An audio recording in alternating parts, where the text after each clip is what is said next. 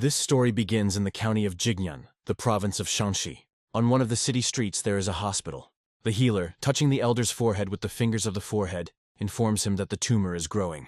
He is interested in how his well-being has recently. The patient complains that his head hurts even more than before, but still, you can endure. Taking a sip from piala, the elder asks the doctor to tell him everything honestly. He is interested. How much does he have to live? The healer replies that his qi still supports the vessels, but soon the pain will come from which you can lose his mind. Once he simply will not wake up. The doctor escorts him to the exit. Saying goodbye to him, the elder says that he does not see the meaning in the future treatment. He thanks the doctor of the juice for everything that he did for him. Leaving, the man invites the doctor to dinner at the house of the Liu family, while he is still alive. The interlocutor is somewhat confused and upset by his words. He looks after the removing old man. Elder Liu Jinshan, as if feeling his gaze, without looking back, waves his hand. Bowing in a respectful bow, the Dr. Juice asks him to take care of his health. Passing under the flowering sakura and watching the petals flying in the air, the man thinks that he should complete his affairs. He recalls his youth, the time when his strong hand squeezed the spear, and he boldly opposed the enemies. All the happy moments in his life come in his head. So he holds a little son in the arms of, and a smiling wife stands nearby. Then he, as if in reality, sees how a grown son learns to control the spear. Now his son will lead his precious family, and then his grandchildren will continue his business. The elder recalls the little handle of her grandson in her hand. They are watching a son and a daughter-in-law holding a baby in the arms. Liu Jinshan does not regret anything except one thing. He will not see how his granddaughter Salt grows. She is a special girl born with the body of immortal integrity. The elder reflects that the girl is a talented child who will bring their family greatness and glory to their family. With these thoughts, he approaches the gates of the mansion, behind which something is clearly something wrong. Red toxic energy literally oozes from due to the wings. The old man is surprised and in a hurry to come closer. With horror, he understands that he feels the smell of blood. Voices are heard near the estate. Someone is interested. What is going on here? They answer him. Namely, when the patriarch left the house, everything happened. Pouring the crowd, he screams to be missed. His eyes are filled with pain and misunderstanding.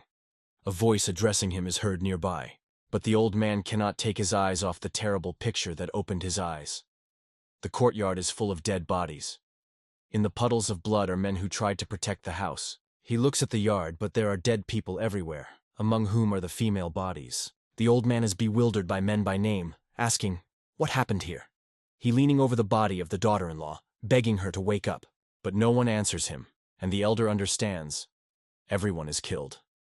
Without looking away from a dead woman embracing a child, he wonders who could commit such a crime.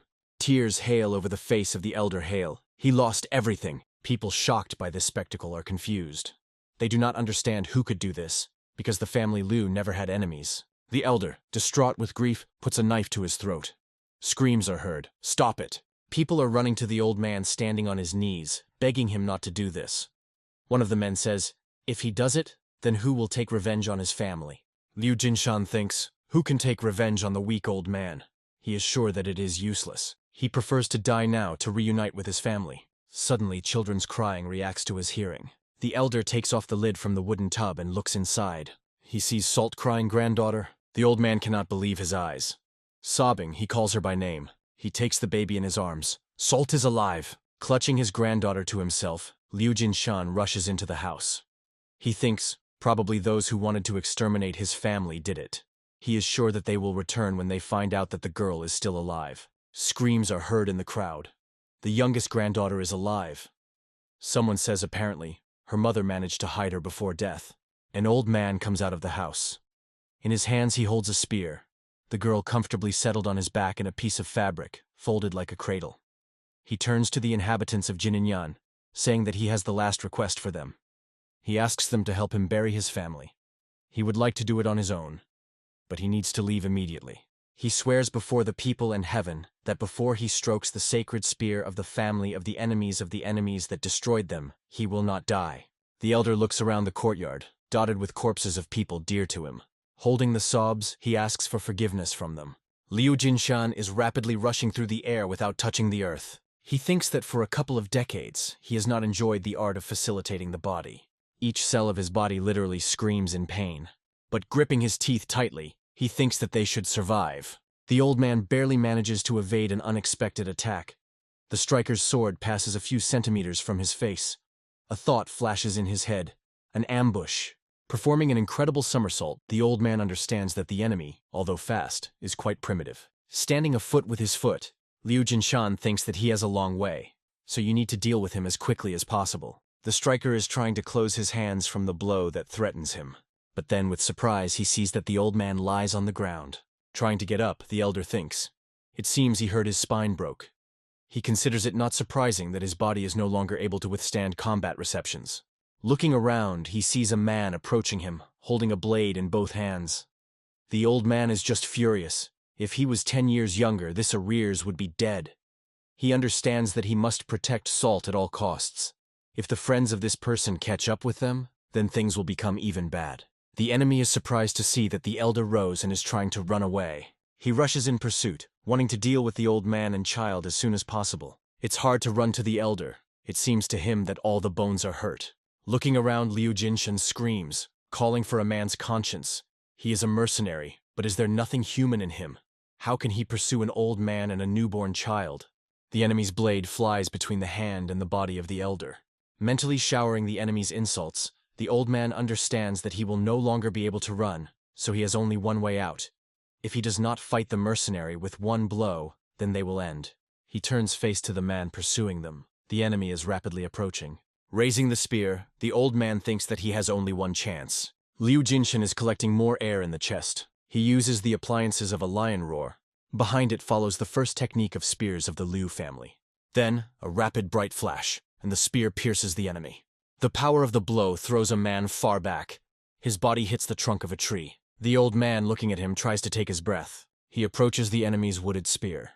The elder gives a mercenary slap in the face and reminds him that he asked not to pursue them. Tearing a mask from him, the old man thinks that he does not know him, but he needs to find out who sent him. Although he is unlikely to answer his questions, such as he preferred to commit suicide when they are captured. Looking at the dragon man tattooed on the neck, the elder wonders, is this tattoo the only information that he will receive from him? Liu Jinshan turns to his granddaughter, saying that she was probably scared, but she should not be afraid. He promises that grandfather will protect her. Salt smiles and reaches for him. The night came. The starry sky hangs over the mountain peak. A thin stream of smoke from the fire that the old man spread up. Having comfortably arranged the baby at the trunk of a fallen tree, he prepares a late dinner in the pot. Stirring a spoon of brew, the old man says that she was probably very hungry and asks her to wait a bit. He thinks that he stole a little cow's milk and kitchen utensils in the village that came in their way. He never stole in his life. Truly, his old age is full of sorrow. The old man holds out a bowl to his granddaughter, saying that he boiled milk and now you can drink it. The baby drinks him with pleasure, and then, stroking the rounded tummy, squints quite and licks his lips. The elder flows the baby through the hair. He thinks that for her is ready for anything. Piercing pain makes him drop a bowl and grab his head. The tumor reminded of herself. He never had such a terrible headache. Having fallen to his knees, and clutching his head with his hands, the old man screams wildly. He recalls the words of the doctor, who said that soon such a pain will come to him, from which you can lose his mind, and once he simply won't wake up. The old man whispers, "No, but how is Salt?" The elder recalls the bag that the doctor gave him then. He put him in front of him, and the old man was surprised. He just said that the medicines would no longer help. He replied that it was poison. It is designed to irritate the nervous system. The doctor advised to use one poison against another. He will inhibit the tumor and extend his life. The healer asked him to take it for an extreme case. Liu Jinshan understands that from pain he loses his mind. He knows this poison. With its help, the captives are tortured. It causes terrible pain and does not kill. Even a strong master of martial arts will experience such torment, as if his body is tearing into pieces. The old man examines the pill. He understands. If he does not accept the poison now, he will just die. The pain makes him writhe on the ground and scream. The baby begins to cry. Looking at the girl pulling the pens to him, he thinks that he should not die. He has no right to this. He cannot leave her alone. The elder throws a pill in his mouth. Having swallowed it, he understands that this is poisonous qi. It seems to him that he simply can't stand it anymore. His body emits a wave of hellish pain. When he opens his eyes, he sees clouds. The sun shines brightly. He asks the question, how much time has passed? Lying on the ground, the old man understands. Fortunately, the poisonous Q was resolved. The elder thinks he is still alive. Looking at the pills scattered along the grass, he thinks, it is not known when he will be overtaken by another attack of pain. He understands that he will not be able to survive endlessly, poisoning himself toxic qi. Turning his head, Liu Jinshan sees a sleeping baby nearby. He must live so that Salt is safe. Relieved removing the shirt, he thinks that he must make his body so that it can heal the tumor and protect the granddaughter from trouble. Sitting in the lotus pose, it plunges into the technique of restructuring the body, which implies the transformation of bones and muscle frame so that the body is better adapted to martial arts. He knows, to do this, you need to unlock Muladhara and Sahasrara, and this requires the amount of ki in 180 years. Concentrating energy in his palms, he thinks that he has ki for 150 years. What can he do with such a body? Dressing the shirt, the old man sighs. If he trains, then it will take years or even decades. The elder is on the way again. The girl comfortably settled behind him and sleeps. He used to say that he did not regret anything, but now he has a goal. He, Liu Jinshan, grandfather Li Sol, should not die. A small village spread at the foot of the mountains. In the thickening twilight, light lights up in the windows. The tired elder, crazy along the road, thinks that the last 2 days he ate only roots. He rejoices that they finally went to the village. Liu Jinshan, looking back at the granddaughter, asks, "Is she hungry?" He promises that since they were lucky to be in the village, they will soon eat well. The appetizing smell has reached the old man. Near the fire, on which Chan stands, 3 raggers are located. They rejoice that even for such a drive, like them, a happy day has come. Finally, each of them will get the chicken, and they will be able to satisfy their hunger. A man stirring a preparation dish sighs. How long they have not eaten so. The voice of the elder, enthusiastic about the aroma coming from the boiler. One of the tramps asks, "Who is he?" He replies that he is just a hungry wanderer. Liu Jinshan understands that people by the bonfire belong to the beggars sect. He thinks that, judging by the nodes on the belts, one is a student of the 1st rank, the other 2 are students of the 2nd rank. He believes that he will not only eat well, but also receive valuable information. The elder politely asks them to share a bowl of soup with an old man. One of the vagabonds says he never thought that he would live until the day when he would have to whine on their beggarly food. A friend echoes him, saying that the old man has no conscience at all if he is going to rob the beggars. But the 3rd man covers his mouth with his hand and politely offers the elder to sit around the fire. He assures that people from a sect of beggars are not any miser. Planting, Liu Jinshan thanks the tramp. He says that he very respects the sect of the poor and is sure that they can be trusted. Suddenly, a man engaged in the preparation of dinner exclaims that he forgot to add salt. All 3 tramps are in a hurry somewhere, saying the elder that he would wait a bit. He replies that they may not rush. The old man, looking at Chan with lust, anticipates a delicious dinner. The tramps, stepping back to a distance, decide what to do next. They recognize the elder. Men are sure that he belongs to the Liu family. The robes are expensive on him, and the child behind him. One of the tramps, who showed politeness and hospitality, offers to grab the old man. Friends are not sure. Will they be able to cope with him? They heard that he was very strong in due time, but the man insists. He says that at first glance he understood. The old man is now just a bag of bones. He is sure that he will not even get the strength to use his weapon. Clutching a bamboo club in his hand, he offers to lean on the elder and eschew on his team. The man returns to the fire, saying that it seems that they have already salted soup. He complains that his memory is very bad. His face becomes puzzled. Satisfied, the old man, eating a stew, replies that everything is fine and there are enough salt. The tramp is amazed. He cannot believe that the old man ate everything himself. Holding a bowl of a pleasing baby, the elder says that the salt also liked the broth, and they have eaten well. He, unkindly squinting at the tramp, says, maybe he has such a good appetite because he found villains associated with the killers of his family? The tramp is frightened. He understands that the old man heard everything. He has a hearing, like a wolf. He calls on his friends to attack the elder, and 3 men rush to Liu Jinshan. Loosing a club, one of the poor promises to send the old man to the underworld. But with one blow of a spoon, the elder disarms him, knocking a stick out of his hands. The 2nd tramp is covered with a club, trying to strike an old man on the head. He swears dirty, but his opponent is absolutely calm. Suddenly a beggar, never reaching the goal, freezes. The blow in the forehead makes him fall to the ground. Saw with curses, the 3rd enemy attacks the elder in the jump. But Liu Jinshan, rising from his seat, easily intercepts him in flight. Holding the man by the throat tightly, does he demand that he said who sent him? He wants to know, is the sect of the poor connected with the murder of his family? The tramp prays for mercy. The elder replies that he does not care about him. If he does not speak, then he will tear him with his bare hands. One of the poor, kneeling, asks him not to blame them. They are not connected with those who attacked the Liu family. They just wanted to pass it to the alliance because he was put on the wanted list. Liu Jinshan is surprised by his words. What other alliance? He is put on the wanted list? Taking out paper from his pocket, the tramp asks him to look. The old man takes a sheet from his hands. It says that Liu Jinshan, the patriarch of the recently exterminated kind of Liu, lost his mind due to corruption of qi. He continues to read. The Alliance Murim asks everyone who found this man to arrest him and hand over to the authorities, as he is insane and kills the innocent.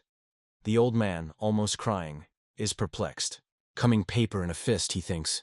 Why did the Alliance Murim issued such a slanderous decree? The first rays of the sun appear above the mountains, staining the sky in a scarlet color. Liu Jinshan, training, thinks, if someone wanted to know the story of the destruction of the House Liu, then he only had to ask the inhabitants of Jignan.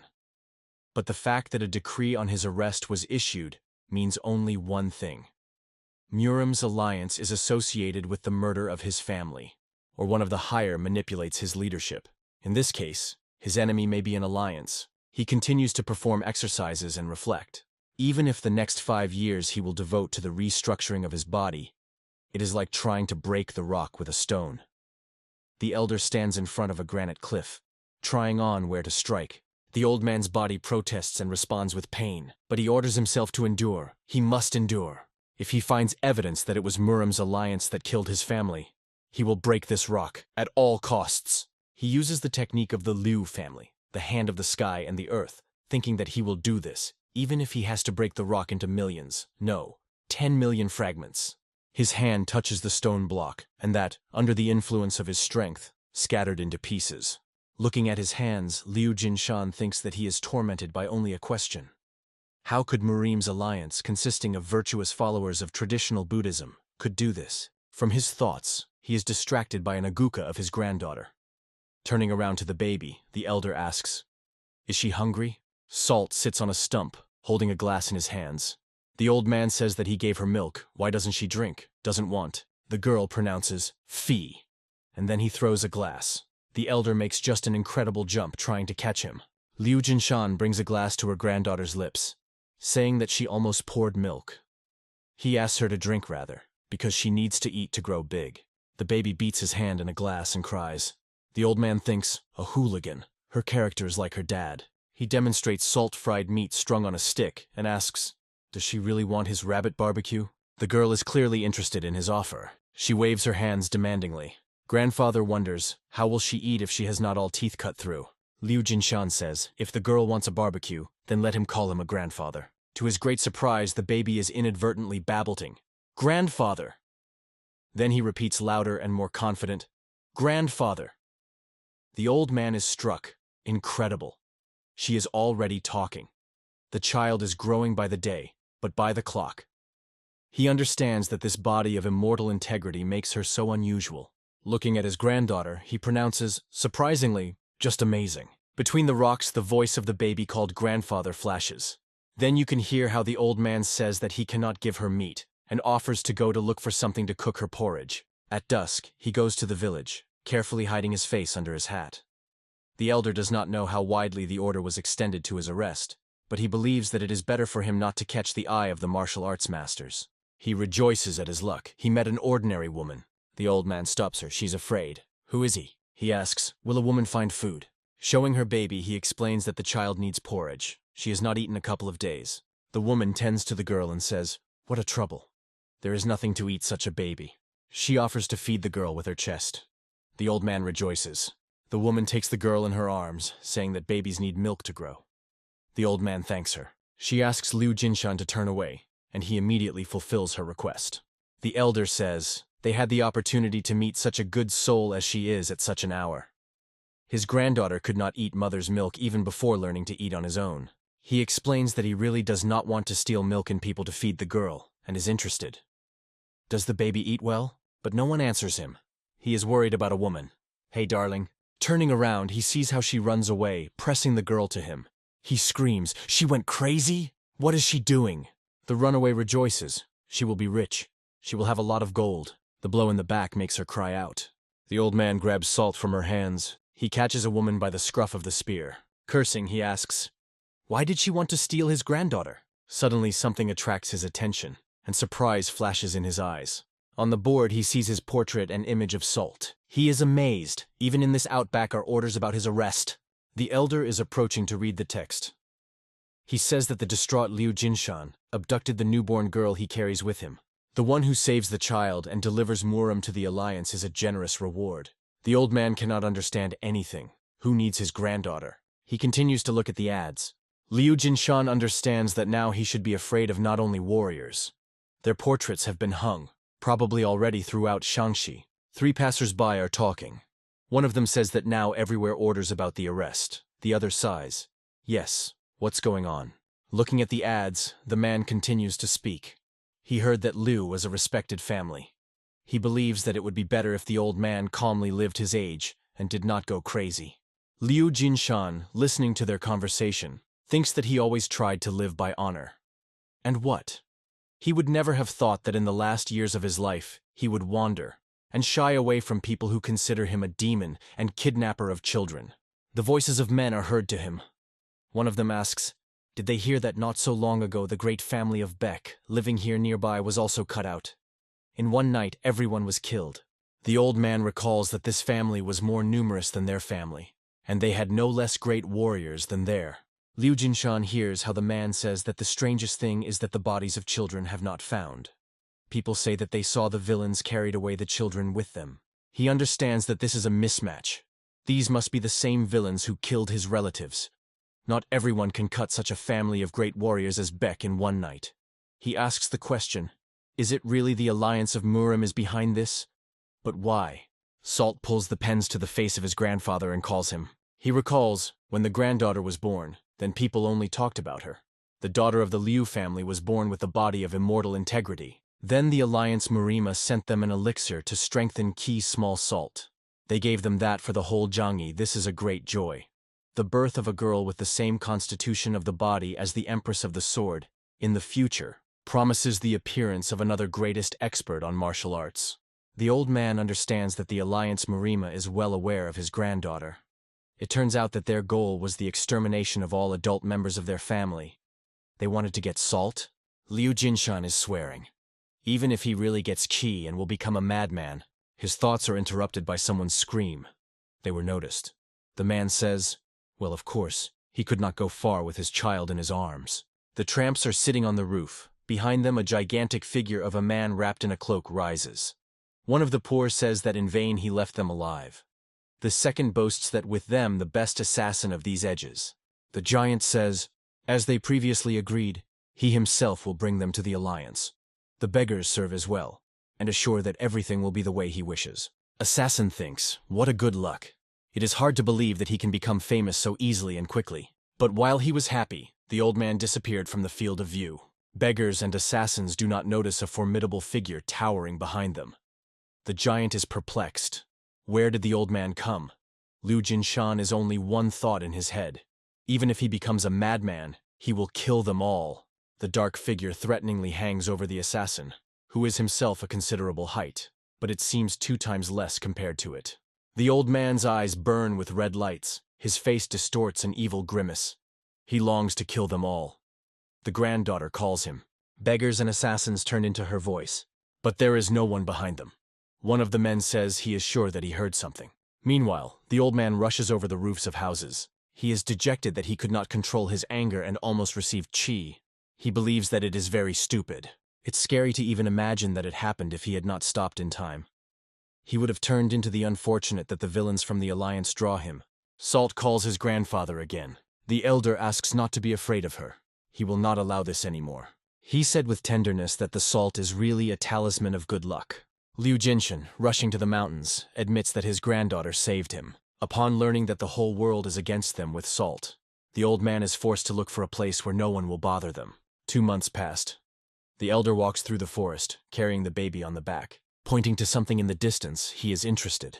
Does this see the granddaughter? The baby looks tired and indifferent. He reports that they finally found what they need. Salt makes a joyful exclamation. Showing her a small house, he says that this is just a castle. He discovers a small garden next to the hut.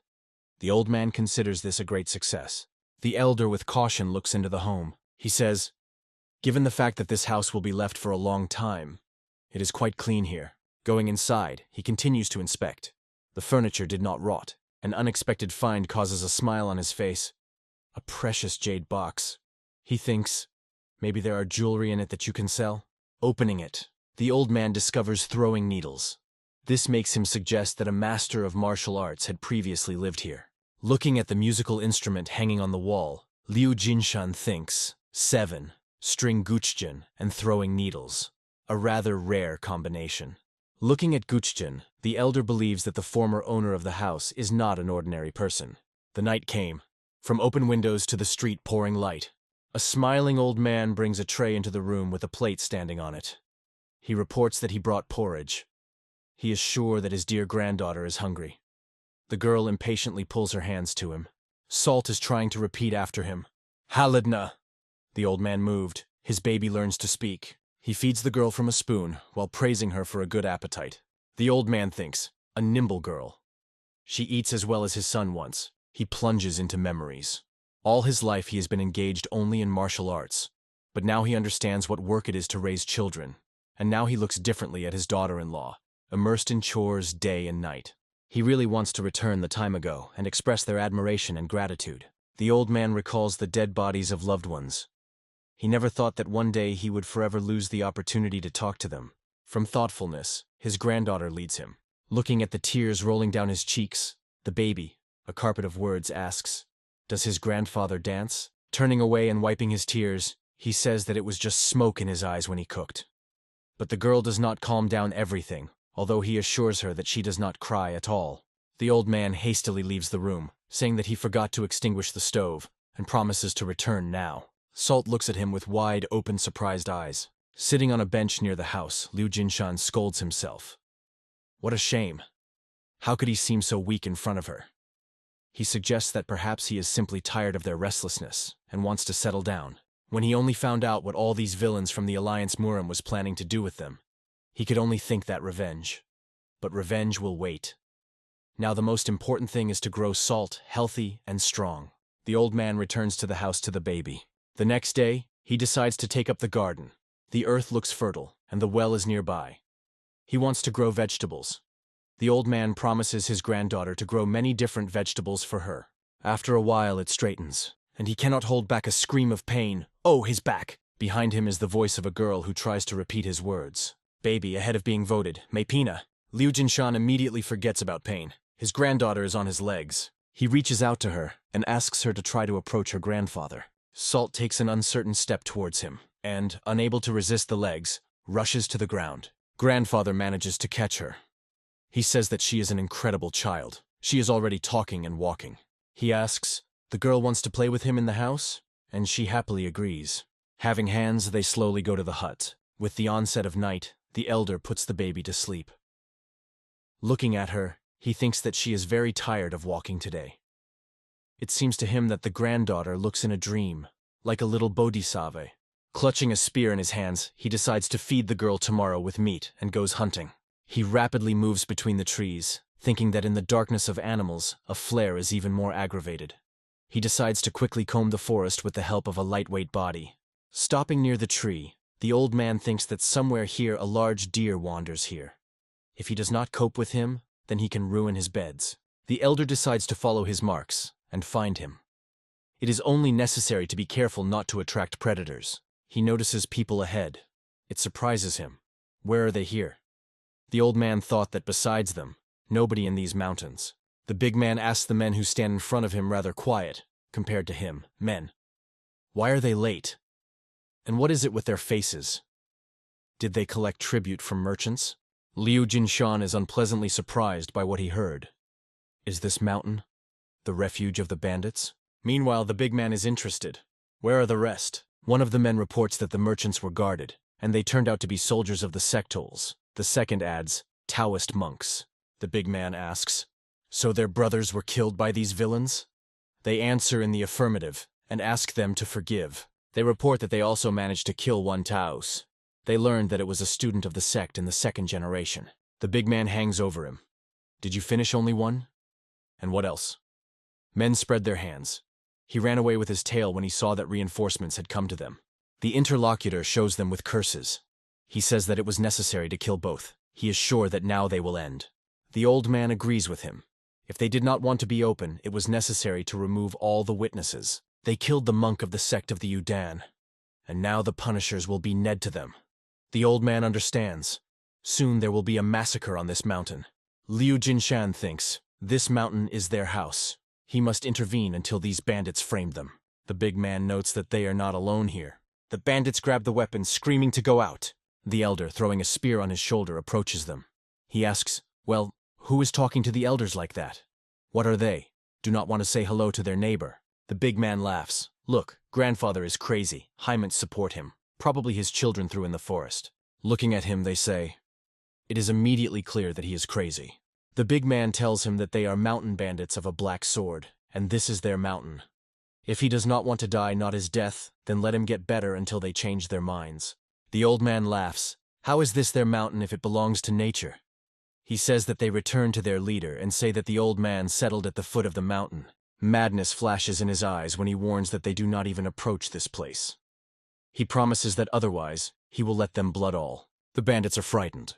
They bow and promise to immediately convey his words to the leader. Then the big man raises his head and, viciously slinging, asks, he thought that they would answer him like that? Liu Jinshan calmly says, no. He knew very well that they would not answer. One of the bandits exposing the blade is interested.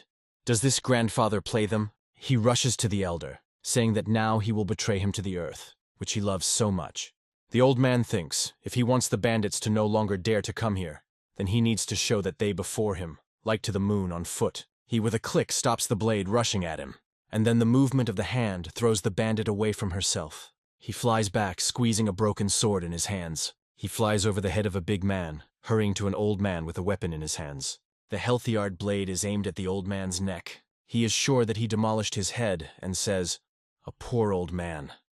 They are in a good way with him, but he could not figure out in time that he needed to take his legs. Behind him is the voice of the elder. Well, he wanted to say the same thing. The old man applies the technique of the Liu family, the hand of the sky and the earth. He used the fourth reception, lightning in the back. The touch of his hand makes the bandit bend in pain. He cannot hold back a scream. His eyes are about to jump out of the orbits. The elder removes his hand, and he coughs bent. Liu Jinshan advises him not to pretend. The big man is barely breathing. He brings his hand to his chest with twisted fingers, and cannot come to his senses. He shouts indignantly, did his grandfather go crazy? He rushes again to the old man. Suddenly behind him, a large dent appears on the tree trunk. The bandits are scared. Huge power, like a blade of grass, breaks the trees standing behind them. The old man says that he wanted to teach them manners, but since this is their first meeting, he will let them go this time. He tells them to go out. Behind the bandits from the darkness, a gigantic figure appears. A voice is heard. Does he therefore lets them go? A huge man whose face is dissected by a scar, overlapping one eye, is interested in, is it the village has come down? The big man is scared of scared, the second leader. The old man turns to the newly arrived, holding a huge axe on his shoulder. He sees that that person is not closed and knows some tricks. The second leader asks the bandits, did they argue with this old man? He sharply turns to the elder and, waving the axe, says that it was necessary to immediately cut it in two. Liu Jinshan uses the technique of the Liu family, the hand of the sky and the earth, the first trick. Then he resorts to a deadly blow that does not leave traces. In the jump, he beats the second leader in his chin. From his blow, he flies high up. The big man, opening his mouth, watches the flight path of the second leader. He falls to the ground near the bandits with a roar. Those scaredly squat, hearing how the old man calls them villains. Liu Jinshan recalls. He warned them that they would not have a second chance. He tells them to get out and never again show him in the eye. But his phrase ends with a groan. The bandits look at him in bewilderment. The elder, writhing in pain, thinks, why right now? He falls to the ground. Opponents do not understand that this is happening to him. The old man throws a pill in his mouth. He should not faint. Salt is completely alone in that house. The bandits watching him are talking. What did he eat like that there? Looking at the old man's distorted face, one of them suggests that this is an elixir that annoys the nervous system. Here is a sick. Why is there? The big man shouts, "It doesn't matter. This is their only chance to kill him." The bandits rush to the elder, showering him with curses. The healthy man beats his foot in the chest. One of the bandits, going from the back, also strikes with his foot, screaming, "How dared to attack the mountain bandits of a black sword?" Men are beaten by the elder that has grieved on the ground. They promise that they will not let him die quickly, so let him get ready to suffer. With difficulty opening his eyes and seeing his leg brought up to strike, he thinks that the salt of the house is alone. She is waiting for him. His eyes are closed. He thinks about what will happen to his granddaughter if he dies. Consciousness leaves him. The elder hears voices. "Is that the old man?" Someone answers, "Yes, leader." Of course, he arranged for them, but they nevertheless accompanied Luck, and they learned him. With difficulty opening his eyes, he sees how a man gives a slap in the back of a healthy man. He asks fearfully, "For what?" The leader, waving for another blow, calls him a blunt creature. Standing, he is interested. He has no brains at all. Why did they tie him like that? The battered old man stands, tied with a chain to the pillar. Come to himself, he asks the question. How much time has passed? He thinks that the salt there is completely alone. Having felt something, the leader turns to him. He asks, "Did the old man already woke up?" Then the man asks him for forgiveness for the behavior of their punks, while calling the old man an elder. Looking at him, Liu Jinshan wonders, why didn't he kill him? The street is still night. Near the house where the bandits delivered the elder, a leader of the leader is heard, who continues to bring his sincerity to the old man. Looking at the apologizing man, he thinks, a cunning bandyugan. Liu Jinshan guesses what he is driving away, but he is not going to succumb to the tricks of this villain. He must immediately return to Salt. But having tried to move, he mentally curses. He was so constrained by chains that he cannot break them. These chains could only cut the weapons charged by the power of Qi. Meanwhile, the leader continues to speak. If he only knew that they had such a neighbor, he would have come to greet him personally. He apologizes again and again. Then, turning to the healthy man, he screams, "Why did he get up? Let him immediately carry the keys." He, trembling, hastily fulfills his order. The leader tells the old man that he will remove the chain from his body, and then his assistant will untie him. Opening the castle, he asks the elder to restrain his anger. But Liu Jinshan breaks the chains that be constrained. His strength throws the leader back. He delighted with his power. Watching how the prisoner easily squeezes his hands with his hands, to which he is attached, the man thinks, as he expected, this old man has a colossal volume of internal energy. Liu Jinshan breaks forward. The pillar bends even more. The second leader showers him with curses and covers the axe, but the power of the elder throws him away. The freed old man goes to him. Carelessly stepping on the head of the second leader lying on the ground, he rushes upward, pointing to him with a finger, screaming, "Kill him!" Looking from top to bottom at the bustling bandits, the elder mentally curses. There are more than he thought. The second leader tells the archers faster to knock down an old man who imagines himself an eagle. Liu Jinshan is defended from the city of arrows that fell upon him. He thinks, it is difficult to dodge everyone. It is possible that you will have to take a wound in the hand to protect yourself. Archers are preparing to give a new salvo, but the leader forbids them to shoot. He allows the old man to leave. The elder easily overcomes a high picket fence. Moving rapidly through the forest, he mentally turns to his granddaughter, assuring her that his grandfather will be at home soon. The leader, looking at the tall fence, admires the incredible kung fu. He is still a master. Thunder is lamented. Why did he let go of the old man? He says that their guys who disappeared in the mountains probably killed the old man. The leader interrupts him and orders not to carry nonsense. They brewed porridge, and now he would get out. The man says displeasedly, the fate of their mountain gang of Black Sword depends on this old man. The elder rushes to the hut with all his feet, screaming to his granddaughter that he had come. He hopes that in his absence, no predator has wandered here. He continues to call the salt, worrying that the girl does not answer him. The baby joyfully runs to him. Having fallen to his knees, he carefully presses his granddaughter. The elder asks her not to be afraid, because her grandfather is with her. He continues to hug the baby, saying that she was probably scared when she was left alone. He asks her forgiveness, and promises that he will never leave her again. The girl bursts something from her whole babble. He manages to make out only the word, kvak. He is interested. Why is she croaking? Having slightly removed the girl from her, he sees that in her hands she holds a frog. The old man laughs. It cannot be. How did the girl catch her? She is so gifted. He asks.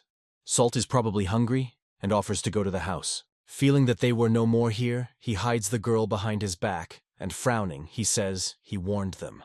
Before him stand a big man with his henchmen. The old man is interested. Do they want him to bring the matter to the end? The bandits fall on his knees, pleading their guilt and begging to forgive them. The elder is perplexed. He did not expect this from them. But still, he does not want to deal with them anymore. The old man replies that he understood everything, and now let him leave. The leader comes forward, holding his spear in his hands. He says that he came to return his weapons. He realized that it was dear to him, and found him in the place where he fell. The man believes that it will not be easy for him to survive in these mountains. Besides, as he sees, with him also a granddaughter. He adds, "It's good when the neighbors help each other?" Liu Jinshan asks. He wants to speak his teeth? Taking his spear from the leader's hands, he says that their days are numbered due to the fact that they killed the monk of the sect of Bud. He believes that the bandits want him, masters of martial arts, to use punishment against them. The old man says, if they want to deceive him, then let them fail. The leader bows his head in a bow. He replies that he understood the elder, and asks to forgive him for rudeness. If he needs something, then let him come to them at any time. Putting a bag in front of him, the leader reports that they brought him gifts to make amends, and asks the old man to accept them.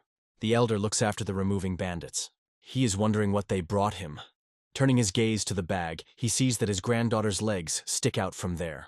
Laughing, he pulls out a curious baby from the bag. He asks, "What is interesting in the knapsack?" And he sees that the girl squeezes the snake in her hands. She wriggles and spreads his mouth wide, trying to bite the child. The old man kills the snake with the blow of the rib of the palm. He scolds bandits. The elder says that snake meat is useful for the body, but how could it be put in a naps for it in a napshore? Salt joyfully rushes around the yard, not paying attention to the discontent of his grandfather. Having unfolded the offers, the old man exhales after all. The bandits brought meat and other foods. He admits that they are not so rude. On the table is empty dishes, sticks, and a spoon of salt. The elder sits in the corner of the room, and the girl sleeps next to him, putting her head on his leg. He pronounces pretty, when he was so eaten for the last time. Well, now you can live. Then he decides that there is no time to rest on his laurels. Sitting in a lotus pose, he plunges into meditation. He knows that an attack of pain can take it by surprise at any moment. He needs to do every free minute. He needs a complete restructuring of the body as soon as possible. He must keep himself under control. He is sure that he will succeed. The elder thinks that he should protect Salt and avenge his family. Opening his eyes, he sees that his granddaughter copied his pose. He laughs. Again she repeats after him. Liu Jinshan, after thinking, decides that it is better to teach a girl to develop chi energy since childhood. The child has just fewer blocks on the meridians, so the effect of meditation is doubled. Sitting behind the Salt and putting her hand on her shoulder, the old man promises that he will teach her everything. Suddenly he feels a stream of power coming from the girl. Having recoiled, he says that this cannot be. She has no blocks at all and no stagnant energy.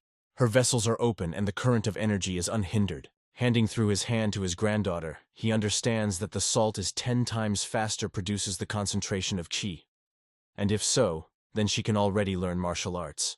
Looking at the baby, the elder shakes his head. This is what gives the body of immortal integrity. He asks the question, can then increase the difficulty. He uses the first heavenly circle technique. To concentrate chi energy, you need to drive it through the entire circulatory system and back to the center of force. The elder is amazed. The girl is able to concentrate a huge amount of ki. It's just incredible. For one circle, she collects ki energy 20 times more than an ordinary person. Realizing that his granddaughter was tired, he decides to finish it. By laying the baby to sleep, the elder reasons, the method of meditation of the Liu family, the method of the hand of the sky and the earth, is based on the purity of the soul from vices and an unbearable spirit. He knows that gradually this method increases the human reservoir.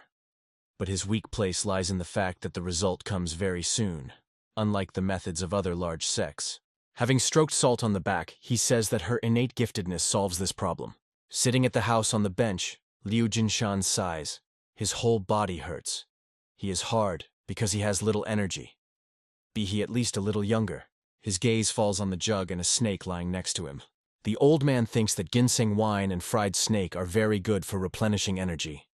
But for whom do these bandits take him? Do they really think that Liu Jinshan will come to their tricks? The snake is fried over the bonfire. The old man drinks ginseng wine, waiting for the meat to be fried to the desired extent. Holding a bowl with wine in one hand and in the other fried snake, the elder thinks, excellent, how long he had not drank. He bites his teeth into the meat. Liu Jinshan, sitting on a bench, thinks, just great, wonderful delicacy. He thinks, it's good to be alive, even if you are knee-deep in manure. Looking at the moon, he decides to drink another glass before bedtime. Contemplating the lunar disk, he notices something so strange that he even sheds wine. From heaven, a luminous trace descends to earth. He rushes right into the thicket. The old man is perplexed. What is it? He carefully monitors an incomprehensible phenomenon. The elder asks a question. Is this a wandering light? He believes that he is too bright. Did he get drunk? Liu Jinshan decides that he should see him and rushes into the forest. As if obsessed, he runs after a spark. What he found had to hear that he had heard only in fairy tales in distant childhood. Smoky blue wool. The beast that has already killed more than 1,000 people over the past 1,200 years. The blue-eyed lover wolf, compressing the human body into his mouth. The blue wolf, as it is usually called. Can't be. Where is the monster from the legends of Shangxi here? Where in the Yangzhou Mountains? He thinks that now he will have to choose. Immediately take Salt and run away from here as far as possible, or kill him at all costs. Liu Jinshan's hand covers red fiery energy. Incredible sizes, the wolf stands behind him. Blood is dripping from his bared fangs to the ground. Having opened his mouth, the monster jumps on the elder, which is waiting for his attack, resolutely squeezing his hand into a fist. He uses the technique of the Liu family. The first trick is the claws of a ferocious dragon. With a blow from below, it makes the blue wolf slam the mouth. The power of the blow is such that a huge monster departs away from the old man. Liu Jinshan stands, rubbing his wrist. He thinks that the head at the wolf, as if iron. He understands that it will be too difficult to defeat such a monster with his bare hands. The blue wolf is already confidently standing on the paws, preparing for a new attack. The elder sighs. Here is the beast. This blow was not even stunned. He thinks that this is not good. Well, why did he meet him exactly when there is no spear with him? The monster rushes to the elder. He, bringing his hand to the blow, thinks that he should cope with him. But to the surprise of the old man, the wolf simply jumps over him and rushes further. Looking after him, Liu Jinshan suddenly realizes where the monster is rushing.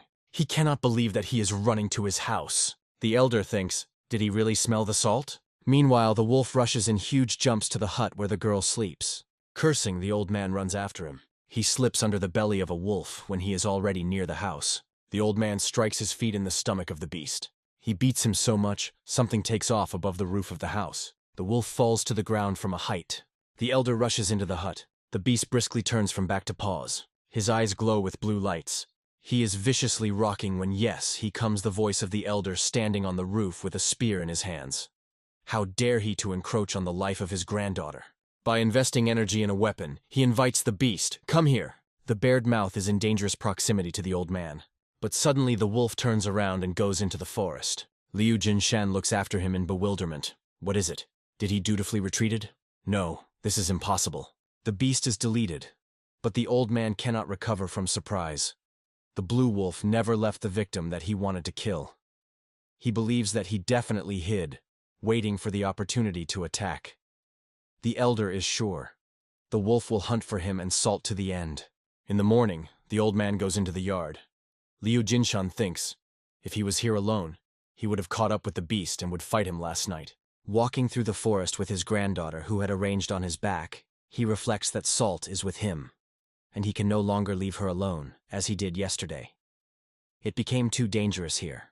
Looking back at the hut, the old man sighs, but he just began to dig a garden and put things in order in the house. Where can they go now? His gaze falls on the jug from under the wine. He thinks that actually these bandits of a black sword will also be in danger. The elder believes that he must warn of the danger that threatens them, and goes to them. Passing through the break in the picket fence, the old man understands why it is suspiciously quiet here. Looking at the destruction and dead bodies in the yard, he thinks that apparently the monster had already come to the bandits. He is nailed by the leader, who is accompanied by his assistant. The man says that he hoped that the elder would look at them at least once.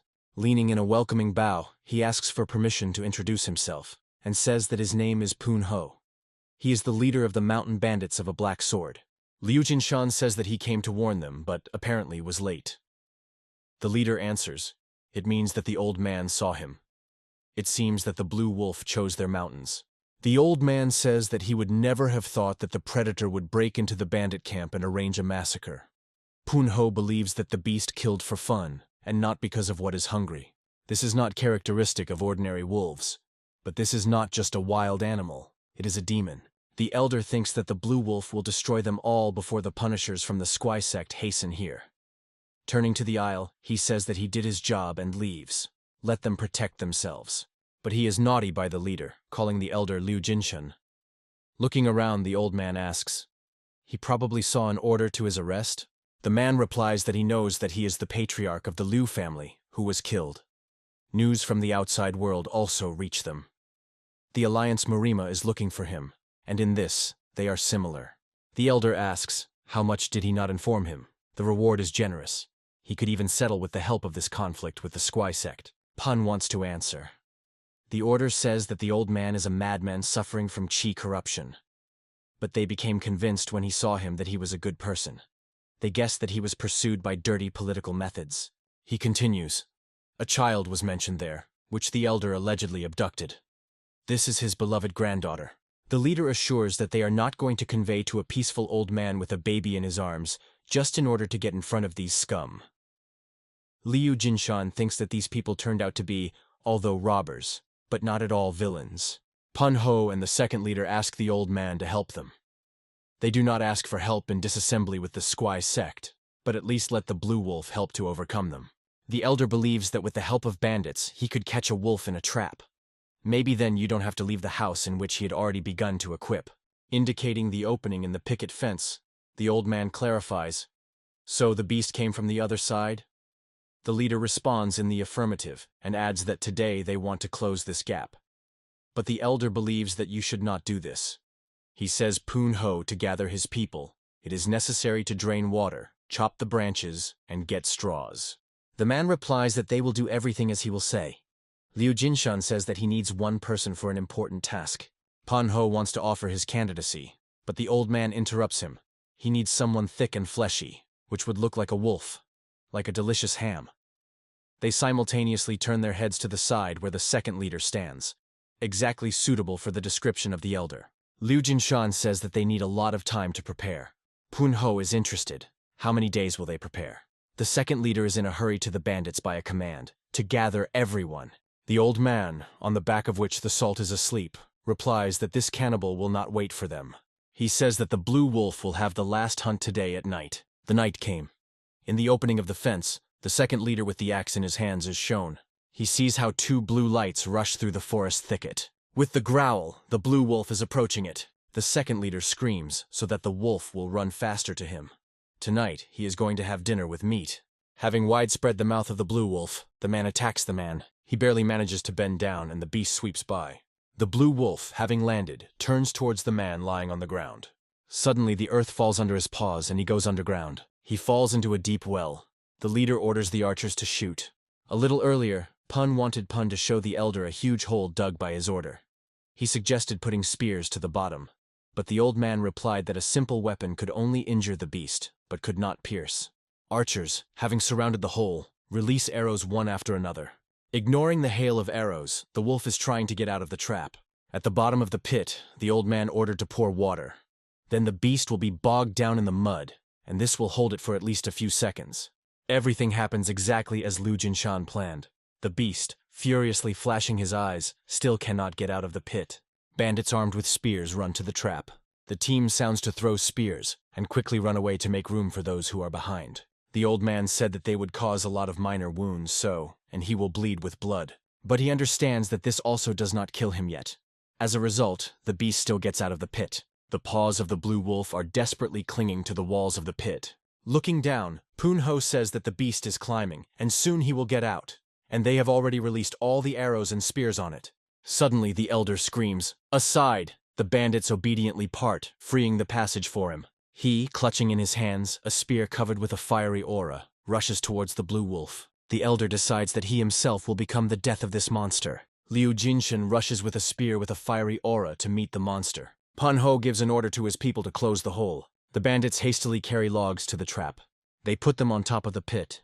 The leader orders to fold the logs denser so that there are no gaps. The elder manages to injure the monster, but the wound is not fatal. The blue wolf is trying to push the spear with his paw. Observing his actions, the old man understands that at the bottom of a narrow pit, he will be able to fight off only his front paws. The noise coming from the pit is silent.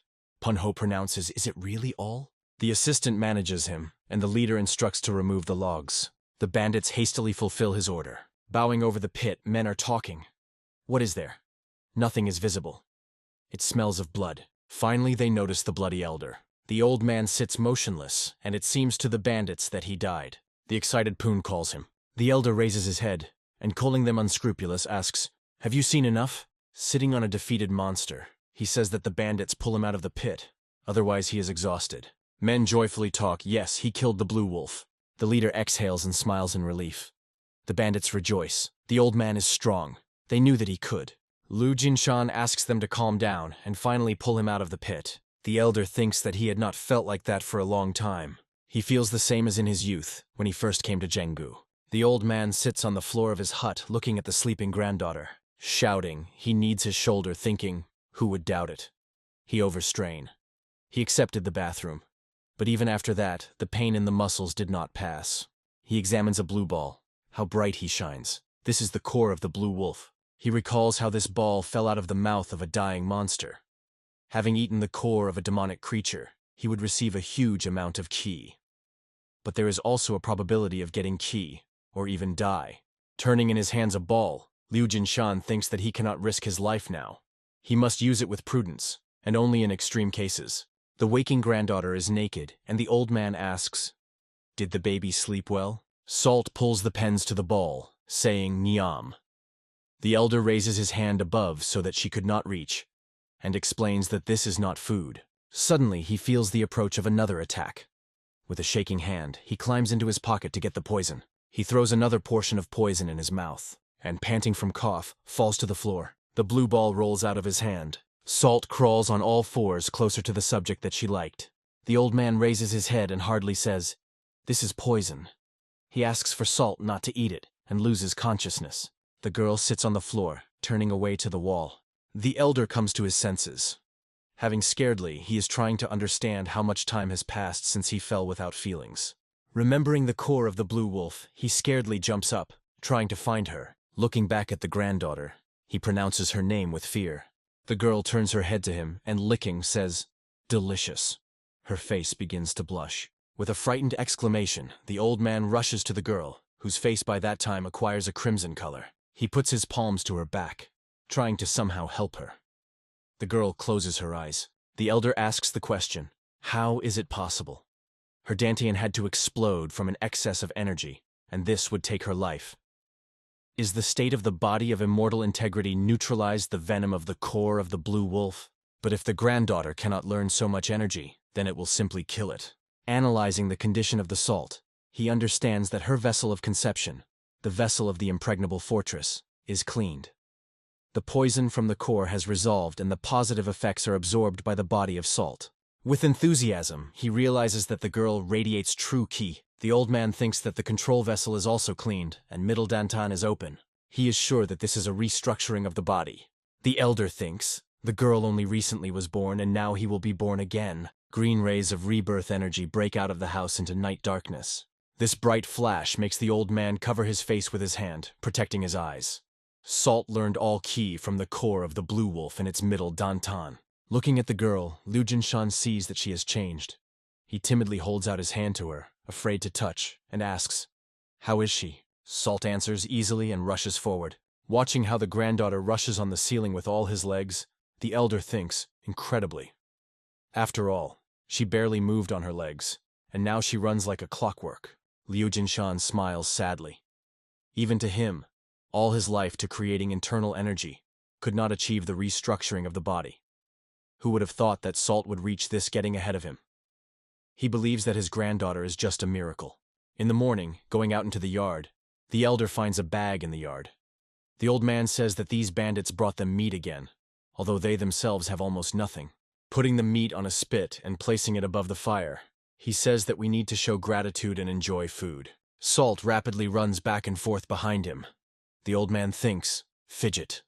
The last 2 days will not calm down in any way. The baby rushes past him once again. Seeing that the girl rushes into the forest, he screams so that she would not run away far.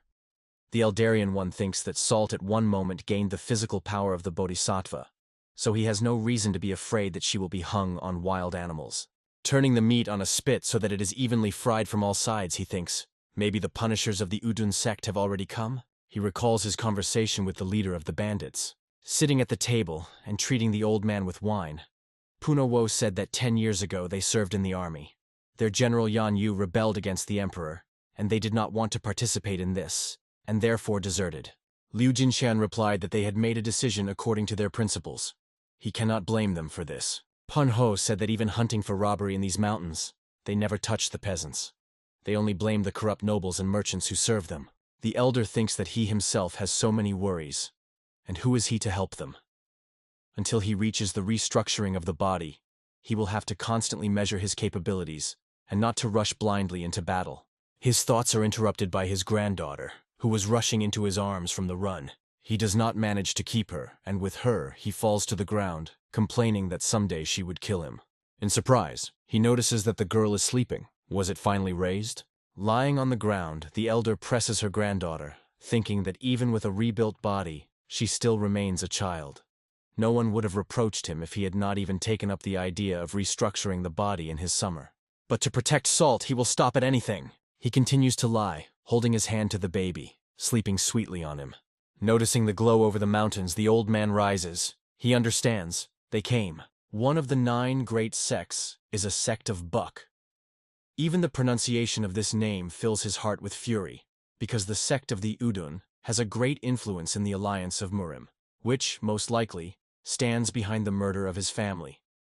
Even if he is lucky, and he will be able to help the bandits recapture this attack, the sect of Udun will continue to send more and more strong masters until he achieves his own. Remembering the bandits who brought him food, he understands that there will be nothing good if he intervenes, even though he is sorry for these boys from the gang of a black sword. Above the head of a big man on his knees, a sword is brought. Warriors from the Squeen sect ask, will he tell them where their camp is located? They threaten that otherwise he will die a terrible death, like his friends. They slowly cut off his limbs, as they had already done before with his comrades. The guy answers, stop playing. They will kill him anyway. He says that they would not in vain wave a sword, but better kill him at once. The warrior flashes with anger. How does he dare to argue with some robber? A person standing next to him is called to cut off the bandit's tongue. He agrees, but says that at first he will cut off his hand. The tip of the sword passes to the guy's shoulder, leaving a deep wound. But suddenly a sharp tip of the spear prevents the sword. The warrior tries to put pressure on him, but no matter how hard he tried, he doesn't succeed. The bandit is scared of the confrontation between the sword and spear. The voice of the elder sounds. He accuses the soldiers of using revenge as an excuse in order to kill and torture, and at the same time dare to call themselves monks of traditional Taoism. Angry warriors, clutching at the blades, ask him, who is he? Liu Jinshan, from the back of which the salt peeps, replies that he is just a neighbor of these boys. Pushing over his back of a healthy man, Liu Jinshan stands forward towards the soldiers from the sect of Bud. One of the men says that it is better to leave them to the old man, because he does not know the whole situation. He asks, leave them? Well, it really does not concern him. The frightened healthy man exhausts quietly. The elder, remembering the gangsters jubilant near the pit, Liu Jinshan asks, shouldn't the neighbors help each other? He recalls the courtyard of the estate, covered with the bodies of his loved ones. If at least one of his neighbors tried to intercede, or at least help his family hide from the villains that day. Looking at the warriors standing in front of him, he thinks that these villains belong to the sect of Bud, one of Murim's most influential in the alliance. So they fall under suspicion of the murder of his family. He says that they do not understand anything. What can they know about what he had to endure? He is interested. At least they know how much effort he should now restrain his anger.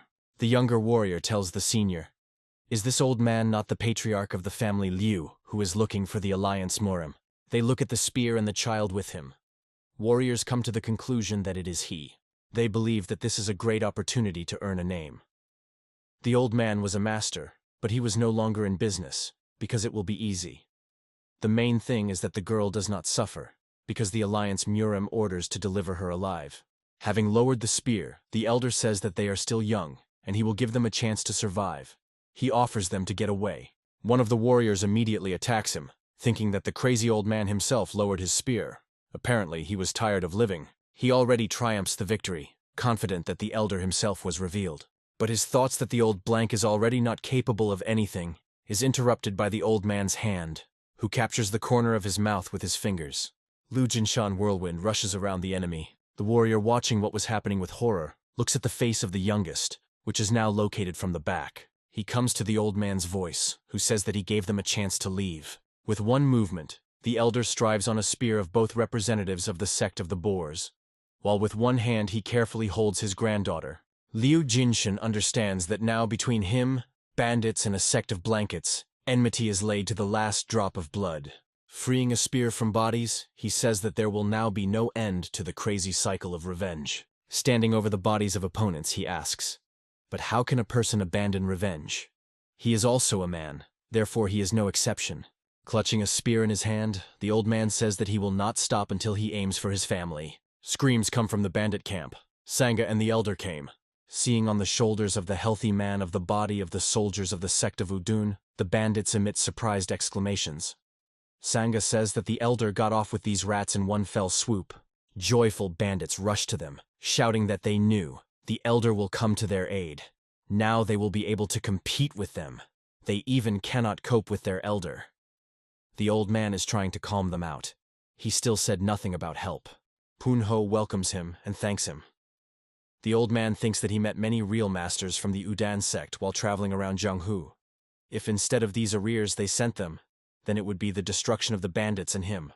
He asks that the leader knows about their numbers. He replies that the elder killed 2, so there were 8 people left. Of these, 3, it seems, are students in the first generation. Liu Jinshan replies that these are high-class masters who have mastered the art of charging the sword of Qi. The leader is the only person in the gang who could contrast them with something, as he studied martial arts. He is interested. Punho has already come up with a plan? He answers negatively. No yet. The only thing they can hope for is their walls. They will keep the defense how much they have enough strength. The elder laughs. No matter how thick and high their walls are, against students of the first generation of the Udun sect, this is useless. Just because they charge the weapons with the energy of Qi, and arrows against them are useless. He believes that it is necessary to act according to the same plan as when they caught a blue wolf. They must lure the enemy, surround and kill. Since the bandits were earlier than soldiers, they were probably taught to arrange ambushes. Pun wanted to reply that they can do it. But what if these first-generation students feel his aura? The elder answers, "It's okay. This is part of his plan, like these 2 unfortunate ones." He points to the soldiers of the sect of the Udan lying on the ground. He says that they only need to kill several of them before they have time to come to their senses and get into the construction for the attack of the swordsmen of the Udan sect. Warriors are rapidly moving through the forest. The commander gives a sign with his hand to stop, and everyone is freezing right away. 2 warriors are talking among themselves. The junior student believes that something is too quiet in the camp. He asks the elder, "Maybe the bandits have already run away." He sighs, disappointed. He so wanted to give them like a bug. He knew. Why would bandits have the courage to fight them? The second warrior believes that if so, then their brothers Sleep and Ho, whom they sent for intelligence, are already following their trail. The leader of the punitive detachment of the Odin sect of the first generation, Shinjin, calls for them to observe the silence. There is a voice reporting that stupid bandits lurked behind the wall. A second-generation student of the sect of the Udun Hyun-he says that he sees more than 100 robbers. She asks, "Will they handle it?" The first-generation student Chin-ho is interested in. What is she afraid of? They will kill them in 2 accounts, so let them wait for them. The first-generation student Chin-yu, handing her a blade, says, he heard that she is the most gifted among second-generation students. He invites her to go first. They want to see what she is capable of. The girl takes weapons and agrees with the older brothers. Suddenly she stops, calling them, "Look," and indicates the direction, there, at the entrance. They see a man standing next to 2 captives tied and placed on his knees. The soldiers of the sect of the Udun do not believe their eyes. It cannot be. These are the younger brothers Ho and Sleep. Meanwhile, A man raises the sword and calls them to look at him. He says, "If they do not want to finish the same way as these two, then let them get out of here." With these words, he cuts off the head of one of the bound people. She rolls up to the feet of the soldier of the sect of the Udon. He will recognize the younger brother's son with horror. One of the warriors rushes to the gate.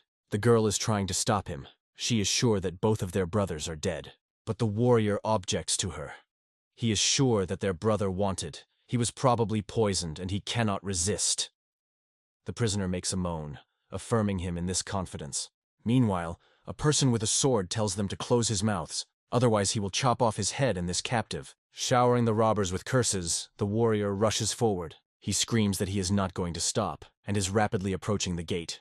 The man's sword rushes over the captive's head, barely touching his hair. The warrior immediately stops moving and stops. He is perplexed.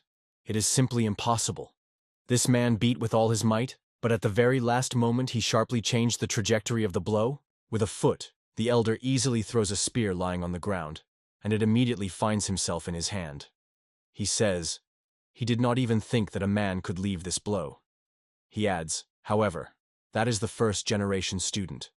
The warrior is surprised that some old bandit knows how to make such tricks. Screaming that he will not allow him to laugh at himself, the warrior rushes into the attack. He intends to kill the old man with one blow, but he, using internal energy, throws him far back. Liu Jinshan understands that the opponent saw the power of his ki, and now the strongest one rushes into battle. The elder decides that it is necessary to act. He puts forward a spear filled with energy. The enemy is amazed. What a strong ki spears. He decides to block it with an even larger volume of ki, and then hit in a blind area. But all his attempts to resist Liu Jinshan are unsuccessful. Having lowered his head, he sees with horror the place of touch of the energy rushing to him on his chest, in the form of a small red spot. The old man uses the technique of a spear of the Li family. He resorts to the third reception, the flying spear of Kara, and a huge hole appears in the chest of his enemy. The old man feels that the strongest of his opponents is approaching. He feels a sophisticated but strong spirit of a warrior. The leader uses the art of the first rank of the Squan sect against the elder. The old man manages to block the blow of the sword with his spear. Liu Jinshan feels that the enemy tank is not as great as his, but his strength is truly significant.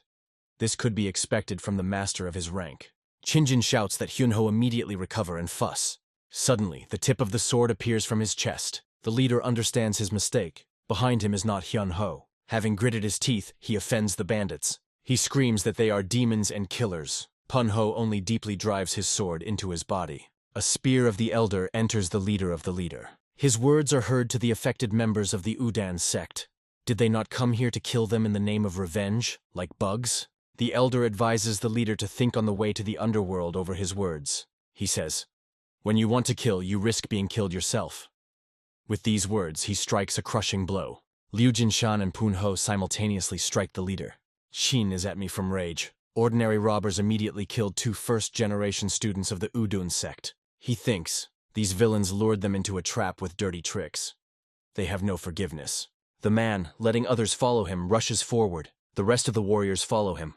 Punho, hurrying to leave, calls the elder to retreat. They go for the picket fence. Qin angrily shouts insults, comparing them with cowardly cockroaches. The warriors were in such a hurry to catch up with them that they did not notice traps under their feet. Punho rejoices. They caught a demonic beast in this hole, and now these stupid Taoists have come into it. But only 2 of them fall into the pit. The rest manage to react and overcome the obstacle. Arounders, hiding near the fence, immediately rise behind them. Qin is sprayed with curses. He gives the command to get into the battle order of the Great 7 Stars. One of the warriors objects. There are only 4 of them. He is interrupted by an arrow piercing his neck. A cloud of arrows rushes on the soldiers of the sect. Qin is hastily hiding and covers his younger brothers with an energy shield. He calms them. These are simple arrows. Suddenly, the tip of the spear is erupted from his chest. His face distorts the grimace of pain. Blood is whipping from the wound. The younger brothers scream scaredly. A teacher. Behind their backs there is an elder, squeezing a spear in the hand in his hand. There is a cry of Punho, calling for an attack. He himself runs at the head of the bandits. The rest is followed by him. After a short battle, the surviving warrior rushes to the break in the fence. He screams that the bandits will still pay for today's murders. Let them only wait a bit. The leader orders to catch a fugitive. It cannot be released. He will bring about the incident of the squan.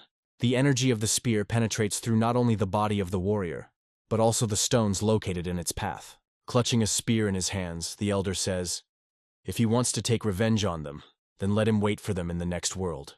Punho is interested. What about those two who have fallen into the pit? They answer him that the guy died of arrows, and the girl was injured. Standing on the edge of the trap and looking down, Punho says that this is a second-generation student. Did she put the energy shield from the arrows? The second leader is interested. What to do with her?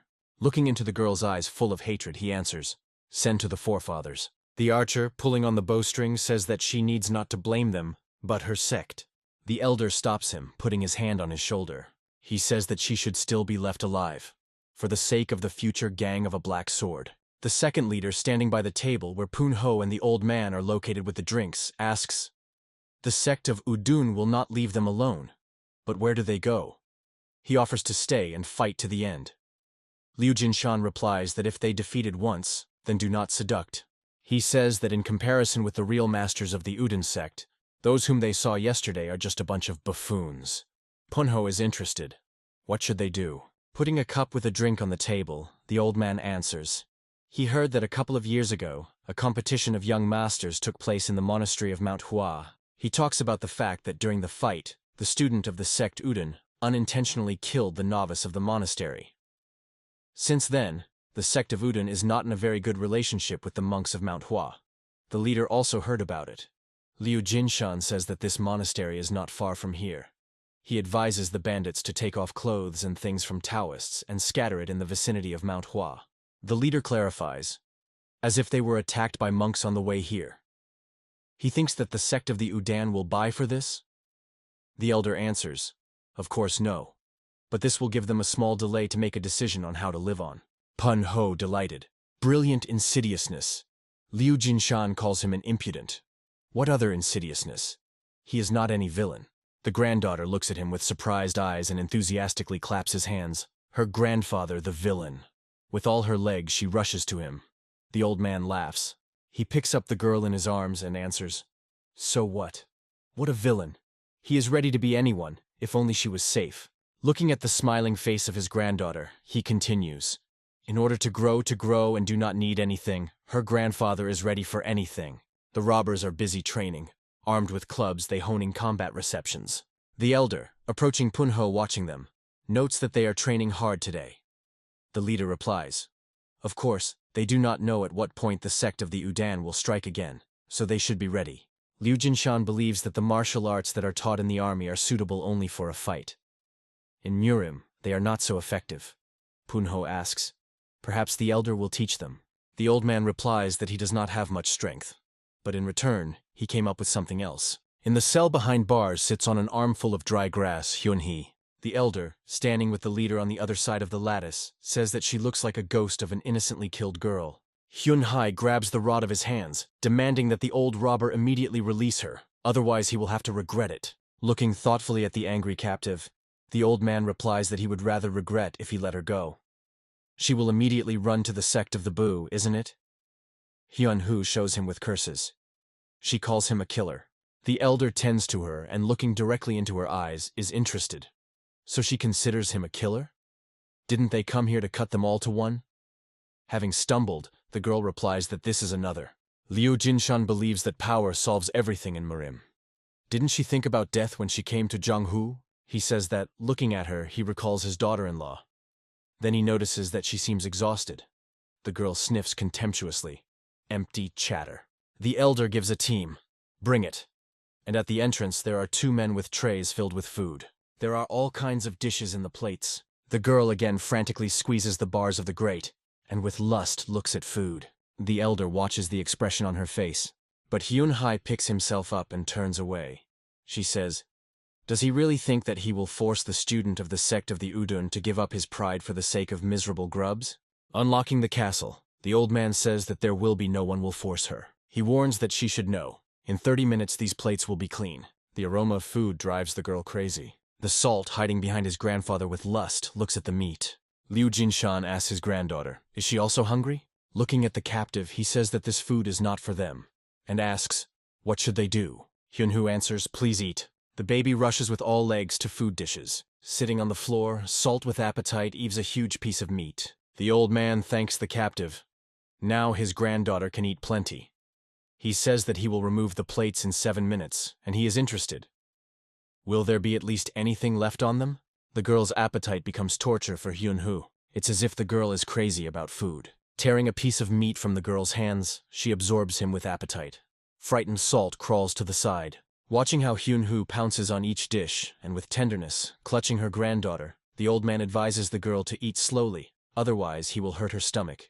With tears in his eyes, Hyun-hye continues to chew. How tasty. When the plates are empty, the elder invites the girl to take a walk in the fresh air. Walking next to the old man in the yard, she thinks that after 10 days of imprisonment, it seems, she came to life. Having brought her to the door, Liu Jinshen invites her to go inside. He promises to give her 30 minutes. She asks in bewilderment, "What is it?" Having taken it inside, the old man shows her a wooden bath. He says that she probably really wants to wash herself after so many days in the dungeon. But if she does not want, then he will not force her. But he does not even have time to finish the phrase as the door closes in front of him.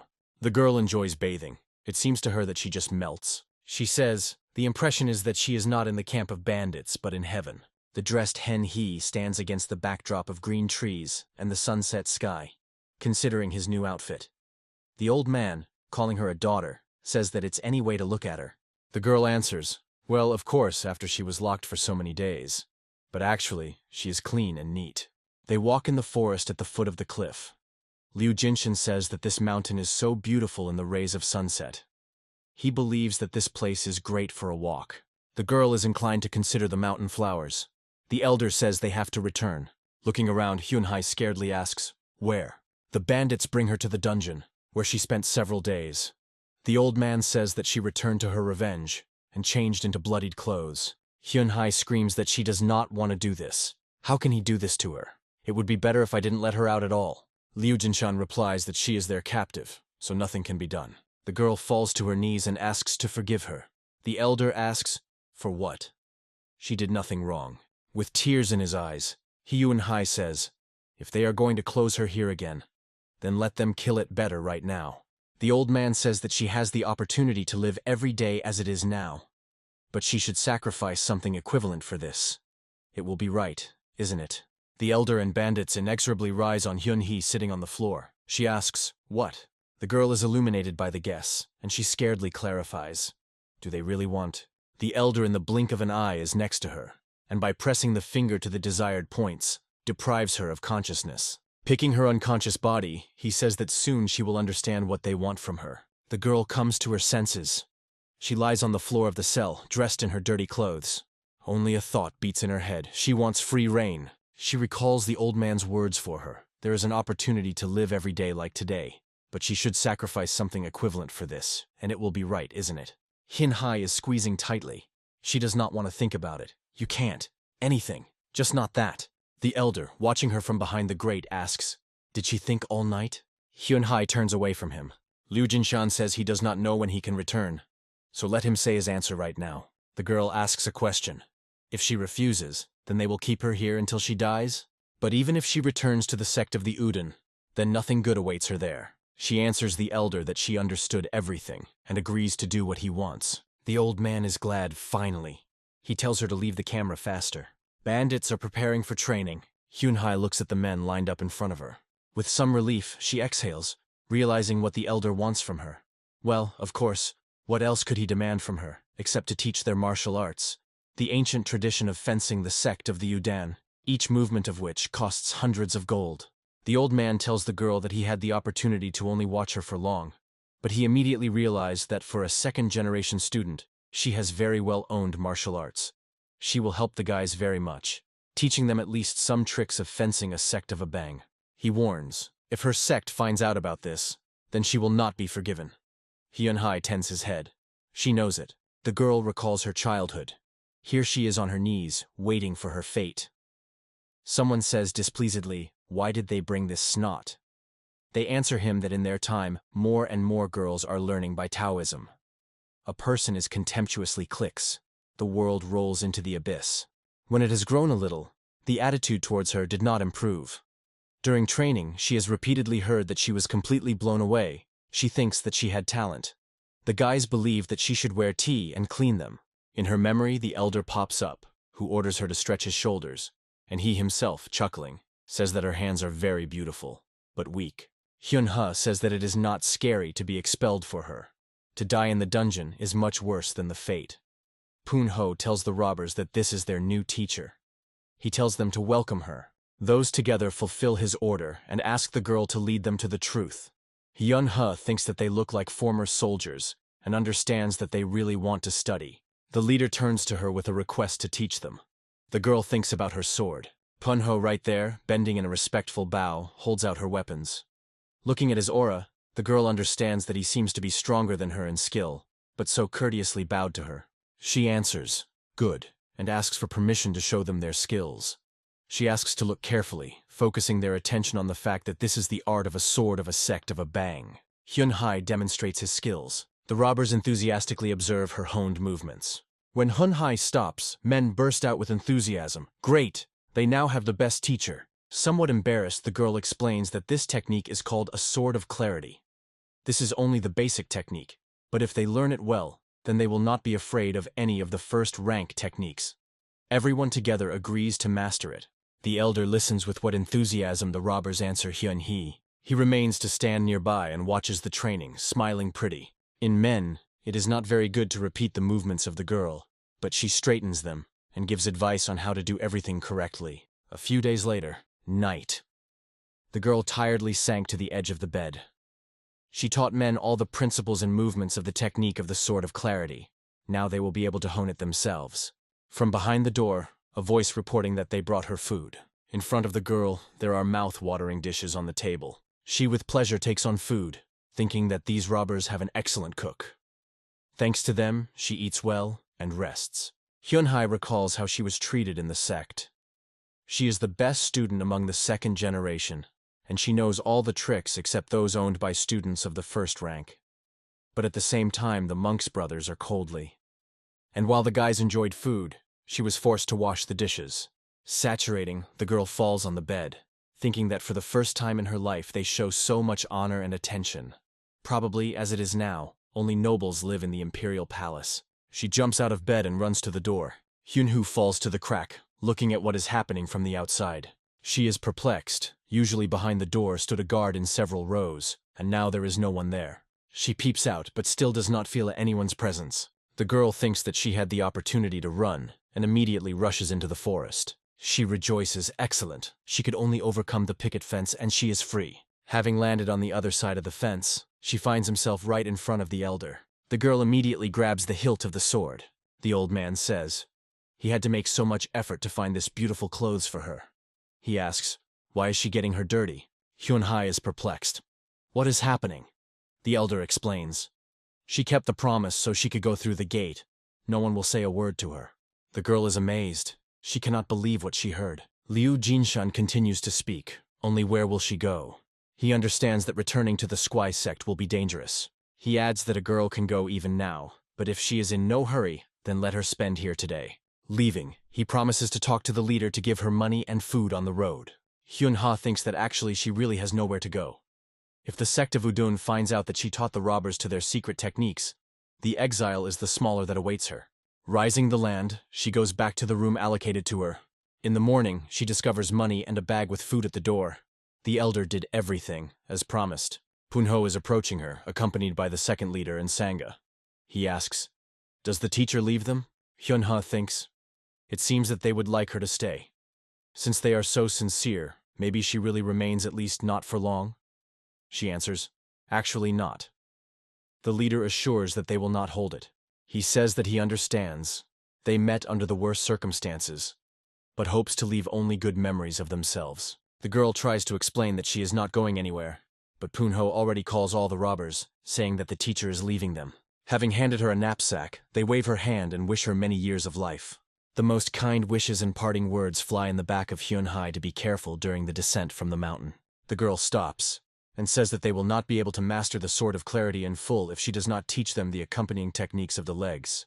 Poon-ho pretends not to hear her words. He asks, what did she say? Hyun-hoo repeats, They need the technique of working the legs of the sect of the Udan in order to perfectly master the clarity of clarity. The leader replies that he does not hear her and asks to speak louder. The girl screams that she remains and will teach their technique for the work of the legs of the sect of the Udan. Bowing in a bow, Punho says that they are deeply touched by the care of the teacher. He adds, "If it is not difficult for her, then perhaps she will remain with them a little more?" The girl, having gone, answers, "Well, since they ask so." The leader proclaims, "The teacher remains and let the men care about her." All shout together, "Yes!" The old man is watching from afar. The leader invites the girl back to the camp. She, lowering her eyes, says that she will remain, but only for a short while. The elder laughs. It seems that they find a common language. The granddaughter, peering out from behind him, repeats behind him, a little carpeting words. The old man laughs. He says that the baby does not understand anything yet. However, since everything goes according to plan, is it not the time to start learning to study the spear technique? 6 months later. The elder says, "It is strange that 7 students disappeared, but they still did not send anyone to find out what happened." He asks the question. Or maybe his plan to shake the monks of MANHUA and the sect of Udun worked? However, suddenly something happened that they are not up to a bunch of bandits now? The old man understands that being here, it is impossible to find out, and you can guess as much as you like what really happened. Now he has another lesson. He looks at the salt that sits on the floor, crossing his hands and stubbornly relying. "I do not want to." Holding a spoon of food to her, he asks, "Does not want to?" The girl stubbornly repeats that she does not want a carrot. The old man does not argue, and puts a spoon on the table. Taking a tray with a full plate, he says that the girl does not even know how much they get food. Salt looks after him in surprise. He returns and asks, "Does she want to porridge with meat?" The girl answers joyfully, "Yes." He feeds her from a spoon, saying that she eats well. The elder thinks that you can put meat in porridge, or mushrooms can also. Everything in this world depends on you. Meditating on a bench near the house, the old man thinks, how many days of the world did they manage to enjoy? But still, there is no time to relax. It should gain the amount of chi equal to 180 years as soon as possible. Sometimes a terrible headache returns to him. He understands that he will not be able to forever suppress it with the help of poison. He needs to devote every free minute to restructuring the body in order to revenge. Also, the elder must protect Salt until she grows up. Clutching a spear in his hand, he thinks that it is very important to create ki, but it is also impossible to neglect training. He understands that his granddaughter is still early to pick up a spear, but he wants to gradually teach her military equipment. He asks the girl to see how grandfather training. He promises to teach her the spears of their family Liu. Showing her movements, the elder says that of all the elements the wind is the easiest and fastest. Nothing can block his path. The main principle of the spear technique of the Li family is to imitate the properties of the wind. The wind blows throughout the earth, but it is light and weak. When this element concentrates in one place, it has such a destructive force that it can break the cliffs. He speaks the Salt, carefully listening to him, that this is the power of the technique of the destructive wind of the Liu family. Once upon a time there was a mighty martial art of a spear in the world, and who owed them fought for dominion over the world. At the most perfect stage in the development of this art, the absolute master was the legendary demon of the spear, their ancestor. Even the powerful and rich clan Liang could not contrast anything in this martial art. The demon of the spear was at the top of the world. No one could challenge his powerful spear of destructive wind. But his manuscript containing a description of this martial art was lost over time, and then the Liu family lost its former influence. The elder says that all that he remained of the ancestor is the divine spear of a fire-breathing dragon. He sighs. If only they could find a manuscript of a spear demon. The girl pulls him by the leg, attracting attention. He asks, did the granddaughter understand what he was talking about? Salt pulls the pens to him and asks to hold a spear. Liu Jinshen hands her a weapon and asks, isn't it great for her? But the girl insists on her own. He agrees. Well, let him try, and the small handle grabs the shaft. But as she does not try, she doesn't succeed. The old man, laughing, says that she still has a little baby to take it. The girl cries, complaining that the grandfather is bad. The old man is surprised. Why does she think so? Noticing a bamboo stick nearby, he brings her granddaughter, saying that he found something suitable for her pens. Salt reaches for her. Having taken her in her hands, the girl is trying to practice. The old man chuckles. She already looks like a master. He asks her to repeat after him. Only let it be neat and will not fall. Showing her a rack, he advises her to try that the tip of the spear is freer. The girl repeats his movement. Liu Jinshan demonstrates the first technique of a spear of the Liu family, a rapid bright flash. It is done using simple legs.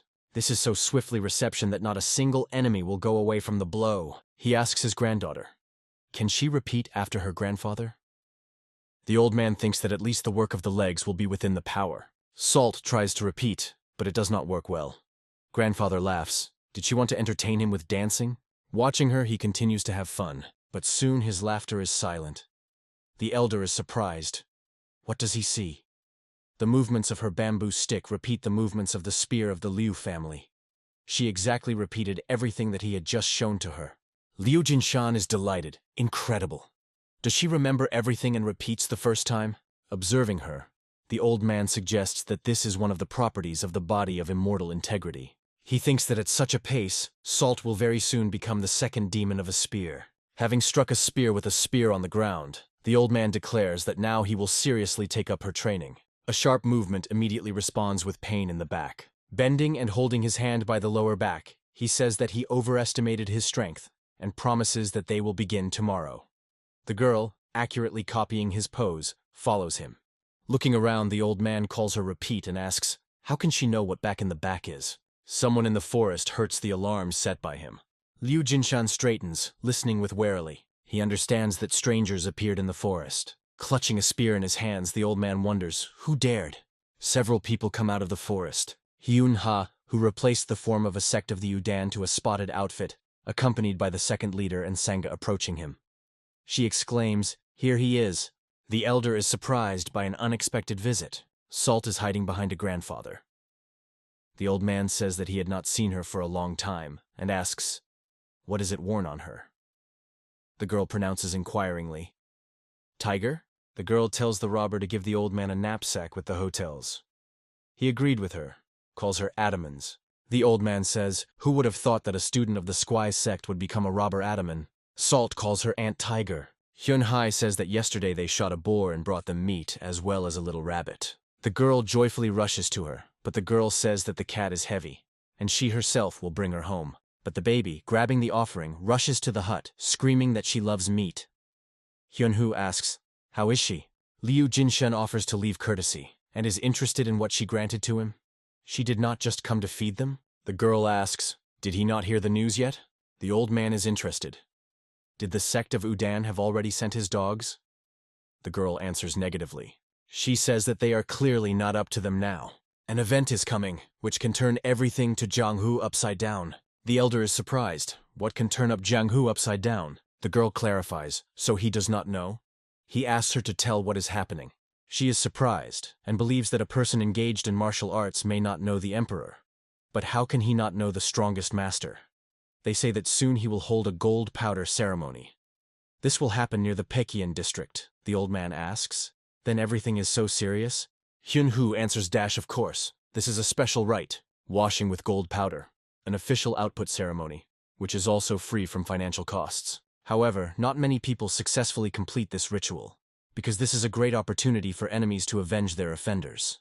Moreover, it was Jianghu who defeated the shameful death and plunged the Orthodox fraction at a loss. Many martial arts masters will arrive there, which they have never seen before. When people gather, there will be a lot of rumors. The girl says, perhaps they will also be able to get information about the incident with the Liu family. The old man offers to stop so far on this. He asks, perhaps the girl uses this cunning plan as an excuse to see the ceremony?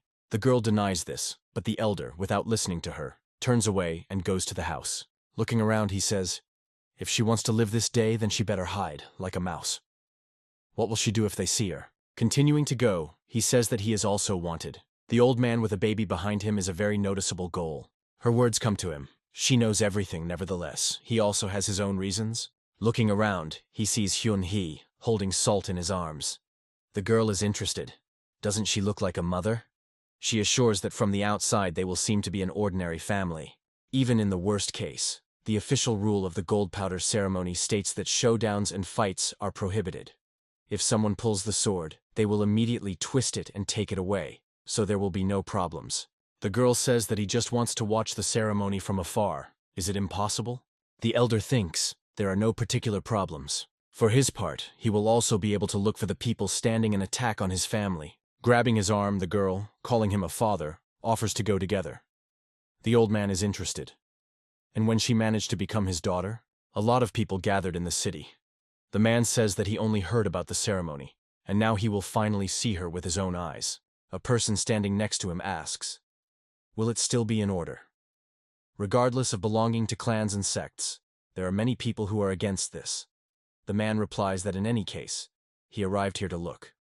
His second companion laughs. To look at the battle. Very funny. But doesn't Kanho have the best combat skills? The man asks, right? Is the elder trying to surpass such a master? The satellite asks him to stop jokes to joke. He freezes when voices are heard nearby. The elder, passing behind him, who changed his clothes and put on glasses, says that it will take some time, and offers to see the sights. Men look at Liu Jinshan and modestly dressed Hyun Hai with a girl in their arms. The girl, calling him a father, is interested. Does he want to eat? He replies that one plate of span will be enough. Hyun Hu, laughing, says that you can eat something more tasty. She has a lot of money now. She recalls Poon Ho, who handed her a bag of coins. Continuing to go, the old man says that he had not gone beyond his home for a long time. They enter the tavern, and the old man notes that it is quite crowded here. He suggests that all visitors should be warriors who came to look at the ceremony. He believes that if these people drink a lot, then this will be a good start for a new fight, and asks the girl to be careful. Even if armed conflicts are prohibited, this does not guarantee complete safety. She should always be ready for unforeseen circumstances. They find a place where a good review of the entire institution opens. The waiter brings their order, soot and dumplings. They thank the man. Hin Hai hovscore salt that she should eat well to become strong.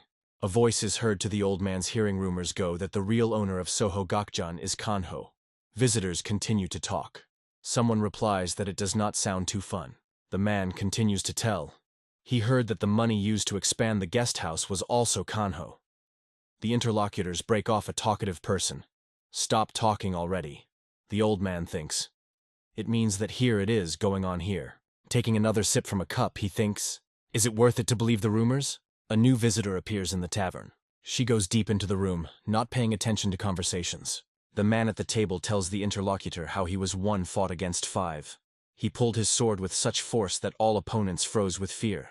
Noticing that a person sitting nearby does not listen to him, he is trying to attract his attention. But he, opening his mouth, looks somewhere to the side. With a quiet knock on the floor, wooden sticks fall. All visitors freeze. This sword. The old man also carefully looks at the woman. Liu Jinshan recognizes her! The woman looks different than he imagined her. He cannot believe that she is a master of a sword. The new visitor takes a place at the table, and the servant puts a plate in front of her, saying that this is a meat with noodles, a very popular dish. The woman thanks him. She brings a plate to her lips, then he puts her back on the table. The woman is delighted. What a taste! No wonder she stopped here. The attention of men is still riveted to her. They talk among themselves, watching her. Isn't she Kanjo? She's not afraid? The old man comes to the conversation of men at the next table. Isn't she an ordinary girl? As expected, these were just rumors. They are interested. She will at least win someone in a duel. A man boasting his victories says that he does not fight women. They still decide to drink. The old man does not understand what they are talking about. Looking at the table where the woman was sitting, he is surprised. And where did she go? Meanwhile, the woman approached the table where the men discussing her are sitting, and asks whether all martial arts masters should be so proud and majestic. The elder is surprised. He did not feel any movement. Despite his experience in battles, he had never seen this before. Smiling, the woman asks, "Power for them does not mean anything, since she is just a woman." Men are amazed that they did not hear how she approached them. They are confused. She says that they look carefully who she really is. A man who boasted his strength jumps up and calls her impudent. Distributing the blade, he promises a woman to show where her place is. Mig, and the head flies off the shoulders. The old man carefully watches what is happening. Another moment, and the man's head, turning over in the air, is again in his place. He stands, fatedly feeling his throat. The old man thinks that she has the first speed. He will not be able to get close to her. He will only have time to reach the sword, and she will cut him off. But he sees that fortunately, a woman is not in the mood to fight. The man did not even have time to pull out the sword. Glancing and forcing his friend to bow low in front of her, the The man mutters that they all understood not so. The woman asks for, did not understand, and he is covered with cold later with fear. Then she smiles, and the man sighs with relief. No, he will not die today. Having wished them a pleasant appetite, she returns to her table. Friends exhale in relief. Survived. The old man thinks that he is not even able to appreciate her strength. When they go outside, Hyunhai begins to admire. She managed to see Kanho live. The old man replies. He is glad that her dream came true. And now let her return to her. The girl is perplexed. What is it? Soon the parade will begin. He is interested. Is there really no place where you can get information? There is an exclamation. There is Murim's alliance. People begin to fuss, wanting to look at this spectacle. Masters of martial arts follow the street. Among them, someone enthusiastically recognizes Yu Guanjin. The procession is headed by a woman with a bandage in the eye. She is the head of the alliance Murim. The elder standing in the crowd thinks that even here he feels their energy. He is gloomy. Perhaps among them there are one of the villains who killed his family. The old man says, seeing so many people gathered together, it is embarrassed to go ahead. Therefore, he offers just to follow the crowd. The satellite readily agrees. People walking along the street are talking. Someone says that for the first time he sees the head of Alliance Murim. When did everything change like that? They answer him. Like last year in the spring. There were many rumors that the elders chose the young chapter. Isn't it surprising? The road is open to the young generation. The elder thinks, about a year, the time when his family fell. It seems suspicious to him that the woman lost her eye. Hyunhai says these are just rumors. In the crowd, exclamations are heard. Go soon. Someone asks not to push. The elder sees the reason for the hitch. The soldiers of Murim blocked the road. One of the warriors orders to return. They cannot enter here. People are outraged. They rode here for 10 days, and he tells them to return? What an injustice. Someone is interested. Why is the passage open to people in black cloaks? But the soldiers drive them away. The old man understands that people in black cloaks are an elite group of soldiers. They are all magnificent and well-trained warriors. People continue to be indignant. Dissatisfaction is growing. The soldier exposes the blade and waves them. Pointing to the trail of the blade on paving slabs, he says that from now on, this line the border between life and death. He pronounces if someone does not want to live, then let him boldly cross her. If life is dear to them, then let them leave here. Liu Jinshan asks the companion, who is this warrior? The girl answers. He is one of the 3 great swordsmen of the province of Sichuan, a cruel and merciless person. No one dares to cross the line. The warrior is satisfied. As expected, no one wants to die today. The old man thinks that one must somehow pass by him. A dazzling light spills over the head of people. Everyone raises their heads to see its source. People talk in surprise. What kind of sound? As if someone was whispering in the ear. The old man thinks. The prosperity of the capital. Technology that transfers low-frequency sound. He never even assumed that he would see something like that. A woman with a bowl in her hands approaches the crowd. They recognize her. This is Kanho. Everyone parted in front of her, a moment. And she faces a warrior. The devil is behind her. Taking a sip from piala and looking directly into his eyes, she asks, "And what's next?" She crossed the line. He is confused and does not know what to say. Whispers crawl in the crowd. She did it. The woman says, then she will probably go. And a gigantic jump moves on, to where people from the Alliance Murim proceeded. Looking at the warrior, people understand that one of the 3 great swordsmen in a stupor. They decide that this is their chance. The crowd rushes forward. Screams are heard, "Let's go too!" But the warrior points to them to the line, and says that he had already warned them. If they cross her, then he will kill them. The old man sighs, strong, weak. How unpleasant it is to look. He decides that they will not be able to pass, and offers to go back. The girl agrees with him. Hyun-hoo says Salt fell asleep. The elder replies that after eating it is best to sleep. Looking at the flashes glowing in the sky, the girl says, "It seems that the ceremony was successful." The elder thinks, the shockwave was strong, and the duel is dishonest. The elders of the Palace of Murim completely lost their reputation and honor. From a mansion where people were not allowed to go, someone rushes to the crowd, which is talking about a brightly glowing energy trace in the night sky. Before warriors who do not let people into the palace land, the warrior tries to scream, but his breath caught his breath. She rushes away, and her power throws back her soldiers trying to detain her. Everyone monitors the movement of a woman who has risen high to the sky. She glances down. and the old man understands that the woman noticed both him and Salt. She winks fervently to him. Everyone looks after the rapidly retiring Kanho. The elder is trying to understand what he had just felt for strength. Hyun-hee exhales. Cool. Blood-red flashes are visible from the palace. The old man thinks, you can't miss it. Above the heads of the crowds, the great warriors of Murim fly. People are perplexed. Did they get a chase? Really, the elders of the Murim fraction went to such a vile act? The man says that now is not the time to think about it. The second supports him, offering to see what is there. The old man thinks, you need to catch up with them. He first sees something like that. People rise into the sky one by one, following the elders from the Alliance Murim. Hyun-hee grabs his sleeve, asking, what is he doing? She says that it's not the time to stand so easy now. A great decisive battle will happen now. The girl rushes forward, dragging him along. Hyun-hee does not allow the old man to think for a long time and impatiently pulls him by the sleeve. Raiding behind the crowd, she says that now is not the time to yawn. He stops her, putting her hand on his shoulder. The elder says he is too old to run and watch battles. The girl tries to object, but he resolutely interrupts her. How can you keep up with people moving at the lightning speed? Moreover, a child is with them. Looking at people who have risen into the sky, he says that most of them are now in the wrong direction. As if in confirmation of his words, voices come from the air. What? Where did they go? Everything happened very quickly. Hyun-hee sighs. Then there is nothing to do. The old man replies, if she is so curious, then she will not live in this world for a long time. He adds, now she is young, and in life there are many other entertainments. City streets are quickly empty. Elder and Hyun-hee move towards the house. Looking back at the companion, the old man says, if she does not want to spend the night in the mountains, then let her hurry. Didn't she say that she was the best among her rank in the Squai sect? The girl replies that, in fact, she is very fast. Liu Jinshan, having waited for the companion to deal with him, says that apparently Kanjo was injured. Her face was white, like a sheet. The girl asks, is something so serious? Remembering Kanho's face, the old man replies, he thinks that it is worth checking it. The girl hopes she is fine. The elder looks at her in surprise. Is she not rooting for Murim's alliance? They are an independent faction? Hyun-hee does not have time to answer anything. The old man freezes, stopping her. He tells the girl to hide her presence. He feels someone nearby. Carefully peering out of the bushes, they see a clearing strewn with dead bodies. They go carefully among them. The elder sighs.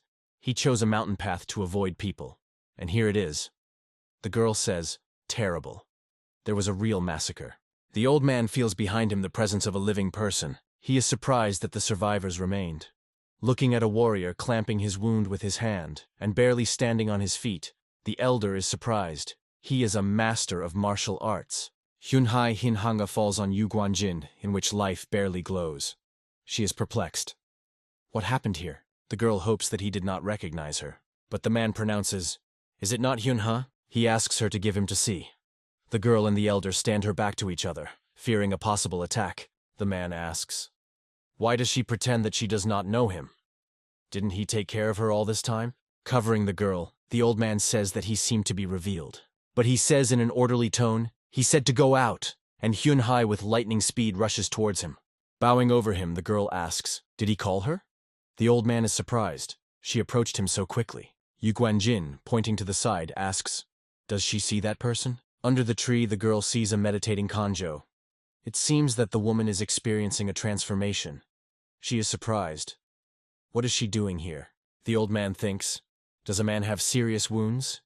He is surprised that he did not immediately feel the presence of a woman. Holding Hyun-hee's sword, Yu Guanjin says that she put this to an end. He cannot move, so all hope for her. The girl is struck by his words. The man continues to speak. If she kills Kanho, no one will understand anything. She will become a hero in the alliance of Murim. Hyun-hee opens his eyes in surprise, right? The girl is interested in, can she become a hero and return to Mount Buck? She already represents how everyone bowed to her with respect. The man says she will become a full student of Murim. No, even better. It will enter the great students of the great faction. Doesn't she want it? Hyun-hee takes the sword from his hands. She says that she is unlikely to be able to do this. Kanho is the strongest fighter. Having strongly waved a blade, she wounds a man. She recalls how he forced her to knead his shoulders and asks, he still considers her a weakle? The man pronounces, this madness. The elder is surprised. Even now the girl did not hit vital organs. Trying to get up, the man asks, "How does she laugh?"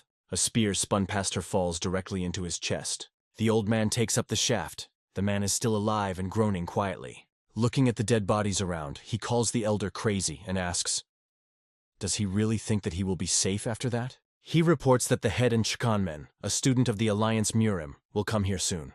The old man asks, will he recognize him? The man whispers, now his turn. He pronounces, the Great Spear of Shangshi? Weren't they comrades in Murim's alliance? They also fought with demons for so many years. Why is he doing this? The old man says that he will ask a question first. He asks whether the man knows why his family was brutally killed by Murim's alliance. He, taking his eyes to the side, replies that he does not know the reason. The elder menacingly asks, he does not know why? So he still recognizes his deeds? The man tries to say something, but does not find words. Hyun-ha reminds the elder that soon the head of the Alliance Murim will come here. The old man turns to a man. He says that he will listen to his excuses in hell. He deeply drives the edge of a spear into his chest. He offends the elder and asks, how does some old man laugh at him? The elder is interested in, and what should he do with him? He decides that he will die soon and offers the girl to hurry. Hearing his granddaughters behind his back, he asks, when did she manage to wake up? Noticing that the girl points to Kanho. He is interested. She also recognized her? And what should they do? Approaching a woman, he says, perhaps they should not meet, but since it all happened, he will take her to a safe place. If she is against it, then let him just nod his head once. Looking at her, he believes that she feels good. The old man asks, can he touch her? Those who have reached such a state say that the blood flow is free and there are no restrictions, and if you make efforts, you can achieve the highest level of force. Having put a woman on his shoulder, he says, if they try to harm Kanho, they will die. Hyun-ha rushes him. She feels that someone is coming here. They rush again. The elder says they go to Mount Yanju. The girl asks, do they take a woman with them? The old man replies that they have no other choice. They also have no way back. At dawn, they are already at the old man's house. The girl says he held on to well done. The tired elder agrees. They did a great job. Hyun-ha suggests, maybe now she will carry Kanho? The old man, who remains to take a couple of steps to the house, looks around in surprise. Now? Having laid the woman on the bed, the old man tells the granddaughter that their guest needs to be restored, so let him rest. He is sure that she should wake up soon. Hyun-hu, looking into the house, asks, can she help something? The elder replies that, having remained, she will only interfere with him, so let it go. The tired no less than him, the girl says that then later she will return with medicines and bring food.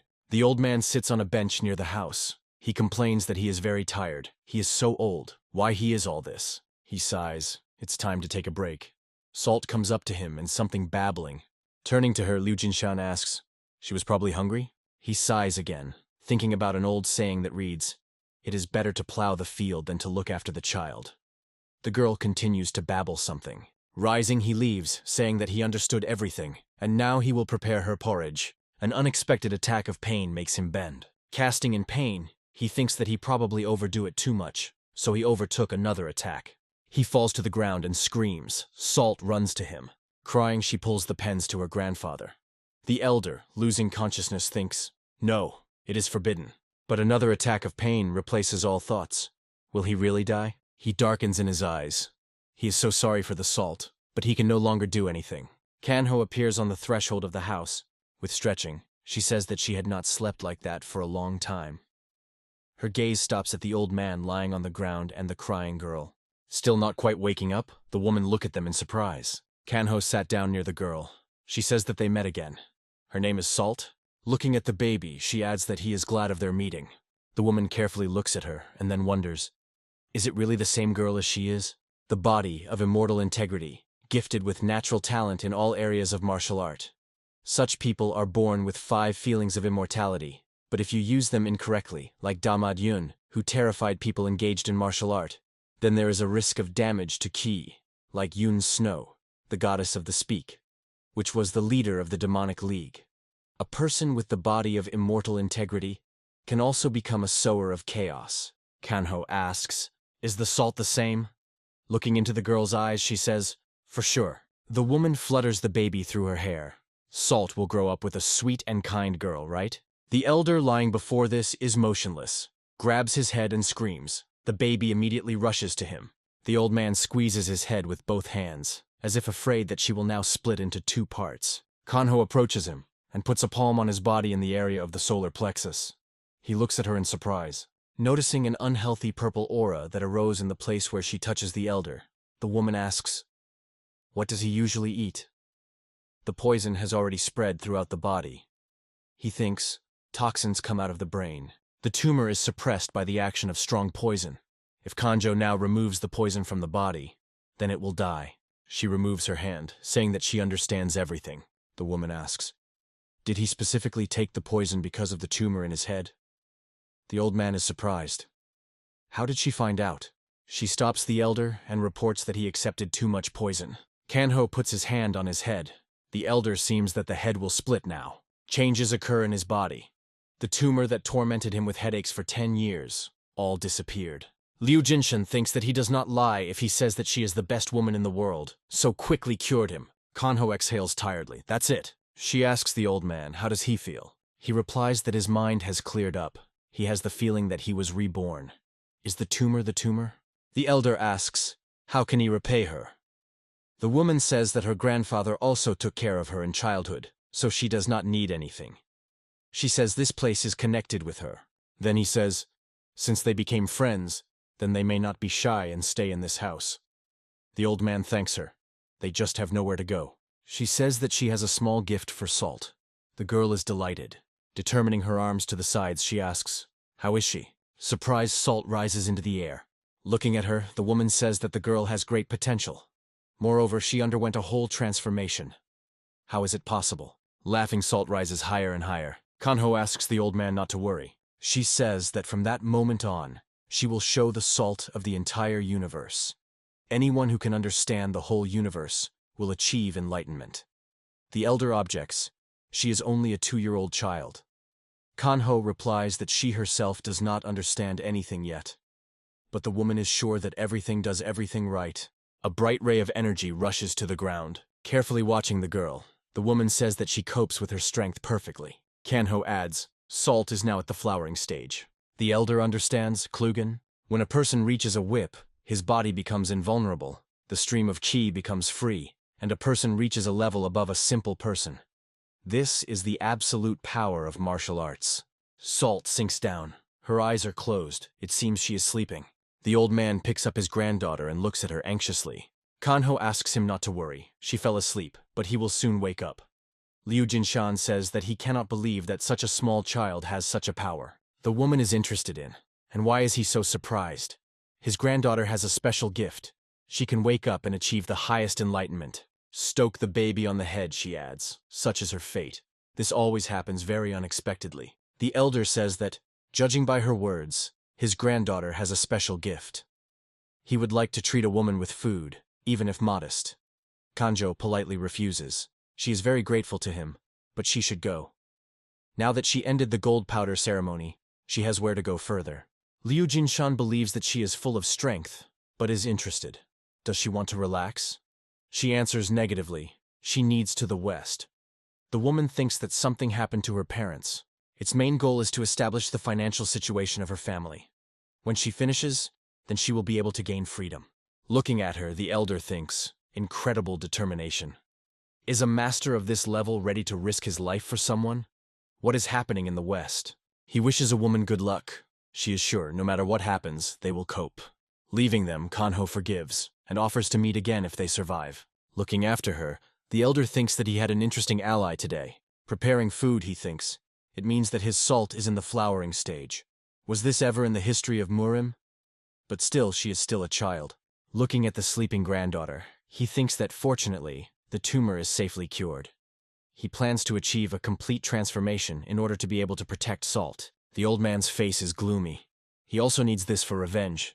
He must have time. Putting a plate with porridge on the tray, he calls the Salt. It's time to eat. But when he enters the room, the girls are not in place. Hearing some sounds, he does not understand what is happening. Really an attack?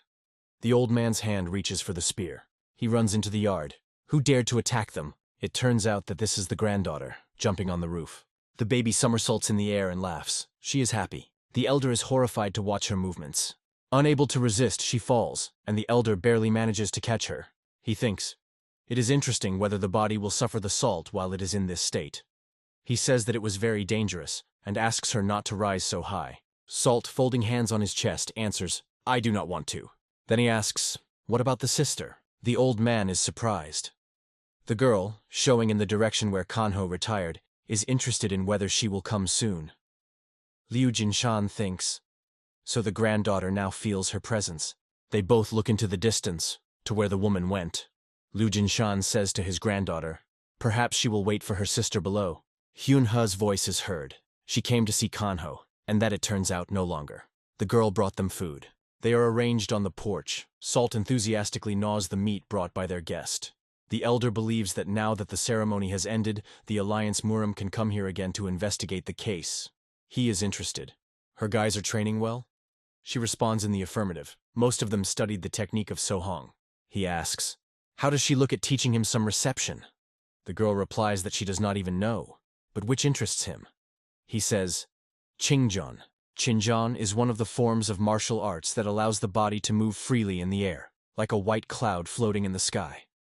But, since it consumes a lot of qi and its power varies greatly depending on the level of human skill, training requires careful control and takes a lot of time. Hyunha replies that Qingjian is not so easy to learn. All the more, he is an elderly man. Is he sure he will cope? Liu Jinshan says that it is necessary to teach him not. He asks her to teach Salt. The girl is surprised. A 2-year-old child? But the girl first needs to learn how to manage the center of qi. The old man interrupts her, saying that the granddaughter knows how. This is not necessary. Hyunhai refuses. If the Salt suffers, then it will be guilty. The old man approaches a tree and puts his hand on his trunk. Hyunhai is interested. What is he doing? Liu Jinshan does not answer. He concentrates internal energy. Then it delivers an energy blow. Hyunhu is surprised. Incredible. He shocked the whole tree. There is not even a scratch on the trunk. No wonder the master said that softness defeats gross power. The old man says that they have different teaching methods. If she teaches the Salt of Qingjian, then he will teach her this technique. The girl replies that she can start training from tomorrow. Daily training began on the next day. Looking at the Salt trying to follow her, a girl rushing through the air thinks, even if she was born with the same force as Kanho, like a 2-year-old child to understand martial art, progress is much slower than it imagined. A month has passed. Salt simply acts as Hyunhai shows her. As a result, she had to work hard on such a student. She agreed that the baby is definitely a talent. But once again, having barely caught a landing girl, Hyunhai sighs. Salt still cannot land normally. The girl breaks out of her hands and rushes up again. The girl screams after her that it is very dangerous. The old man, standing at a distance, watches them. The breathless Hyunhai tells his student, "A good job. Salt is inflated with pride, right?" The girl strokes her on the head, saying, "A little more, and the girl will learn everything." The old man says, "If you improve skills, then the fall will cease to be such a big problem." He is very glad that Hyunhai managed to teach this a 2-year-old child. The girl answers embarrassedly, "What is he?" She did nothing like that. At the same time, she represents herself a proud teacher, and the Salt of a diligent student, respectfully bowing to her. The old man, looking at the granddaughter, worn in the leaf, says, "Did the Salt have not improved in the Salt since then?" True. The actions of the girl are slightly different from what the Chan sect teaches. Her movements are more like the wind. He decides to consider this by the fact that his granddaughter has his own style of learning. He says that he taught her that technique as he promised. They will finish on this, and thanks the girl for her work. Hyunha replies that he wants to teach Salt even more. Liu Jinshan says that he no longer has the skills of martial arts that he can share with her, because nothing can compare with the martial art of the Murim Alliance. The girl objects. Everything is in order. This does not oblige him to nothing. She just wants to teach the girl everything. He is interested. She does not have her own business or what? Hyunhu assures that she is absolutely free. She asks, "Does he agree?" I interrupt the robbers. They run to them and call the girl. Sangha reports that Biho bandits invaded them. The girl is outraged. Did these villains decide to prevent her? Hyunhu is furious. She is talking. We decided to kill her in the most interesting place. Turning to the elder, she smiles sweetly and promises that she will return later. A girl with the robbers calling her commander retire. The old man says, "Yes, of course." He offers his granddaughter to eat, and sighs. He simply dragged the products into the house, and his back was numb. He offers the baby to eat duck soup today. The girl recalls how she first saw these birds. 2 ducks sailed along the river. When she asked what this was, grandfather answered, "This is a harmless couple of ducks. Apparently they are good friends who rely on each other." Then the grandfather promised that until she grows up, he would also help her. The girl is crying. The alarmed old man is interested. What happened? Salt says through tears, "Ducks." Liu Jinshan asks. She doesn't want to eat them. Wiping away the tears, it burns. No, the duck is delicious. Hyunhu asks, the guys hurrying behind her, "Where are the bandits from Biho?" Meanwhile, one of the robbers, seeing the approaching armed men, screams, "They come!" Angry Hinhai increases speed. Having landed, she does not even have time to expose the blade. Men run by, screaming, "Save!" Looking after them, the girl is in surprise. And what is it with them? Sangha tells her the direction, saying, "Right in front of them." There, a warrior fights, shredded by a blade that surpasses its number of robbers. Hyunhu is surprised. Incredible. Murim's sword. One of the 4 great swordsmen. This is Hepsin Younghyun. As a result, this nevertheless happened. A scream comes from the hut. Why did he contact Murim's alliance? What did he think about? Biho Cheju Volson violently hit the table with his fist. Are they not killed because of this? Punho, clutching his head, asks him to calm down. They have no choice. They are in the same boat, so you need to work together. Biho Cheju Volson says that even if he dies today, he will still take revenge on his guys. He believes that they need to hit the first. Hyunhai Hai, who appeared on the threshold, believes that it is pointless. The number of dead will only increase. She says, he is one of Murim's greatest swordsmen, much higher than them in rank. The master at the peak of forces, before achieving a state of harmony, needs to go through all 4 enlightenment.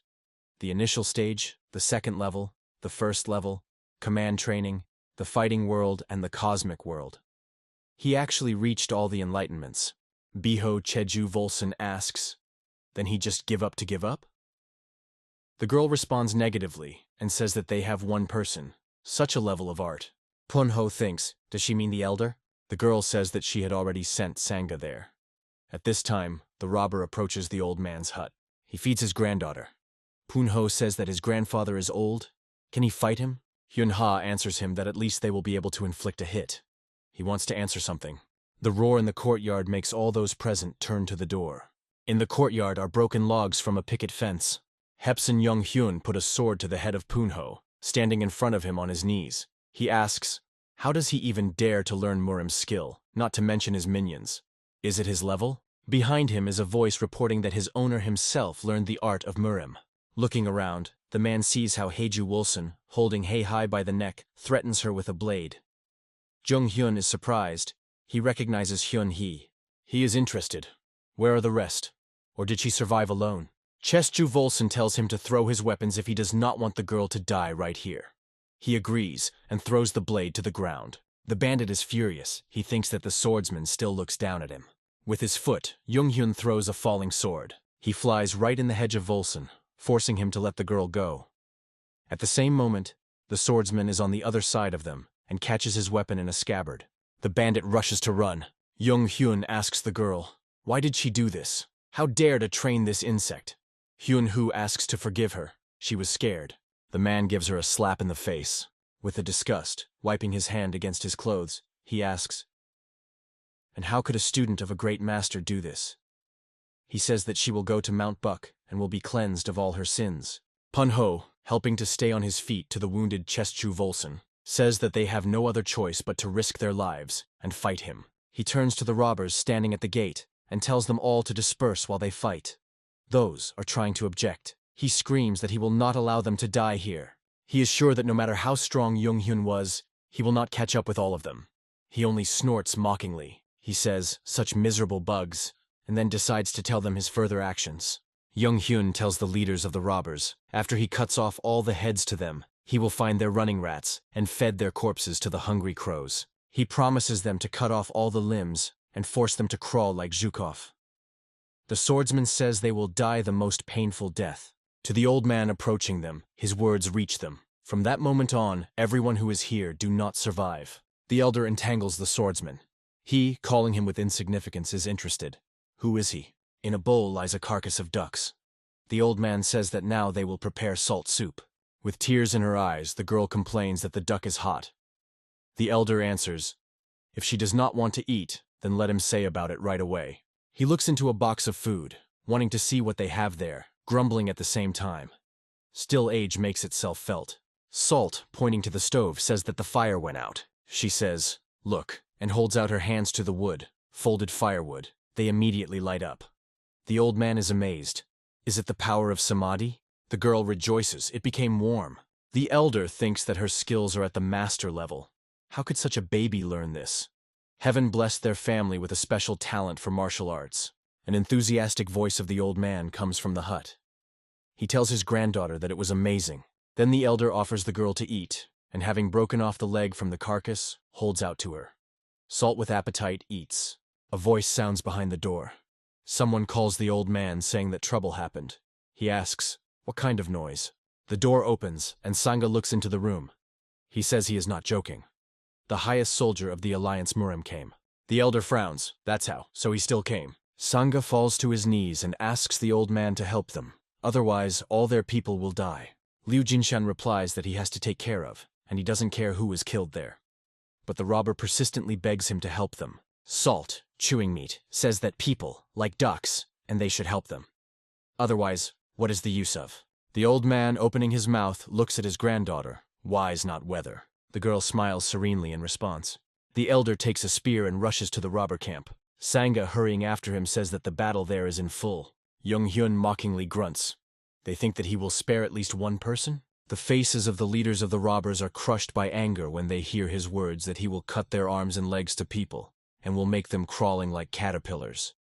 They will die such a painful death. Young-hyun promises that from that moment he will force them all to suffer, and showers them with insults. The leaders answer. Let him try to break them and rush to the attack. They shout that they will overcome him.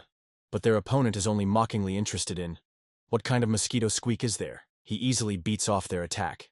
Punho understands that he is too tough for them, but does not intend to retreat. Young Henu to recapture their blows, you don't even need to look at them. Looking somewhere to the side, he says that they are so weak that it is not interesting to fight with them.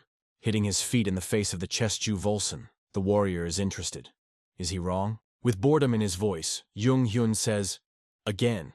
This is all his reaction to their attacks. Punho understands that he simply plays with them. But even if it is, then they will not give up so simply. For them, this is an opportunity. The girl, thinking that she cannot stand and look, joins her friends. She manages to slightly hurt Young-hin. He says that this is ridiculous, and is surprised that she decided to take the side of the robbers. He promises that she will still go to Mount Buck, and he will turn this place into one large grave. Chestu Volson screams that he will not allow him to do this, and rushes at him with a blade in his hand. The warrior inflicts a mortal blow to him, saying that he was tired of playing with them, and you need to get rid of garbage. He rushes to the nearby Punoho. Hyunhai is surprised. What is it? This is very different from what was. Watching his actions, she asks the question. Is he definitely the highest soldier of the Murim Alliance? Young-hyun, bringing the blade above the robber's head, says that it's over. But between his weapons and the head of Poon, a spear shaft suddenly appears. The warrior is struck by such a turn of events. The old man strikes, and his opponent takes off high into the air. The robbers rejoice. Grandfather came. Liu Jinshan says, he will say only once. These people are not his opponents, so let them leave here. Young-hyun replies that these discharges are mocking over Murim's laws, and is interested. Who is he? The elder calls his name. The warrior appears in response, thinking that everyone is looking for this old man. He adds, let him remember his name. The warrior is satisfied. This will bring him even more fame. Liu Jinshan laughs, asking, is it not a loud name for a third-rate soldier? The warrior frowns menacingly. How does he dare with such neglect of his name? Clutching a spear in his hand, the old man thinks that the enemy is young and strong, but inexperienced. He decides that you need to take advantage of his confusion and attack. He is sure that in terms of physical indicators he is much stronger. Raiding to the enemy, the old man thinks. If he does not finish in time, he will die. Young-hyun is also rapidly rushing forward. Having crossed a spear with a man's sword, the old man applies the first level. But he has no time to rest, and he attacks again. Now the second level is used. Then the third. The old man wants to put everything on this blow. Hyunhai opens his mouth in surprise. This is a deadly technique that first-generation students study. Bagua sword. Seeing how opponents rush to each other, she screams mentally, no. During the collision, they spill all over the strength on top of each other. The old man lands on his feet and evaluates the situation. He looks pretty deplorable. His hand, squeezing a spear, is all in the blood. He thinks this is the end. Smiling gloatingly, Young-hyun hurries to him. He says, "It looks like the old man is already exhausted." "Attacking," he says. And what could be expected from such an old man? Although he was quite interested, he had not had so much. The elder defends himself, substituting a spear shaft under the blow. Punho wants to rush to his aid, but the girl stops him.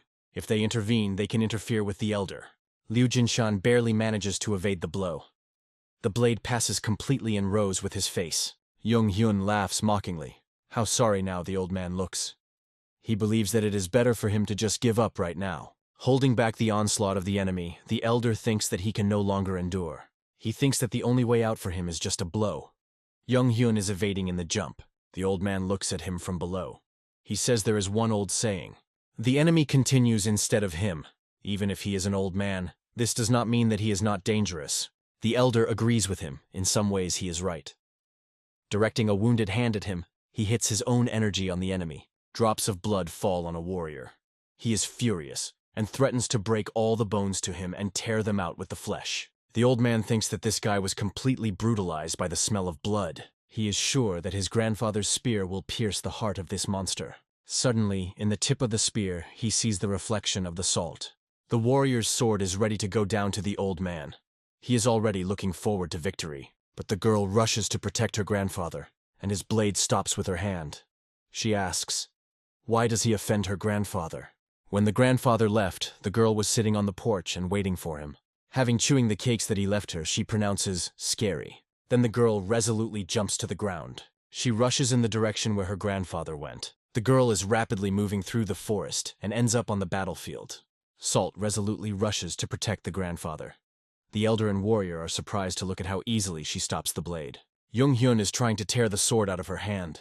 He cannot understand why he doesn't even move. The old man and the warrior look at each other. They simultaneously decide, you need to beat and strike. Men soak into the air. The old man's spear is carried away. He focuses in his hand and uses Kengjan, the type of wind.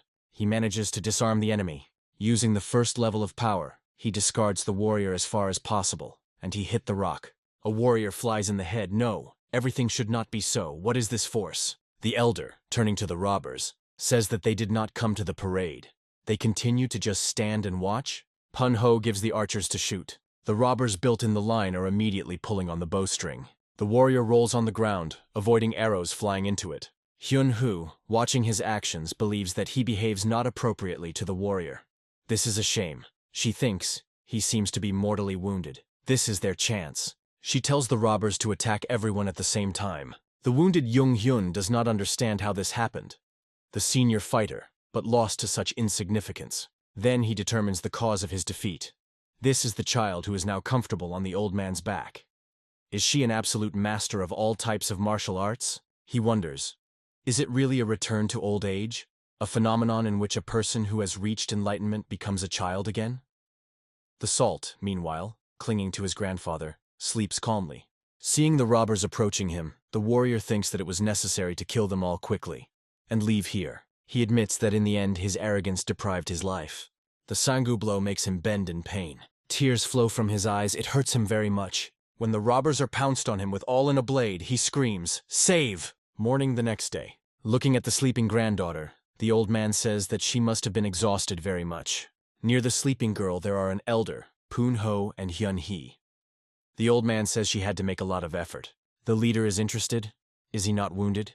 He replies that this is nothing compared to the pain that he experienced earlier. Punho says that then everything is in order. If you need help, then let them turn to them. The girl, wiping her tears, asks him for forgiveness. Liu Jinshan asks, are they still worried about him? He killed one of Murim's strongest fighters, but he is sure that others will come here later. Hyun-hee is interested. What should they do? There are many fighters more strong in the alliance. The elder replies that winter will come soon. If they want to survive, they all need to go to those edges where flowers bloom at this time. The leader says that he does not even know how to blindly wander around the lands. The old man asks, why are they so afraid? They have no money or what? Poon is justified. They do not rob the poor people. Only the unclean money of the gentlemen take. The elder believes that they live one day. What are they worried about then? All they need to do is to eat tightly and move south until winter has come. Hyun-hoo, with a rejoiced, asks, will he go with them? He alone will not cope. She says that they also need money and shelter. Salt will not be able to live like this. The elder is thinking he must admit that he also will not be able to rob an honest people, and you must live on something. From the hut, the voices of Poon-ho and Hyun-ha are heard. They say goodbye and leave, advising him to take medicine and rest. Night. The old man with difficulty holding with one hand the blade tries on the spear shaft. This is a precious treasure of the family, which has seen more than one battle in hundreds of years. It protects their family. The elder is sure that the ancestors will understand him. Raising the blade, he asks his ancestors to forgive his negligent descendant. It cuts the shaft into 2 parts. For a while, the old man silently looks at his hands. He thinks that he succeeded. Now he can hold the spear with one hand. The remaining piece he decides to give Salt. Suddenly something attracts his attention. Having looked closely, he sees that there is something in the spear's handle. This is a scroll. He unfolds him. The elder carefully studies his contents. Breath of the Wind. A murderous wind is a spear created by the Liu family. Reading a scroll, the old man understands that the whole story is here. Who would have thought that the secret of this skill of martial arts of the highest level was in his hands? The scroll was written by Liu Jung-poon, a legendary master who was once known as a ghost. He writes about Nobu, who was wandering around the world of martial arts all his life, but did not lose anyone. The only people who could deal with him are the Emperor of the Sword and Tao Huan. But this was until recently, because he had long died. He received a serious injury, and it was impossible to predict how long he would live. The old man reads on. Their name was Demaikil and Chong. They arrived from Cheongguk from the west. Liu Jungpong writes that although they joined forces to defeat them, they still defeated. He admits that he does not know how great their power is, and is afraid to die, leaving them alive in this world. The elder thinks he heard that lawlessness reigns in Cheongguk too. And what are these enemies? He recalls that Kanjo also said something like that. She was going to go west because she suspected that something happened to her parents there. She also wanted to settle some financial difficulties. After all, she is unlikely to still be able to return there. The old man asks the question, what is happening there? Nobu gained enlightenment in a dangerous battle, and he managed to create a spear of wind. But the war did not end. Liu Jungpoon decided, if his martial art gets his future generations, then his family will be awaited by trouble. If the family relic is broken, then difficult times have come. Liu Jungpoon expresses the hope that his help will become at least some help for his family. When the elder finished reading, the dawn has already come. He agrees this is true, and the family is just on the verge. But he is already too old to study new martial art. What to do? Liu Jinshan bitterly thinks that he can use only one hand. Therefore, he cannot swing the spear properly. The elder sees Salt to him from all legs. The girl hurries to his grandfather, clutching a bamboo cane in her hands. She complains that she was hungry. The old man is surprised. What? So fast? His gaze falls on the bamboo stick which he once handed her. He understands that she likes her granddaughter and she wears her everywhere with herself. Looking at the scroll in his hand, the old man thinks. Now he understood everything.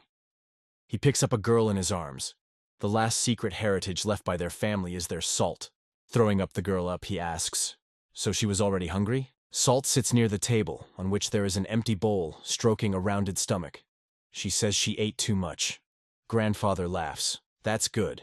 He asks, does the girl want to go with him to play, so she will digest food faster?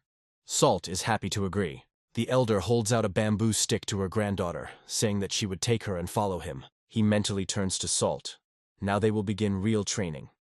Perhaps he will be a little rude with her, but the day will come when she will understand everything herself.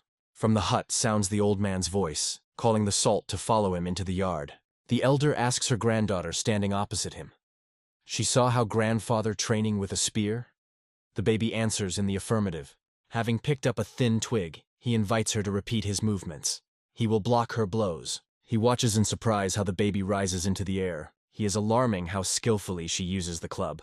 The girl is rapidly attacking him, and confusion and bewilderment are clearly read on the old man's face. He asks the question, what is this force? He somehow blocks the blow. But the baby rushes at him again, and the elder asks her granddaughter to act more precisely. But the girl only laughs. This game is amused. Liu Jinshan notes that she has accelerated even more.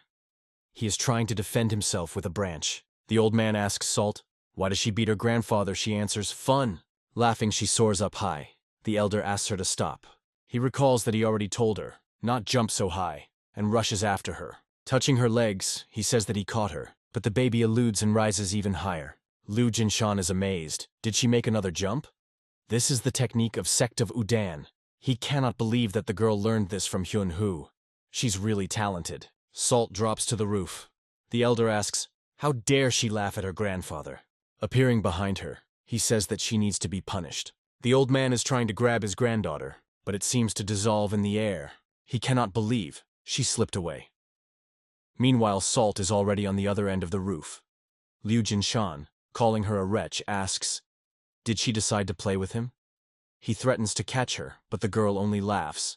Catch up. The elder, barely breathing, lies on the ground. Salt rushes to him, saying that she is already here. The old man says he is very bad and he will die now. From now on, Salt will live alone. The girl is surprised to see his eyes close, and her head turns limp into the side. She quietly calls her grandfather. Then it is taken to slow down the old man. Salt begs him to wake up. When she understands that nothing helps, she falls to the ground and begins to sob. Having opened one eye, Liu Jinshan thinks, no matter what skill the Salt reaches, she is still a child. If this continues, then he is sure that she will become stronger. He believes that the force that cannot be controlled will be a burden for the one from whom it comes. It is necessary to learn martial art in order to correctly develop and learn to control it. The old man calls the granddaughter and says he thinks that if the Salt will obey his grandfather, then he will not die. He asks, she will obey him? The girl promises, always and everywhere. Jumping, the elder reports that he returned to life again. The girl jumps joyfully. Cheers. He claims that from today, she will play with her grandfather in different games. The girl readily agrees. It was at the end of summer. After that, they trained every day. Autumn has come. Then the first snow fell. The granddaughter's talent gradually went along the right direction. Are there any other children? The only and unique Salt. These words are perfect for her. Teaching his granddaughter, he thinks that in Sonamji's theory there is no blocking of the flow of energy. Do the Superman have any strength restrictions? They began to engage in martial art, gradually going to a new level, and the Salt copes with everything.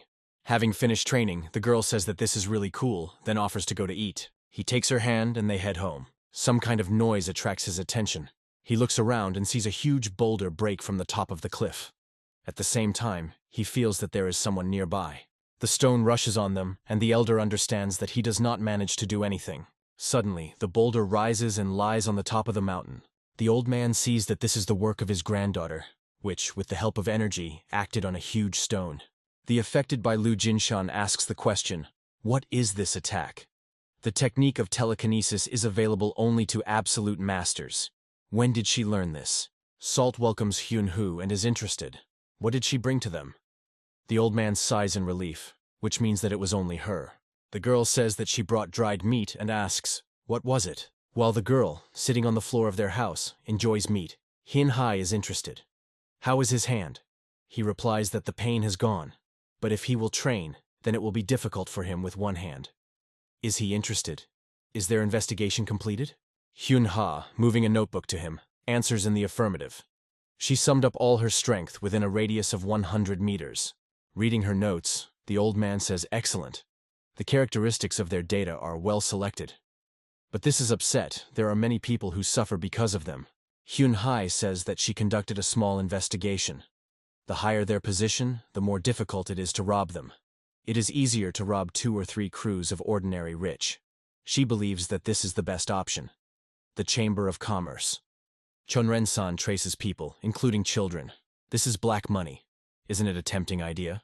She says that they pay a lot of money to the government, so even the Alliance Murim collaborates with them.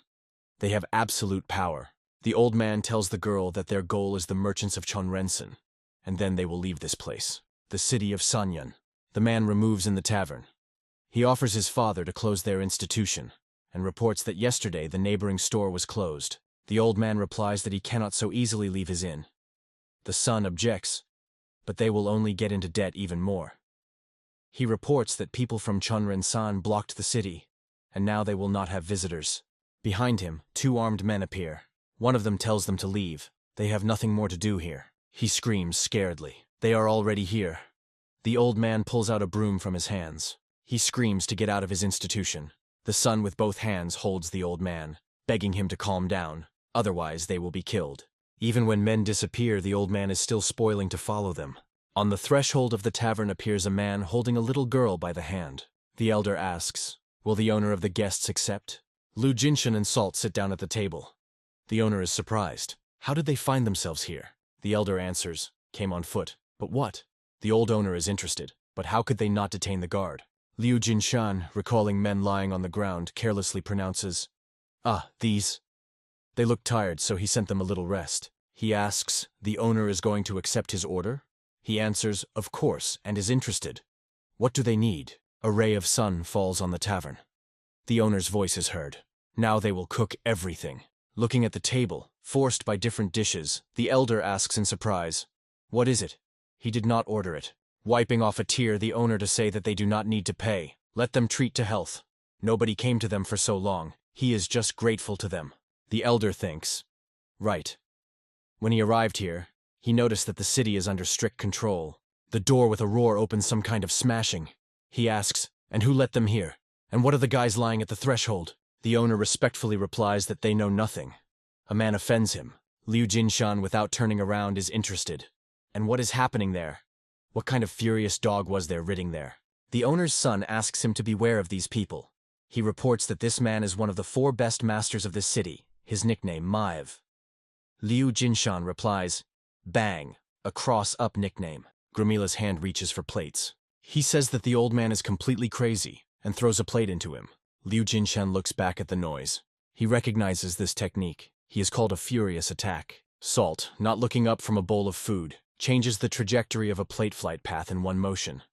She says she has not eaten yet. The elder rises and goes to Grommel. He thinks scaredly. How so? What a strong old man. Has he already reached heights in martial art? He falls to his knees in front of the elder, pleading his guilt and pray of mercy. Raising his head in such a way as to see his face, the old man says that you need to respect the elderly. He gives him a slap in the face. The owner's son says salt so that she does not look there. She should not see this. The screams of a man who beg him to spare him are heard. He promises to immediately leave here. Continuing to strike, the old man says that he must keep his word. If he sees him here again, he will definitely kill him. Leaving the man to wallow on the floor, he turns to the owner with the words, "And so, was the problem solved?" A scream is heard at the gate. "Save!" A man pulls a woman behind him. He says, since she has no money to pay for the debt, she will have to solve the problem differently. A friend supports him. What can they do? Payment must not be released. Standing around, people silently watch what is happening. An elderly man rushes to them, screaming so that they let his daughter go. They themselves imposed this loan to them, and now they demand several times more. But he is forced by a shock inflicted by one of their men. Looking at the old man lying on the ground, he mockingly pronounces, "What is the bad manner?" The second adds, "Let him know his place." People in the crowd are talking. Who can finally save them from this wickedness? There is a voice. No one here dares to challenge them. Then the man hears someone calling him, calling the carrion. He cannot believe that he did not rush. Who dared to talk like that? A woman answers him. Who dared? This is her. Hyun Hu, accompanied by the second leader and Sangha, appear in the gate. They have the clothes of the warriors of Murim, which is misleading everyone. The man is amazed. Murim's alliance? Hyun Hai tells him to immediately let the woman go. If he does not, then she will chop off his hand. Clutching the captive hair even tighter in his fist, the man says, "How can you let such a beauty let go?" Hyun Hai pronounces, "So they consider it normal to kidnap people for debts?" The man replies that they do not violate anything, isn't they? They can do with these little people everything they want. The girl, grabbing the blade, resorts to the technique a quick wind blow. She cuts off the man to the man. The captive, having lost balance, falls to the ground. The man screams wildly. His friend is furious. What did she do? Hyun Hu asks. Didn't she warn? She chopped off her hand, as promised. The palm of Poon Ho lies on her shoulder. He says, "Enough," and promises that next time he will tear his head off. The woman is inclined over her father. Men hastily leave. People from the crowd ask to kill them all and help them. Poon Ho asks, "And what's next?" The girl says that they need to clean this village of garbage. They came to the port city, in which many trade judges arrive, and some of the prokindas here are charged with an inflated fee. At the same time, they pretend that this is the usual shipment of the goods, but in fact, they extort money. Part of the funds raised is a bribe. Even the rulers cannot touch these villains. The city is simply mired in crime.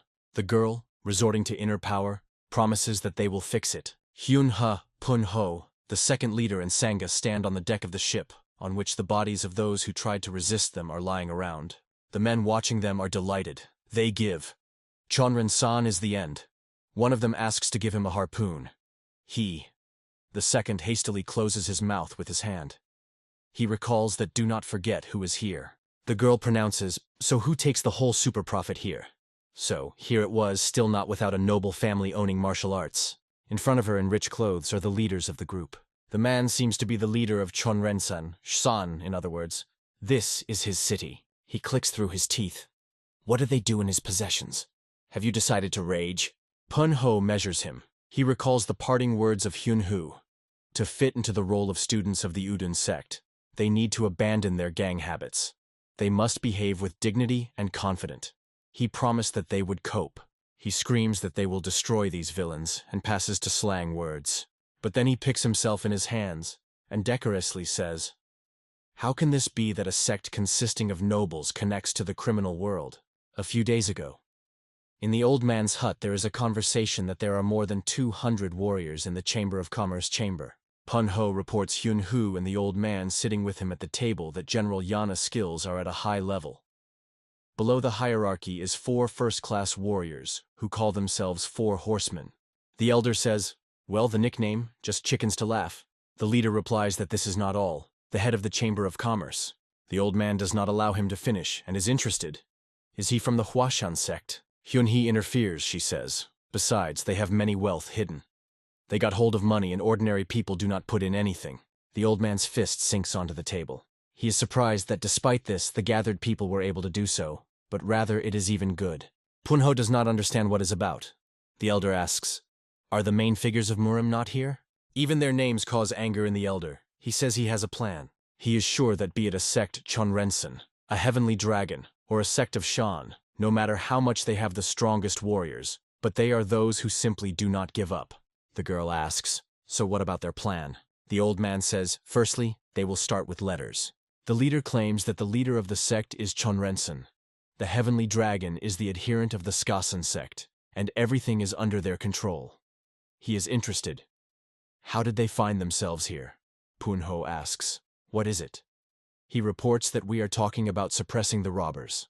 Then he asks, are these robbers at the same time with them? Dressed robbers believe that the Alliance Marima fell so much that it is even a shame. The second leader says that they talk a lot about morality, about politics, and they themselves are real garbage. Smiling unkindly, the leader is interested in, can they handle them? Pun wants to answer, of course, and he turns to people standing around. He says rightly, witnesses of their conversation want to agree with him. But they are too intimidated by the Chonrensen Trade Association. I fly the words of support from a person standing behind the crowd. He says these guys are real criminals. The elder continues to say, they treat them worse than cattle, so they simply pay them the same. The crowd immediately supports him.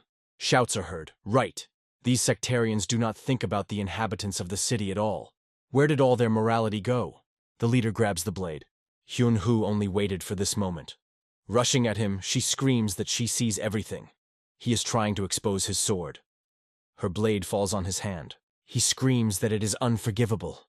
The girl answers, come on! They first attacked them. Pun-ho immediately rushes on the attack. How dare to attack these scum to attack them first? The second leader also rushes to the opponents, shouting that they will end. People in the crowd are surprised. Are they too aggressive? They thought they were not seriously configured. The old man standing behind the crowd makes them. The main thing is now to defeat the villains. Everyone agrees with him. But while people were going to help, the robbers themselves coped with the opponents. Their bodies lie on the deck of the ship. Pun-ho says that in any case, they defended civilians. He promises that they would suffer also how their victims suffered. The second leader reports that he was hungry and offers to eat something. A person peeps out of a secluded place. One eye is covered by a huge violet bump hanging from the forehead. 2 men hurry to him. One of them asks, is everything good with him? The second rushes them. You need to leave faster. But unexpectedly in their way, a person stands from whom a black, non-shaped aura comes. The beaten leader promises that he will pay off for this shame with the same coin. Having hidden from curious glances, the robbers sigh with relief, changing into their clothes. The old man says, "Since everything is all ready, then let them go home." The robbers, leaning in a respectful bow, agree with him. Hyun-ha, sitting at the table opposite the elder, drinking tea, asks, "When can they come?" He replies that this will not take much time. Now they will sharpen a tooth on them. Night, Salt sleeps sweetly. Two people are talking at the window. One of them says, "They quickly coped." The second replies that he is very angry. The leader, with a bandage on his head hiding one eye, asks a person who is obsolete in front of him, "Is he sure that they are in this guest house?" He replies that he saw exactly how they came here. After all, he needs these people. The leader turns to the soldiers standing behind him and promises that he will kill these scum that disgraced him. He tells them to enter the guest house. One of the soldiers objects. They cannot fight with the soldiers until they report to Chan Moon another. The leader grabs him by the throat, a scoundrel. He decided to argue with him. He says that he takes responsibility and orders them to move more and more. The old man standing by the window sighs. These guys are so noisy. He tells the girl that the time has come. She is inclined in a respectful bow. The door to the room opens, and the warrior standing on the threshold asks for forgiveness for the invasion. The elder sitting at the table asks, "What kind of noise?" He says the child is sleeping. The warrior replies that he is very sorry. Screams are heard from the guest house. "What are you doing? No one! Here are idiots!" The leader angrily asks the obsolete man, "Did he not say that they were here?" He asks to spare him. Screams come to the elder, to find them by tonight. He thinks that they, really, turned everything upside down. Not much time has passed, but none of the sects recognized him. He is pleased that he manages to hide his personality. He takes the baby in his arms and goes to the window. The old man says that everything has already ended, and asks her to tolerate not many more. "Kanyanya-kon?" In the dark a voice is heard. "Is it here?" Warriors, behind whom Hyun-ha observes from around the corner. They say that a meeting was scheduled here in the letter. Suddenly something attracts their attention. A girl comes out from around the corner and falls to the ground. They recognize her. This is Hin-ha. Warriors rush to her. What happened? Why did she write a letter to them? Where are the others? Was she not with Jung Haeom? Hyun-hu says she sent a letter in a hurry. Trying to rise, she reports that her companions were killed. Based on the ground, he says that she managed to survive only. The question comes to her, is that true? Before her stands a man whom she immediately finds out, Elder Mu-hao. She is surprised that even he arrived here. Without leaving attempts to rise, she thinks. This person decided to betray them? The Elder Mu-hao says, "Everyone was killed, and only a student survived?" Hyun-hu as warily looks at the elder, who appeared so unexpectedly in front of her. He asks the girl, "Who dared to harm the great students of Murim?" and rushes her with an answer. Radiating a threatening aura, he says that she does not even think of lies. Drinking the cold later, Hyun-ha says that having overcome the robbers, they went to Sanyan County. They have a conflict with Chonrensen. She reports that they attacked them at night. She alone managed to survive. She barely carried her legs from these killers. The elder, whose appearance is quite extraordinary. Half of the hair on his head is gray, haired, and the remaining ones, blackened by the Voronovaya wing, asks, "Why?" Then instead of running to the monastery, she sent a letter. With tears in her eyes, the girl answers. They found out that she had fled, so she sent a letter in case she was killed. The elder Mukao says that this needs to be checked. He asks, "Do they really control the village?" He clarifies, "These people from the sect of Chonsunen, the heavenly dragon." And she tells him that the students of the great sect of Udun defeated such a scum, and they even sent Hepsungam, one of the masters of the sword. The girl, stammering, answers in the affirmative. The aura of the elder again acquires a threatening color. Can she tell him the whole truth? Hyun-hee, crying, begins to speak. After the Chamber of Commerce, Chonrensen. Sobbing, she continues, "There was a large-scale fight." The elder Muchao says, "What?" One of the warriors says that the girl is right. After all, the Chamber of Commerce of the Chonsun reign, the Heavenly Dragon, is the main source of financing the Skasan sect. The elder Mukao says that he asks for the last time. Did they really attaches them to them? Burning in tears, the girl replies, "How can a student lie about this?" Turning around, he goes accompanied by warriors, led the girl to follow them. They go to Sanyan. Voices are heard in the night darkness. Did they run away from the village? Look better. Maybe they are hiding nearby. Warriors report to the elder Mukao. As Hyun-hee said, they guard the main entrance to the village. The girl is sneaking near the talking men. Looking out of the tree, she waves her hand, quietly naughty hey. A man, One of those who protect the village screams, pointing a finger to the right direction. Look, there are some warriors. Grab her. The warriors, headed by the elder Mukao, rush to the guards of the village of Sanyan. The elder is angry. He screams, so they dared to attack the students of the great sect of the Udun? Who gave them such a right? One of the warriors asks him to give them an order. Muhao believes that one person will be enough against them. The warrior agrees with him. They are not worthy of more. The battle is over. The warrior of the sect of Udun puts his sword to the throat of the last of the enemy remaining in the Vivi. The elder who came up to them, Muhao says, if he answers his questions, he will survive. He hastily agrees. Mukao asks, is there now in this village of the members of the Skasan sect? He readily answers, there is. The warrior says that everything that Hyun-Hu said turned out to be true. The elder tells the prisoner to go and call everyone. He does not immediately understand what is required of him. Mukao shouts menacingly. He told him to go and call the members of the Slasan sect here. A man who has a stamp rushes to fulfill his order. He rushes along the streets of a sleeping village, running past Liu Jinshan, and not noticing anything around. The old man looks at him. A group of warriors walks along the street. Their leader is led by. Approaching the soldiers of the sect of Udun, he asks, and why did the elder Mukao call them here? The warrior standing next to the elder says, this arrogant villain did not even greet the master properly. A man with a bandage on the eye continues, although the old man came here, but they no longer intend to endure it. Mukao says that he tried to show mercy and enter their position and he dared to dare so? The leader answers, let not do what he will regret later.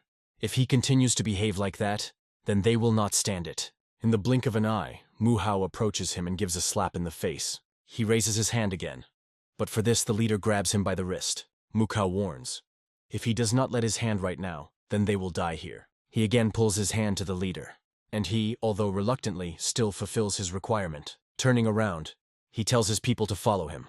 The warrior of the sect of the Udun considers him an impudent. He asks the elder, is he going to drive them out of here? Mukao answers, let him forget about them. Tomorrow he will go to the stronghold of the Skasan sect and meet with Chanmoon another. A jug, squeezed too much, scattered into pieces. The leader's voice sounds cursing. He complains that every day they are more and more belittled. Sitting at the table, surrounded by his close associates, he complains that they looked down on them due to the incident. If they had not retreated, that elder would destroy everything here. One of the warriors offers, maybe they also call their master here? The leader drinks from the piala, and the close associates are talking. The elder arrived here without any warning. They do not know the truth. A voice is heard. Are they just going to endure it? The leader with a roar puts the bowl on the table and orders, enough! Coring a bloodied fist, he asks, who said that they will endure? Behind him, there are many militarily tuned armed men. One of his minions welcomes his determination, as expected from the master. They gathered all the warriors of the House of Heavenly Dragon. The leader believes, since their life is put on the card, they will risk everything they have. Closing blood from his hand and anticipating smiling, he says, regardless of how much stronger and older the enemy, they will cope with their task. Today will be their last night. The old man stands on the roof of the house. Hyun-hee approaches him. He asks, do all the fighters sleep in this guest house? The girl answers in the affirmative, while everything goes according to their plan. But the elder Mukao said that tomorrow he would go to a meeting with Chanmoon. Then they will be immediately exposed. Liu Jinshan says that this village is famous for a dish called dangchuk. Did she try it? Hyun-Hu responds in the affirmative. Meat, fried over high heat, very tasty. The old man pronounces, excellent. Before frying, the meat is abundantly lubricated with oil. Due to the combustion of oil, the meat is even better fried. They go along the roof. Liu Jinshan says what he did something with the meat that will be prepared for sex of the buck and slassen. They will not have to go tomorrow to Chanmoon. The old man stops the girl and says she would look. There are many armed men in the courtyard. Liu Jinshan says that the fire will flare up tonight. Pointing to the leader, he says that this guy will light a fire. The same, exposing the blade, screams, tonight they will punish everyone who laughed at the Skasan sect. They will pay them for their sins. The crowd answers in one impulse, yes. Liu Jinshan says that the elder of the sect of the Udun will also wait for them. Mu Chao, standing by the open window, says, they are crazy. The warrior located next to him asks, and now? Smart energy oozes from the eyes of the elder of the Squan sect. He says that he will kill them all. The old man rushes in airspace. The girl follows him. Hyun-Hu asks, Did they really decide to fight? The elder replies that it does not matter which of them will win. They are all most likely guilty of the murder of his family. They stop on the roof of one of the houses. The old man says that it doesn't matter to them, because ordinary people suffered greatly because of them. The rest of the robbers join them. Liu Jinshan continues to speak.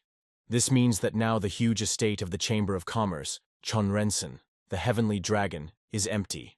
He pronounces forward in the name of justice. Then he adds, they will rob the loot. Salt, whose face is hidden by the hat of the grandfather. The voices. Their time at the end of the tree is at the end of the tree. If the news about the attack reaches higher sects, then the Alliance Murim and the sect of MANHUA will understand that they were deceived. Hyun-he says that he cannot leave the guys alone, so he will go with them, and the old man is better to stay here. She asks, will he do it? Pun wants to answer. Of course, the main thing. Let him protect himself. The girl adds, they do not want him to suffer because of them. Liu Jinshan agrees with them, but he believes that they need to leave as soon as possible. Pun-ho, closing the lower part of the face with a cloth, says that they will finish quickly. Then, turning to your people, he asks, did everyone hear the words of the elders? He offers to hurry. With those who do not resist, do not need to fight. The leader commands, then forward, and the robbers leave. Looking after them, the elder thinks, according to their movements, it is noticeable that they trained hard, so do not worry about them. Liu Jinshan is listening, quietly. Why didn't anyone come out? Clutching a spear in his hand, he thinks, even if the sects have strong fighters, they will not be able to compare with Pun-ho or Hyun-he. The voice of the granddaughter is heard. The girl pronounces, sister. He turns to her, asking what she said. Salt replies that sister is now bad. She asks, who beats her sister? The elder is alarmed by her words. He asks the girl to stay here alone for a while, and he will return soon. The granddaughter agrees to wait for him. Near Hyun-hai, the blade falls and shakes it into the ground. An unarmed girl stands in front of a man squeezing a sword in his hand. He asks, where did she come from here? The heavenly master Chonren Sanhe Janchun says that they will return not only that they stole them, but they will send them all to the next world. The robbers are confused. They counted. Who would have thought that they have Janchun? Attacking opponents, the man performs an incredible somersault and demands that they immediately give the stolen. Hyun-hai understands that he is too fast. Their only way out is to flee. Too late. Janchun has already entered the battle. But the amazed Pun-ho sees how the heavenly master stops the spear.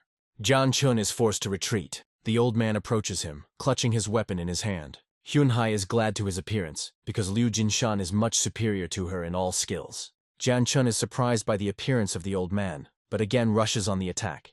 The elder says that he will delay this thug and let the robbers retreat. Pun-ho tries to object, but the old man interrupts him. They have already taken what they wanted, so let them not put it on.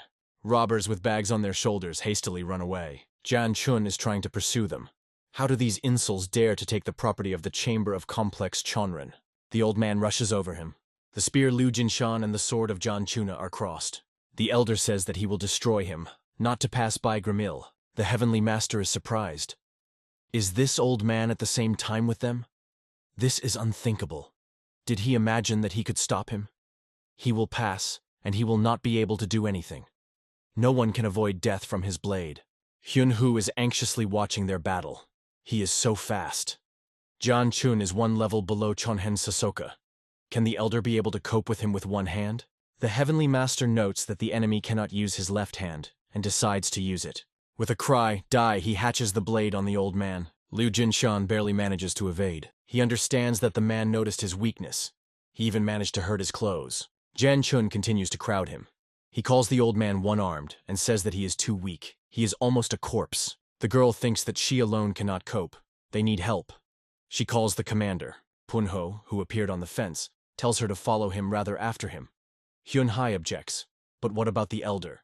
The robber insists. She is seriously injured. He promises to call for help. The girl offers not to interfere with the old man and strike from the back. Poon wants her to leave it to him. He decides to risk his life, just to cope with the enemy. Meanwhile, the old man continues to restrain the onslaught of Janchuna. He says that he is still far from his level. He himself asked for troubles. The elder thinks. He realized what his vulnerability was. If the battle is delayed, his position will be worse and worse. He understands that there is nothing to be done. You need to make the final move. We'll have to take a chance with the second hand. The Heavenly Master attacking him remarks that the old man is looking somewhere to the side and is interested in that the old thief saw it there. Liu Jinshan screams, "Do not come!" Pun Ho, clutching a sword in his hands, hurries to his aid. Looking at the rapidly approaching Jian Chuna, the old man thinks that the help of the leader will not hurt him. Liu Jinshan asks the salt not to approach them. The baby runs behind Pun Ho. The Heavenly Master looks at the girl in surprise. Is this a child tries to hit him? How fast? He asks a question. Is this Chukji method? The old man shouts to his granddaughter, which is dangerous here, and tells her to leave immediately. Salt runs away from trying to catch her Pun Ho and rushes to Jian Chun. The man thinks that he does not know, of course, what all this means, but if he takes the child hostage, then we can assume that he has already won. He throws to the girl, but to his surprise she dodged his grip. Jian Chuna still manages to catch the child. The old man screams to her to leave. The Heavenly Master warns that he does not move, jerks, and he will kill it. He puts the sword to the neck of the salt and says, if he returns the stolen gold, then the child will not suffer. Pun Ho asks him to remove the knife. He promises that they will return everything now. Salt is trying to free himself from his capture. The man is surprised. She is still a child. Where can there be such a silver in it? He screams to the girl so that she calms down and does not twitch. Salt is desperately screaming and continues to resist. The old man asks her to behave calmly. Jian Chun warns, if he twitches again, then he will kill the girl. He will deprive both of them. Salt is crying and continues to make attempts to free himself. Suddenly, an energy circle forms around a man. Salt spits to the ground. Jian Chun is worth not moving for a while. Then the hand, with which he had held Salt before, twists, and he issues a loud scream. Jian Chun takes an uncertain step forward. He does not understand what happened. The girl broke his hand? He did not even have time to do anything. He cannot believe what is happening. Its insides are also damaged. His gaze falls on the girl lying on the ground. The man is simply furious, he decides. Before he gets even worse, he will kill the girl. He brings a sword over the child's head, but then they grab him by the hair and drag him from her. The old man makes him kneel down. Pun Ho is standing nearby, ready to rush to his aid as soon as this is needed. Liu Jinshan's eyes radiate rage. How dared to raise his hand to his granddaughter, and even more so, how he dared to wave his sword at the child. The old man is beside himself with anger. Jian Chuna manages to break out of his capture. Understood up, he replies, while he held her in his arms. This snot caused him such damage. What does he think? This is possible to do at a distance.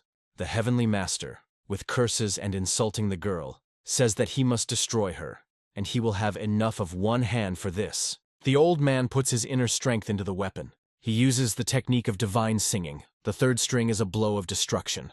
A disarmed enemy falls to the ground. His face is distorted by an evil grimace. Punko carefully presses the baby. The man lies on the ground. His body swells like a ball. The old man, approaching, asks, is he suffering? Liu Jinshan says that all the bones of his body are fragmented, and the gut is burning with fire. Jian Chun thinks. The insidious old man tells the truth. Everything is so. He says that he lost, and asks to kill him. The elder, calling him insignificance, is interested. Shouldn't he recall the suffering of those whom he killed because of his greed? Turning away from him, the old man says, Pun Ho, that you should not be ashamed of defeat. Without him never become strong. Gently pressing Salt to the chest, the elder moves the air. The baby sobs, and he asks, why does his granddaughter cry? The girl replies that she is afraid. He calms her and promises that grandfather will protect her. He recalls how the girl acted on Jian Chuna, and thinks, it is definitely, although it is not executed on top. But this is definitely Gungonzan Ilchisik, an internal blow. He cannot believe that the granddaughter is already using their family techniques. This technique is really transmitted from generation to generation. It reaches the forest and hides in thickets. Standing on the deck of the ship, Hyunhai gives the order to prepare for floating. She is worried. The old man is late. Pun wanted, he said that he needs to take something, and asks her not to worry. One of the robbers calls her and, pointing to the shore, says, there! They see the old man who is pursued by the warriors of Kronrin. The second leader and Sangha are trying to go and help him, but Pun Ho stops them. The old man screams that they remain in their places and set sail. The leader orders to open the sails and set sail at full speed. The warriors pursuing the old man are talking among themselves. One of them is interested in, did anyone report this to Muram's alliance? The second answers, the answer must already come. The ship moves away from the shore. Screams are heard. The old man leaves. There is no road. We need to catch him. Liu Jinshan is running around the pier. The team is heard to shoot, and the warriors release a cloud of arrows from the bows. The elder is pushed off with a foot from the edge of the pier, and then to the place where he just stood, a hail of arrows collapses.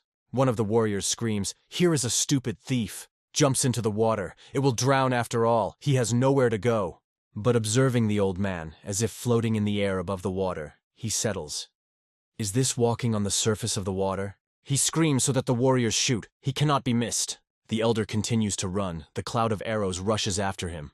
Salt, peering out from behind his shoulder, understands the danger that threatens them. With a wave of her hand, she makes the arrows lose her speed. The old man makes a giant jump and approaches the ship.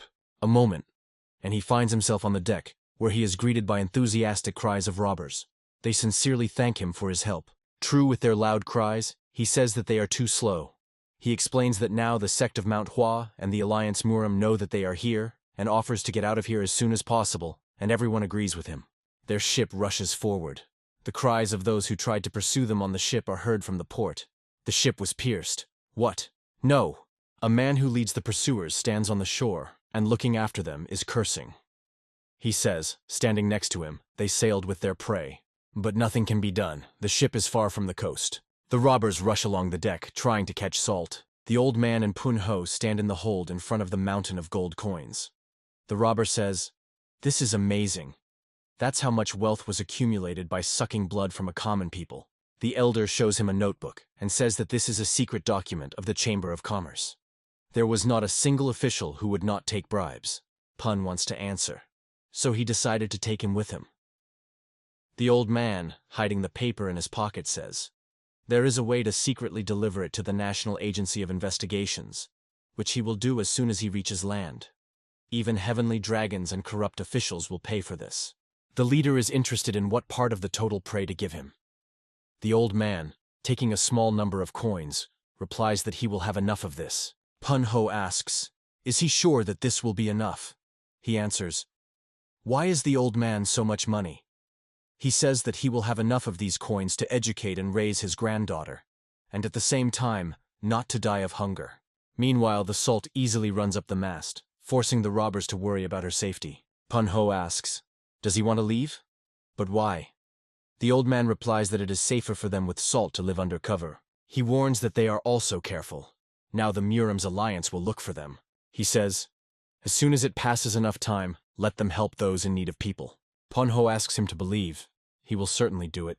Liu Jinshan, with sleeping Salt on his back, says goodbye to the robbers, asking them to be careful. Hyun Hu, with tears in her eyes, turns to the girl, wanting her to grow big and strong. The old man asks her not to cry, but she cannot hold back her tears. All the robbers cry, saying goodbye to Liu Jinshan. He shakes his head. Who would have thought that the whole team would pour tears now? Pun Hu says they will be in Hanama. The old man replies, if their fate is, then they will still meet. The leader promises that he will definitely return and give him up for his help. The elder laughs. Since when has the world become so small? In order to meet them again, there must be a desire. The girl screams after him that they will certainly meet. Then he adds quietly, probably. Sitting in the boat, Liu Jinshan rowing to the shore. The ship moves further and further. The robbers wave after him.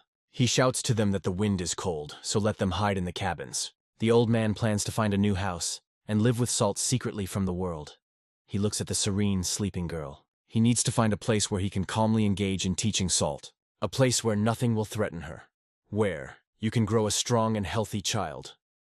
The old man lies on the oars. The path is illuminated by the moon. The wind tears off the board of the ads where portraits of robbers are placed. A sheet of paper with the image of the elder picks it up and carries it further.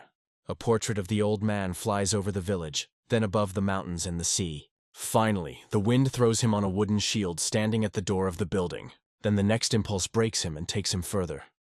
It is written on the sign, a reception for military service in the Muram Alliance. Hoenn, the sacred place of the Safa people. There are many armed people on the streets of the city. Two men, walking along the pavement, are talking. One of them turns to the second, calling him the foreman. He heard that last week he defeated political factions. The interlocutor proudly confirms that he killed almost everyone. The man asks him to tell him everything. He promises that he will buy him a drink. The foreman offers to find Shinnok. A passing by the old man says that it will take some time. The foreman escorts him with a look. He is interested. Who is it? He had not seen him before. The elder continues his way, telling the granddaughter that he seems to have found a place for an overnight stay. Hearing a street merchant offers to buy fresh pork, and then adds that one chicken costs 5 coins, the salt fades restlessly. Liu Jinshan asks the girl what happened. The granddaughter replies that she wants this chicken, although she died. The elder asks, "Is she sad because the chicken died?" Salt responds in the affirmative. Grandfather is interested. Does the granddaughter want to take her to heaven? She, with hope, looking at the old man, asks, "Can I?" The girl sits at the table, echoing the chicken leg. In front of her on the table in a bowl is a chicken. Liu Jinshan, sitting nearby, asks her to chew more thoroughly. Fright comes to them. Looking around, the old man sees one of the visitors cursing with the foreman. He thinks that he did not want to bring his granddaughter to this place full of soldyon. But there is nothing to do. They need to hide from the eyes of the Murim alliance. The owner of the tavern, carrying a tray with a drink, stops the scandal, recalling that they are now not on the training ground. Noticing that the debaters calmed down, the old man thinks that the Safa Union supports order well. He believes that it is not as dangerous here as it seems at first glance. At the next table, with the help of arm wrestling, the struggle on the hands, during which it is necessary to first press the hand of a man sitting opposite the opposite of the opposite to the table. The red-haired big man triumphs. He won again. Rising from the table, he asks, "Are there any more applicants? Who is ready to overcome the power of Wei Ugan?" The elder understands that they are measured by forces for money, and a good jackpot stands at the stake now. A voice is heard from the far corner of the tavern, notifying that its owner is accepting a call. Approaching, the man puts his hand on the opponent's shoulder. The old man feels his unusual energy. A big man with a shaved head asks, "Does Wei Ugan want to compete with him?" The red-haired man asks with annoyance, "Again, Baek Hyun is here? Why does he need these children's games?" The big man offers to argue that he will overcome him with one finger. He promises, if he loses, he will give him 10 times more money than now lies on the table. The delighted Wei Ugan is interested, so he is ready to lose to him. The rival suggests starting. He says that his name is Baek Hyun. A red-haired man replies that he knows it. They begin the struggle. Wei Ugan thinks, no matter how experienced the enemy is, he still has strong hands. He will be able to overcome one finger. He has to sweat, and he decides that he will win if he can use all external and internal energy. But Wei Ugan loses. His hand lies on the table, and his face expresses a clear grief with such a result. Suddenly, he makes a wild cry of pain and grabs his handlessly sagging hand. The big man, having thrown his feet on the table, asks, "Who will risk money for the game with Baek Hyun?" He triumphs the victory. Who defeated Wei Ugan? He was defeated by one finger. Baek Hyun clicks through his teeth displeased. And what kind of weak people of the Safa? They just live and have fun. Discouraged visitors are talking. Who is this at all? He is so strong that he was able to defeat Wei Ugana. Baek Hyun brings his finger to his lips, asking them to shut up. He says that there is a person who can fight him. His finger points to the old man sitting his back to him. Surprised voices come to the elder. What? That old man? But is it not appropriate for the elderly to sit calmly with their grandchildren? Baek Hyun is approaching the alignedly sitting Liu Jinshan. The old man's hand only tightens the spear hilt tightly. The big man says that he does not pretend, that he did not understand, and offers to fight. The elder asks, does he really need a battle with the old man? Baek Hyun is interested in, why did he get that he is an ordinary old man? Liu Jinshan, looking at the man awaiting his answer, thinks that he arrived in Honhen to avoid the attention of Murim's alliance, and it seems he was mistaken. Meanwhile, visitors decide that Baek Hyun is still right. The old man, watching that they look expectantly, armed with batons, thinks, it is not known what will happen next if he does not obey this person. He asks his granddaughter to sit at the table and wait for him. She, continuing to eat chicken, agrees. Rising from the table, Liu Jinshan tells the healthy man, if he wins, he will let him go. The man is mockingly interested in, does he really think he will win from him? Baek Hyun agrees. He will give the old man everything he wants if he overwhelms him. Visitors are surprised by his words. What kind of old man is this? Is Baek Hyun really speaks seriously? The elder takes off his hat, his long and thick hair scatter on the shoulders. Again, surprised whispers are heard. Where does he get so much hair from? One man tells another to behave quieter. If they are heard, then there will be great troubles. If you angry the older Baek, then he will kill them. In his presence, you need to follow the tongue. He can cut his head in an instant. The old man, rolling the sleeve and showing a muscular hand, asks the opponent, "Is he ready?" He thinks that he constantly trains his body and strength. You need to concentrate. Their confrontation begins. Baekhyun declares that he will not lose to the old man. Spectators continue to whisper, "Baekhyun wins." The elder is amazed. This cannot be. His strength is now in the third stage. He understands that the enemy is stronger than him. Liu Jinshan is desperately resisting. The big man says that it's over, and the old man understands. If he continues the struggle, then his hand will break. Suddenly a children's hand lies on Baekhyun's shaved head. The voice is heard, soft. Feeling his head, the baby says, "So soft and smooth, very smooth." The man is stunned by her immediacy. Baekhyun asks his opponent, "He sees this? Where does the child come from?" The elder says reproachfully, "Salt." He thinks displeasedly that now his granddaughter is also drawn into it. If he is careless, then everything will become much more dangerous. Baekhyun at this time tries to consider what is happening on his head. Continuing to study his crown, the girl is interested. "Why does this person have no hair?" she asks. "His hair does not grow?" The man asks her to go down from his back. Salt, using the soaring wind technique, a fast attack, holds out a hand, and a chicken leg rises from the plate. She flies over the heads of visitors through the entire tavern, and is in the hands of the baby. Sticking her healthy man in her mouth, the girl invites him to eat. Laughing, she says that she loves the hen, and continues to push back Henu more deeply into her mouth. At the same time, she says that you need to eat well, then his hair will grow out. The elder, looking at the man, understands that he is now angry. He decides that he can no longer wait, and presses the enemy on the hands of the enemy. The big man falls to the floor, continuing to squeeze chicken burn in his teeth. Those present are talking. Baekhyun lost. He lost all his energy because of this little girl? People ask themselves, can it be that in this way he justified his loss? Satisfied Salt sits on the man's chest. The girl touches his head, interested in how uncle liked the taste of the chicken. Staking him on the head, she says softly soft. Baekhyun bursts with anger. Jumping to his feet, he spits the lower leg and screams. The old man calls the Salt to himself, and she joyfully rushes to him. Baekhyun asks, "Did you hear everyone?" He turns to visitors, saying that recently there was one case in Sanyan district. Liu Jinshan, picking up his granddaughter in his arms, thinks that he recognized him.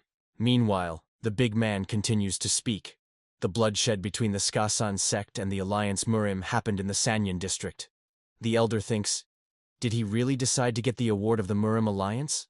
Of course, why not? Baekhyun, pointing a finger at the old man, announces that the person who destroyed the Slasan sect and broke the Murim Alliance is the one who is standing in front of him. People support him. They also heard about it. They say that the gang was scorching the Alliance Murim and Skasan sect. But could one person do this? So these attacks are not empty rumors? Baekhyun respectfully bows his head in front of the elder. He says that he is a very strong man, and asks him forgiveness. Voices of the tavern visitors are heard to the old man. They are sure that Baekhyun, an incredible person, recognized the old man only looking at him. So, he started these competitions to check it. Incredible. They shout that Daip is their hero. He looks around, bewildered around. For the first time in decades, he heard this name. He never thought that he would hear him from the Usapan men. The owner of the tavern asks him to eat as much as he wants. Baekhyun proclaims that today they drink for this legendary meeting with their older brother. The elder is surprised. Already brother? How quickly the big man got closer to him. Men are sitting at a table. Baekhyun, pouring an old man into a glass, says that his younger brother, referring to himself, will now raise the cup for him. The big man offers the elder to cut his throat. He is interested. And why do this? As Baekhyun already knows, they are haunted by the Alliance Murim. He would be grateful if he allowed them to live with him for a while. The big man asks him not to worry about it. According to the agreement signed with the Sato Alliance, the Alliance Murim does not even have the right to step on these lands. Leaning forward to be closer to the interlocutor, he adds that there is something that he should tell him. He says that people here know that he was one of the attackers in a recent incident, so let him not lose vigilance. Clutching his granddaughter, Liu Jinshan replies, "Perhaps the man will not believe him, but the main thing for him is now a child." A half-sunny girl pulls her hands to Baekhyun, flows something about his hair. He says that for the first time in his life, someone laughed so cute at his hair, which is not. He holds out the palm of the baby. Salt pulls to meet him his palm. Their hands are in contact. In its touch, salt puts internal energy. The man is shocked and does not hide it. He looks at the old man. At that moment, the rest of the world disappeared to him. He asks, was it really Klen? Liu Jinshan is looking at him alarmed. The baby is already sleeping in his hands. Baek Hyun and the elder walk along the street. The man says, an attack on his family, Chonran, flight, wanderings, Muram's alliance. All this was his interlocutor for such a short period of time. He reports that for several years terrible rumors have been going on that talented children are missing. The old man recalls the words of a random passerby. Not so long ago he found out that the Pact clan was destroyed, but that is strange. The body of the young heir of this family was never found. He says that he also heard something like that. Baek Hyun assures that he has nothing to worry about while he is next to him. He promises that he will make sure that they live here in safety and comfort. He invites the old man to go to his mansion. The elder says that he was in great duty to him. When they cross the yard, Liu Jinshan says, the power of a man here is more than he thought. At such a young age and such heights, he replies that he inherited his position from his father. The old man is interested. What is his father's name? He answers, Baek Hyun. He says that rumors went as if someone had attacked someone from the Muram alliance, but they did not open the matter. The elder clarifies, Baek Hyun, a bloody sword. The interlocutor is surprised. Does he know his father? Liu Jinshan explains that he never met him personally, but he was known among the nobility. His martial art was unusual. He was called a ghost, an attacker suddenly and out of nowhere. The old man asks, he was from the defenders of the ghostly ghost. Baek Hyun says that he did not like the name of the clan, so he changed it. Two guys welcome them. The man invites the old man to go and look at his students. The old man passes and sees many young people on the training site. After watching them for some time, he says that they are talented. He believes that they are worthy descendants of the Bek family, but he is embarrassed by the fact that the students have the same hairstyle as their teacher. The man replies that this is an incentive for them to become once as strong warriors as he. The elder believes that this is severe. Baek Hyun laughs and admits that he is joking.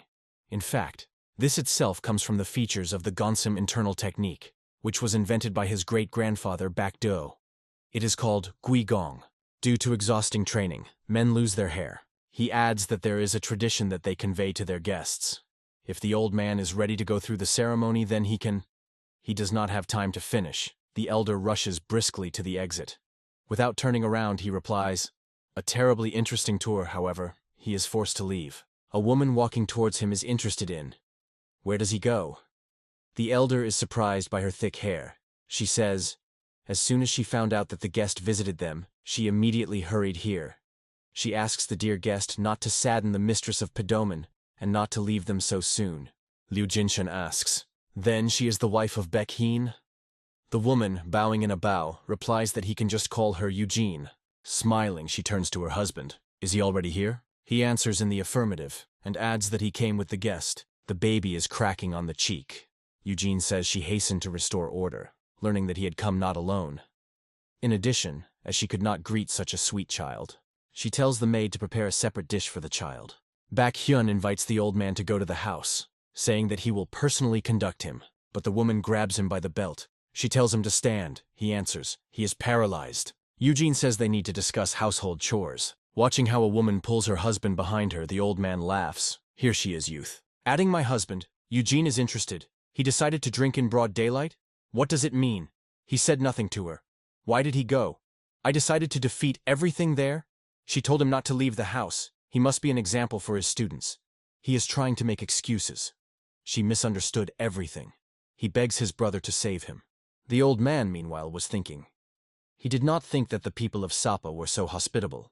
Today he was convinced that the people here are quite ordinary. He glances at the door, behind which the owners of the house disappeared. The door opens. The old man measures the courtyard with steps. He thinks they even gave him a place of residence. It seems to him that this is a dream. Taking out of the pocket of paper, he believes that the time has not yet come to relax. He only moved forward one step. The old man thinks he will teach the salt to everything that the Spear of the Wind taught him in the clan. He believes that this will not be too difficult, because their ancestors took care of everything. The old man calls the salt. Her small legs leave traces in the snow. The yard is covered with green grass. The voice of the elder sounds. She succeeds everything great. The girl rejoices and offers to celebrate the Lunar New Year with a fried chicken. Baekhyun appears in the doorway. He asks, "Is the older brother here?" The old man and Salt are engaged in training. Liu Jinshan looks inquiringly at the man. Baekhyun says, as he thought, she had already begun training. The elder asks, what happened? Does he not miss his training? Noticing a group of people behind the man's back, he is interested. He brought his students? Baekhyun asks him to listen carefully. This house will become a battlefield. The old man, clutching his granddaughter, asks in surprise, what happened? Baekhyun states that from now on this is a dangerous place. It will become a battlefield. He cares about his students, therefore they are forced to attack. Now he will go and kill all opponents. Liu Jinshan is perplexed. Attacked. Is this a place not a sapper? Until now, Sapu has been divided into 4 forces in order to keep balance in this way. However, the sect of the Bloody Snake absorbed the Dark Dragons. Now their goal is Makeonko and Padoman. The elder is perplexed. Is the conflict between the factions resolved? Baekhyun replies that he was hoping to unite their strength. But it seems that the Alliance Murim would not allow this. This does not bother him much. He cannot stand it when his students touch. Liu Jinshan is interested. Do they need his help? The big man answers. It would be great if he helped them. But he believes that he is better off staying here and take care of Salt. He himself will personally destroy everyone who dared to touch his students. The old man thanks him for his understanding. The man answers, how will Salt live without a grandfather? Leaving, the man offers to have dinner today. Salt replies that they will come. Baekhyun, winking, says, excellent. Turning to the students, he tells them to follow him. Looking after them, Liu Jinshan asks them to be sharp. The elder recalls the words of a man. If he dies on the battlefield, then who will take care of Salt? Eugene walks around the yard with a tray in his hands. Opening the door, she tells the elder that she brought their lunch. For some time she watches their training. Salt carefully copies the movement of the grandfather. She does everything exactly like Liu Jinshan. The woman thinks that they train all day and decides to leave the tray with food at the door so as not to interfere with them. She comes to her the voice of an old man praising her granddaughter. She copes with the study of the technique of a spear of wind. Looking at them, she thinks, well, is not it touching? Putting her palm on her stomach, she thinks, soon her baby will train the same way. Leaving, Eugene decides to prepare his favorite food for dinner. After all, good food restores strength after hard training. She will drive away fatigue and calm the mind. Liu Jinshan and Salt are immersed in meditation. The old man sounds in the head of the old man, to fall into a trance and surrender to the stream of time. He opens one eye. The old man is surprised. The sun is already sitting. He thinks Baekhyun is late. He looks at the girl. Salt, without opening his eyes, pronounces, Uncle Baekhyun. Looking at his granddaughter, he thinks. Salt feels the movement of energy outside the norm. Is the man returning? The girl answers, no, and then he mentions a person with magnificent hair. Liu Jinshan guesses that she is talking about Eugene. He thinks, what happened at the Padoman estate? Turning off, he says that his granddaughter waits him here. He promises that he will return soon. He recalls how the owner of the house stated that this place would soon become the battlefield. The elder thinks that it can also be dangerous here. Eugene, with a spear in her hands, stands in front of the stairs on which the bodies of people are lying, and the puddles of blood are visible. Clutching a hand to the wound in the area of the solar plexus, she silently listens to the words of the sneaker. Why tolerate so? And Chol-il, the leader of the Bloody Gate faction, which is part of the blood sequed of the Bloody Snake, continues.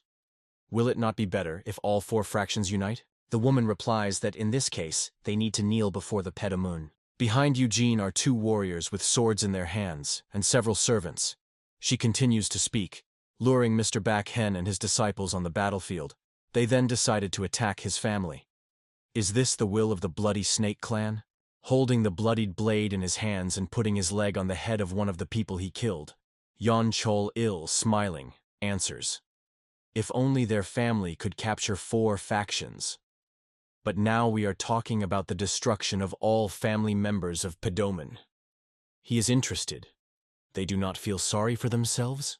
The woman tells him to shut up and promises that he will tear him apart. And Chol-il says that the last chance will give her. If she gives up now, then he will save her life. Eugene answers, isn't that a trap? Take it hostage, then blackmail the back of hen? In this case, she prefers death. The man calmly answers, well, then let him die. The non-shaped power is thickened around a woman. Eugene in the jump attacks the enemy. Warriors of the Bloodgate faction rushing her across, but on the way to the goal, she sweeps away all who to hide the Pomeli. Killing one of the warriors, she promises that she will drag them all with her to hell. Turning upward, Yunchol-il orders to attack her. She understands that the person whose chest was pierced, her spear squeezes tightly with her hands, and she is not able to free him. Rushing at her, Yunchol-il says that it is time to send her to hell. Eugene manages to free the spear, but the enemy's sword is already falling on her head. The leader of the faction is perplexed. Did you block his blow? So fast? He is surprised by the strength of the enemy, and Chol-il flies far back. Seeing the old man defending Eugen, he is perplexed. Who is this? Without turning around, the elder tells the woman that he will win the time until her husband returns, and let her run and hide. Eugene answers, not worth it. She believes that he needs to take Salt and leave. They are opposed by first-class warriors. Looking at the opponents, the old man understands that she is right. It will be difficult to cope with them alone, but he cannot let them die here. The elder recalls, in the same way they got off with his family. And Chol-il, grinning, is interested in, where did this old man come from? Standing at the head of his warriors, and going down to people standing at the foot of the stairs, he says that the last chance will give them. He offers the old man to leave if his life is dear to him. Looking at the leader of the faction, the elder thinks, this is a frightening feeling only from his voice. The opponent is a high-level man, Liu Jinshan replies. If they retreat, they will remain alive. And Chol-il tells the soldiers not to lose vigilance, and then orders to attack. The old man says, it means that this is his answer.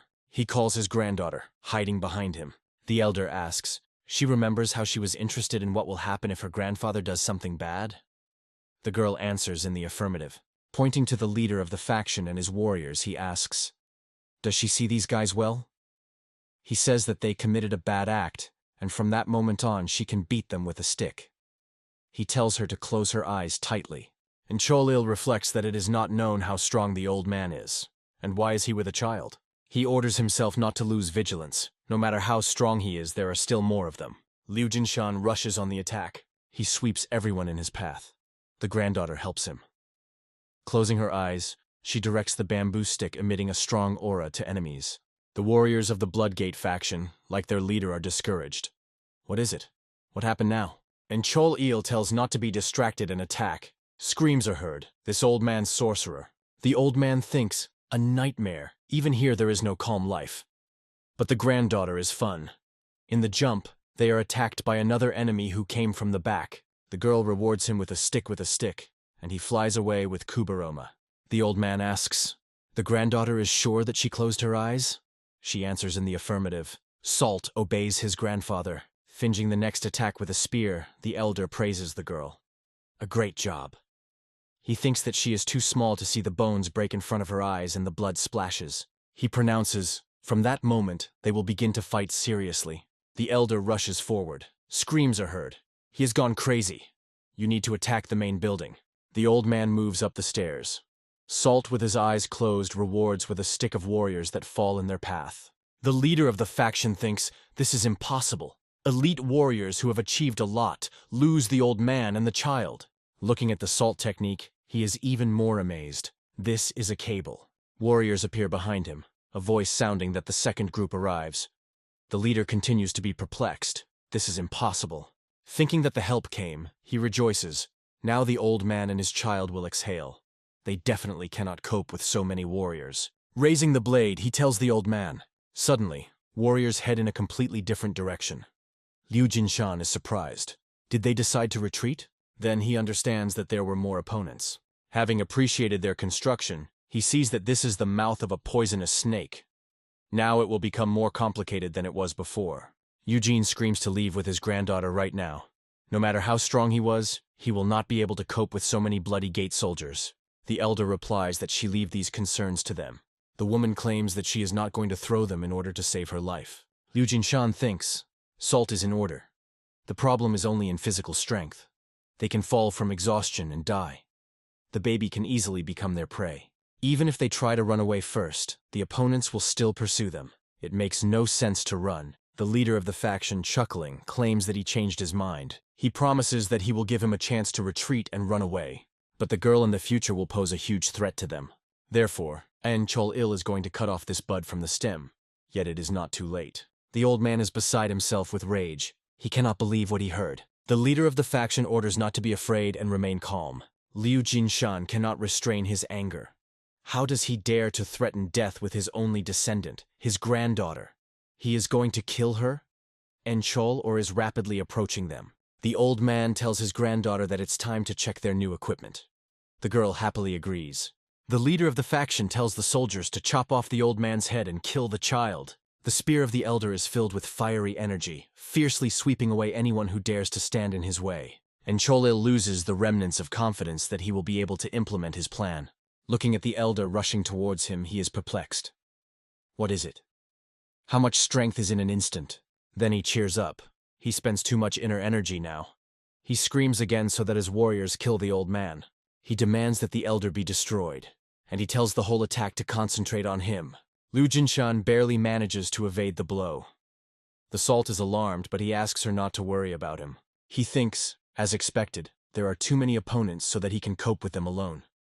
The granddaughter can feel them even with her eyes closed, but she did not train enough. If he is distracted by defense and attack, then he will soon be overcome. He believes that if it continues, then you can't pass the troubles. His and Salt will absorb the mouth of a huge snake. Eugene is desperately screaming, "No!" The elder understands that he cannot do anything, and tells the girl to open her eyes. Salt, obeying his order, wide open his eyes. She issues a fighting cry. The blinding energy makes the leader of the fraction cover his eyes with his hand. He understands, they came. Armed people appear in smoke clubs, and the man recognizes back students. He does not believe his eyes. They are already here. On the ground are killed warriors. The leader of the faction asks the question, how did they defeat the group of elite warriors? Could they become many times stronger? He sees Baek Heen in front of him, the owner of the Paduman. The big man gives the order to send the wounded back, and Chol Il tells his warriors to gather in a shock fist. Eugene nages her husband. Turning around, he notices that she is injured. The man asks menacingly, "Who did it?" He looks at the opponents. What villain wounded his wife? Baek Heen demands an answer from them. He says that he will kill this bastard very slowly. The warriors of the Bloody Gate faction hastily try to find out.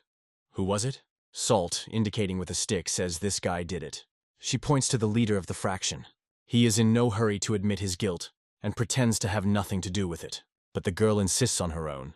And Chol Il replies that she did not see anything. She was not here, but Baek Hyun is already attacking him. His assistants are rushing to the aid of the faction. The big man promises that those who dared to attack his family will kill with his own hands. And Chol Il barely avoids a blow. Baek Hyun beside himself with rage. He promises that they all feel the power of his anger in their own skin. The man is attacked from all sides, but he inexorably advances to end Chol Ilya, saying that no one will get out of here alive. Now the old man understands why the opponents cunningly lured his brother back and his students from the mansion. Baek Hyun and his warriors look incredibly strong and fast. The old man believes that there is no need to show Salt such a terrible scene. Sewing to the granddaughter, daring on his back, he thinks that she was now detracting from order. It was time to sleep and relax. In the end, she is still a child. Eugene approaches him and thanks him. She says that he had great mercy to them. They will never forget his kindness. Liu Jinshan replies that he had paid off for their service, because they took care of him and his granddaughter when they had nowhere to go. He believes that now a woman first of all needs to worry about her wounds. The elder goes to the door. The old man puts his sleeping granddaughter in bed. He lies nearby. Now you can relax. The baby is pressed against him, and they fall asleep. The night came. Arrested Salt, sitting in a chair, enjoys food. The old man and Baek Hyun are sitting at the table. Pouring wine into the glasses, the man admits, if not for the elder, then they would have big problems. He replies that this is his duty, so the owner of the house has nothing to worry about. But the interlocutor continues to thank the old man and his granddaughter. Liu Jinshan is interested in the state of his wife. Baek Hyun replies that the wound is small. He was very worried that the child could suffer, but everything worked out. The old man is glad that they were so lucky. Pouring a drink into a glass, he asks, "What should they do now?" The man replies that he will act as he should. As soon as the wounded cure, they will attack a bloody snake. He promises that he will personally turn their neck with their head. The elder warns that they were sharp, because they were the first to strike, because they did not assume that they could be defeated. The old man believes that the enemy could prepare another tricky plan similar to this. Liu Jinshan explains Baek Hen that they could send the guys from Gisald. He suggests that opponents must have specially prepared a trap for them so that they could attack them without hesitation. The interlocutor answers, "Hardly. The leader of the faction could not send his subordinates to certain death." The elder objects, From personal experience, he knows that there are many people capable of this. Moreover, due to the fact that the Bloody Snake destroyed the Black Dragons, is it not twice as many fighters that the Bloody Snake is now? Baekhyun hit the table with his fist. He is sure that it does not matter. Victory does not depend on the number of warriors. The old man shakes his head reproachfully. Oh, this guy. And how can he be so reckless? He believes that they need to at least conduct reconnaissance and see if they have a chance to win. Salt, stuffing sweetness in the mouth, carefully listens to their conversation. The man is sure. For the defenders the gates of Padoman, it makes no sense to conduct reconnaissance. If they need to kill someone, they will simply take and kill. Cursing, the old man grabs the chest. He feels, if they continue the conversation, then he will not be enough for a long time. The interlocutor asks, is he pretending? And advises eating more slowly. Baekhyun asks, do they have another choice? The old man says, do they have another detachment of warriors? The man clarifies, does he mean these weaklings of Manhwa? They get along well with them, it is unlikely that they will help them. Lu Jinshan asks, is it not more useful to agree with them than to shed the bed of their students? Baekhyun answers, he thinks so? The old man says, maybe he is wrong. But it is still better for them to convince Manhwa to join them. Then the power will be on their side and the matter will not end with great blood. The man answers, if so, then let him not worry. Taking a sip from his glass, the old man thinks finally the interlocutor understood him. Baekhyun says, if they do not join them, then he will destroy Manhwa in an instant. The elder even choked on a drink when he heard his words. Having coughed, he falls from a chair. Baekhyun's scream rushes out of the house. Did he not ask him to eat slowly? At the gate are guards. One of them says, he heard the news that Manhwa and Padoman would soon join his efforts. The interlocutor doubts their truthfulness. The guard who started this conversation objects. They are now the strongest, and Mr. Moon, who is distinguished by his mind, should be made the right decision. The interlocutor agrees. Yes, it is better to hold on to the strength. But the guard, not noticing the person who appeared nearby, says that he does not want to cooperate with these hairless villains. Seeing Baekhyun next to him, he scaredly shies and screams, they came! The big man recalls the words of the elder. No matter what happens, tolerate and do not kill anyone. He sighs, well, so be it. Spurning spears, the guards ask why he came here. He reports that he came to negotiations with Manhwa. Baekhyun says they miss them. The elder, appearing in front of them, orders, away from the road. Those are surprised. What? Who is this old man? Does he want to enter? Huge power discards the guards opening the gates. Baekhyun and the old man enter the yard. Ignoring to lying and moaning guards, the elder goes on. His companion, perplexed and looking around in surprise, follows him. A warrior hurries to the gazebo, calling the elder and screaming that they have problems. Elder Ail, calmly taking a sip from the cup, is interested. What kind of noise in the morning early? The warrior reports that they came to them from the Padoman clan. Ail asks, how many are there? Did he bring all his warriors? The man answers, no, Baekhyun himself. Meanwhile, a healthy man standing in the square next to the old man and looking around the body lying everywhere, asks him, what does he do? Warriors run out of the mansion. The order sounds to go out to everyone, protect the estate. Ail is asking Baekhyun, what is he doing in other people's possessions? He replies that he came to talk to the head of Manhwa. Ail is indignant. He went crazy? Did he harm his students only because he wanted to talk? The elder tells Baekhyun, away from the road. He is interested. Wasn't he telling him what to endure? He answers, he only said not to kill. No one said, not to use power. The warriors of Manhwa are talking. What about this old man? Is he not bald? Ail asks, what brought them here? The old man thinks that they need to show them their strength. Lu Jinshan replies, as the head of Padoman said, they came to talk to him. Ail agrees, let them say. The old man states that from now on, this place enters into the possession of the Defender's Gate Padoman. Ail, like his students, is amazed at such a statement by the old man. One of the warriors in the jump attacks Lu Jinshan. But the elder, extending his hand forward, stops him, and he hangs in the air. No one knows that this is the hand of the salt, which is habitually arranged on his back. The old man lowers his hand to her granddaughter to let her go a warrior. The girl performs his instruction, and the man falls to the ground. Ail shouts that this is witchcraft.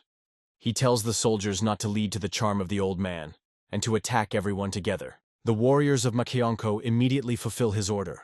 But something strange happens. Their weapon covers fire, and they are forced to throw blades to the ground. Yahello understands that this is not witchcraft. Looking at the elder, he wonders, is his ki energy of this level? Liu Jinshan thinks that this is the only time he takes everything into his own hands. The next time he will have to attack with such force that the souls of warriors can burn to the ground. He asks back Heen, does he see this? Without killing anyone, you can subordinate them. It is enough to show how much more they are. This is a belief in the language of Gango. The elder feels a person who is hiding behind them. He asks, does he want to go out to them? A man is approaching them, asking, is he hiding? Liu Jinshan thinks, did he try to hide his presence? He is definitely a master of his craft.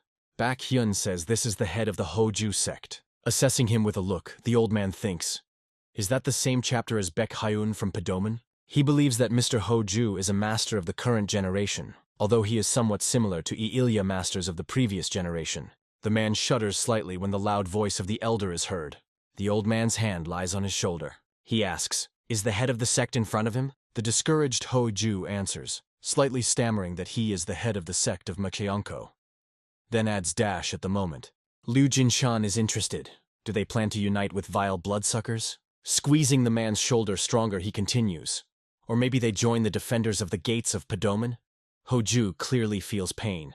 Baek Hyun says that it is better for them to make a decision as soon as possible, while his father-in-law showed generosity to them.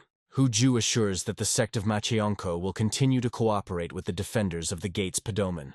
He adds that now the enemy of the defenders Gate Padoman is the enemy of Machianko. Baek Hyun rushes to him with a hug, saying that he made a great choice, and he himself always wanted to become brothers from Machianko. He offers to forget all past insults and become friends again, but the old man stops him. He says that friendship based only in words means nothing. Hoju asks, does he need an oath?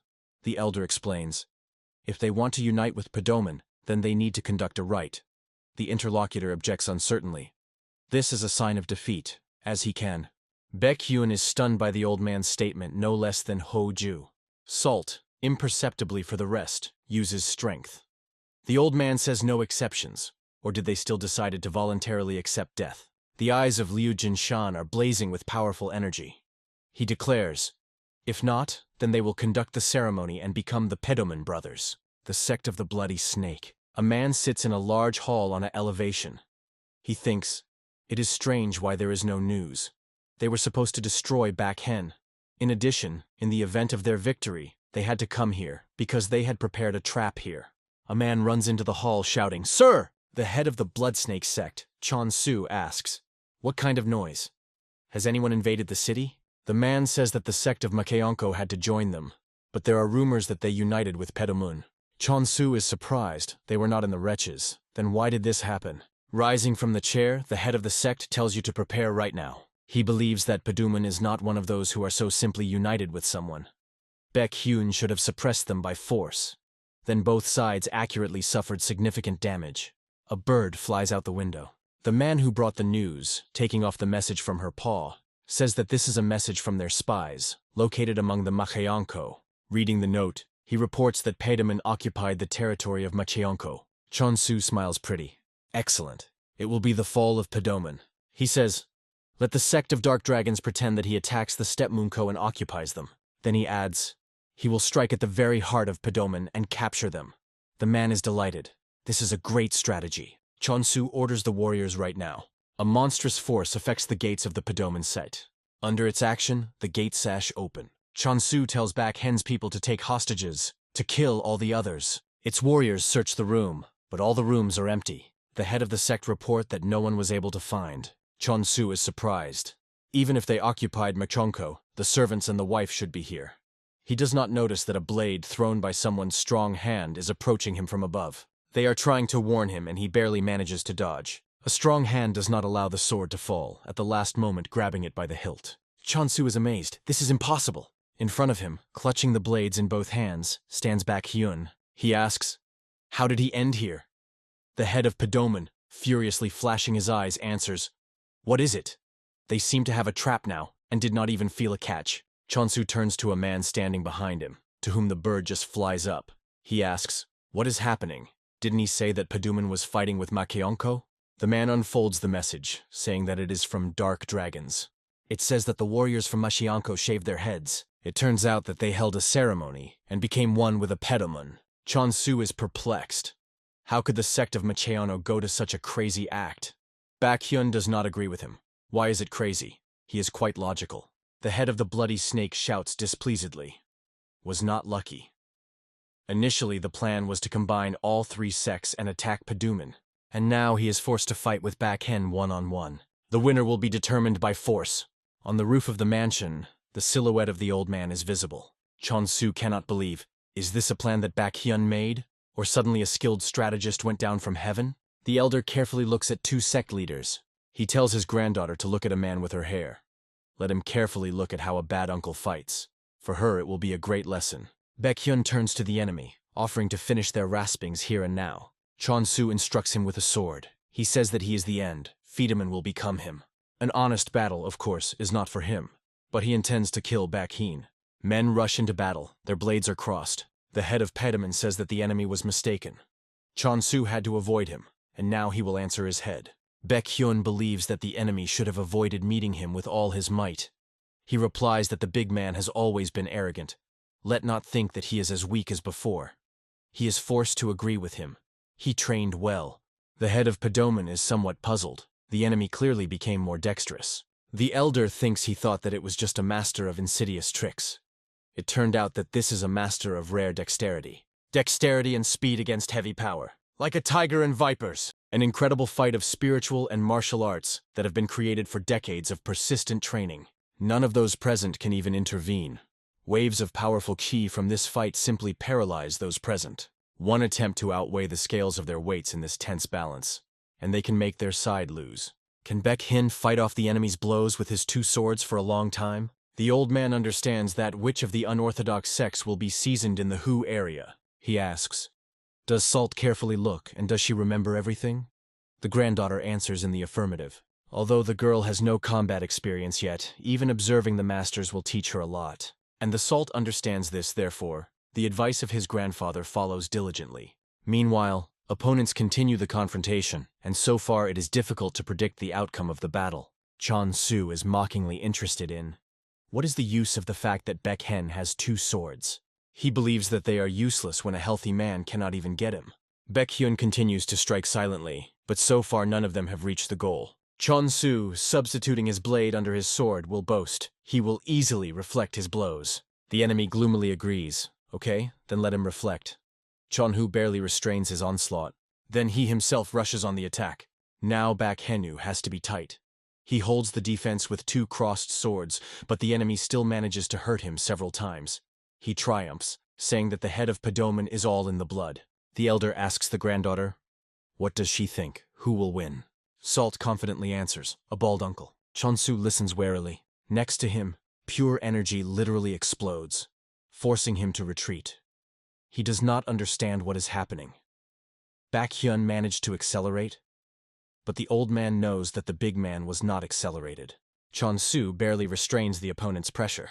He thought that Baekhyun was seriously wounded, but he had only superficial cuts on his body. The big man was helped by the fact that he put the energy of qi into his swords, with which he blocked the blows.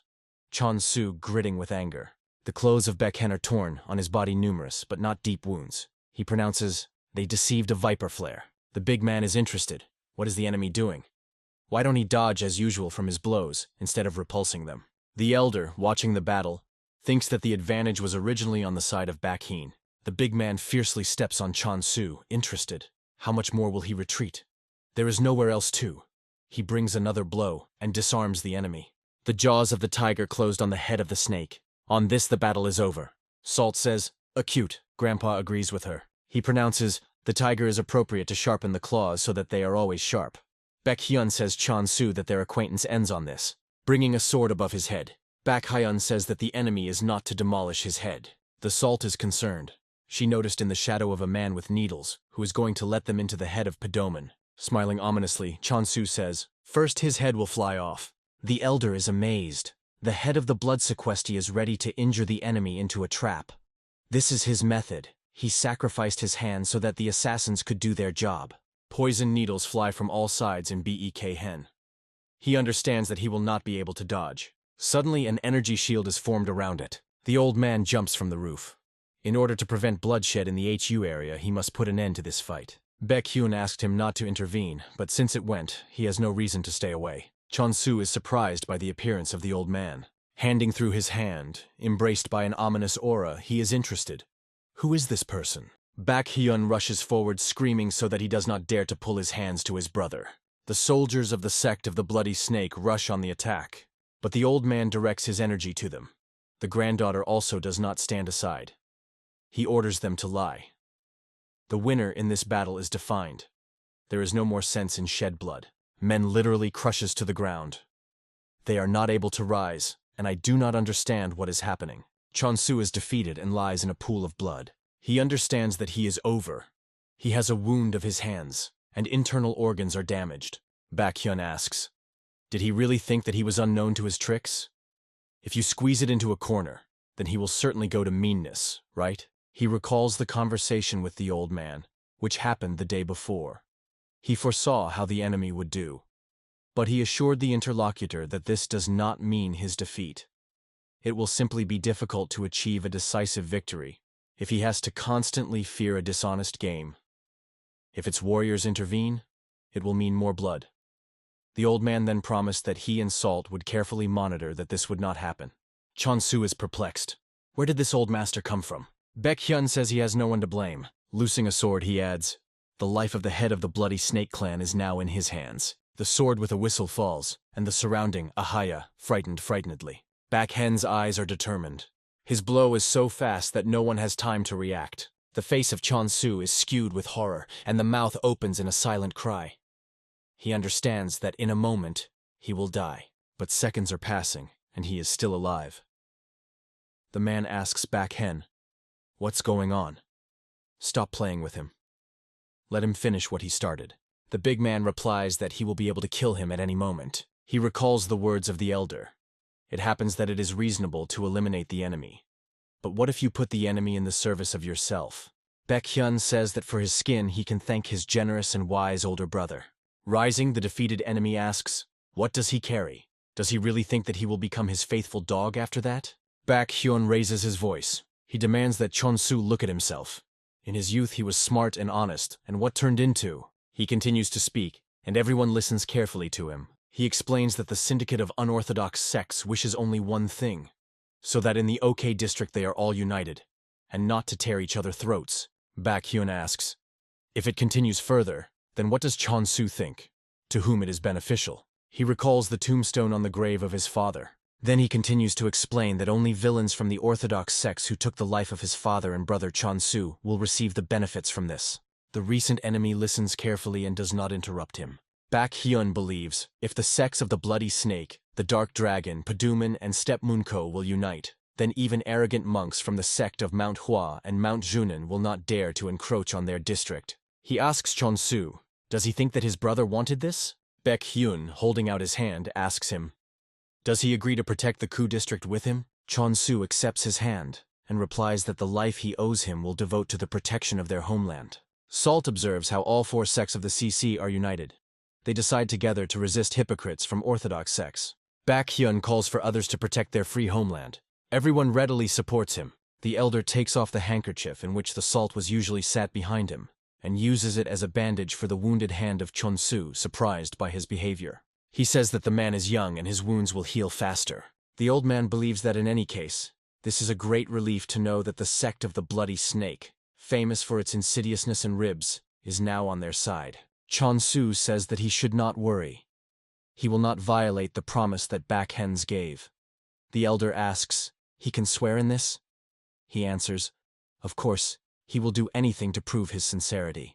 And so it turned out that the main sect is Pedamun, as well as the sects of the Bloody Viper and the Dark Dragon conducted a rite of fraternity. Men vowed to act together for the good of the homeland, and the world returned to the district of Hu.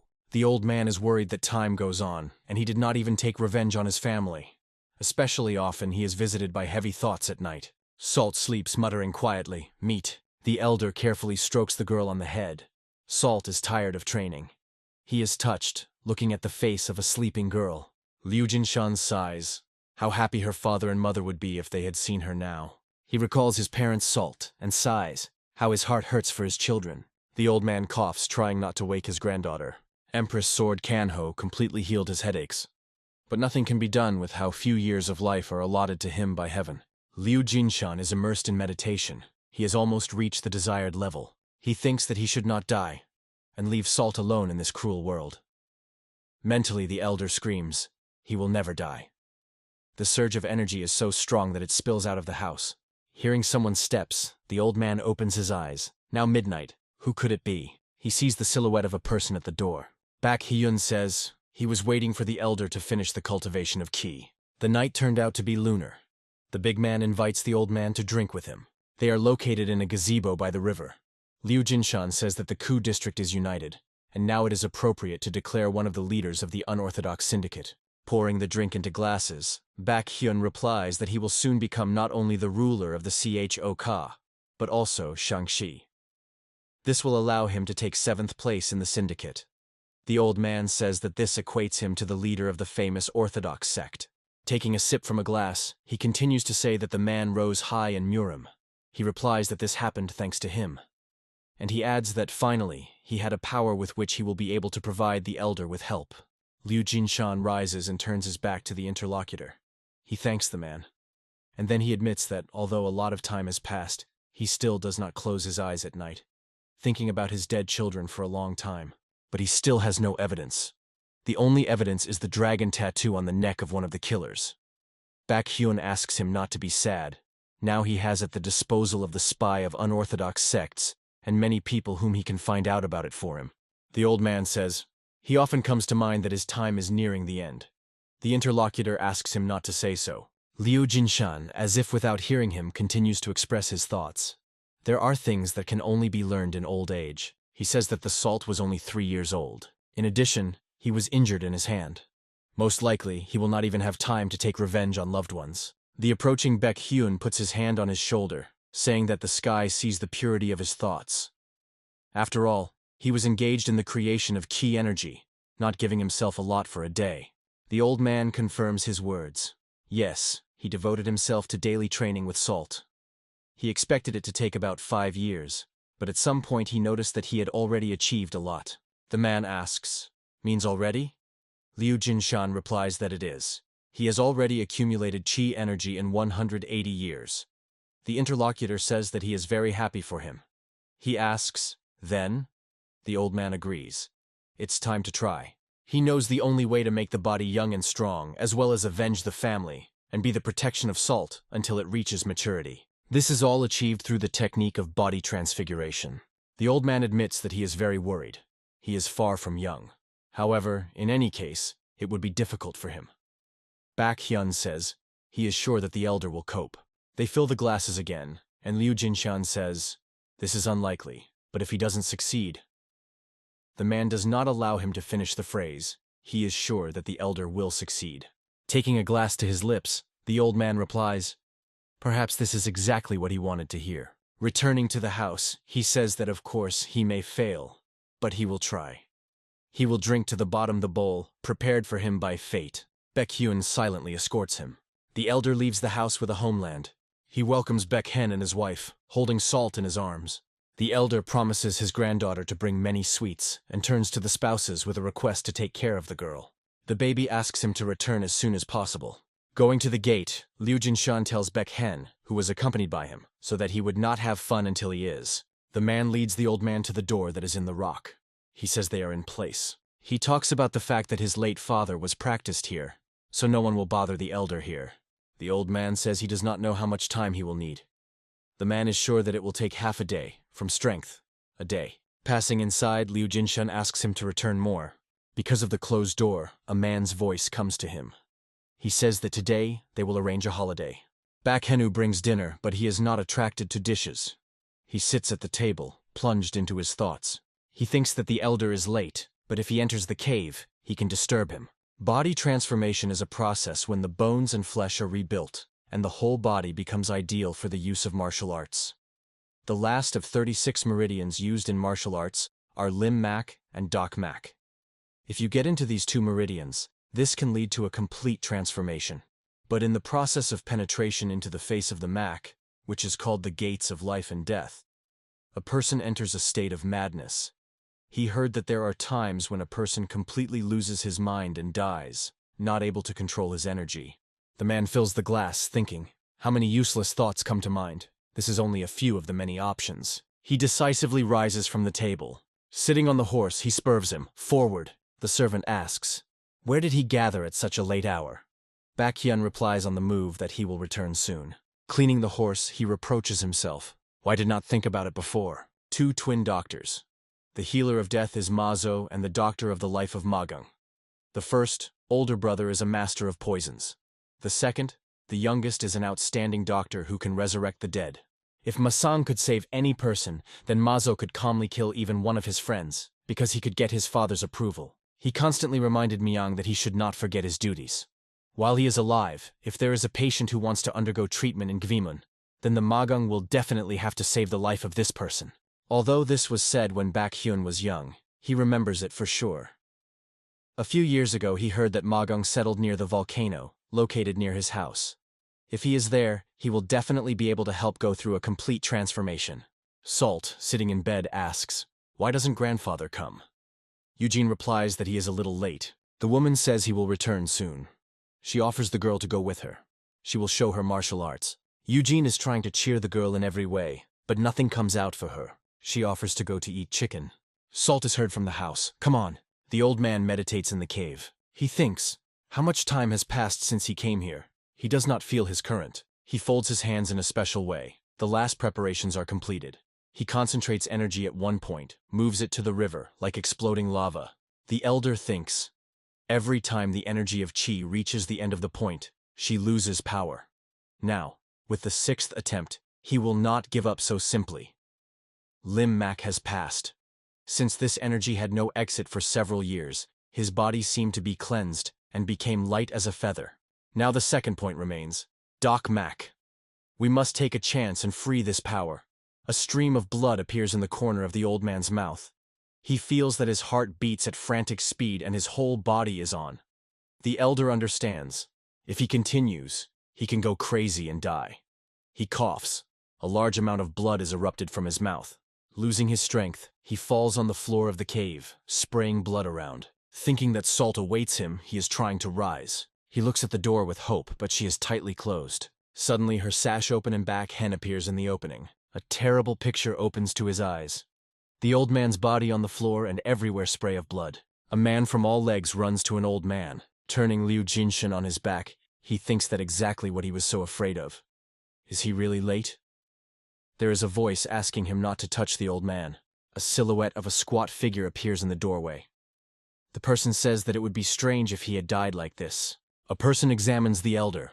Baek Hyun asks, he can save him? He answers. He was very surprised, and at the same time glad when the man turned to him. Now he can finally repay for the service provided to him by his father. God's healer Manang can now fulfill the promise to save a person's life. The elder with his eyes closed lies in bed. The doctor treats him with acupuncture. Baek Hyun, looking at the old man, thinks that the complexion of his face has become the same and the breath is now even. He is surprised. How was the Magung was able to heal him with simple needles? No wonder they call him God's doctor. Magung says. Even at this age, the elder managed to develop his strength to such an extent. Since he has a strong will, it was not difficult to save him for the doctor. The old man hardly says, what happened? Magung says, well, he has already come to his senses. The elder drinks a medicinal decoction. He thanks the doctor, admitting that he had already said goodbye to life. The healer says that he took a poison that causes headache for a long time. He explains that the poison has disappeared, but his body was badly damaged. Unfortunately, he thinks that the elder is already too late to cross the threshold of life and death with such a body. Baekhyun intervenes in their conversation. If the healer is under the power of the dead, is he not for a full transformation? He asks the Mayang to help them again. The healer replies that there is one way, but he will not be able to help them anymore. He goes to the exit of the room, saying that he does not know why the old man is here. When he checked his body, he found out that he was a man who has mastered the martial arts of another family. He promised Father Baek Hen, which would cure the one whom he would bring, but he no longer wants to help a person from an enemy family. The healthy man calls the doctor, but the old man stops him. He says that he is grateful for him for saving his life. Turning around, Magang asks, "Did he meet him when they were young?" The elder answers, "When he was in Kanho, he was an ordinary peasant. How could he meet him then?" The doctor thinks that the old man seems very familiar to him. Suddenly he remembers something, and stretching out the paper from his pocket, carefully studies it, thinking, "Can it be that this is the same person whom the Alliance Murim put on the wanted list?" He looks at the portrait, then at the old man. Magang says that a few months ago, he was on the battlefield between the Alliance Murim and Shasan, and he heard that one person appeared who destroyed them all. Baekhyun delightedly reports that this person is his brother. The doctor agrees, for sure it is. He returns back and asks for forgiveness for his rudeness. He tells the dumbfounded elder. They told him that he was the same benefactor who took revenge on his enemies. The doctor made sure that the old man is the person who managed to avenge his enemies. Baekhyun happily confirms that this is so. Magang changes his opinion and decides to help the elder. Liu Jinshan does not understand what the doctor has in mind. He says that a few years ago, Doas from the sect Slassen gathered all his students and they killed his brother. The doctor complains to what brutal methods the sect will be used to act. Therefore, intending to take revenge, he settled near the volcano and treated the soldiers who suffered from the arbitrariness of sects. He heard that his enemy died from the fact that the leader of the sect of Udan broke his skull. For the doctor, the old man from now on the benefactor who took revenge on his brother. He really wanted to find him in order to repay for what he did for him. He ends his story with the words of gratitude to heaven, who blessed them to meet. The elder and Baekhyun rejoice at this outcome of the matter. Salt runs with all legs and calls his grandfather. She rushes to the old man on the bed, and he hugs her. Eugene appears in the room. She asks for forgiveness to Liu Jinshan. When the girl found out that her beloved grandfather had returned, she immediately wanted to see him. Salt asks, "Where does his grandfather hurt?" Smiling, the old man is interested. "Does he look like a wounded?" The woman tells the girl that adults are talking here and invites her to go to play with her, but Salt categorically refuses. She will be with her grandfather. Eugene sighs. It did not work, but she prepared a chicken for the girl, and she will now cool. Together with the baby, the woman leaves the room. Already standing on the threshold, Salt turns around and says to her grandfather, "He ordered her to eat well, so she needs to go." Liu Jinshan replies, "Right, let him eat on health." Looking after her, the doctor notices, "What an incredible key." The old man is amazed. Yes. He was enough for him one glance at the Salt. Landmark is digging in a knapsack, saying that he now had the idea that he must certainly give him this. Demonstrating an open box in which the pill lies, he reports that this is an elixir of a 10-year excerpt from rare herbs. He made it himself, and kept until now. The old man is amazed at his generosity. This is a priceless medicine. The doctor says that he never remains in debt to the benefactor of him, and asks to take this medicine. He assures that any death will bypass the old man. Liu Jinshan asks, "If this is so, then the tool will help him carry out a complete transformation?" Mansang replies that this already depends on him. There were good and bad cases. Which one to tell him first? Baekhyun says, "There is a saying that it is better if the hair falls out first, so it is better to start with a bad occasion." The old man is interested. What? Really is there such a proverb? The doctor talks about bad case. It happened that the transformation did not succeed, but the person did not die, and he no longer threatened any ailment. The big man is surprised. Is this a bad case if a person has not died in an attempt to transform? Mansang replies, "How to say? A person will be conscious, and even can speak, but his body will be paralyzed, and he will never be able to move again. In other words, a living corpse."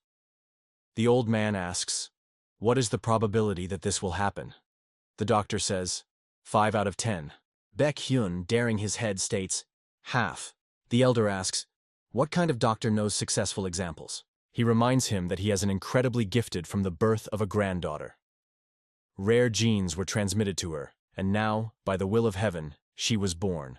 Entering the transformation process, the body changes to protect itself from quick changes. This in itself leads to deeper changes. And this means that the transformation and change in internal power will occur simultaneously.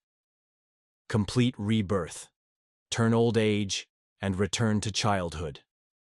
The old man will regain his youth and preserve all the skill of martial art. He will receive a chance to live life again. What could be better than such a blessing? In fact, the transformation of the body is usually a return to a slightly younger body that is most suitable for occupying martial arts. Given his age, the doctor believes, if he returned to the body, similar to Baek Hen's brother, this would already be a huge success. The old man asks, how then can he be younger? Landang replies that he does not know it. Perhaps he will become a 20-year-old young man, or a baby. Elder and Baek Hyun in shock. Can he become a newborn child? The doctor leaves the mansion. Looking after him, the owner of the house is interested. The elder is sure that he wants to do this. He answers, after all, there is half the chance of success. Otherwise, who will take care of Salt in the future? After all, he is already old and his strength is flowing like sand through his fingers. Baek Hyun does not understand why the old man is so worried. He will help him. Liu Jinshan calls him a stubborn. To care for a weak old man who cannot take care of himself. This is an excessive work. Is the upbringing of a 3-year-old child a simple matter? He recalls that soon a man will have his own child. It is very difficult to care for children and sick. Why should he burden himself like that? The elder sighs. In addition, if this happens, how will they avenge his family? He still has a lot to do before he goes into another world. Baek Hyun replies. He understands that the elder means, and he promises to find out everything about the enemies and killers of the Lee family as soon as possible. The old man thanks him, and says that the most important thing for him now is the concern for Salt. The next day, Liu Jinshan goes to the forge. The blacksmith is interested. What did he come with? He replies that he needs to make a new spear hilt. Taking into his hands, he cannot hide surprise. The old man asks, can he do it? The man says, he never thought that the day would come when his hands would touch the creation of Master Jingu. Liu Jinshan explains that this is a spear, their family relic. The blacksmith heard that the weapon created by the great master has spiritual strength. The old man confirms, it is. The spear releases the red flame and doubles the strength of the carrier. The man is perplexed. How did he break him in half? The old man replies that something happened. He holds out the blacksmith for the remaining half of the spear and asks to cut it to the thickness that a small child can hold. The interlocutor is surprised by such a requirement. The elder asks him to make a spear without blades and with a blunt end. Holding both parts in his hands, the man says that this spear is a historical value. If you create a couple from the second half, then within a certain distance from each other, these two spears will be able to interact and combine energy, because initially they were one. The old man, entering the courtyard of the mansion, sees training Salt. He says that his granddaughter is very diligent. Noticing her grandfather, the girl immediately rushes to him. Liu Jinshan reports that he brought her a gift for the Lunar New Year. The baby asks, chicken? He answers, no, it is much better, and gives her a spear. Salt is delighted that it is the same as that of his grandfather. She immediately begins to practice him. Looking at her, the elder thinks that now, first of all, the granddaughter must be taught all the techniques of the Spear of Wind. He recalls the words of the doctor. He has a huge potential of power. From that, he is very vigorous. However, 5 years later, he will quickly get old. This follows from his physical condition at the moment. Landang believes that during this time the old man should transform the skeleton so that the bones are strong and withstand the loads. The elder, holding a part of a spear with a tip in his hands, tells the granddaughter that force cannot be used here in full. He offers her to take a walk on Mount Sokovan. He will teach her martial arts. Salt rejoices. Will they go to the mountain? The old man answers in the affirmative. There is a large high rock. From now on, they will climb to the top and return home every day. The baby agrees with enthusiasm.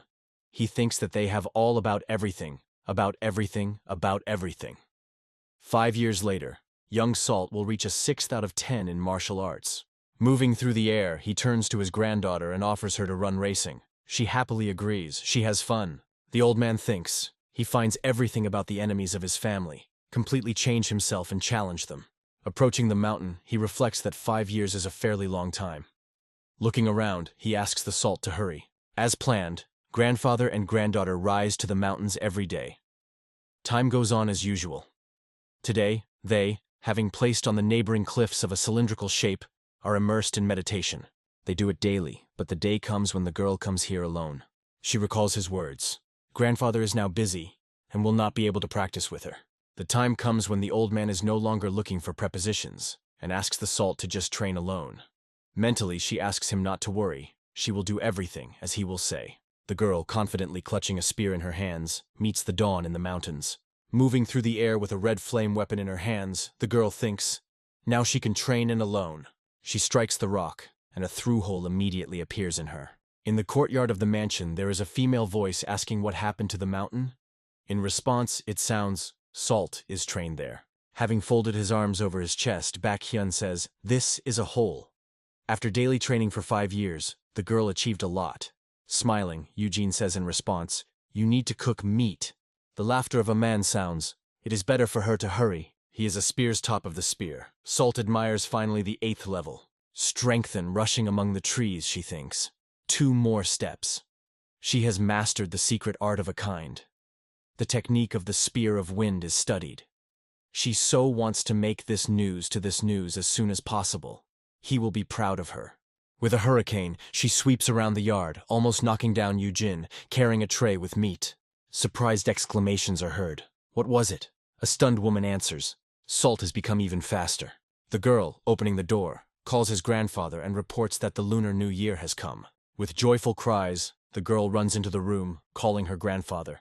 A completely decrepit old man pronounces, did the granddaughter come? Sitting on the edge of the bed and leaning on a stick, he comes in a strong attack of coughing. The girl rushes to him. Is he okay?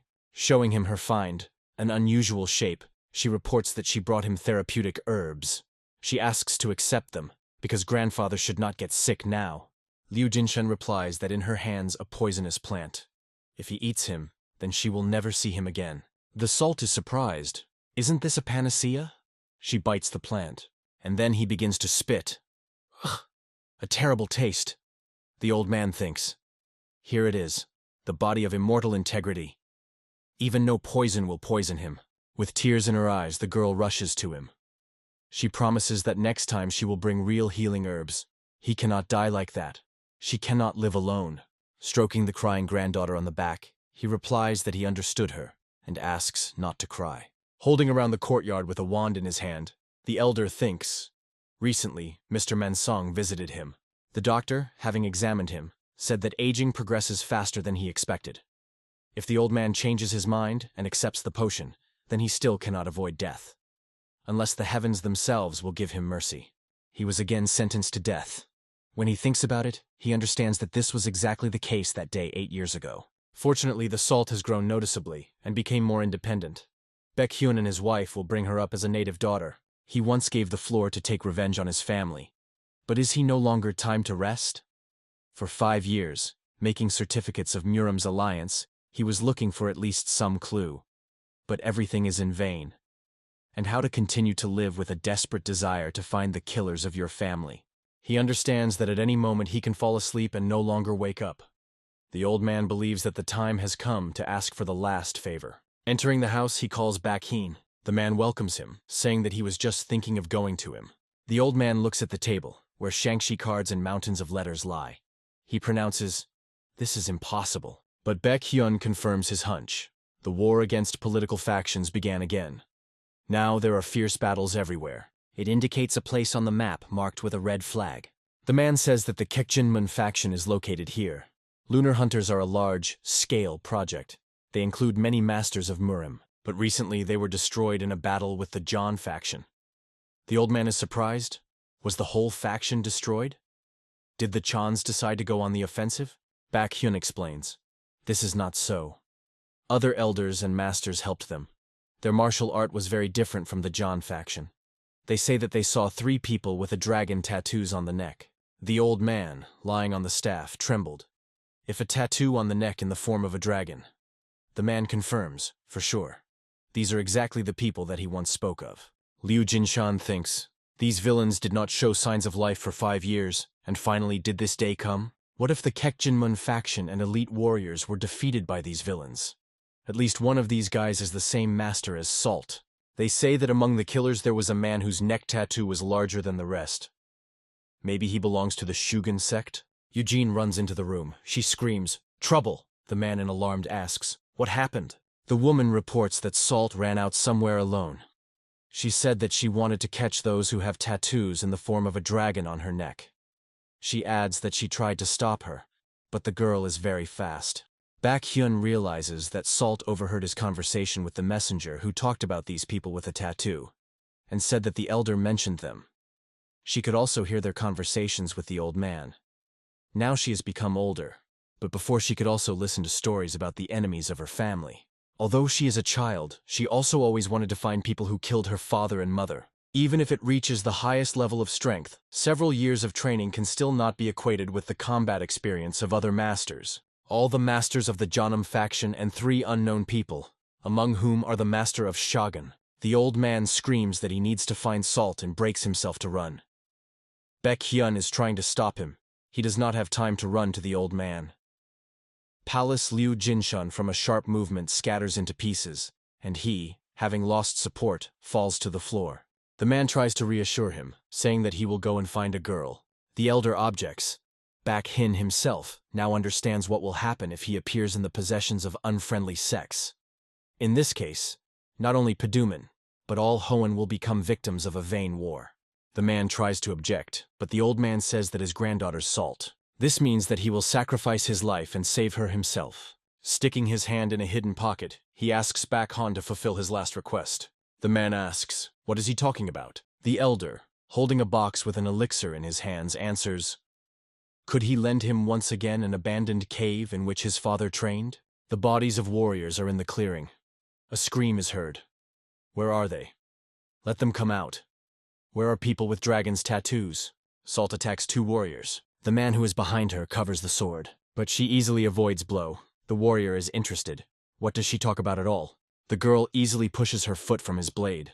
She, standing on his forearm, her hands allotted back and holding him by the neck, asks, do they have people with a tattoo on his neck? Having angry, she calls him a stupid uncle. The man's face is overwhelmed by anger.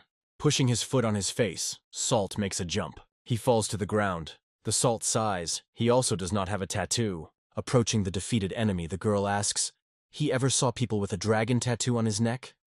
He does not understand what she has in mind.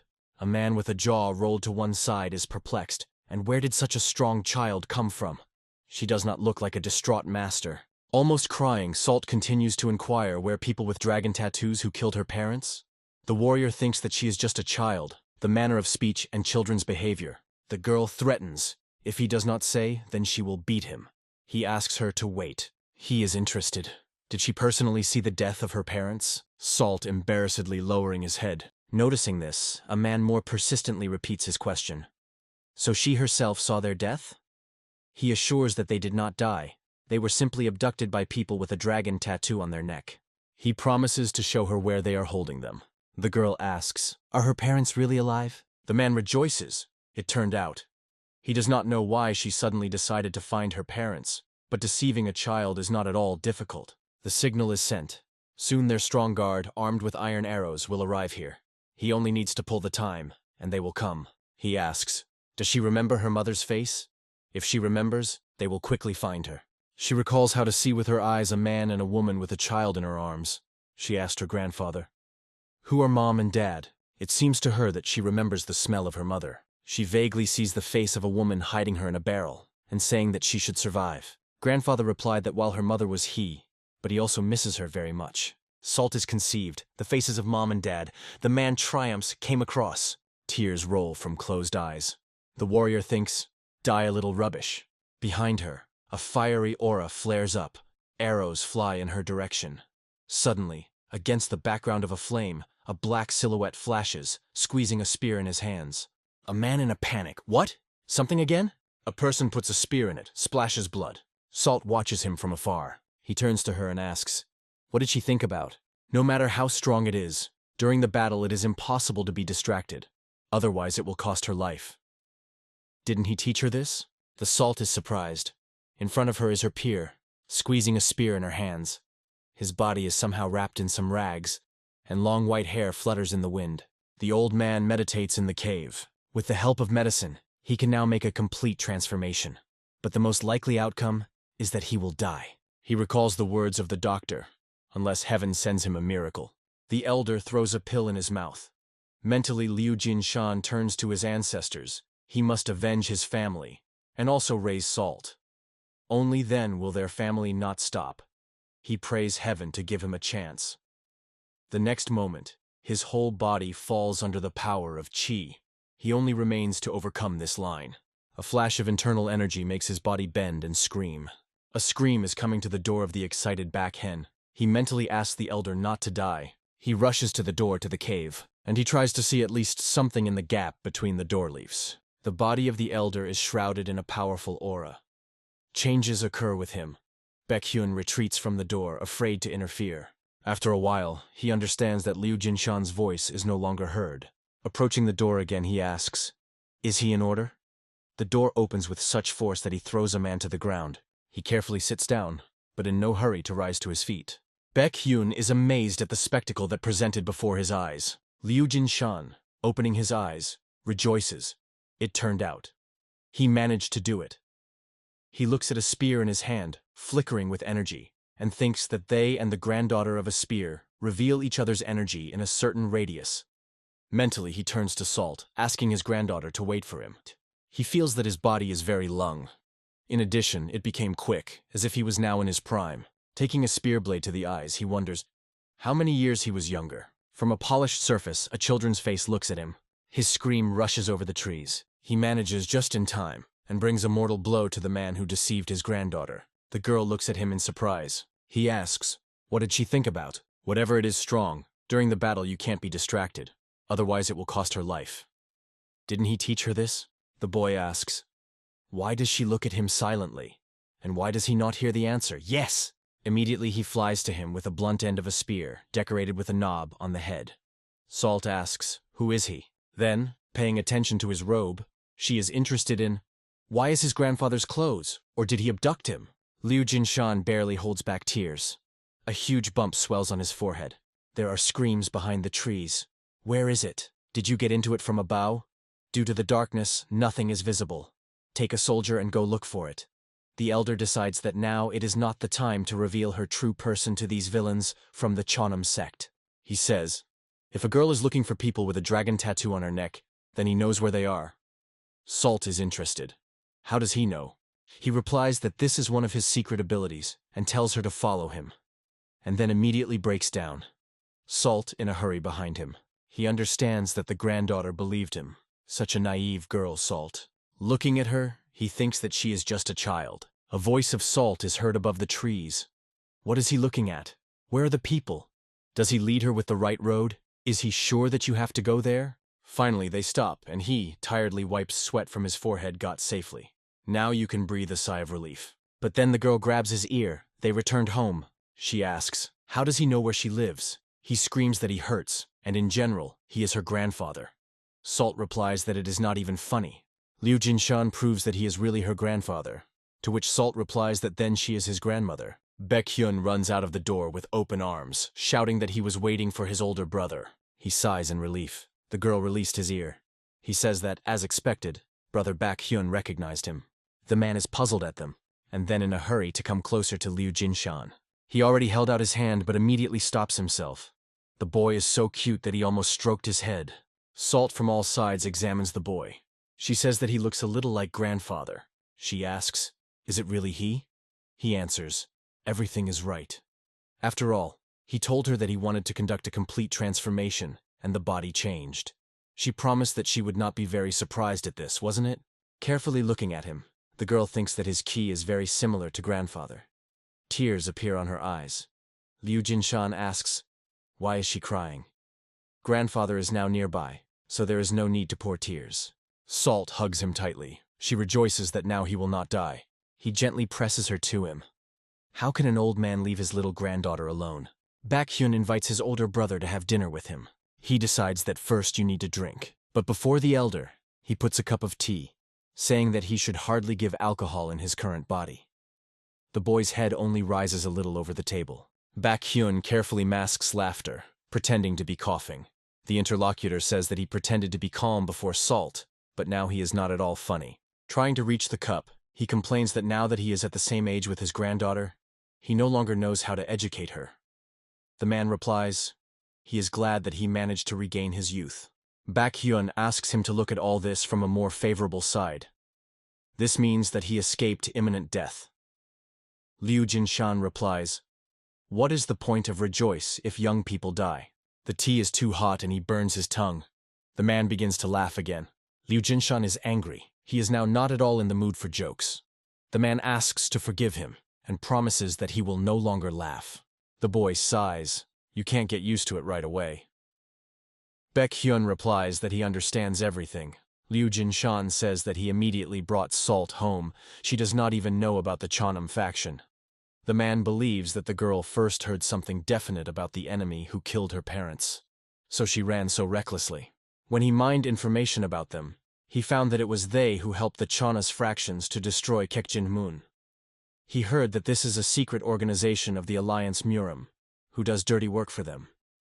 It is likely that it was they who exterminated their entire family by order of large sects. He wonders, and how could they agree to such a criminal conspiracy? Liu Jinshan listens to him and silently looks at the cup. The man is interested in. He was younger with his body and his soul cleared. Then he continues to say that the enemies will still receive what they deserve, no matter how powerful they may be, and they will find the agreement that they signed.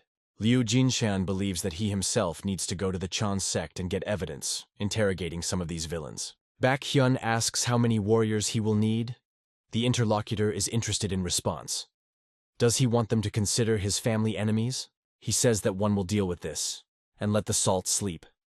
The man objects. How will he go alone? This is very dangerous. Liu Jinshan, holding a cup in his hand, asks him to carefully look. It acts with internal energy on the contents of the cup.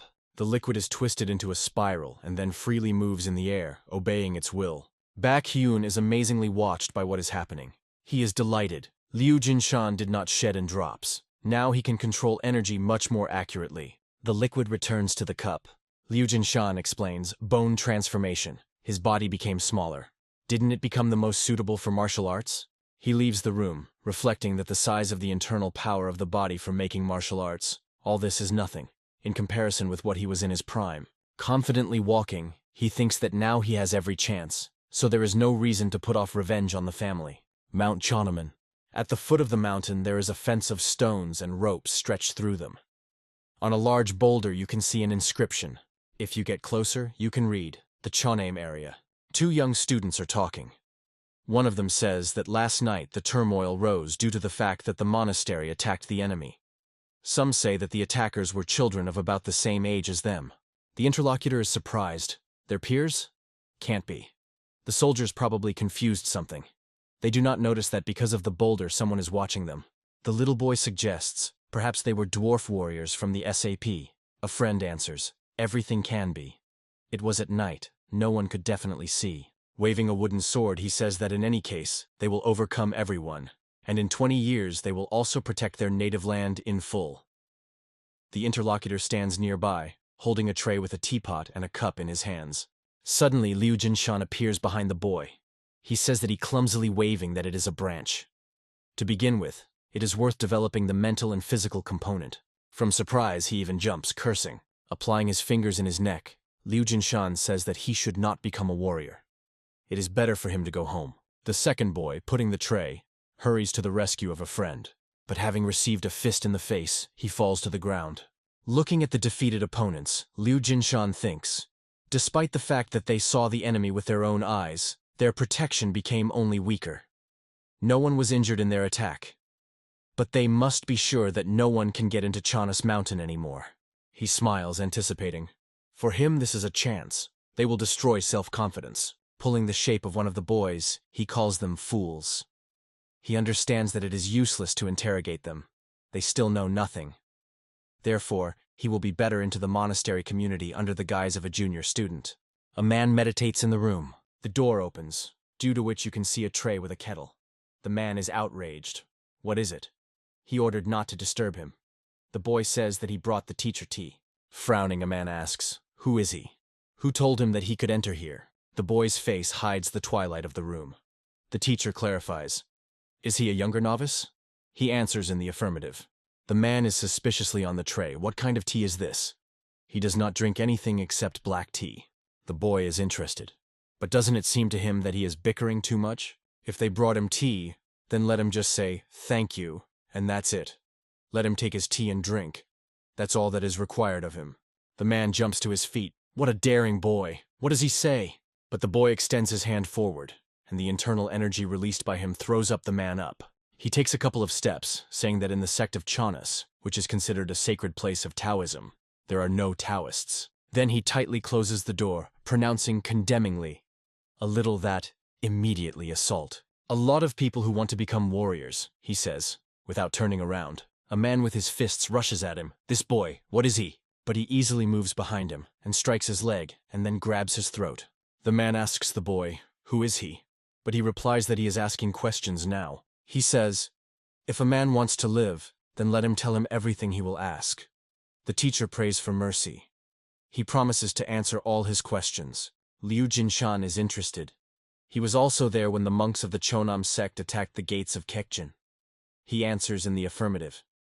The boy says that he needs information about 3 personalities who were on the side of the Chonam sect. He clarifies. He is interested in people with a dragon tattoo on his neck.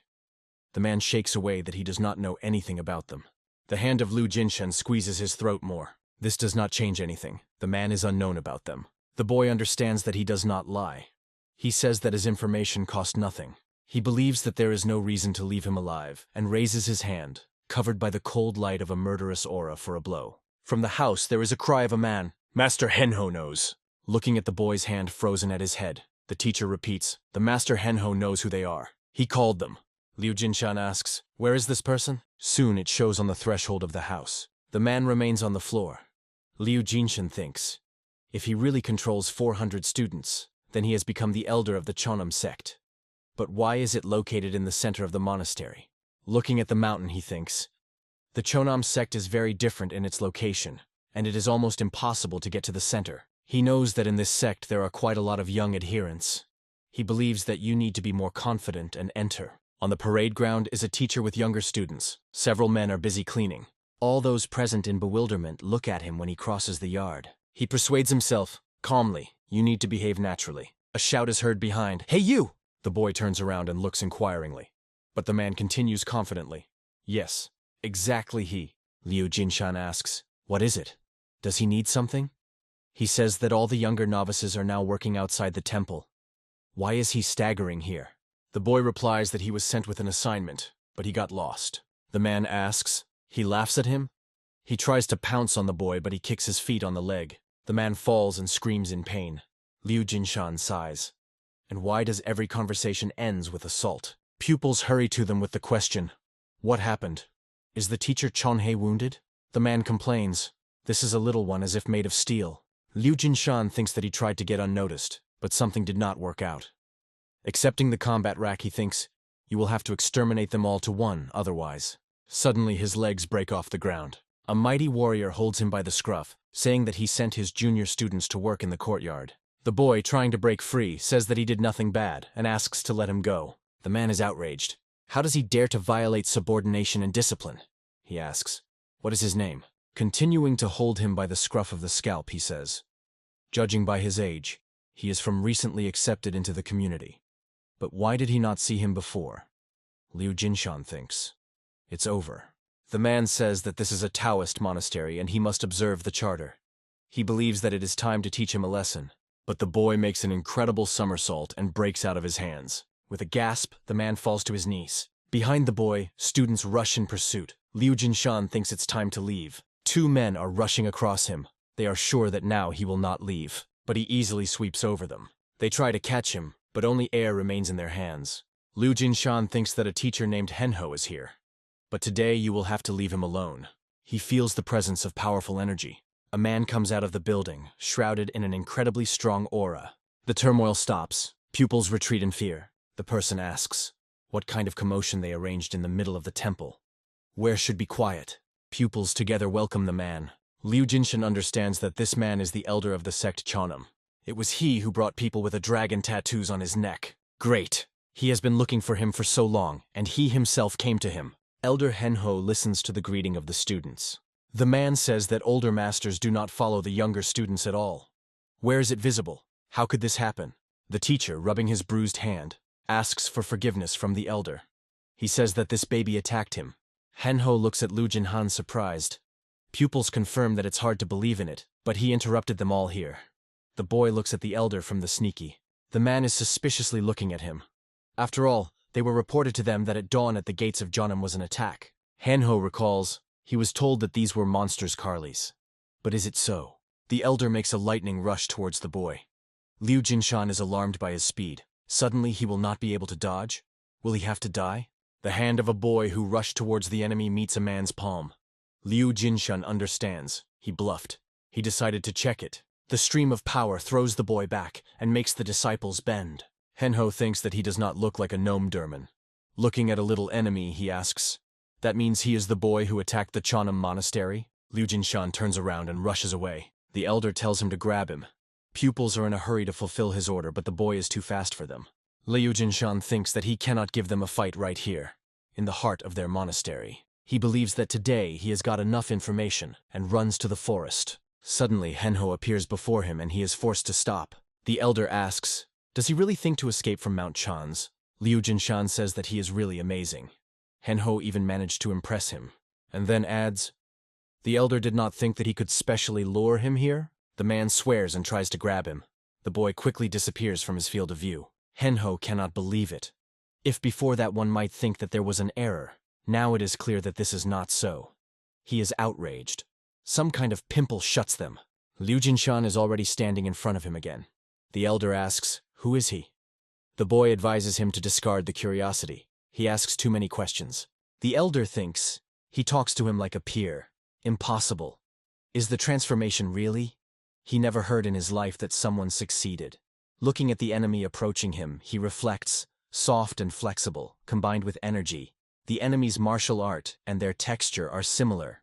Manhwa decides to simply break his waves of qi. If he can control the flow of energy, the waves will not be able to hit it. Liu Jinshan is forced to retreat. Then, using the technique of the southern stream of Manhwa, he again rushes on the attack. Standing in clubs of dust raised by a blow, Manhwa thinks, incredibly, how he could so flexibly direct energy and deliver such a powerful blow. Thoughts are carried in the head of the elders. It cannot be. He recognizes these military techniques. This is what he teaches his adherents. Has the enemy specifically pushed him away? In a dusty cloud, a boy's silhouette is visible. Manhwa admits there is a strong enemy in front of him. Liu Jinshan thinks, if he does not immediately deal with him, his students will come. So you need to ask him about people with a tattoo on the neck as quickly as possible. Not far from him lies a spear that he hid in the grass before penetrating into Chanas. He rushes to him with the thought that it is necessary to quickly neutralize the elder in question. But when he could only extend his hand and grab the weapon, the new opponent with the tip of the boot pushes the spear and throws it up. Manhwa exclaims, "Elder Tessan!" Liu Jinshan thinks he attacked from his back and found him by surprise. The case is rubbish. He did not count on a fight with two elders. Baekhyun, looking thoughtfully at the mountains, thinks that his brother is late. Eugene, who approached from behind, asks, does something bother him? The man replies that the elder went to Mount Jeonnam to get information undercover, and he is worried that he still has not returned.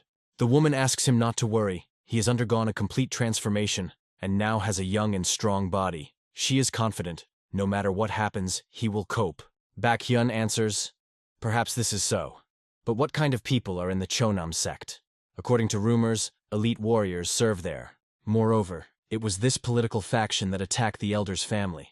How cruel was the sudden attack on the gates of Kekjin? The man says, therefore, he cannot but worry. The elder may have big problems, because he fights alone. Eugene hopes that Salt will sleep for a long time. Baekhyun answers, the elder needs to return before the girl wakes up.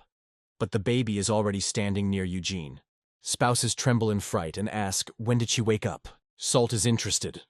Did my grandfather go to fight? Eugene assures, not at all, but what they said. The girl interrupts her. She heard everything. Salt asks, who are the Jeonnam sect? Baekhyun is trying to assure her that she did not understand everything, but Salt is on her own.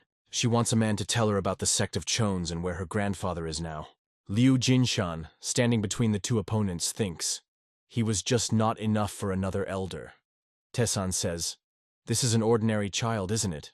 Manhwa explains that this is a master who has performed the transformation of the body. Tessan is surprised. He says that he must find out why he invaded Mount Jeonnam. Liu Jinshan, starting from his leg, makes an incredible somersault in an attempt to catch his spear. He laughs mentally. The elder did not expect this for sure. I thought that the shorty could not do this.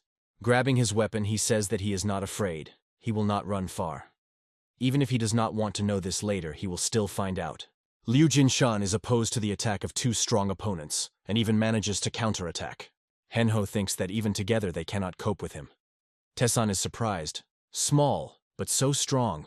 Where did the master of this level come from, Jiang Hu? Having concentrated energy in his hand, he reflects that the skills of martial arts Chonam are nothing compared to the skills of this family. He uses the technique of the river explosion of the Tunchan.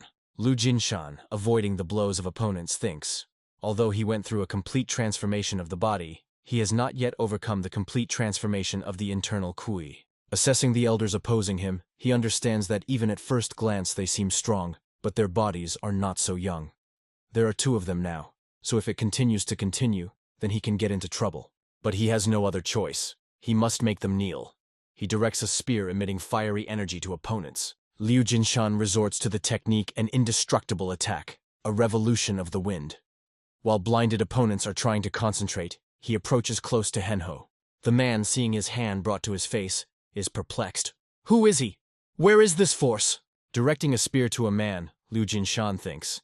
He must be taken hostage and interrogate about people with a dragon tattoo on his neck. Rating to him, he is looking forward to his first step towards revenge for his family. An unexpected blow knocks him out of the rut. While he's trying to navigate, the newly arrived person, screaming that he brought swords, throws weapons to his opponents.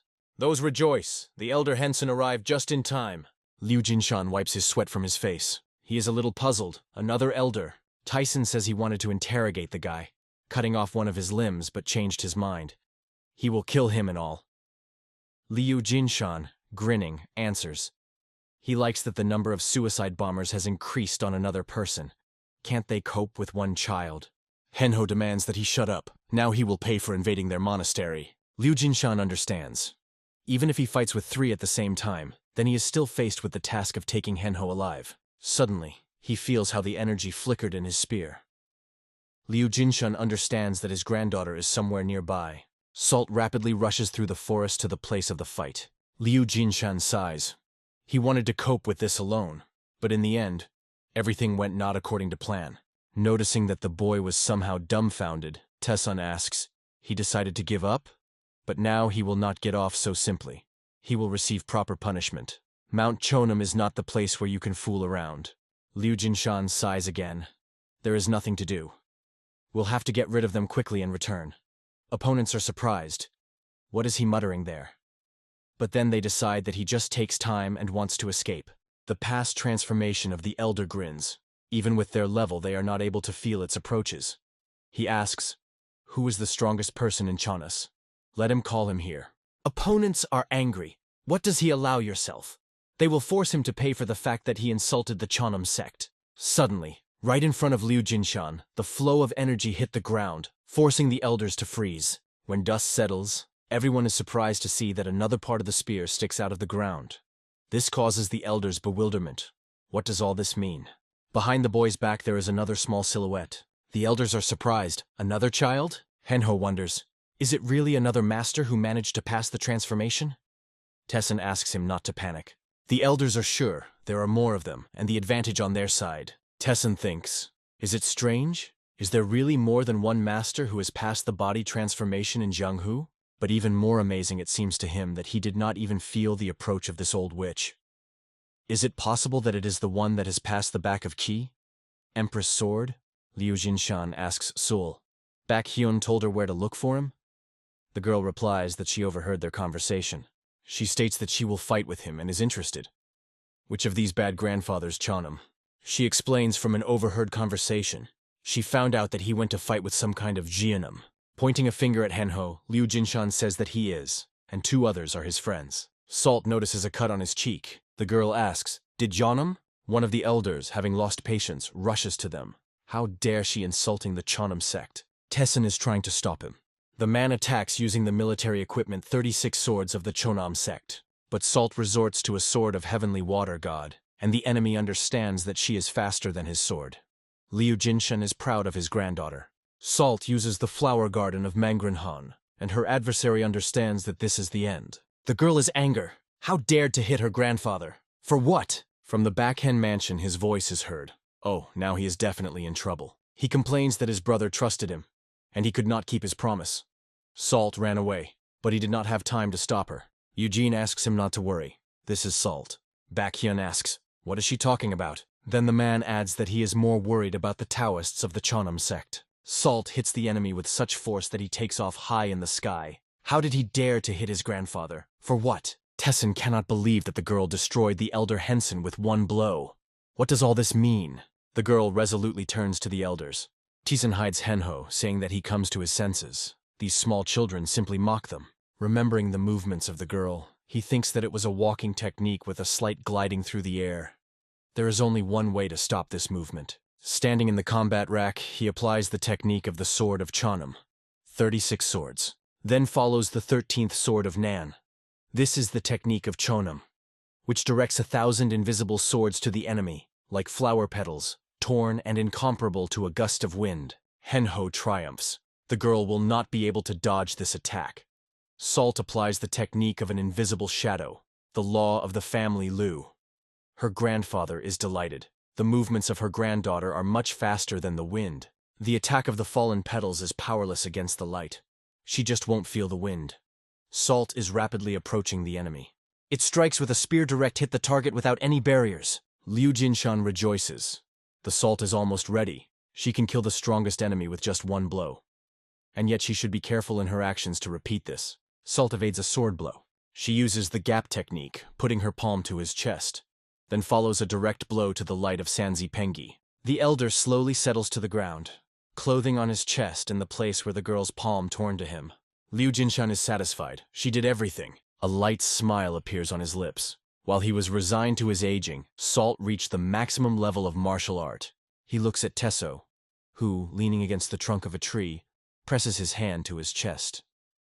He can't even believe that the elders who all their lives devoted the Chonas to the martial art could not contrast him with his granddaughter. Henho asks a question. Is it really a whip? Looking at the girl, he understands that while the elders of the four gates will not get together, he will not be able to do anything. Does Salt turn to him, Chonam? The elder understands that he was their goal. He decides that it is necessary to report this to the chapter and rushes off. Liu Jinshan screams. He is trying to run, and he tells his granddaughter to grab him. An object of their searches and a girl are flying past the looking for a boy in the forest of Jonam. They rush after them, wanting to fulfill the order and grab the kid. One of the guys screams that this is the same boy and you need to catch him. Liu Jinshan stops and tells his granddaughter that he will deal with these opponents himself. Her task is to catch Chonam and take him alive. He asks her not to miss the elder. The rapidly running Henho thinks, this is impossible. He is one of the best and fast fighters in the Chonam sect. Looking back, he is sure that the girl will not catch up with him. With bewilderment, he notices a shadow sliding behind him. He still does not see that Salt is catching up with him, moving through the air. Henho guesses to raise her head and sees a girl sliding in the airspace.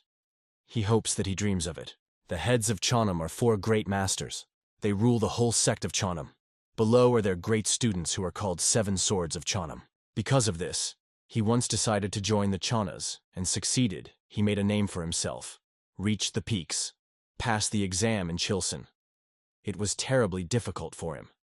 While he is thinking, the opponents of Liu Jinshan freeze with horror.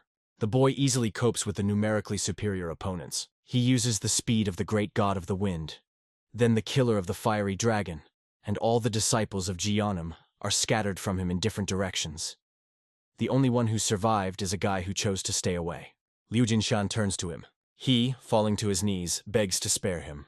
The boy recalls that he called him a lousy child. He assures that he misunderstood everything.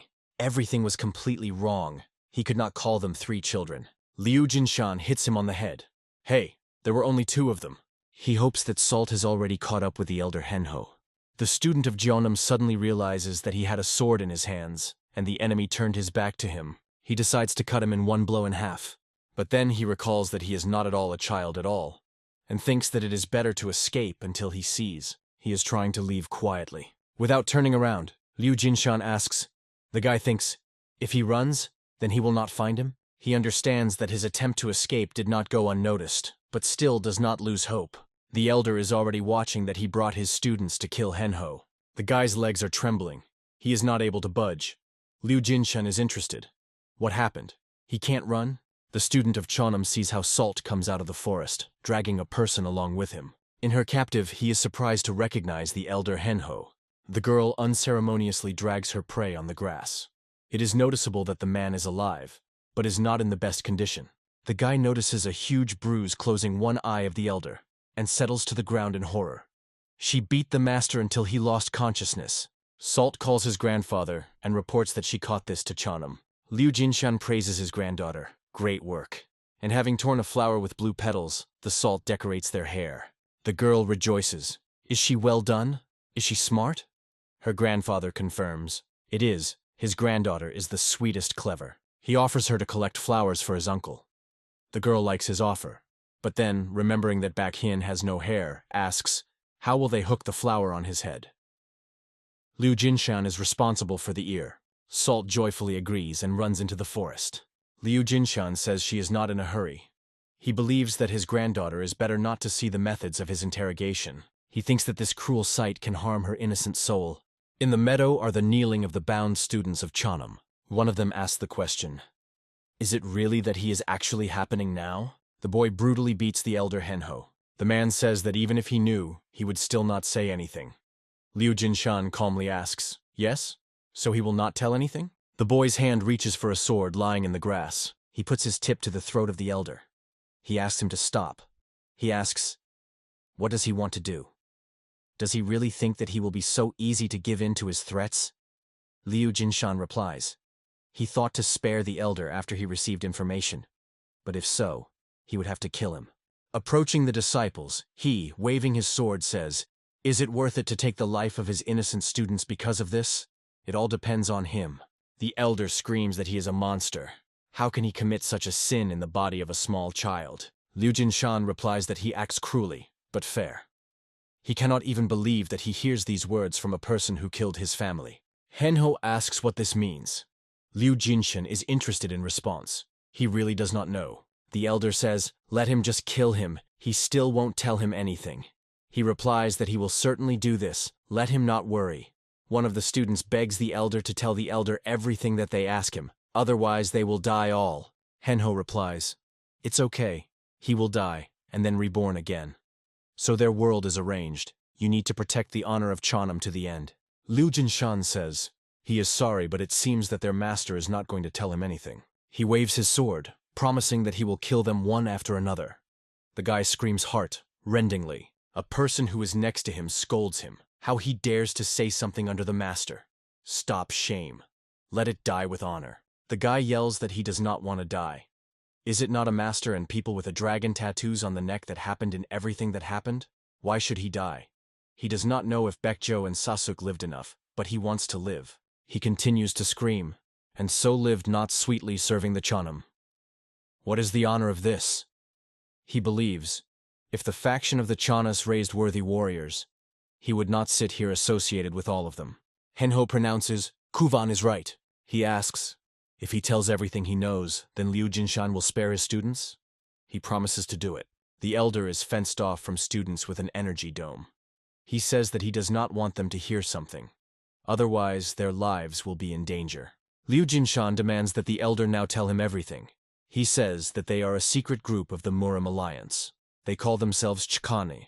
They are the shadow organ of the Murim Alliance, which has existed for a long time. The war for Chanas was also won thanks to the secret grouping of Chikanande. Liu Jinshan asks, what is the purpose of this organization? He is interested.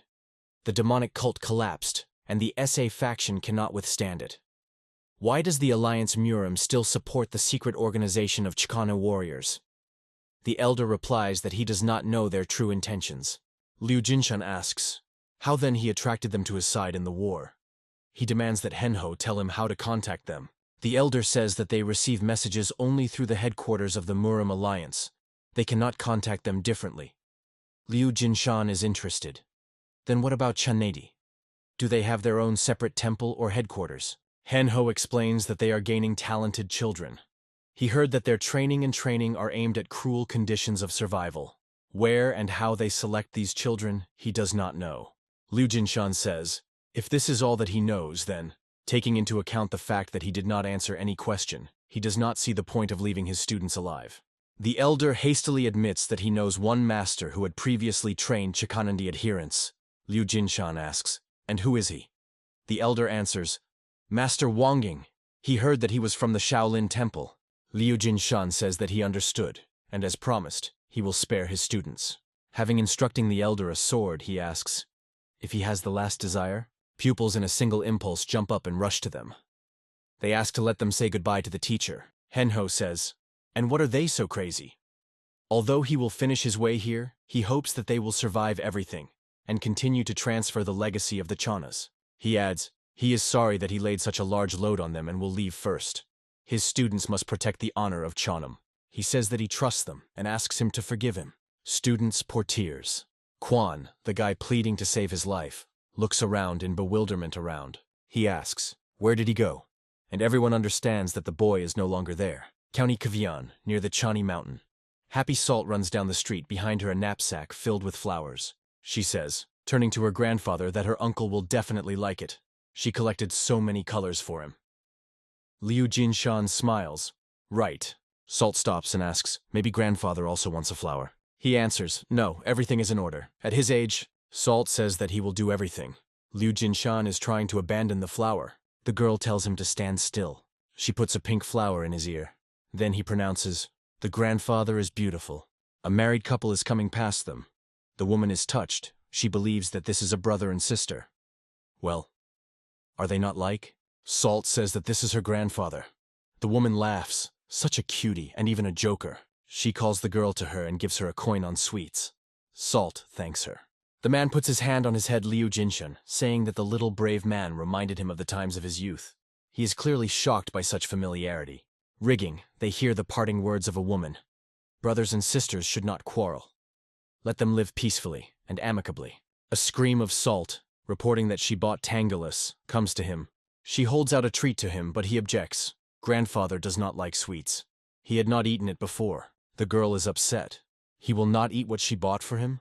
Seeing tears in her eyes, Liu Jinshan hastily assures her, which, of course, will eat. He takes Tangela from her hands and brings to his mouth. Liu Jinshan is pleasantly amazed. This taste.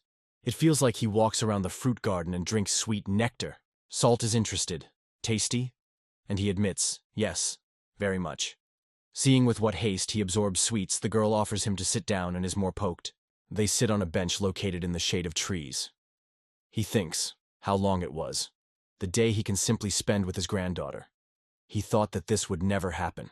He recalls the words of the elders. Special children. They are brought up from early revival. Liu Jinshan thinks, and now they aimed at Salt? If he is not vigilant, then they will stick their sharp teeth into his granddaughter's neck. He even grinds his teeth with anger at this thought. He understands that growing up, these children forgot the faces of their parents. They were brought up to get cold-blooded killers in the future. Now his goal is the Temple of Shaolin. There is a Master Wangan. Shaolin's power is much different from the Chonam fraction. He thinks that you need to find everyone who is involved in the death of his family. He will never forgive them. Screams are heard. I found it! 3 warriors rush in their direction. They scream, over there, catch! Looking at their blue costumes, Liu Jinshan understands that these are the official warriors of the political faction of Chongunde. Liu Jinshan tells the granddaughter that the guards are approaching. Running warriors scream, he is there! Hold it! The guards rush near the bench where Salt and grandfather are sitting. Liu Jinshan sees how a man peeps carefully from behind a tree. Warriors also notice him. One of them screams that the person they pursued in the direction of the village. He cannot be missed. Salt asks, why does this man run away? Liu Jinshan replies that he is being persecuted. This happens. He is sorry for this man. He noticed that he was mortally wounded, and he would probably be caught soon. The girl is interested. Since they are also criminals, then perhaps it is worth helping him. Liu Jinshan thinks that actually their family was a member of the Orthodox faction. But the Salt spent several years in Pandaman, in the sacred place of the SA faction, in the lands of the Chan faction. She was a small period of time. He thinks, good, it will not matter to them. From the day the Liu family was destroyed, he decided to leave the faction. The guards drove the fugitive into a dead end.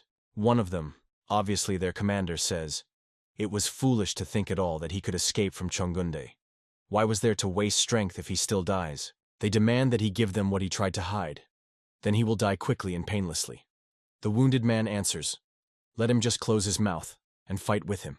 The commander shouts that his tongue will tear out and will watch him slowly and painfully dying. He tells the guards to kill him. Those immediately rush to comply with the order. Suddenly, two shadows flickered in front of them in the air. The guards are surprised to observe how someone lands right in front of them. Small pens grab them by the belts. Salt and Liu Jinshan throw men far back, behind the back of their commander. The senior guard gloomily looks at them. The boy says, "For the Orthodox fraction, there should be a shame that they torment a dying person." The commander is surprised. What are these children? They just blocked the attack of his two soldiers. He reports that they are from the Alliance Murim. The boy replies that this is why they blocked their attack. The fugitive asks, "Are they really people?" Salt responds in the affirmative. The man gives her a package and asks her to deliver him to the SA embassy. He thinks that even it is difficult to believe that he is forced to trust the children. But for him, this is the last chance. He was lucky to meet people from the SA before death. Falling to the ground in a puddle of his own blood, he hardly says, "In this letter, the future of the SA." These are his last words. The senior older believes that these children learned some art techniques from the SA clan and a sudden attack accidentally turned out. He is sure that for the second time they will not succeed. He demands that the girl gave a letter to him if they do not want to die like this person.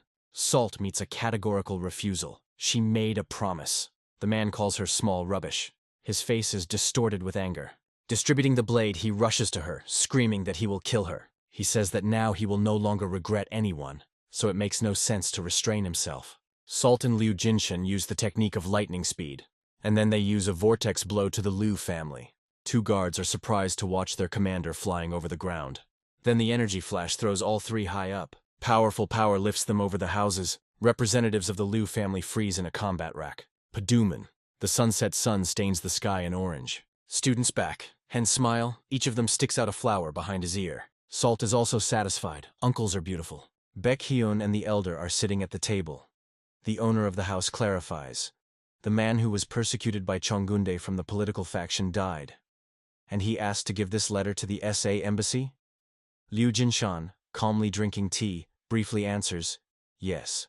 Shouting due to the fact that the drink is too hot, he adds that it was strange to see the soldier of the Orthodox faction of the 7th rank. Then he asks Baekhyun, immersed in reading a letter, "What is there?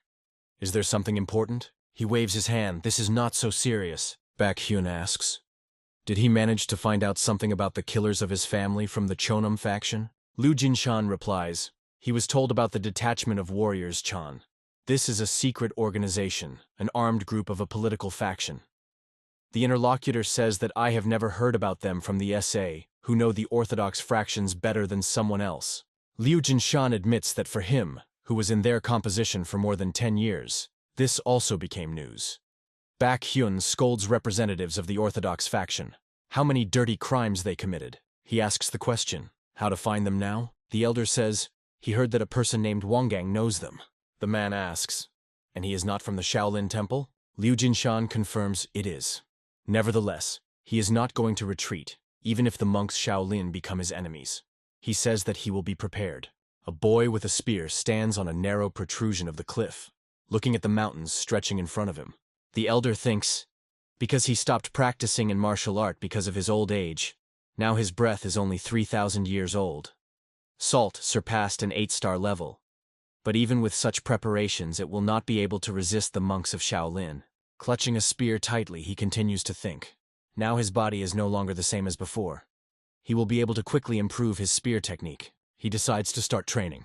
Liu Jinshan is practiced by a whirlwind of a spear of wind, a typhoon slaughter tornado. Having stopped to take his breath, he thinks that many years have passed since he practiced new equipment.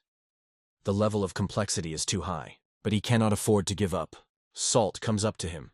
She says that he spent too much internal power using this technique. At that moment, when he turns, he needs to concentrate his energy on a spear. Liu Jinshan is surprised by her appearance. The girl asks her grandfather step aside. She demonstrates him how to fulfill this technique. Opening his mouth in surprise, he watches her. Liu Jinshan thinks. She changes his pose so quickly and a spear throwing in one breath. This speed and accuracy can't be. He understands that Salt has already surpassed the level of 10 stars. This is much more than he expected from her. Her technique looks beautiful, like flying flower petals. But this is the wind of death. radiating incredible murderous power. The girl is interested. Did my grandfather liked it? Liu Jinshan admits. It's just amazing, and he is delighted. Salt laughs pretty. The elder is touching. It seems that only yesterday she trained with him. Has she really grown so much? Salt asks. Grandfather is crying again? He, wiping a tear, replies, Who said he was crying? Just with age, the eyes get very tired. Behind them appears a student of Bakheen and calls the elder. He says they have a serious problem. In the Qian district, posters were found with their ranges. Liu Jinshan replies that he was ready to find them after a fight with the guards. This is not the first time. The guy hands him the paper and asks to look at it. The girl is also inclined above the poster that is being examined by the elder. Both of them are interested in what size reward is promised for their capture. They read the description. A couple of old monsters crazy. They attacked the adherents of the Chanam Temple, as well as the Alliance Murim. The following are portraits of a pair of monsters yin-yang. Liu Jinshan says, What a nightmare. The image is completely different from them. Tearing paper into shreds, he threatens to deal with the Alliance Murim. He will kill them all. While the elder is angry that they were given such nicknames, Salt, looking at the piece of paper, asks his portrait, Grandfather Yan, and she is Yin? The girl rejoices. She has a nickname. Liu Jinshan cannot believe that she could like it. Besides, they were also called by monsters. Looking at a piece of paper under his feet, he thinks that to be honest, then he doesn't care. He only took the path of revenge for his family, so he does not care how they would call him. But he will make them pay for their sins in full. The student, looking at the poisonously red aura emanating from the boy, says that he will probably go. But Liu Jinshan stops him. He says that he has a couple of questions for him. He clarifies. He has a question regarding their chapter. Salt and the elder stand in the ring against each other. He thinks, there is a couple of ships for the enemy's trace, but he will need serious preparation to deal with the Shaolin temple. He explains the girl. When they face enemies, if she uses part of the spear, the power of her blow doubles. Liu Jinshan says that now he will teach her to use the secret technique of their family. Salt rejoices in training with his grandfather. He asks her to watch carefully and demonstrates movements. She must imagine what is now next to him. Chanjana's heart beats inside them. The key moment of equipment is a distance with the enemy. This allows you to protect yourself from a shockwave. When the enemy begins to retreat, you need to follow him. The elder squeezes a spear in his hand more strongly, then shows how to strike, and adds, and then you just need to get lost from the sight of the enemy. Anyone who will hit this technique will not be able to fight further, and no one can dodge such a blow. Salt shouts that she also wants to try and rushes to him. The elder believes that it is dangerous. She needs to look again and work out movements with him. The girl becomes nearby and makes a lunge with a spear. She moves synchronously with her grandfather. He is amazed at the ease of which she succeeds. Liu Jinshan is not believed that, having looked only once, she managed to perform this technique in unison with him. He admires her uniqueness. She surprises him again and again. Was a child ever in history with such an incredible potential for martial arts? Today he once again became convinced of endless talent. Salt. It is closed even for Murim. He is sure that one day she will shine brighter than the sun among martial arts. Liu Jinshan falls right in the ring. He offers to take a short break. The girl says that it was fun and laughs. Does he look at his granddaughter? Does she laugh at his grandfather? He is so tired that he will die now. Now he understands the feelings of students who are very upset after sparring with Salt. Sitting, he asks his granddaughter to sit next to him. She readily fulfills his request. The elder says that he cannot predict what dangers await them in the future, so let not neglect training and study hard. He explains that it depends on her alone, will continue in glory, or their family will stop once and for all. Liu Jinshan puts his hand on her shoulder. He asks her to mean. Her skills are very strong, so fighting with enemies, let him use as much strength as it will be necessary to win. If there are no serious enemies, then half of its strength will be enough. He does not want his granddaughter to be stained with blood. Salt replies that she will keep this in mind. With a tray in his hands, Eugene approaches them. She reports that she brought them a little dumplings. Salt joyfully runs to meet her, offering her grandfather to eat. It replies that he is old, he has no appetite, and let her eat on health. The girl holds out the dumplings, saying that he needs to eat well, otherwise he will not grow up, he thinks. But the truth is that Salt has already become higher than him. Liu Jinshan says, given the sincerity of the mistress in the desire to treat them, it is worth trying.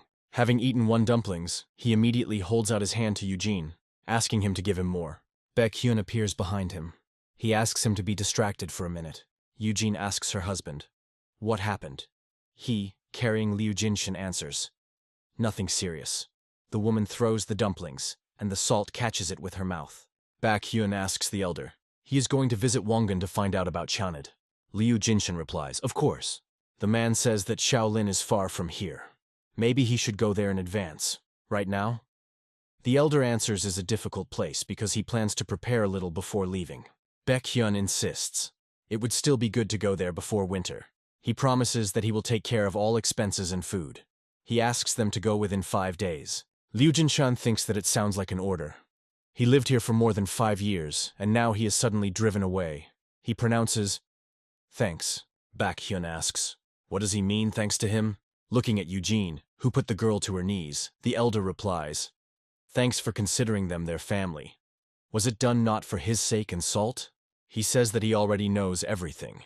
The man asks, "What exactly does he know?" Liu Jinshan replies, he knows the content of that letter. He recalls how they received this message from Salt, and his question asked by Baekhyun then in the mountains. The elder says, "The political faction of the Alliance Murim wants to start a war. So all orthodox fractions in Shaanxi decided to attack Kusian simultaneously? If other factions, the allies of the Alliance, join them, the scale of military force will not be possible to predict." Baekhyun admits that he said everything correctly. If the region of the CA is attacked, then they will have no other choice, except to reach their hand. If only the Chans and other groups will attack, then you should try to confront them. But if the Kue sect enters the war, then the whole Hohan will be destroyed. He believes that therefore, as soon as possible, he needs to leave here. If they stay here, then they will not be able to avoid war. Liu Jinshan says, "Why not? They can also extend a helping hand. They will remain here with Salt until the war ends. He will not leave Padoman in such a situation." The elder offers Baekhyun to take his hand to fasten the alliance. Baekhyun reaches out to Liu Jinshan. The children's hand was able to grab only his index finger, but the handshake still took place. A man, watching his wife and frolicking, says, "Even if they remain, the question is acute. How can they cope with the superior enemy forces, with the orthodox sects of all Shaanxi? But what if the enemy decides to attack all unorthodox sects at the same time? Of these are only they, a sect of a bloody viper, a sect of a dark dragon and steppe moonko." Liu Jinshan explains that in Murim there are not only orthodox and unorthodox sects. Baekhyun asks, he thinks that they should ask for help from neutral forces. The elder invites him to think, isn't there such a neutral force in Shaanxi which can compete even with the MANHUA sect? The best assassins in the Jiang is a black cat sect. The man objects, as the elder said, they are neutral. These are just thugs that kill everyone for whom they will be paid. It doesn't matter which faction it belongs to. Why would they help them? Liu Jinshan is interested. How does he think? If the unorthodox sects are erased from the face of the earth, will the Black Cat sect still remain those who are? They also need a balance of power in Murim. Baekhyun replies that this is a shadow organization, and it will not be so easy to find them. The elder says that there is no time for thought. He himself will meet with the leader of the sect. The man is amazed. Will he really go to the sacred mountain? They say she is teeming with assassins. But the little finger makes his lips close. Liu Jinshan, who jumped up on a man's hands folded on his chest, makes him shut up. He asks him to speak quieter. The Salt, although far, can still hear their conversation. He reports that he will go there secretly tonight. Sitting in bed, the elder listens to the breath of her granddaughter. It seems that the girl is sleeping tightly. After making sure that she could not stop him, he is quietly sneaking out of the room.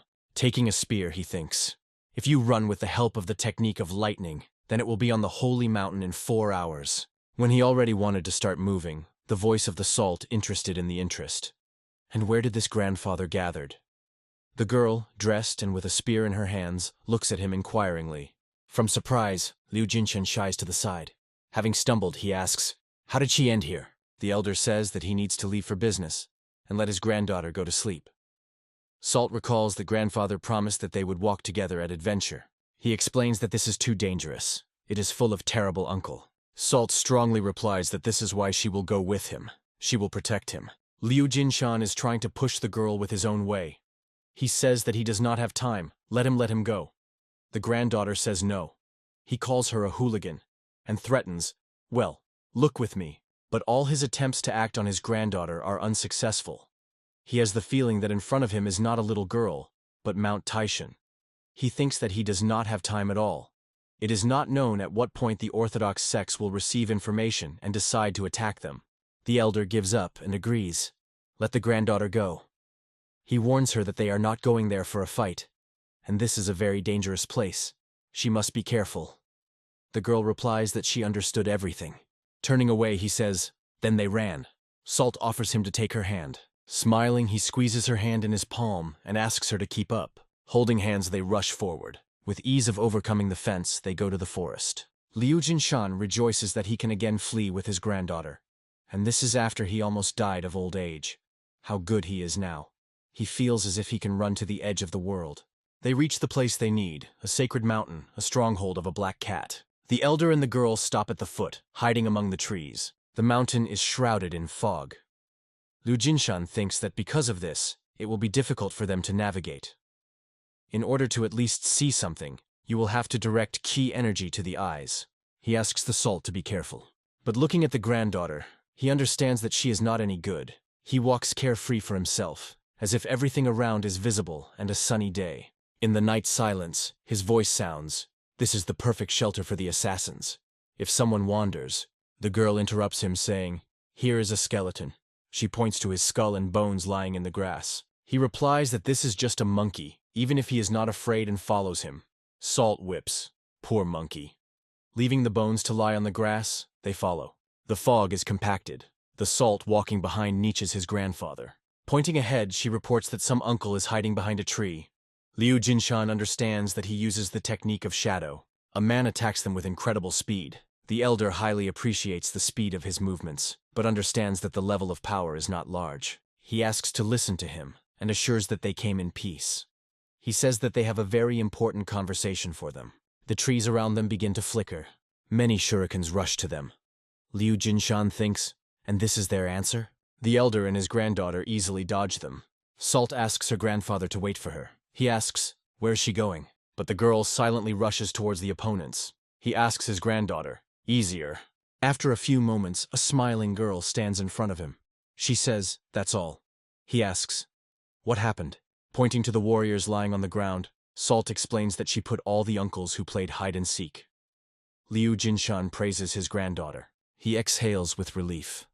How good it was that he warned her on the eve of fighting half-heartedly. Suddenly the elder feels the approach of a strong aura. Salt also feels her, and makes movement in that direction, but he stops the girl. In the fog you can see the silhouette of a person. He approaches them, saying that the Lord wants to talk to them, and asks to follow him. Liu Jinshan, following him, thinks, what a good luck that they were more accommodated than he thought. He says the Salt that they go to one very terrible uncle. He will talk to him and let her be silent and stays next to him.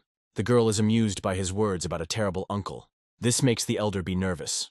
A man leads them to a large hall, and he himself remains to stand at the threshold. They follow the elevation on which the leader of the Black Cat sect sits, the sword fool Baksan. The elder is presented and welcomes the man. He thinks that he did not even assume that he would someday come to meet the greatest assassin in Murom. He thinks that he does not regret that he did everything to live longer. Looking into the leader of the leader, Liu Jinshan is anxious. Why does he look with such bloodthirsty eyes? Looking around, he sees that his granddaughter's eyes radiate inner energy. He's shouting warningly, "Salt!" He asks the girl not to play with the leader and peeps. Let everything do everything like him. Baksan says that for the first time in his life, he sees two rejuvenated higher masters at once. In response, the elder thanks him for agreeing to listen to them. Salt repeats the words of gratitude behind him. Liu Jinshan sighs. The granddaughter understood his request too literally. The leader says, looking thoughtfully at them, "Paired demons, yin and yang." When he first heard about them, he had doubts. But now he sees them with his own eyes and is surprised. The elder is angry.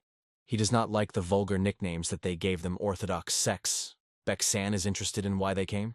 Liu Jinshan holds to him Paitsu and a letter from the head of the Unorthodox Syndicate. Baksan is slightly surprised that the Unorthodox Syndicate has a business against him. Having familiarized himself with the message, he asks, "Is there a complete destruction for the Unorthodox sect?" The leader, crushing the letter and throwing him away, says, "It is not surprising that the Orthodox sects somehow fell silent. So this is what they started. Turning in his hands a coin, he continues to say, "They should be known that they have nothing to do with unorthodox sects." The elder answers, "Does he really believe that if the unorthodox sects are destroyed, then neutral, such as a black cat, will not become the next purpose?" The leader believes that these are only their assumptions. Liu Jinshan says, "There is probably a reason why orthodox sects are in such a hurry to deal with unorthodox." He has no exact information, but this is quite logical. He believes that they plan to crush the whole Murim. They certainly will not tolerate any significant force in which they will see a threat. Baksan agrees. He speaks quite reasonably. But they cannot get involved in the war of these sides. The elder explains that he does not ask for this. The man is interested in, "What then?" Liu Jinshan replies, "He only asks for a decisive battle on the day when the decisive battle takes place. They prevent the soldiers of the Hua sect to get to the Ku district." The leader clarifies, "Should they delay the sect of MANHUA, the most numerous of all?" The elder says, "The forest Yanshan. This bamboo forest is so thick that sunlight does not penetrate there. Such a terrain is ideal for the skills of members of the sect of a Chornaya cat. To get into the district of Hu, the sect of Mount Hua will have to make his way through this forest." Baksan replies, "Well, in this case they could delay them with distracting maneuvers and win. If they do it, will unorthodox sects can cope with the rest?" Liu Jinshan, leaning in a bow, assures that they will make every effort to win. Let them only help them. Salt obediently repeats after him, promising that they will make every effort. At the same time, the girl thinks about how she wants a fried duck. The leader answers. He thinks that they can do it. Let them go in peace. He needs to think. Soon they will receive a letter from him. In the meantime, it has already begun to light. District Bayan. The elder and Salt are walking along the street. He says that they ran all night and offers to eat. The girl jumps joyfully. Yes, meat. She is interested. And that terrible uncle older than him. Liu Jinshan thinks, and then says that in Murim sometimes people look young, but in fact they are ancient old people. However, in this case, he believes that a man is younger than him. He explains that in Murim the level and age are in no way connected. It depends on skill in martial arts, reputation, and position in society. Beksan in martial arts is stronger than him. He has better reputation. Remembering their visit, he adds that he is the leader of the enormous power. Therefore, he has more respect. The girl is interested. What about her? The elder, laughing, replies that she is the young matriarch of the Liu family. She asks, "And her reputation?" He replies that actually her reputation is improving. Her martial art is also a very high level. He believes that soon her overall level will grow. Salt is extremely pleased with his words. Noticing this, the elder laughs, and then offers to eat. Entering the tavern, they sit down at the table. The girl says this place seems familiar to her. He answers, it is amazing that she remembers. He says that they were here when she was 2 years old. Salt admits that he misses Hyun-hee. Liu Jinshan is surprised that the girl remembers her. He says that soon they will see her. The waiter is interested. Where are their parents? He explains that children are not served here. The elder pulls a bunch of coins on the tip of the spear, and the guy's behavior immediately changes. He is pleasing to what the dear guests wish. Soon dishes appear on their table. Looking around, Liu Jinshan thinks, there are a lot of warriors. Everything is exactly the same as the last time. He hopes that at least this time it will do without a clog, who climb into a fight for no reason. A guy with a bottle passing by the table looks at him in surprise. The elder thinks displeasedly, is it really impossible to even eat calmly? Salt brings a bowl to the mouth and devastates it. Putting her on the table, she exclaims, oh, how tasty. The guy decides to ask, are they the same paired demons Yin and Yan? The people around are accepted to talk. They have heard about their exploits, and for their capture a high reward is assigned to the Murim Alliance. Salt recalls the words of his grandfather, who says that, in his opinion, her overall level will soon grow. The girl smugly states that this is she, a demon Yin. The elder is out of anger. Mentally, he promises with his own hands to kill the bastard that gave them these nicknames. The guy says that their glory goes ahead of them, calling them great masters. He asks whether they will allow him, whether Jingyan from the Union of Fiery Bear, to offer them to drink.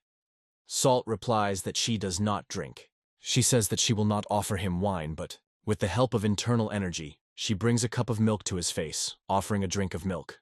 He drains the cup, and then proclaims, addressing all those present, in front of them are new heroes of the unorthodox world.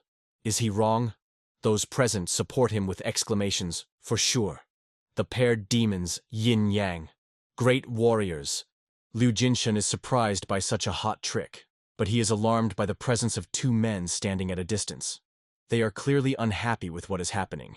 He understands that this is orthodox. The elder and granddaughter leave the tavern. He offers to return. The girl objects. They are waiting for them. Liu Jinshan does not understand what she was talking about. She explains that they are waiting at the edge of the forest on the main road. He guesses that we are talking about those men from the tavern. He knew that they would not leave in a good way. He offers Salt to go, promising to show her something interesting. The girl is clearly interested in his words. Going to the forest, he promises to teach her an easy way to neutralize the enemy. Men hiding on trees watch the elder and his granddaughter walk along the forest path. One of them pronounces, "Paired demons yin and yang." The second answers. And at first glance, ordinary children.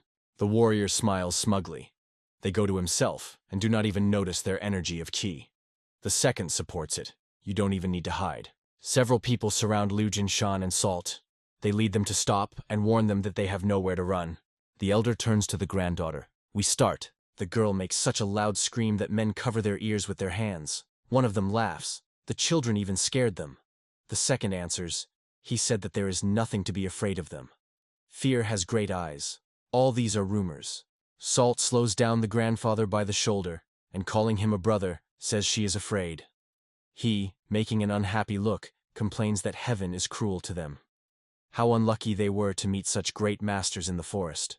One of the warriors, anticipating easy prey, offers to share the award of honey by himself. The second says, the announcement promises a double reward to the one who brings their heads. He believes that such a privilege should go to the strongest of them. Warriors decide that they will do so. Liu Jinshan tells the granddaughter, "If you pretend to be weak and take the opponents by surprise, this is almost always a guarantee of a slight victory." He pretends to be frightened by a sword, who pulls one of the men out of the scabbard. He says that he is not afraid. It will not hurt. The man says, since he was honored to cut off their heads, he will tell them his name. He is the swift sword of the dragon. He waves a blade, but he does not manage to hurt anyone.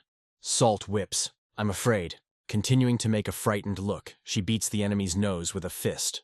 A man who succumbed to the girl's tricks receives a crushing blow from her. He departs far back. His friends are outraged. The villains deceived them. Liu Jinshan says that all Orthodox say the same thing. Didn't they pursue them themselves? The warrior screams to shut up and rushes at him with a sword, but he does not even have time to finish the phrase. The Salt beats his spear with a pole in the face. She says to swear badly. Suddenly, behind the elder, a crowd of armed people is shown. The man running ahead shouts, "Here they are!" Li Jingguan and tavern warriors are discouraged. They say that they saw how villains from the Orthodox sect entered the forest, therefore followed. But it seems that they were in vain worried. The man says that a man, nicknamed the Swift Sword of the Dragon, is widely known in Shaanxi. However, they dealt with him with one blow. Yin-Yan true masters. The elder with force knocks on the ground. Then it sighs. Perhaps it is already useless to try to correct this nickname. He says, since they all gathered here, the demon Yan wants to tell them something. He claims that this is not the end of the aggression of Orthodox sects. Liu Jinshan says that after 3 to 4 days they plan to destroy all Murim's unorthodox sects. Men are excited by his message. What does he say? Destruction? Are they some insects frauds? The elder thinks that it took a lot of time as they declared this to an unorthodox syndicate, but these people have no concepts, which is about. This is not very surprising. What else can I expect from unorthodox sects, scattered and fragmented? Although the CHU are approximately the same worldview, there is still a lot of medium and small sects in Shaanxi. He urges men to listen to him, and invites them to act as a united front. He believes that they need to come to the KH district as soon as possible. They answer that they will come and bring people from the sects to which they belong. The elder thanks them. He asks them to convey to all the unorthodox brothers who will be met in their path this news. He says goodbye to them, saying that they will be seen in the OKH district on a decisive day. Sect Phenomenon. Baek Hyun, watching the training of Salt, asks the elder, when did he manage to teach her a double spear? He replies that she herself learned.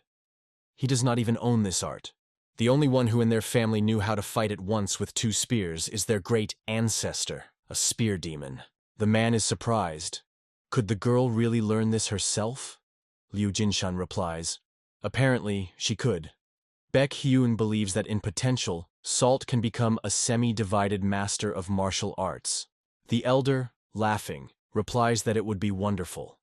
The man assures him that he is not joking. Salt is much stronger than he thinks. While he was sick and was chained to bed, he personally trained with her. He is sure that by this moment she probably had already crossed the line of the boundless sphere. But the boundless sphere also has its own gradation. Does this really mean that now the girl's strength has gone far beyond their understanding? Baek Hyun adds that recently received a report from scouts. They claim that the attack of orthodox sects is planned for tomorrow. The elder sighs. So the crying day comes. He believes that Salt could help them in battle, but she will be forced to watch her relatives die. Is it too much for an 8-year-old girl? The man replies that his Salt was like a niece, and he did not even think about counting on her help. He offers once again to go according to the plan of preparations. They consider the card. The man says that he leads 4 large roads to the KHO district. The Black Cat sect should delay the sect of MANHUA on the way. So the main sect and a sect of the Dark Dragon will block the gates leading to Mount Junan. If the sect of the Bloody Snake and Makianko will manage to block the 2nd and 3rd gates, then they have a chance. The elder agrees. That's right. They are inferior in numbers, therefore. By blocking a narrow gorge, they will be able to level the advantages of the enemy. But if there is a breakthrough at least in one of the 4 critical points, the whole plan will go to dust. Baek Hyun explains. If this happens, then they are regrouped into their city and will hold the defense to the last. But if they lose, then what about the elder? He replies that the man does not worry. He does not intend to leave Salt without a family. He says, if everything is very bad, then they will run away from Salt, and later, they will avenge them. Baek Hyun, laughing, replies that he does not doubt it at all. Indicating the place on the map, he asks the elder to stay so far in the city with their reserves, and then he will help them defend themselves. Liu Jinshan tells the man that they should win. He replies that acquaintance with him is truly a blessing of the gods. The elder pronounces, for them with Salt too. The man says, even if they do not die, Liu Jinshan replies that no one is going to. He offers to survive and meet again. The 2nd gate. Dawn. Dew flows from the leaves and drips to the ground. A scream is heard. Someone calls the leader. The man watches how one of the drops falls to the ground at his feet. A scream flashes over a group of warriors, non-humans from orthodox sects within visibility. The leader answers, understand. How long does they still have to go here? He believes that they will be here very soon. The man smiles unkindly. He is already tired of waiting. The leader of the Blood Snake Chon Su tells the soldiers to expose swords. He offers to get drunk with the blood of these orthodox. In the room where Liu Jinshan is sitting at the table, and 2 warriors stand on the sides of him, a man enters and says that the sect of a bloody snake gave the enemy a persistent rebuff, and the enemy will soon be broken. Through the 2nd gates of the orthodox sect, do not pass. The 1st gates are also protected. The main sect is Padoman, and the Dark Dragon gave a fight to the Chanam sect. One of the warriors says that the orthodox will have to pay for considering them Nhari. The elder standing on a chair replies that they do not lose vigilance. Murim is full of intriguers and cunning. Pointing to the card, he asks, what about the 3rd gates? Where is Machonko? A breathless warrior runs into the room. He says that the enemy found out that the Makianko is a few, so a significant force of several medium and small sects was directed there. The elder believes that everything is going according to plan. The 3rd gate, face Kunko. Hoju, instructing the blade on the opponents, says that they would never pass for anything. The warrior of the orthodox sect replies that for the weakest sect in the Oak, they have a lot about themselves. He commands, forward. Hearing a scream, he turns around and sees how one of their warriors kill. He understands. An ambush. But he is perplexed. After all, other unorthodox sects should be busy on the rest of the gates. Li Jinggan, calling his name and reporting that he is from the Union of Fiery Bear, strikes one of the soldiers in the back. He promises that all of them will go to the forefathers today. The leader of the orthodox warriors, having heard his words, is surprised.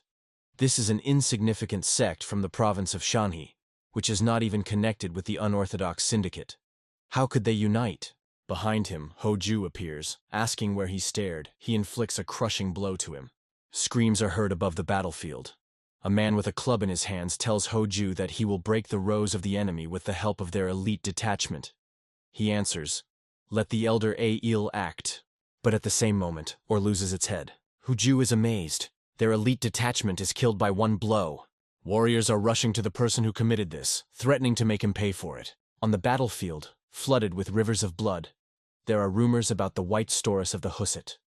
He walks along the enemy rows, as if in the garden, and even a drop of blood does not fall on his white robe. But the great house of the husband runs very far from Shangxi. Has he secretly made his way to this territory, hiding his incredible key swordsman, one of the strongest masters of the 5 great families of Murim? The man Chen is a master of the boundless sphere. A warrior who is running into the room tells the elder that they have trouble. He is interested.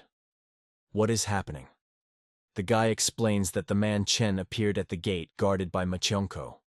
Liu Jinshan is stunned by this news. He asks, "A warrior from the great family of a man?" The guy confirms, "Exactly. He is known as the Iron Keephole Meshin Chen, a master of the boundless sphere." On the battlefield, the 3rd gates, one of the warriors asks Hoju to run away. He replies that he cannot do this.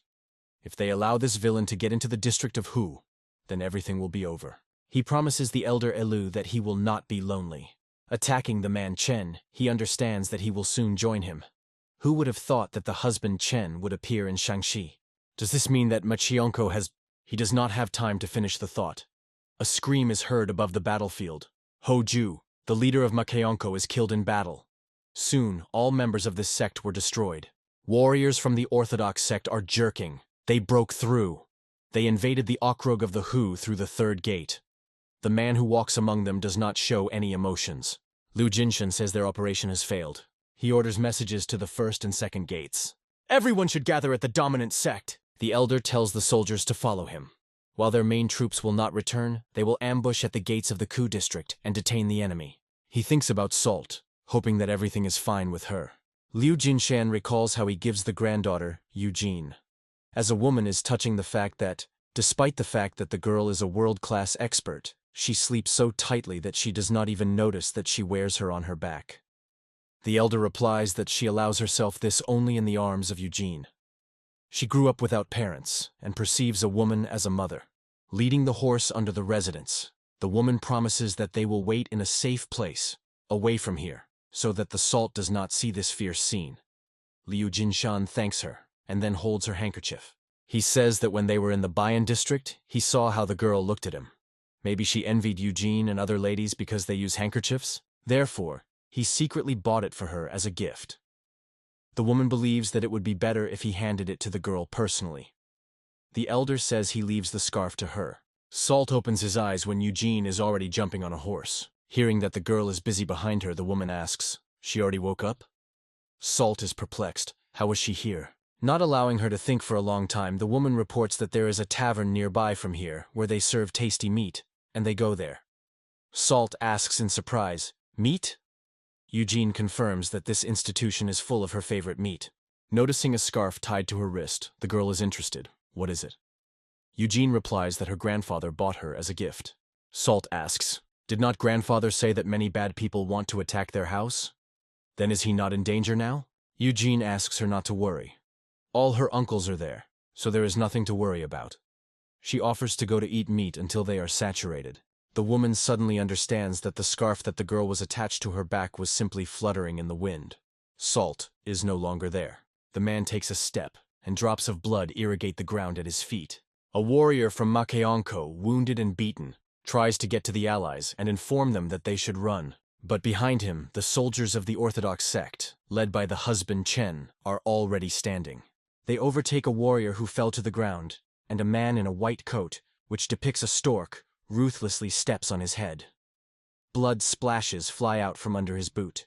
The elder, along with part of the warriors, Bakheen arranges an ambush. He tells the students nearby to hold their breath and wait until he gives a signal. As soon as the soldiers of the Orthodox sect enter the courtyard of the mansion, it gives a team hidden on the roofs of houses to soldiers. Now! A hail of arrows flying in opponents. But around the Chen's husband, an energy field forms, not allowing a single arrow to approach him. It is protected by a transparent sphere that covered it like a dome. The elder is amazed. They could not inflict a single injury to him. A column of energy breaks out of the dome. A scream is heard. The man Chen disappeared, but he is already sinking to the roof next to the warriors of the unorthodox sect, who do not even notice its presence.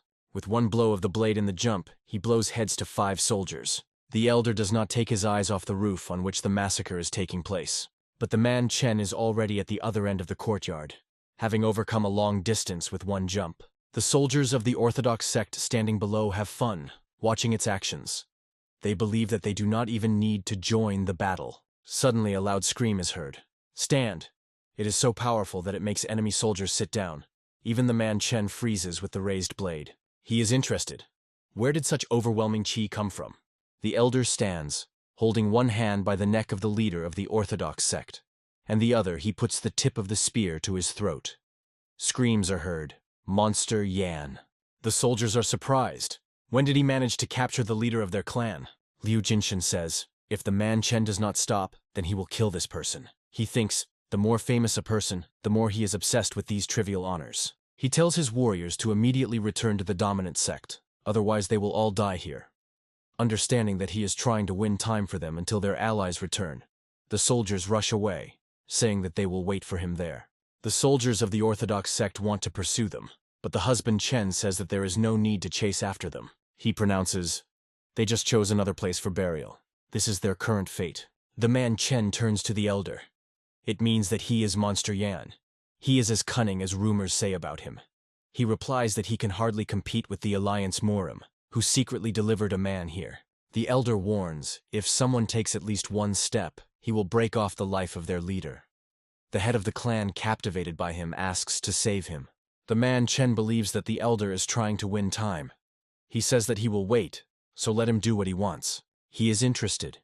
Where is the Yin monster? The soldiers of the orthodox sect warn him that the monster Yin always holds next to monster Yan, so let it be on his guard. The monster Yan cannot compare with the monster Yin. The man Chen replies that he knows this. The Alliance Marima sent him here precisely because of them. This place will become their grave. The elder is interested in, is his name a Jun chain? He continues, and with his insignificant power, he became famous as an expert of the world class. Pointing to him by a blade, he asks, isn't the monster Yin stand right behind him? Housing Chen is shocked. Impossible. He did not even feel her presence. And yet she is already standing behind him. The man Chen sharply turns back, but there is nobody behind him. He swears, realizing that the enemy had deceived him. Turning around, he feels some kind of movement. The man sees that only the leader of the clan remained on the roof, and his enemy fled. He is unpleasantly surprised. He was deceived. The man Chen asks the soldiers standing below, did they see how he escaped with the help of a step technique? Walking along the roof, he tells everyone to go after him. The man Chen is determined. None of these insects today will be able to get out of the village alive. There is a scream that calls the leader of the sect in the Beak Hen mansion. The warrior running around the courtyard shouts that the gates of the castle are broken, and all the orthodox villains flow here. Baek Hyun asks Chon Su, is he ready? He offers to have fun to the end, as in previous times. The leader of the Blood Snake sect is answered, of course. Didn't he decide to give his life beyond the county Hu? Men see how the elder lands on the roof of the house. Liu Jinshan understands that everyone was going here. He watches how Baek Hin gives a command to take positions. The elder reports that Ho Ju was killed, and the leader of the group of the Dark Dragon is wounded. Even if the rest will have to fight enemies alone, then the 3 of them should kill the husband Chen. Baek Hyun and Chon Su unanimously report their readiness to die. There is a voice of the leader of the orthodox sect of the elder Junan Xuan Ho. He turns to Liu Jinshan, saying that he is a villain. He promises that today he will try to repay for his humiliation, tearing him to pieces. He says that he probably has not yet come to his senses. Zhuangko is reported by the man Chen that he does not see Monster Yin. He calmly replies that he may be absolutely sure that today they will all die from his hand. But he continues to tell him that Yin is a terrible monster, whom no one had ever seen in Jianghu before. So he asks a man not to lose vigilance and not be deceived by his appearance. The man Chen promises to show her how high heaven is. Wrinkling with a blade, he says that he does not know where she is hiding, but she will definitely come out as soon as they deal with this garbage. He gives the command to kill all these rats. Baek Hyun, Chon Su, and the elder rush to the husband Chen. He, in an instant of an eye, to find himself near a healthy man who is protected by 2 blades. The man Chen strikes him. Chonsu is trying to help a friend. The elder, bringing a spear over him, thinks that both men spent quite a lot of their chi after the first battle. But the man Chen easily avoids the opponents surrounding him. He makes a jump and finds himself on a spear of the elders. The man Chen stroke a crushing blow to Liu Jinshan. He realizes that if they discard their differences in chi, then they were not even opponents from the very beginning. The spear Liu Jinshan remains in the hands of the husband Chen. The man says that the buzz of flies is really annoying.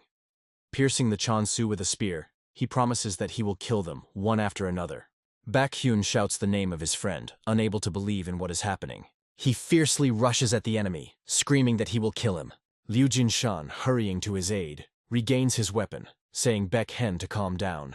Chonsu managed to avoid getting into a vital area. He tells him to prepare his murderous move. He believes that now that the enemy has lost his vigilance, they have a chance. The elder uses the technique of the seventh movement of the spear of the Liu family, destroying wind. Baekhyun comes running to the outbreak of light. But their attack causes the enemy only a neglecting smile. He uses the technique of heaven dominate the desert. His power is wounded by Liu Jinshan and Baekhyun. A man in a white dressing gown with a stork does not even turn his head towards defeated opponents. Baekhyun asks his older brother to forgive him. He believes that it's over. Liu Jinshan, clutching his hand in a fist, objects. He is guilty. The elder hardly says. It's good that he asked Eugene to take care of Salt. The foot of the man Chen descends onto the wounded body of Liu Jinshan, forcing him to scream in pain. The man says that he still caught the most annoying fly. Raising the sword, the man Chen asks, maybe he should start with the fact that to cut off his wings one after another? Then, as if changing his mind, he pronounces, or maybe it is better to start with his head to cut off. A loud scream makes the soldiers sit down and close their ears. The sword of the man Chen sticks into the ground at the very face of the elder. He in bewilderment searches with his eyes with a source of noise. Warriors slowly come to their senses and swear, not understanding what is happening. Seeing who made such a cry, everyone will immediately recognize her. Monster Yin. The elder hardly pronounces Salt. Xuan Ho, radiating just an incredible intention to kill, screams to first stop the monster Yin. Immediately, the spear of the elder strikes his head, and then he flies further to the Salt that called him. The man Chen says, as expected, she finally appeared. The girl blocks both parts of the spear into the ground and stands between them. She blindfolds her eyes with a handkerchief received as a gift and tells her grandfather that he does not try to stop her today. Warriors from all sides are pounced on the girl, but she easily copes with them and rushes forward. With a bandage in the eyes, Salt never misses and accurately falls on the target. Xuan Ho cannot believe his eyes. Even so many warriors cannot stop her. Those who froze and cannot move with fear, the girl does not touch. But those who pose at least the slightest threat, she kills with one blow. Xuan, he resolutely rushes forward, screaming that the honor of the Chonam Mountain is set on the map, and he cannot stand aside. But with one blow of a spear, Salt pacifies him, and he falls to the ground. The Mujun, Chen says, who was watching the battle, is finally a demon of yin. That is exactly what he imagined her. Salt asks his grandfather, how is he? Liu Jinshan, lying on the ground, raises his head and replies that this villain is dangerous. He asks his granddaughter to run away from here with all his legs. The man Chen is slightly surprised. At such a moment she is worried about others. He promises that his sword will bring retribution for her sins. Salt is interested in turning to Chonam and his friend. How did they dare to beat her grandfather? The girl asks, where did Chonam get so many Zlody friends? She says that he is preparing. Now there will be an ATA. The man is surprised. What is she carrying? But the Salt attacks, and he is forced to defend himself. The soldiers are surprised. Impossible. The iron-blooded swordsman cannot even get closer to it. Students back. Heens support her with cries. Well done, pour him. They are sure that she can do it. Watching the battle, Liu Jinshan thinks, a skilled master of a spear strikes, without letting the enemy to himself. And in the case of Salt, this effect is doubled due to the fact that it itself has mastered the battle technique with both hands. And if you still add to this that it charges the weapon with its energy of qi, then the initiative in the battle is obtained at a distance of 3 meters. A man quite successfully avoids blows, luring the girl into a trap. He triumphs. Got caught. Others gasped in surprise, unable to restrain emotions. The iron-blooded swordsman uses the boundlessly flexible step of the husband. Liu Jinshan is desperately screaming, telling his granddaughter that the enemy is on the side. The husband Chen grinks wryly, feeling like a winner. He asks the Salt, Did she manage to recapture his blow? Then he adds that this will not give her anything. Now he understands all her spears. He says that now they will see how she will be able to beat off his blows. He rushes forward using the technique of quick iron blood. Liu Jinshan opens his mouth in a silent cry. The place where the duel occurs by dust clubs. Salt flies out from there. The warriors standing nearby scatter who where. Behind her breaks off the husband Chen. Baek Hyun, watching them, thinks how many finites and deceitful movements, interspersed with truly terrible blows. It is not in vain that a man is called a swordsman of iron blood. The Salt has no combat experience at all. And she has to deal with the master of one of the 5 great families. Their martial art is incomparable with the Liu family. His opinion is shared by Liu Jinshan. The man Chen waves his sword by the very ground, but the girl manages to react and jump. The man instantly moves behind her. He triumphs. She opened. Demonitza Yin came to an end. He applies the technique of an iron blood sword cutting heaven. His blade is inexorably falling on the head of the Salt. An incredibly powerful energy surge occurs in the place where the opponents are located. The sword of the man Chen Salt blocks with spears. The soldiers watching the fight are amazed. She withstood the crown of the husband. She is an incredible level of a master, but this is probably the limit of her strength. Even the demon of Yin cannot be compared with the great iron-blooded swordsman. Junshin says he is surprised. Few opponents could resist the battle with him for so long. His hand squeezes the handle of the blade tightly when he pronounces, "They will see how much more she can withstand." Baek Hyun thinks that this cannot continue for a long time. The advantage on the side of the man Chen. Liu Jinshan shouts to her granddaughter to run, but the girl continues to resist the enemy. She boldly attacks the man Chen. Her grandfather continues to beg her not to continue the battle and to run. She must survive. Salt lands at some distance from a man. He smiles wryly, saying, "Let him try to run away from him." Going to her, he adds, "If she has the strength to do so." Salt turns to his grandfather, and he immediately responds. She asks, "Can she fight at full strength?" Liu Jinshan is struck by her question. What? Can't be. That is before that she... He recalls their conversation when he told his granddaughter that her technique of Spear of a Hurricane Wind had almost reached perfection. Therefore, let it be careful with her, and uses it only when her life is in danger. She is very strong, and it is enough for her to fight in half asleep. Liu Jinshan is amazed that his little hooligan turned out to be such an obedient girl. He recalls how readily she agreed with his words, now only half-hearted. And no matter what, she was still restrained in the use of power. He covers his eyes, and answers, "You can." Let him not restrain himself and uses a Spear of Hurricane Wind. Around the girl, an energy whirlwind soaks. She squeezes a spear tightly in her hands. The whirlwind, in the center of which it is located, is becoming more powerful. The soldiers are talking. Its Qi is growing. Even breathing caught. The husband Chen is amazed. Where does this energy come from? He looks at the sword vibrating in his hands with surprise. The girl says, "Let Chonam and his friend lie down together." The man is outraged. How she laughs. But the Salt is already attacking him. The girl tears a bandage from her eyes, saying that Jiom has an evil friend. The scarf flies right in the hands of Liu Jinhan. He considers the fact that his granddaughter used half of his strength only because he said so. It depends on how she strikes behind the blow of the man Chen. The elder terribly wishes her hands to remain with unsuccessful blood, as long as possible. But there is nothing to do. Mentally, he asks the girl to use all the power of the Spear of the Destructive Wind. As if having overheard his thoughts, the granddaughter uses the first movement of the Spear of the Liu family, destroying the wind cutting mountains. The man Chen, defending himself with a sword, redirects her energy blow to the side. The warriors of Chonam standing nearby are bent, as if from pain. What an incredible ki! They feel as if something was putting on the invisible on them. One of the soldiers says that everything is in order. The great warrior of the husband was only distracted for a moment. He is not one of those who will lose so easily. Holding the sword in front of him, the man Chen asks the question, "Did she still not fight in full force?" He is angry. How dare she look at him down? He will force Monster Yin to regret it. The man rushes forward, wanting to strike the opponent. But she, rotating the spears in her hands, closes from the blow. The soldiers rejoice. The great warrior of the husband began to take battle seriously. Salt soars up. Members of the orthodox sect triumph. He again suppresses the Monster Yin. Baek Hyun says, "This is..."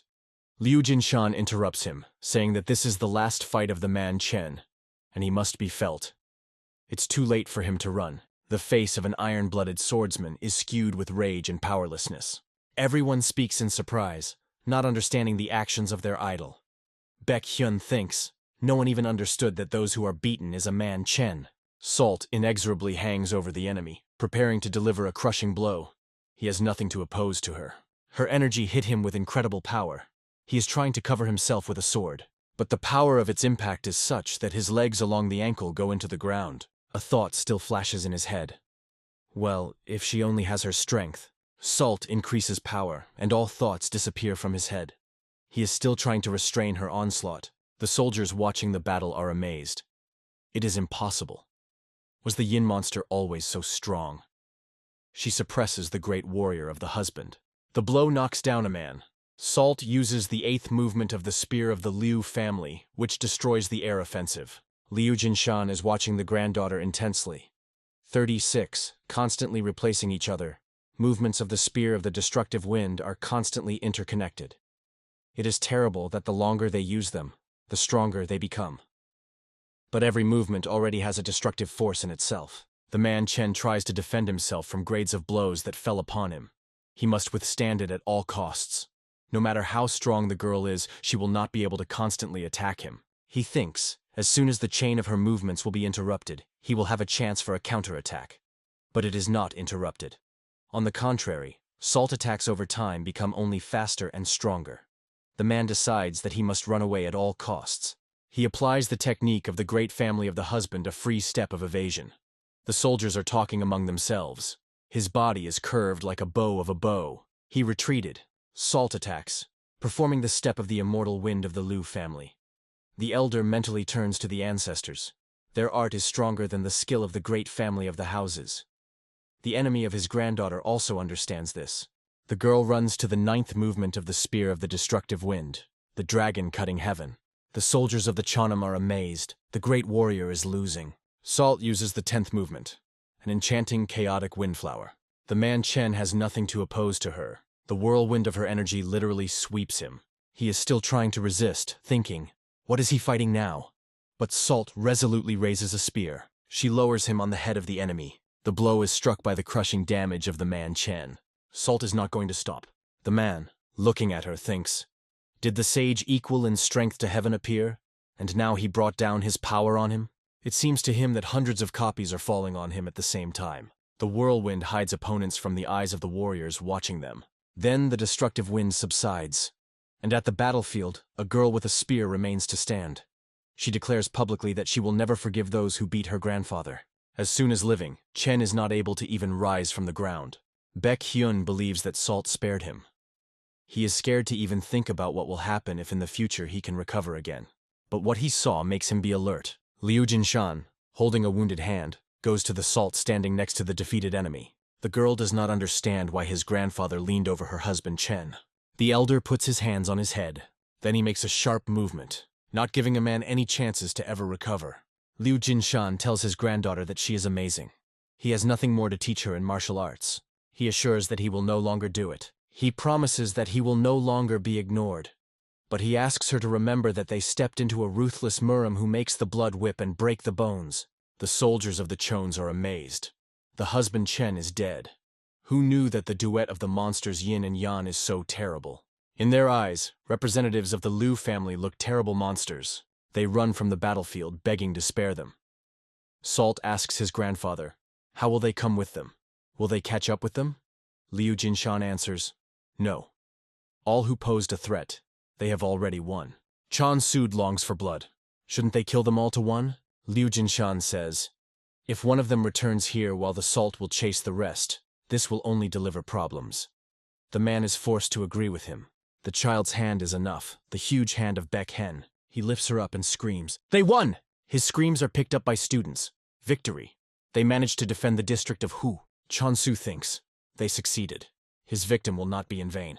Baek Hyun triggers him on his shoulder and is interested. He gathered in the next world, or what? He orders to take the wounded to the doctor and collect corpses. Salt, looking at them, sighs. She does not notice that grandfather is losing her balance. Turning, she is surprised to see that he had fallen. The girl screams, grandfather! The fallen in the battle gained peace. They were given honored honors. Conditioned Baek Hyun lies in bed. He asks how the older brother feels. Liu Jinshan, all in bandages, answers. Perhaps the fact is that he is younger, but he is restored faster. He believes that he will soon recover. Baek Hyun answers. That's glorious. And he will probably spend at least a couple of days. The elder asks, but what about the Black Cat sect? Should they have to be hard?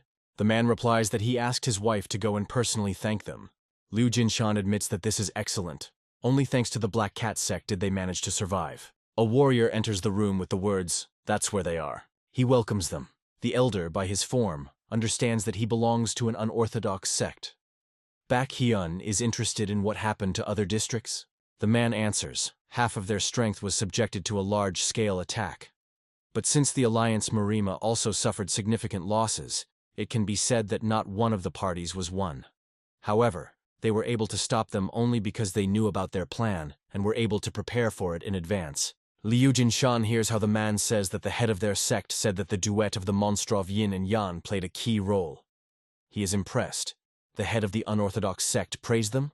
The man, demonstrating the box, says that the head would like to present monsters Yin and Yang a gift. The elder cannot believe that the head of the unorthodox sect gives them a gift. The royal token of the unorthodox sect. The elder does not know what it is, so he does not show proper delight.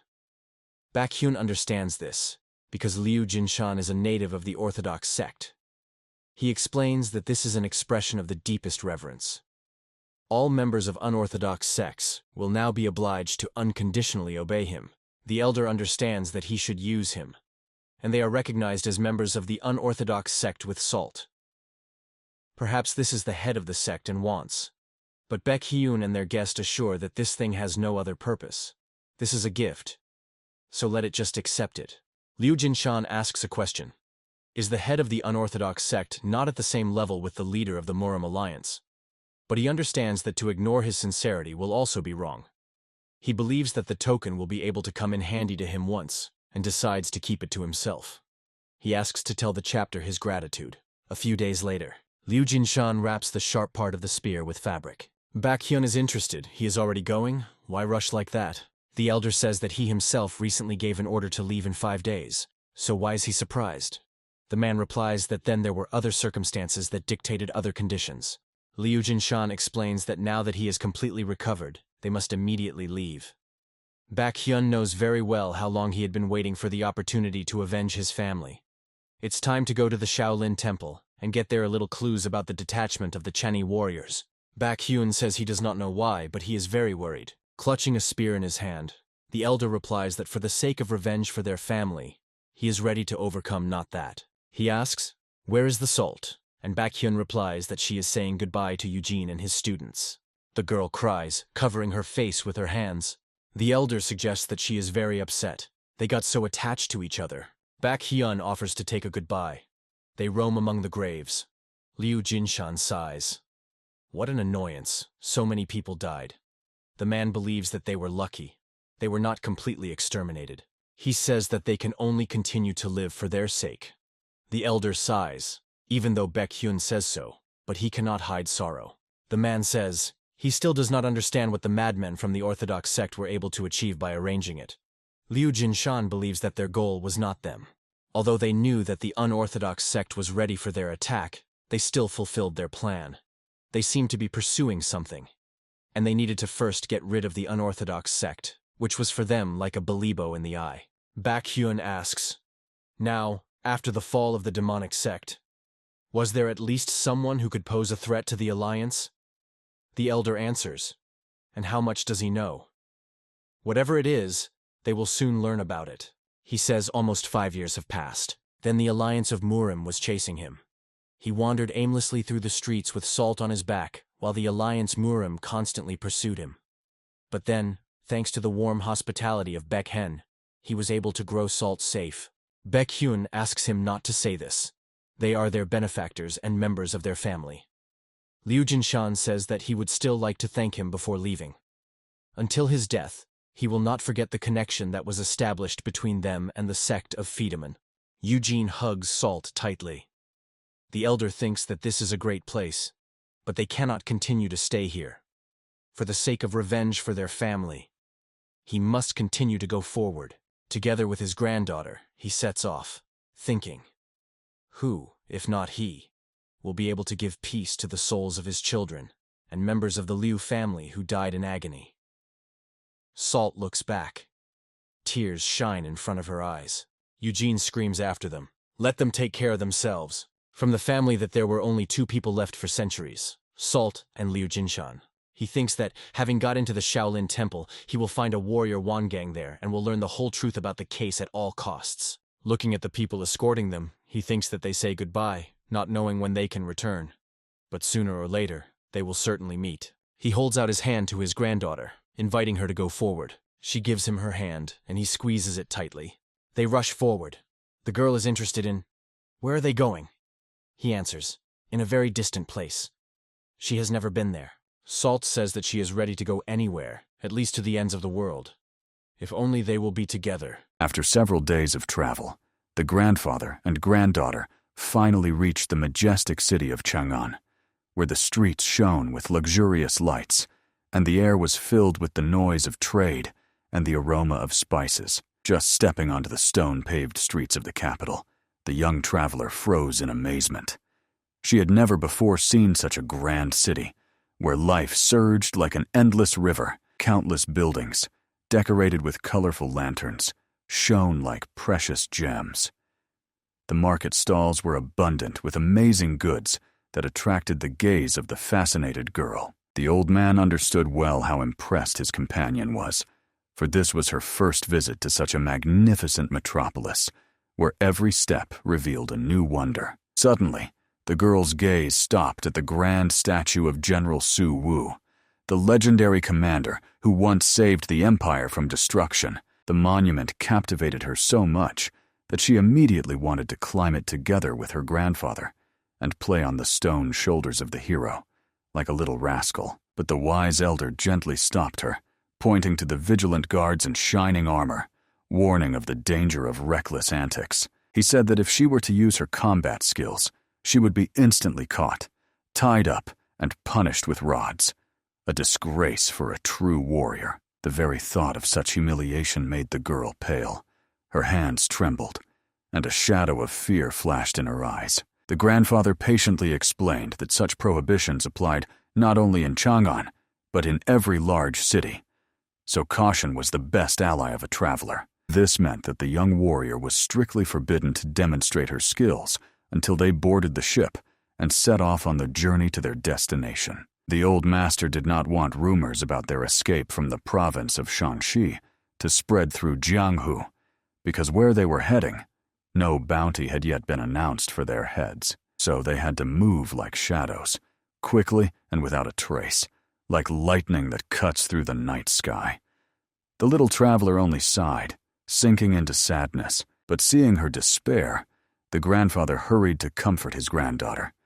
He managed to find a wonderful vessel, where moreover a tasty meat dish would be served. Hearing about the food, the girl instantly came to life and ran headlong forward, and the old man hurried after her, begging her not to use lightning-fast movement techniques. Soon the travelers stepped onto the deck of a majestic river ship, which swayed solemnly on the waves like a living giant. The girl looked with admiration at the waves playfully splashing against the ship's side, and marveled at the boundlessness of the river stretching to the very horizon. The grandfather only laughed good-naturedly, hinting that the world beyond their home was much wider and more beautiful than she had ever imagined. Although the tickets for the ship cost quite a lot, the old man was glad he could buy seats on a good vessel, so they would reach the port of Menzhen in Luoyang in just 10 days. But suddenly, a young man with an interesting look and a friendly smile approached this pair. The sailor could not understand what two such young travelers were doing alone, so he sincerely warned them.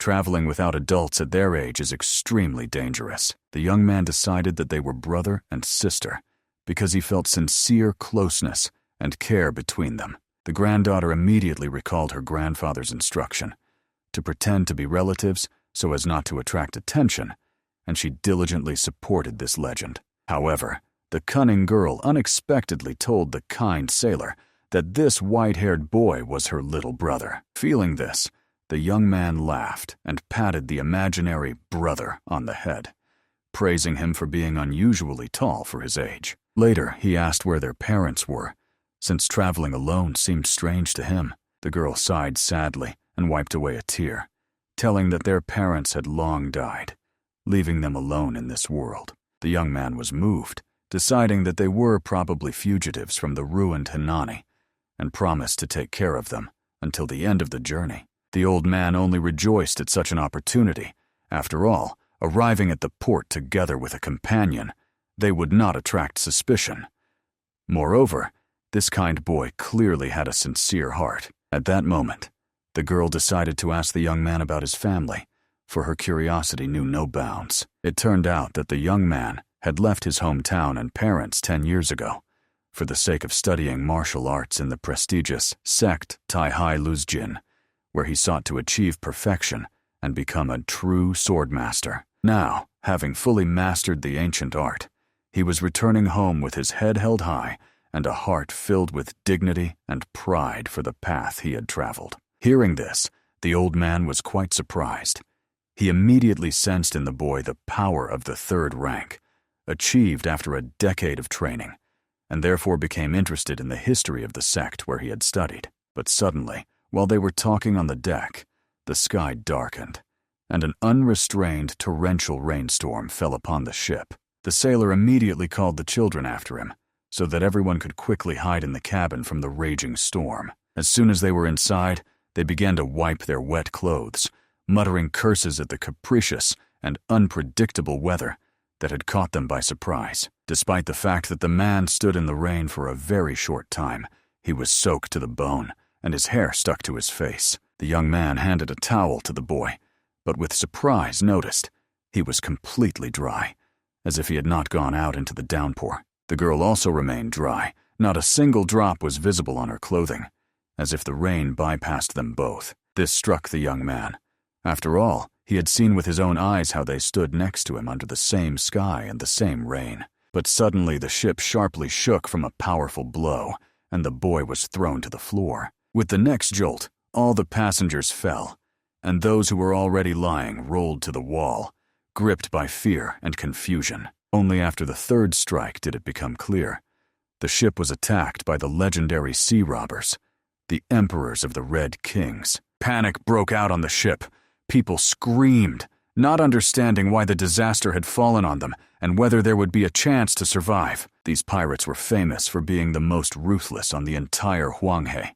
Even the Imperial Army could not tame their fury and cunning. Suddenly, the cabin door exploded into fragments, and a burly pirate with cold eyes burst inside, laughing. Grinning boldly, he declared that death awaited everyone in the waves if they did not immediately hand over all valuables to him, and ordered them not to cross his path again. Suddenly, his gaze stopped on the man with a sword, who calmly sat in the far corner of the cabin, full of anger and determination. The warrior boiled with indignation. How dare these sea monsters wreak havoc on a peaceful ship? Obviously, the pirates did not suspect that before them stood a true master of martial arts. The brave man jumped up and rushed forward to teach the insolent attacker a lesson. The pirate was momentarily confused. He did not expect to encounter a first-rank warrior on the ship capable of fighting back, but in the next moment, he boldly swung his blade and cut the opponent's body in half, leaving him no chance. The passengers screamed in horror. They had no idea that such an experienced fighter would die in an instant, and the pirate just burst out laughing, calling everyone fools who naively believed that those who terrorized the entire Huanghe could be powerless, miserable beggars. The old man instantly understood the reason for the warrior's defeat.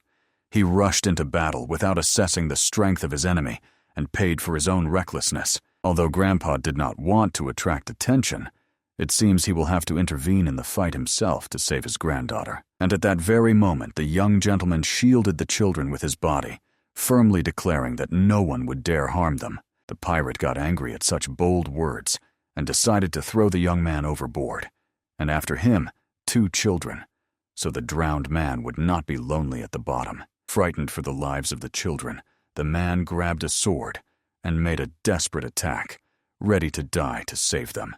But his strike proved so powerful that it cut not only the pirate, but also the enemy ship standing in the distance. The power of this sword exceeded human limits. A deafening roar sounded over the river, and the stunned passengers burst out with exclamations of admiration.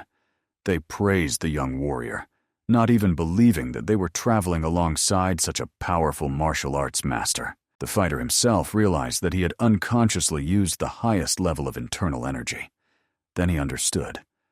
Decades of training in the sect, and all the money spent were not in vain. He had finally achieved true mastery. The young man rejoiced that he had gained true power, not even noticing how the cunning girl secretly nourished him with her spiritual energy to strengthen his strike. But at that very moment, the ship's captain jumped onto the deck, ordering the crew to take battle positions. His voice sounded like thunder. The passengers panicked, not understanding what was happening. The pirates had already been defeated. Could a new danger really be threatening? The captain explained that the bandits they had just destroyed were only the vanguard of the Red Tsars. The real threat was their main fighting force, which was about to approach. Realizing the seriousness of the situation, the warrior turned to the children and gently assured them he would protect them to his last breath, even if he had to stand before death itself. But turning around, he was surprised to see neither the girl nor her younger brother. Both had vanished without a trace. Meanwhile, the old master was already swiftly gliding over the water's surface, using the legendary technique of walking on waves, leaving a silvery trail behind him. The granddaughter, not falling behind, easily slid after him like a delicate butterfly shadow. She did not even need internal energy to stay on the water. Her control over her body was flawless. Seeing her nearby, the grandfather sternly reminded her that she was supposed to stay on the ship. However, the restless prankster only smiled slyly. She wanted to fight alongside him. Then the elder briefly explained that he was heading straight to the main pirate ship, and to cheer up his granddaughter a bit, he proposed a competition: who would destroy more enemies. The clever girl immediately agreed, generously giving her grandfather a 10-second head start. After all, no matter how you look at it, he was already an elderly man. Meanwhile, on the pirates' flagship, their leader went mad, not understanding why the squad was not returning. They were only supposed to rob an ordinary merchant ship, but suddenly, the lookout, looking through the spyglass, froze and turned pale. He noticed something strange rapidly approaching over the waves. The leader, of course, decided that it was their reconnaissance returning with victory, but he was cruelly mistaken. Through the spyglass, 2 children were visible, running right on the water, leaving clouds of spray behind them. The enraged captain thundered, thinking that his subordinate was mocking him. It couldn't be that 2 kids were walking on the waves as if on land. But in a moment, a huge splash rose near the bow of the ship. Water flew up in a column to the very sky, and immediately 2 kids jumped onto the enemy's deck, like lightning cutting through a stormy sky. Armed, they rushed into battle. Their fury exploded like a storm that washed away everything in its path. The girl, with a fighting zeal, shouted that she would teach those vile pirates a lesson, and waved her staff. From a single strike, the enemy ship shattered into pieces, as if hit by a meteorite. Meanwhile, the passengers of the peaceful ship wondered why the pirates were not chasing them. The river suddenly calmed, although a battle had just raged. But in a moment, the current changed again, turning into a raging force that raised waves to the heavens. At the place where the main pirate fleet stood, a giant whirlpool formed, which began to drag ships to the bottom, swallowing them like the bottomless maw of the sea. Eventually, everyone gathered again on their ship, and the journey continued peacefully. The river became calm again, as if nothing had happened. Their voyage lasted another 7 days, and when the ship finally docked, the girl joyfully stepped onto solid ground, happy to see dry land again. The warrior thanked the heavens that the main pirate forces did not give chase, and fate gave them a chance to reach the shore alive. And the girl kept praising his valor, assuring that he could handle even a whole army of sea bandits. After these words, She wanted to say goodbye to the brave companion. However, the young man reminded her that their relatives lived near Mount Sui, where the legendary Shaolin temple towers, and offered to personally escort the children there. The warrior's home was in the city of Nianxiang, right on the way to Mount Sui.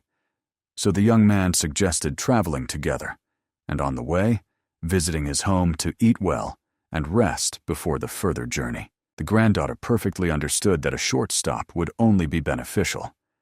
Seeing her agreement, the grandfather also nodded approvingly and accepted the young companion's invitation. The warrior's face lit up with joy. He suggested setting off immediately, because if they walked briskly, they would reach his native home by evening. They walked all day.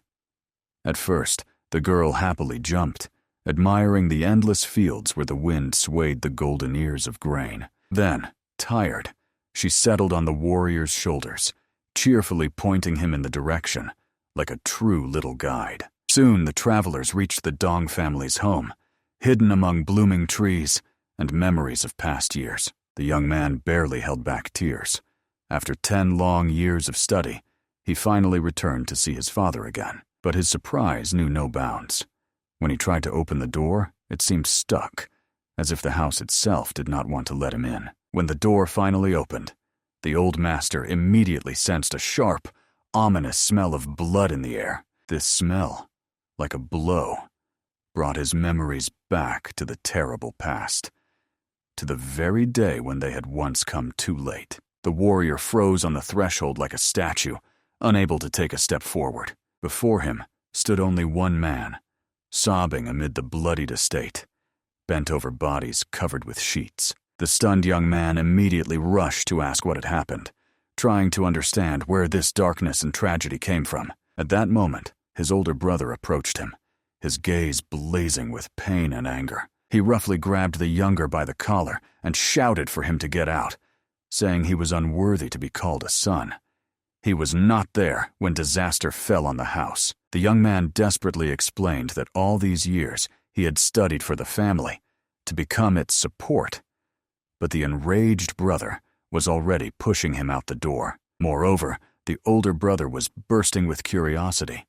Who were the 2 children the younger had brought with him, and why were they here? The warrior could not find words to justify himself, while the girl silently held his hand, supporting him with a calm, trusting look. Seeing this, the elder brother's heart softened a little, and he allowed them to enter the house, though not without sternness. However, as he left, he warned, the younger one may eat and spend the night, but in the morning he must leave and never return. When the children were served food, the young man dared to ask what had happened to their parents and why the house was shrouded in sorrow. It turned out that the mother died from shock when the father fell ill with a serious disease. 2 brothers were killed by ruthless enemies, and now it was the elder's turn. He warned the younger, if he stayed, the same fate would befall him, so it was better to leave these places immediately while there was still a chance to save himself. Hearing this story, the granddaughter began to cry, not knowing how to help the unfortunate family.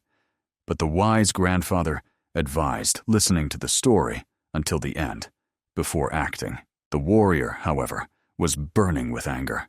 He wanted to know who dared to destroy his brothers and ruin the family. But when he heard the name of the culprits, the great Shahu family, he froze in silent shock, losing the power of speech. The old man knew this name too well. The Xiahu were among the most influential clans in Henan. Their power and wealth surpassed everything the Dong family had. During the duel, the scoundrels from the Xiahu clan insisted that the fighters use real swords, not training ones. Their younger son desired the girl who was to become the fiancée of the 4th Dong brother, and failing to get his way, provoked a deadly duel. In that clash, the 4th brother was forced to kill the dissolute Xiahu's son to save his own life. And this was the beginning of their family tragedy. As a result, the senseless plan of that descendant turned into a tragedy for everyone.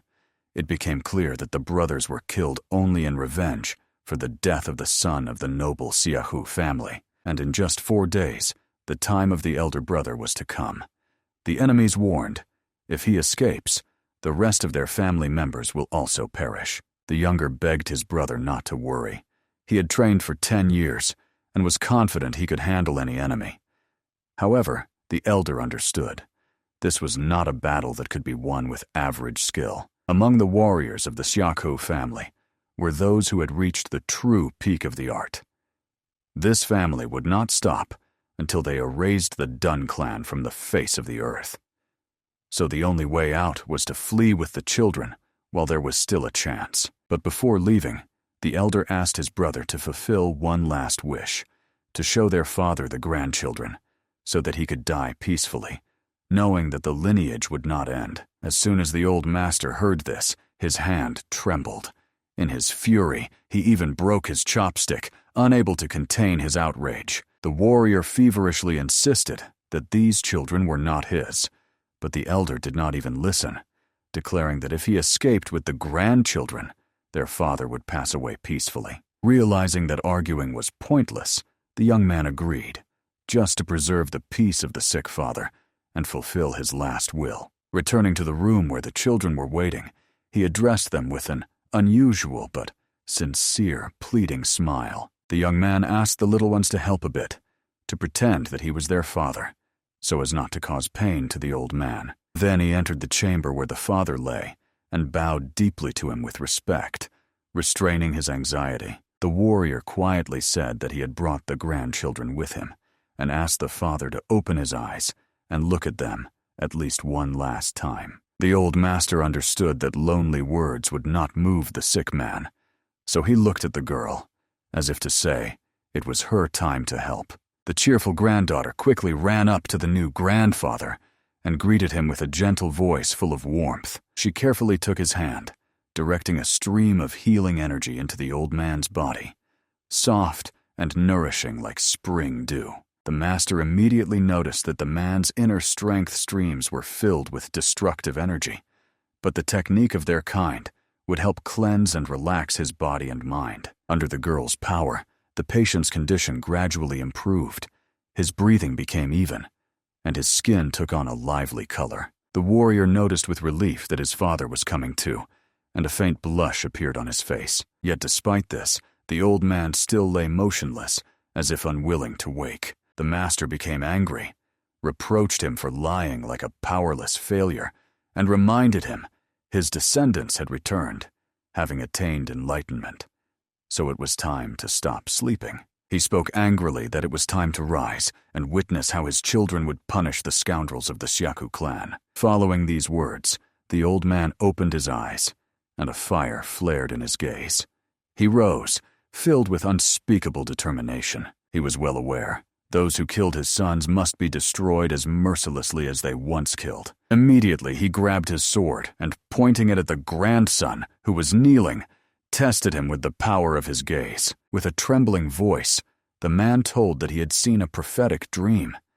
His son returned riding not on a tiger, but on a predatory beast that tore the Xiakou family to pieces. And the more he recalled the details, the clearer he understood. It was not a tiger, but a true heavenly dragon, a symbol of retribution and strength of spirit. After that, he decided to check if these children were really his grandchildren, and he reached out his hand to them. No matter how fervently the son assured him of the truth, the old man didn't believe. He sensed cunning and concealment in this story. His inner intuition suggested these children had long surpassed the limits of ordinary human martial arts, reaching a level unattainable even for the masters of Piku. And although the old master did not expect special insight from the head of the Dong clan, he was surprised that he could not feel the boundless power hidden in the body of the little girl. And under the watchful gaze of the old father, the warrior finally relaxed. He seemed to believe that his son was lucky to meet an amazing girl, as it was hard to imagine a child with such an incredible gift being born in their family. Moreover, looking at his granddaughter, the man understood she would grow into a true beauty, whose innate strength and charm would one day conquer the whole world. The old father knelt down and opened his arms to embrace his so-called grandchildren, feeling the warmth that his heart had so long lacked. He lifted them into his arms and, smiling, said with admiration that his grandchildren were remarkably strong and healthy, as if fate had given him a reason to live once again. The old master watched this with only a slight sadness, looking at his friend, emptied by years of loss and grief. He understood well the unbearable pain he had endured, and how deeply the wounds caused by the death of loved ones were embedded in him. Therefore, he allowed the old man that evening to do whatever he wished,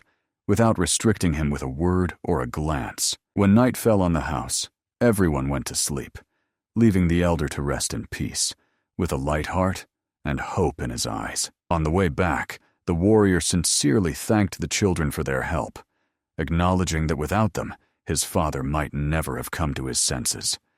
His words sounded with deep gratitude, but the granddaughter, walking beside her grandfather, asked whether they would continue tomorrow or help this unfortunate family.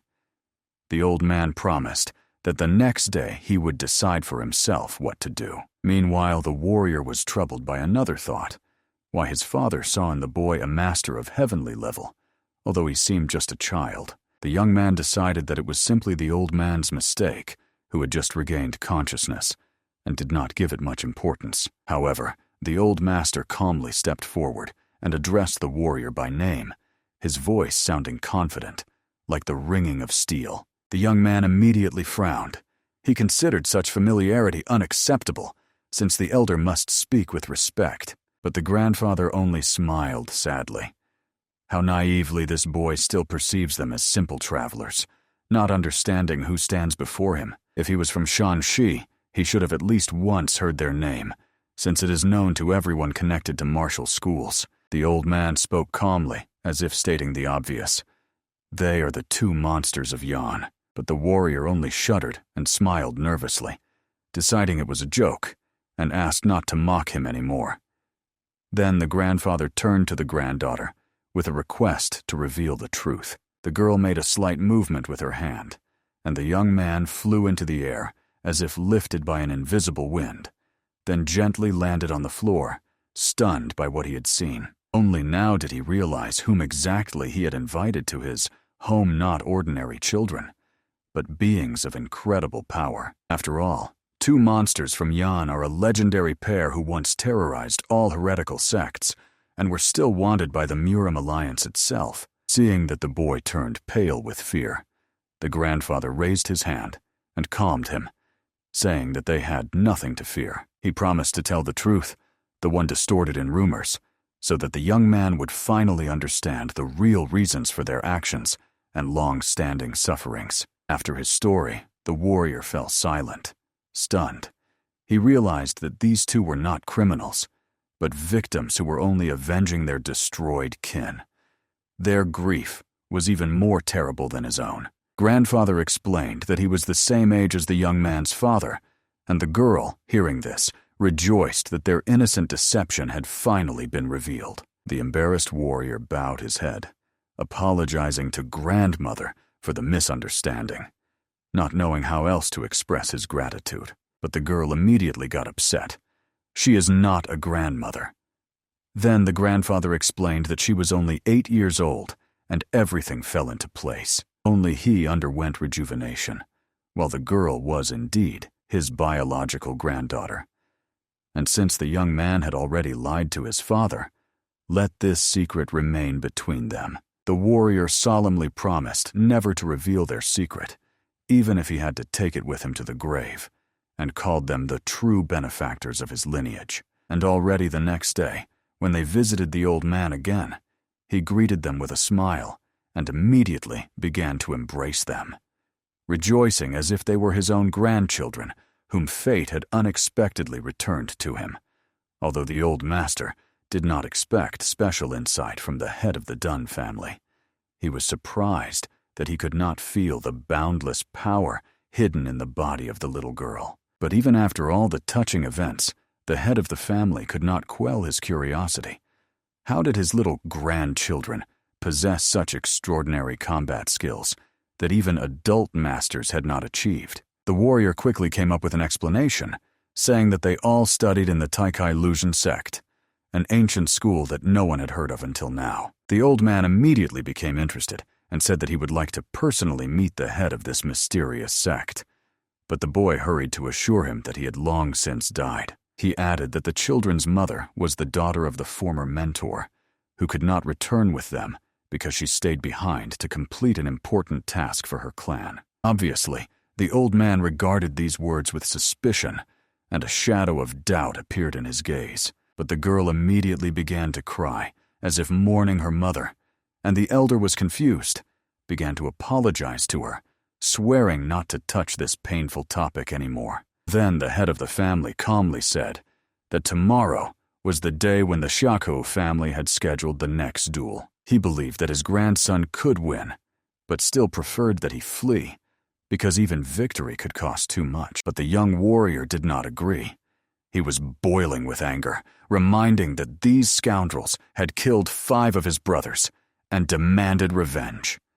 His heart burned with determination to tear the enemies to pieces. The old man only shook his head sadly. He knew killing one would only bring dozens more, and then no one would be able to save them. In his opinion, true revenge is the fate of the strong.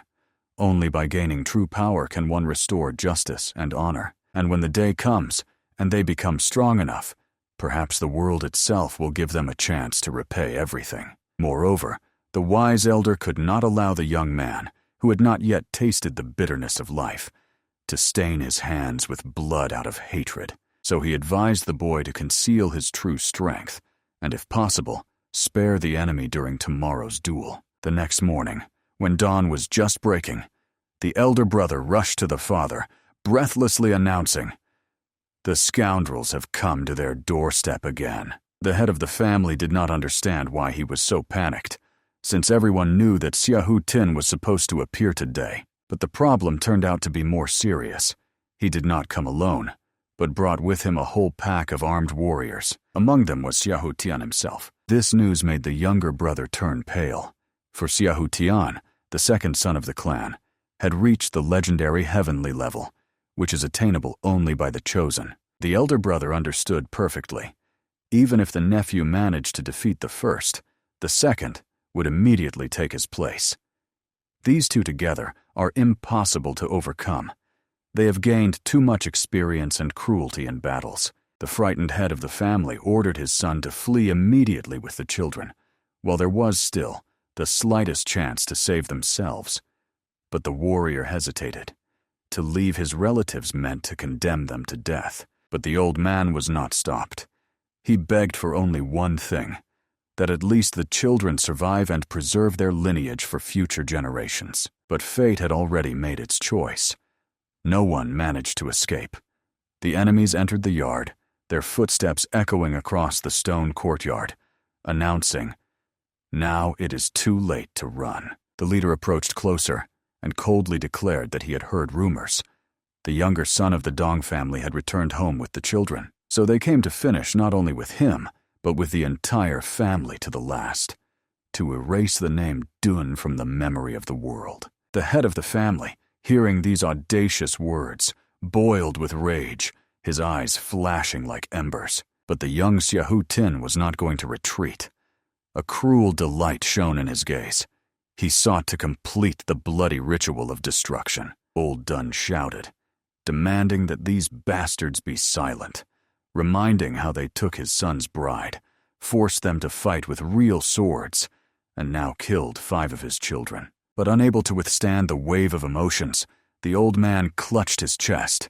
Blood poured from his mouth, drop by drop, staining the white marble of the stairs. Pirate-confident Xiahou Tin only laughed, watching this spectacle. He ordered the old man not to die prematurely. First let him see how his family will be exterminated, and only then may he die peacefully. After that, the bandits turned their gaze to the boy, trembling like an autumn leaf in the wind. They coldly said that he should not blame them. He alone is guilty for being born into the cursed Dun family, and he will pay for it. The elder brother could not stand it and shouted a threat to the scoundrels. The world will not leave their crimes unpunished, and justice will find them even beyond this life. But the insolent one only laughed, saying that after today's fight, no one will remain alive to tell about it. He proposed to start a duel, as befits those who pay back offenders with the same coin. The warrior instantly drew his sword, but San stopped him, reminding that he himself must step forward, as previously agreed. The old master calmly placed his hand on his granddaughter's shoulder, asking her not to rush, because Sul was already barely restraining herself from a lightning attack. San stepped forward and solemnly introduced himself. The grandson of the head of this house, the heir to the honor of the Dunn family. One of the enemies, fat and self-confident, got angry at the impudence. He mocked that these fools hoped for mercy by putting a child against an adult warrior and promised that he would still cut them down to the last one. San merely smiled contemptuously, noticing that his opponent wielded his tongue much more skillfully than his sword. The enraged man barked the order to start the fight, confident that he would kill the boy before the second blow. But the old master only watched calmly. He knew that the words of this arrogant fool would soon turn against him. The next moment the warrior lunged forward, filled with rage, swinging at the boy with all his might. His brother, the eldest of the arrivals, shouted for him not to lose vigilance and not to relax for a moment. With the first strike, he knocked the sword out of the boy's hands, smiled smugly, and already considered the victory his. But when he struck the next blow, the boy simply vanished from sight, as if dissolved into the air. The elder brother only managed to shout a warning, but it was too late. San, moving invisibly like a shadow, appeared behind and unleashed a devastating fist on the enemy. The boy grabbed the opponent by the bun and hit him in the face several times, so that teeth and a cry of pain flew through the air. Because punishing such a degenerate with the sword of the Dunn family would be a disgrace, the holy blade is not worthy of touching blood similar to pigs. The enraged second brother of the deceased sprang from his place. He could not endure the humiliation and snatched a sword, lunging at the boy. The eldest son of the Dunn family shouted after him, condemning him for cowardice. To enter a fight for two is a disgrace for a true warrior. But San only smiled faintly. This was the very moment he had been waiting for. When he dodged the lightning-fast strike, the second brother finally realized the boy was not just fast. He managed to see and respond to his movements, while simultaneously continuing to fight the other enemy. And then, with horror, he noticed that his own sword was now aimed directly at the younger brother's head. San instantly released the captured top-knot, understanding. The death of this vile creature would not come from the sword of the Dunn family, but from the blade of their own cursed Siahu clan. As he had predicted, the man did not manage to stop and cut off his own head, leaving the battlefield soaked with the blood of his own brother. Stepping back a step, San praised the opponent with a cold smile for his excellent swordsmanship.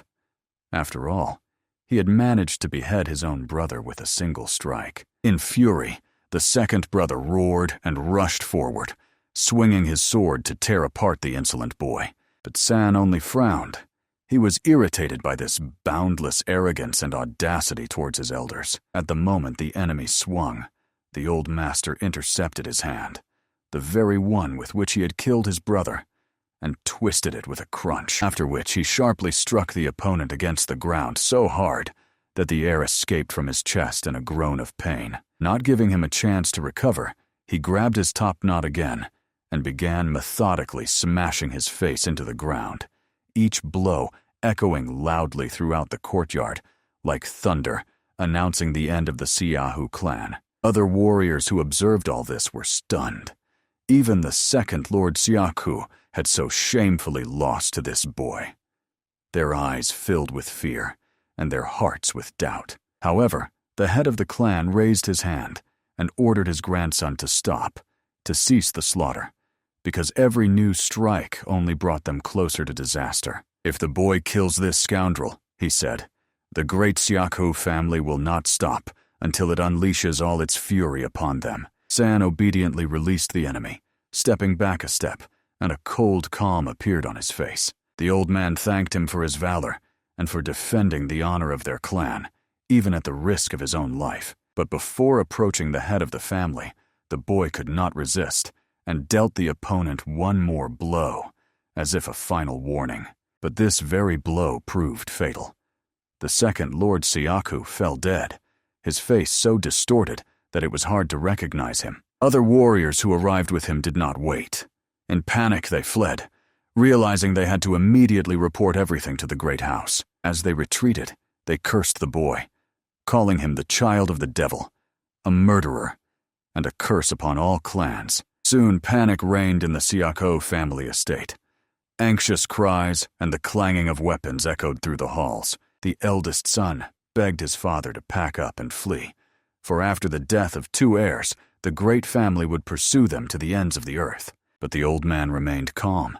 He was ready for death, for he had already seen the greatest moment of his life. He summoned all those capable of bearing arms, ordering them to stand until their last breath, defending the honor of the house, even if it would be their last day. And yet the head of the family insisted that the younger son take the children and flee.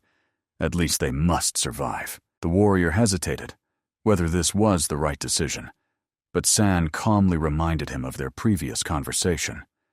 Eventually, the young man told his father that he had no intention of fleeing. The old man trembled with fear. He wanted at least the grandchildren to live, so that the lineage would not be extinguished in the ashes of revenge. Then the young man dared to confess. The true genius of the Taikai Luzjin sect was not himself, but his elder sister, Little Sul. The head of the family raised his eyebrows in surprise. He could not believe that this quiet girl possessed such incredible power, and the elder brother did not understand why the younger was hiding such a truth, as if afraid to speak it. Moreover, the head of the clan himself did not feel any energy from the girl. He decided that the son was simply trying to cover up her weakness. But the time for arguments had passed. To dispel doubts, the young warrior stepped forward and released her power. A golden halo of a sword shone around her. The energy shone brightly like the midday sun. It was a sword of the highest level, a symbol of a true master. The head of the family looked at her stunned. He realized that he had not felt her power only because she had surpassed his own understanding of the limits of human art. Little Soul calmly said so that no one would worry. She would definitely help and would not allow the enemies to harm their home. At that very moment, the old man wept with happiness. He understood that the heavens had finally gifted their lineage the embodiment of the very spirit of martial arts. He ordered the best dishes from home to be served immediately, treating his grandson with a smile and delight that the son had never seen in his eyes before. But the old master quietly warned the young man. Although the father had partially restored his strength, he had little time left. They must cherish every moment while he was near. Meanwhile, the old man called San to him, but the boy refused, saying he was neither hungry nor in need of a treat. The old man only smiled and insisted. He wanted his grandson to massage his sister's shoulders, as she was to face a battle tomorrow. After all, he said, before such a fight, the girl should be shown respect and care, and her brother's hands, as the old man joked, knew best how to relieve tension before the storm that awaited them ahead. In the end, the old master had no choice. He had to give a light massage to his beloved protégé, seeing nothing improper in it, rather perceiving it as care for a close person before battle. But the cunning troublemaker decided to take advantage of the moment, and, grinning boldly, asked her brother to massage her hands as well. The head of the family, not noticing the joke, sternly ordered the grandson to fulfill the sister's request, and his former admiration for the boy quickly turned into indifference. When night fell over the valley, Sand sensed warily. The enemies were in no hurry.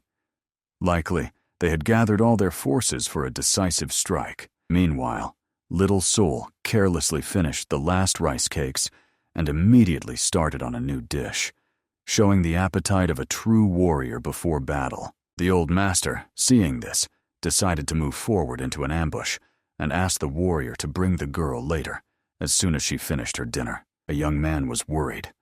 Would this night become fatal for them? After all, he had heard terrible legends about the 2 monsters from Yin Yang, who supposedly killed Mujin Chen and became famous for their incredible strength. But Ta San calmly explained that yes, they really fought him, but it was he who dealt the decisive blow, not his granddaughter. The warrior then asked the old master to make the enemies kneel and beg for mercy, as there was no need to shed blood without reason. Tassan only sighed. He knew that these bastards would pretend to be submissive only for a moment while they were here, and as soon as they left, they would return to take revenge. The only way to save the Dong family was to destroy the enemies to the last one, so that evil would have no chance to be reborn. At that moment, troops were already gathering at their estate, a whole army of armed fighters ready for revenge. The warriors could not believe the truth. Could two experienced masters really be killed by some kid? They decided that he simply took advantage of the chaos and treacherously attacked at a moment of weakness. Therefore, the third and first sons of the Siaku clan personally went forward to punish the audacious boy with their own hands. Along with them came the head of the clan himself, a warrior of heavenly level, whose presence froze hearts with fear. He swore before the heavens that today he would cut off the limbs of all members of the Dong family, and then kill them as painfully as his imagination could allow. But suddenly the night sky was split by a bright flash. A golden star was rapidly falling down, leaving a trail of light behind. It was the old master who arrived to deal with these arrogant scoundrels who dared to raise their swords again. He perfectly understood that these people adored their own descendants, but he decided to remind them of a simple truth. Other people's children are no less valuable than their own. When the dust settled after his landing, everyone recognized the same young man who had earlier killed two heirs of the Siaku family. One of the warriors immediately shouted to his lord that this was the very boy who had disgraced their family with the blood of the young masters. The old master calmly bowed, politely greeting the father of those two foolish killers. But the head of the family only grew angry at such contempt. He could not believe that this very boy had destroyed his two sons. The gray-haired master quietly replied that now, having seen them with his own eyes, he could only say the old proverb, "The apple does not fall far from the apple tree." He did not understand how this man dared to be angry when he himself had raised such dishonorable and vile children. After these words, the warriors, maddened with rage, rushed at the master. For them, this was a disgrace that could not be endured. But the elder stood calmly, watching as another fighter rushed at him, holding a sword that would never strike. In an instant, he struck, and the enemy fell, dead, with a black hole in the middle of his chest. The sage knew those who come to take life must be ready to lose their own. After the lightning-fast movement, the warrior's body fell lifeless, and on his chest gaped a hole through which steam of hot blood escaped. The master, looking at the bloody moonlit path, quietly said, "The red moon rises, so enjoy its glow, for it is the last thing your eyes will see before death." The head of the Siaku clan, blinded by rage, lunged at the audacious youth, certain that this very impudent one would fall under his sword today. His roar echoed across the battlefield, and dozens of warriors rushed after him. He ordered his men to take up battle positions to avenge the death of the brothers and wash away the shame with the blood of the Dun family. And the old master moved so fast that the enemies seemed like twigs in a storm. The legendary spear of the destructive wind flashed the sixth move, Windmill, instantly swept away the attackers. He turned the tip of the weapon directly at the head of the family himself, and on his face, true panic appeared for the first time. Despite their numerical superiority, the enemies knew. The boy stood here alone, without allies. Yet even solitary, he looked unshakable, like a mountain amid a storm, and he did not even need that help. Thanks to his boundless battle experience, the elder moved like a whirlwind, leaving behind only the bodies of fallen enemies. And yet he admitted, the head of this family is truly strong, as befits the leader of the great family. One-on-one, he would have defeated him effortlessly, but there were too many enemies, far more than expected. While he dealt with some, the rest of the warriors had already lined up in a new battle formation, trying to attack from the rear. But even this attempt failed. The master instantly broke through their ranks, although one of them, dying, threw a sword straight at his head. The elder dodged at the last moment, and the blade flew a few breaths away from his temple. He even praised the enemy in his mind. At least he knew how to act tactically, using battle formations wisely. But disappointment did not leave him. They relied only on the crowd, not on true strength of spirit. Therefore, the elder calmly proposed, "If you are a true warrior, put the honor of your clan at stake and fight me one-on-one." But the head of the family only laughed mockingly, deciding that the boy was trying to cunningly reduce the enemy's advantage. He boldly declared that their power was based precisely on numbers, and therefore they would all fight together, without mercy. The elder only sighed heavily, looking at the confident fools who called themselves the Great Family. Although they were not even among the 5 most powerful houses of Murim, the head became even angrier. His gaze burned with hatred. He was already dreaming of tearing out the youth's tongue with his own hands for the insolent words. But suddenly his tongue really twitched, as if tied with invisible threads, and began to tear itself out of his mouth, twisting like a living creature. At that moment, the elder's granddaughter flew to his aid. Her energy flared with golden light, and the head of the clan was sharply drawn to her by the power of magic. The girl decided to personally punish the scoundrel who dared to threaten her beloved grandfather. When Sul stepped onto the battlefield, the old man only reminded the enemies of their own words, that strength, supposedly, lies in numbers. Then he smiled and addressed his granddaughter.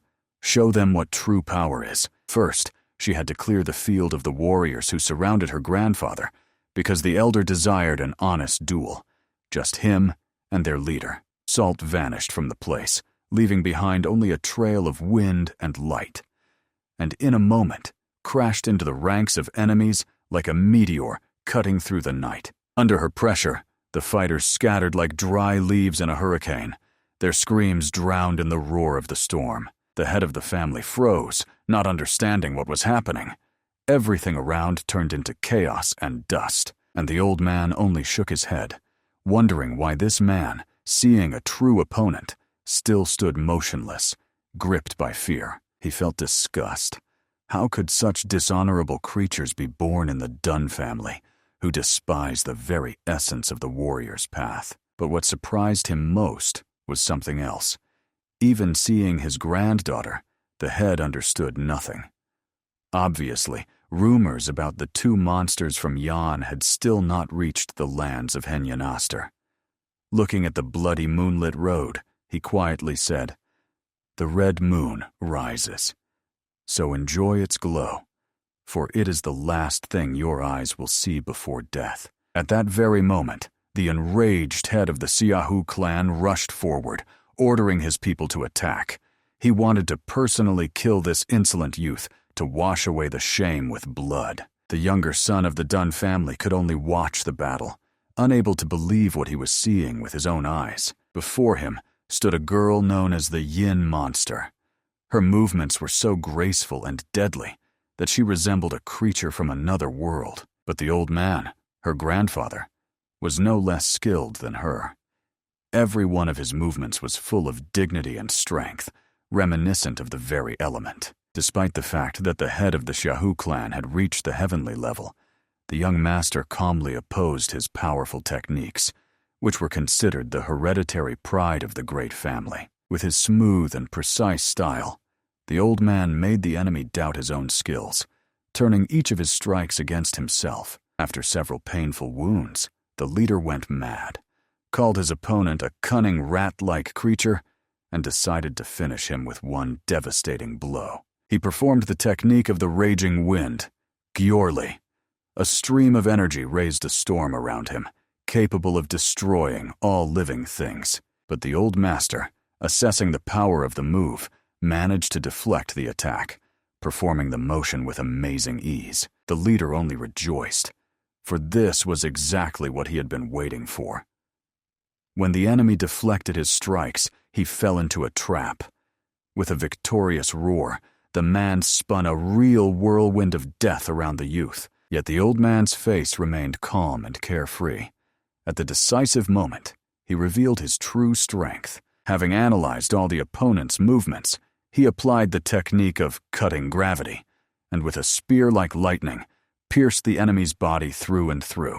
The young warrior Dun realized with awe that he had witnessed the legendary Spear of the Destructive Wind, a technique of the ancient Liu House, which he had only heard about from the elders' tales. In a short moment, they destroyed the entire enemy army. Most fell.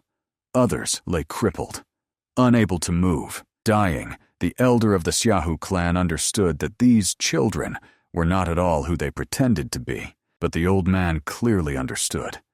Even if he had told him the truth, it would have changed nothing, for their fate was already decided. The wounded man, gasping for breath, began to beg the boy to spare at least one of his sons, but the old man boiled with indignation.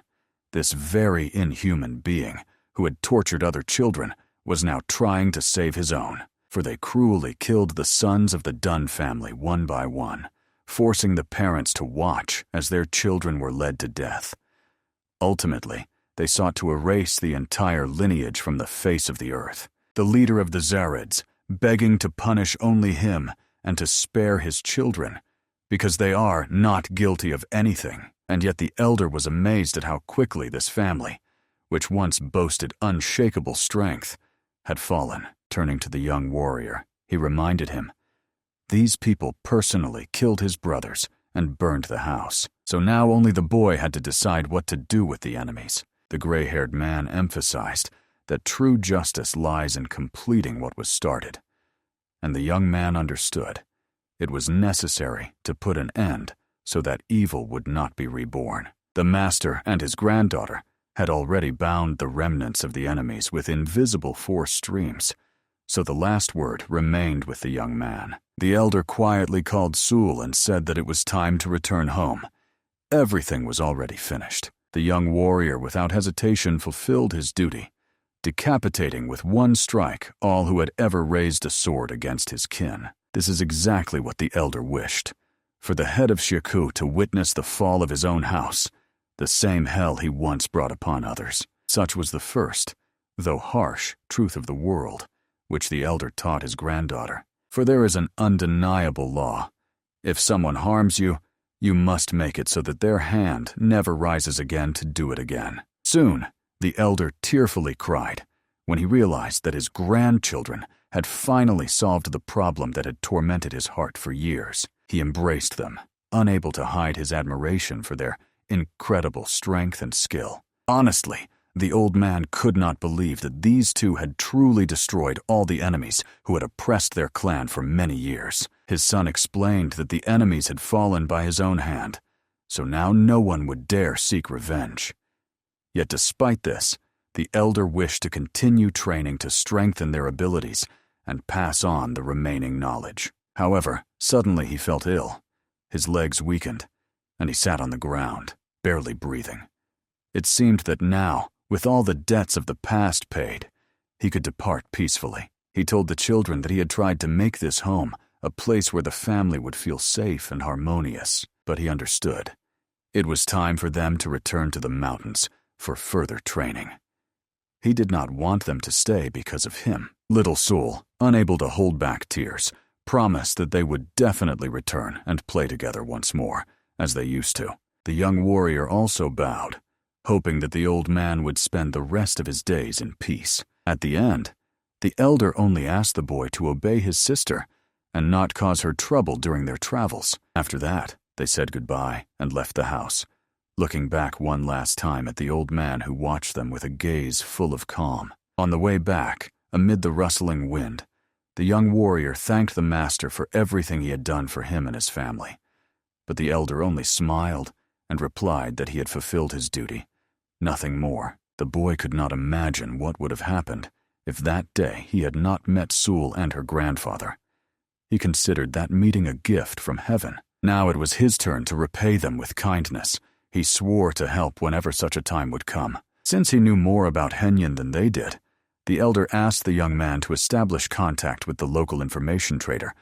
Attacking Shaolin without intelligence would be madness. They decided to act prudently, first to obtain information, and only then to consider the next steps. After all, traveling while looking like children was not easy.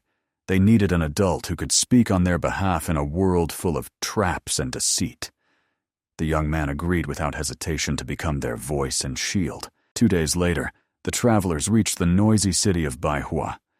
Sul eagerly devoured a fragrant shashlik, not believing that meat could be so tender and juicy. It melted on the tongue, leaving a spicy aroma of spices. She even wanted to treat her new friend, a warrior from the Dong family.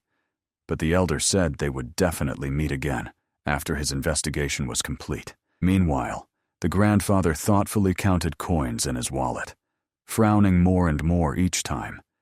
It seemed the expenses for the insatiable granddaughter exceeded any calculations. Suddenly, the girl noticed a crowd of people loudly shouting something, waving their hands. It was a strength competition, a street tournament where anyone could test themselves. Of course, Sul wanted to see it up close. In the arena, a muscular fighter had just defeated another brave challenger and was looking for a new opponent. He was boasting, promising to give a whole silver coin to anyone who could push him out of the circle. The young warrior was interested in the terms and asked how much one strike cost. He was told, 1 copper coin per strike, 2 for 2. Then he poured out a whole handful of coins from the sack, which clinked like a rain of copper. The wrestler was stunned, trying to explain to the honorable gentleman that such generosity was completely inappropriate. The spectators only exchanged surprised glances, not understanding what this mysterious stranger had in mind. However, the strong man reminded that a real man cannot refuse his own words. If you accepted the challenge, you must stand until the end. He started delivering devastating blows to the young man with momentum, and the latter stood motionless, gritting his teeth and enduring the pain. But the watchful old man immediately noticed. The young man was using the legendary iron body technique, which makes his skin harder than armor. From the outside, it might have seemed that the boy had just been brutally beaten, but in reality, he remained standing still, like an unshakable rock amid the storm. His stomach still ached from the blows, but this pain was nothing compared to what an ordinary mortal would feel. Anyone else would have stopped breathing long ago after such a beating. But suddenly Sul, with a spark of curiosity in her eyes, suggested to her grandfather to try his strength in the trial himself. After all, he would surely defeat everyone without much effort. The old man only smiled. If his granddaughter was so eager, she better try herself, because he did not seek to attract attention. But as soon as Sul saw how many noisy people were around, she became embarrassed and quietly admitted that she was ashamed of such a crowd. Meanwhile, the strong man announced that he would fight for the last time that day, and sincerely hoped that the opponent would be weaker than the previous ones. Then calmly stepped forward a gray-haired old man. After all, their wallet was already almost empty. Moreover, constant purchases of sweets for the insatiable granddaughter hit the pocket hard, so this competition could be an opportunity to earn a little. Sul happily waved to him, clenching her fists. She believed that Grandpa would definitely win. The wrestler, seeing a small, skinny opponent in front of him, almost laughed. He announced the price for a hit, and the boy handed him 2 copper coins. The old man knew perfectly well that his skill level allowed him to easily break through the iron body, but he did not want to cause real harm to the person. Since it was only necessary to knock the opponent out of the circle, he decided to use his signature technique, the one that no one would recognize in this remote Henyon. Barely touching the opponent's shoulder, he performed the first move of the Dala school. Sky and earth leave no trace. From this light, almost weightless movement, the strong man was thrown backward, and he barely kept his footing. Even though he activated the iron body technique, he was shaken badly, as if struck by lightning itself. The old man still had 1 strike left. He slowly approached and applied the 4th move. Lightning to the back. From the precise movement, the strong man was lifted and flew out of the circle, not even understanding what had happened. Although the hit was soft, the fear in his eyes revealed that he expected a much worse fate. The wrestler remained intact, while the crowd erupted in applause. Everyone celebrated the stunning victory of the little stranger. The strong man, sweating, realized that he was wrong not to stop the tournament earlier. Now he had no coins left. Then, having upheld his honor, he handed the young victor the well-deserved silver ingot. The elder turned to Sul, who was glowing with pride, rejoicing in the victory of her grandpa. The locals were amazed. This boy possessed such precise, refined movements that he probably came from some famous house from the very heart of Murim. And suddenly, using sound transmission technology, the wrestler telepathically addressed the elder. He passionately wanted to find out who this amazing boy was. After all, no one in Henyan had ever defeated him so easily. The gray-haired man only replied that those who ask such questions should first introduce themselves. The wrestler promised that at the next meeting, he would definitely reveal his name. At this, they politely said goodbye and disappeared into the crowd. Soon the travelers returned to the cozy hotel, where they were warmly greeted by Dunn, who was already worried about their absence. He was sincerely glad to see the elder, and Sul unharmed, finally learning that they had just been strolling through the market, enjoying the city's bustle. After brief greetings, the warrior bowed and told the elder about a new danger, a secret organization known as the Dark Knight. 5 years ago, these people became extraordinarily powerful, accumulating vast wealth and secret influence throughout Murim. A vigilant elder immediately noticed the young man uses the legendary iron body technique, which makes his skin harder than armor. There was a rumor that people from the Dark Knight gang know how to obtain the most secret information even better than the legendary Beggars clan. The gray-haired elder was genuinely surprised. It was hard to believe that someone dared to take away the Beggars' monopoly on rumors and knowledge, but it turned out that no one had seen the real members of the Dark Knight. Their faces remained unknown, like shadows dissolving into darkness. The interested elder decided to find out how to get in touch with these ghosts of the Murim world. That's how they ended up in the famous Ihyan tea house. The establishment impressed with its grandeur, luxurious interiors, the scent of spices, and silence. Each room had magical insulation that guaranteed complete confidentiality. Soon a polite manager approached them and warmly greeted the honored guests. Noticing the children, he kindly offered to treat them to the most delicious tea of the establishment. He advised the young man to have hawthorn tea with honey, a sweet drink much loved by the little visitors of Ihyan. And then the warrior remembered that to contact the Dark Knight, one must order a special tea called Dark Mountain, which was served only in this house. Anyone could order this mysterious drink, but not everyone was able to finish it to the end. While the young man was placing the order, the elder calmly confirmed they needed exactly 1 cup of Dark Mountain tea. The manager was momentarily confused, deciding that the boy had simply made a mistake with the name, but he firmly repeated, he clearly knows what exactly he is asking for. Then he laid on the table a payment, a whole silver ingot, which made the servant hold his breath. The manager bowed, promising to bring the order immediately. But for a moment, the corner of his lips twitched in a barely noticeable smile. The elder sighed, admitting, this tea was a luxury inaccessible to ordinary travelers. It was good that they were lucky to win silver at the street tournament, because if even the opportunity for contact cost so much, then real information was probably valued by the weight of gold. Finally, the manager returned with 3 cups, 2 of fragrant hawthorn, and 1 of the dreadful Dark Mountain tea. It smelled foul, like a rotten carcass under the scorching sun. All 3 immediately recoiled, covering their noses. Even the elder, who had seen much in life, was embarrassed. He had never encountered such a terrible smell. The manager politely but sternly noted that the esteemed guest must drink everything to the last drop. After that, he would return for further instructions. The truth became obvious.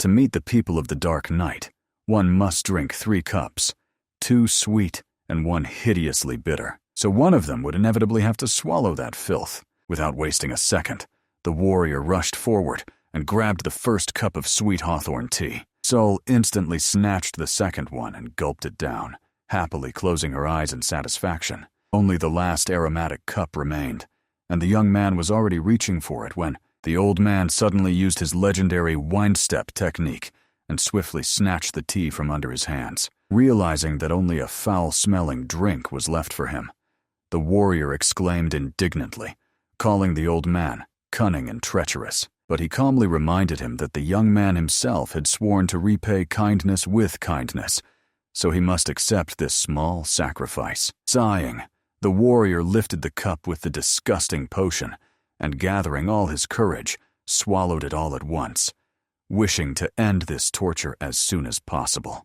The warrior's body began to convulse as if it was being torn apart from the inside. Even fearless Sul was frightened, seeing her friend suffer unbearable pain. Although he drank the cup to the bottom, he felt terrible. His insides seemed to be turning inside out, and breathing became increasingly difficult. Looking at the pale face of the young man, the old man immediately understood. Something was wrong with the tea. The drink was clearly laced with potent poisons, and potions usually used to expose spies and hired assassins. But suddenly, dizziness overcame the old man himself. All of them rapidly lost consciousness, sinking into darkness. It became clear. The poison was added not only to the tea of the dark mountain, but also to the sweet hawthorn infusion. The only one unaffected by the effect was little Sol. The girl noticed out of the corner of her eye a shadow peeking through the narrow crack in the door, so the clever child instantly pretended to be unconscious, settling on the table and closing her eyes as if she had fallen asleep. The steward, who was watching them, was surprised. It was strange that the potion's effect on the delicate girl was not immediate. Next time, he decided, the dose should be increased. However, he did not even suspect. The poison simply did not work. Thanks to Sul's innate ability, the impermeability of the meridians, no poison could harm her body. The prisoners were roughly shoved into a cramped wooden cart, where they gradually began to regain consciousness. Sul patiently sat nearby, waiting. When he finally woke up, he asked in surprise why she had not woken him earlier. But it turned out that no matter how much she shook him by the shoulders, while the others slept, Sul curiously enjoyed the journey. It was her first time riding in a real carriage, and she was delighted. At the next bump, the warrior woke up, not understanding. At that moment, the door opened, and the same steward peeked in, politely informing them that the honorable gentleman had woken up just in time. Sul was ordered. The young man was worried, but the elder calmly reassured him. Thanks to their skills, they would see and hear everything. Soon, the travelers found themselves on a picturesque riverbank, where an elegant rowing galley swayed on the water, moving only by the power. It was obvious. The man who controlled the vessel possessed powerful energy. The elder noted how difficult and dangerous it was, even to establish contact. The boatman bowed, politely greeting the third son of a noble family, and asked what business. For, as he already knew, the young man had avenged the Shaku family and set out on it. The elder was sincerely impressed. This stranger knew an incredible amount about their past. His informants could truly yet he still doubted that even such insightful people. The young man confidently explained that he had an important. The boatman listened silently, promising to pass on the request and find out. However, he himself did not belong to the gang, only a mediator authorized to work with lower-level clients. Direct contact. The young man was genuinely outraged. Even after paying a whole silver ingot, he could not meet them personally, but the boatman did not even raise an eyebrow. With a cold voice, he made it clear that if the client was dissatisfied with the terms, according to the gang's strict rules, money already paid for services was never returned.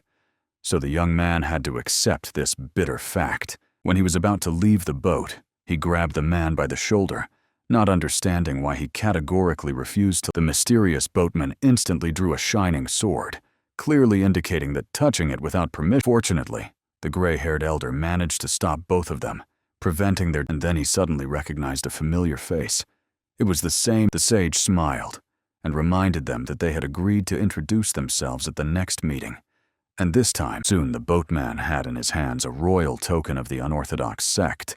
Issued on the back was engraved the owner's name, 2 monsters. Seeing this, the man immediately dropped to his knees.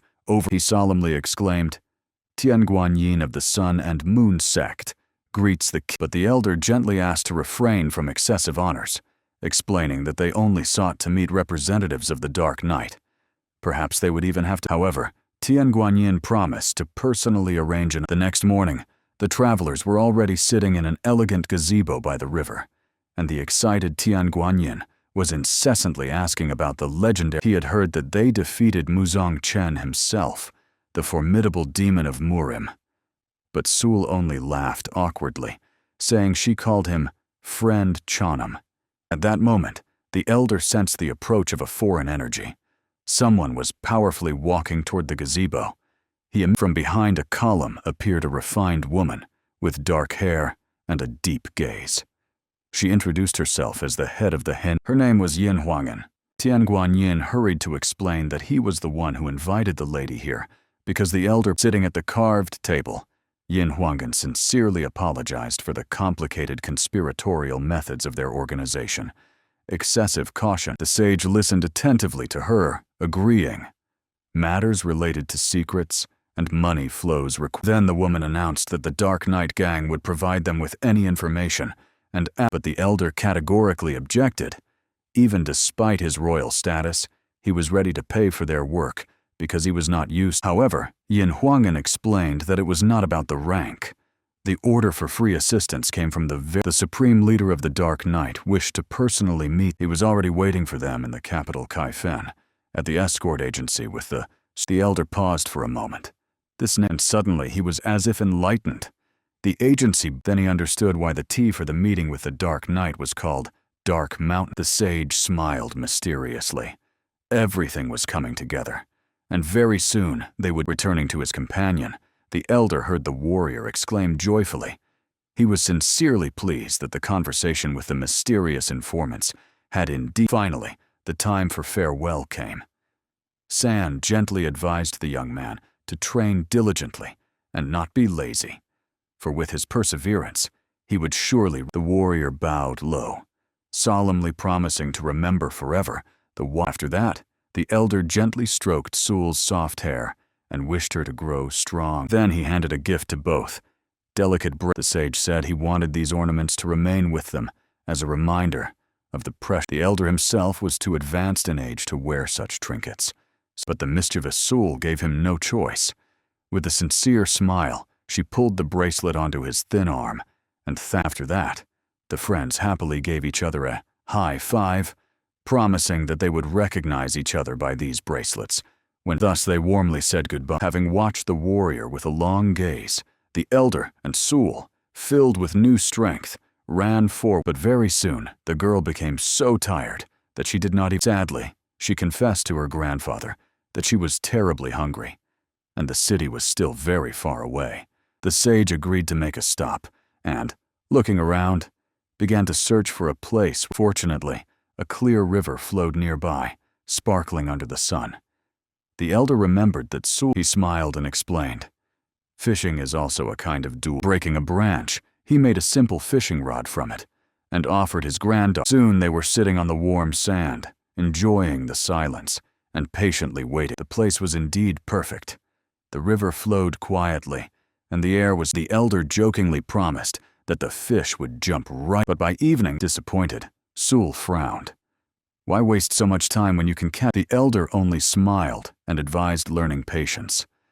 The essence of fishing is to calm the mind. He explained that the ability to maintain focus, even in hunger and irritation, is an important. But suddenly the float twitched.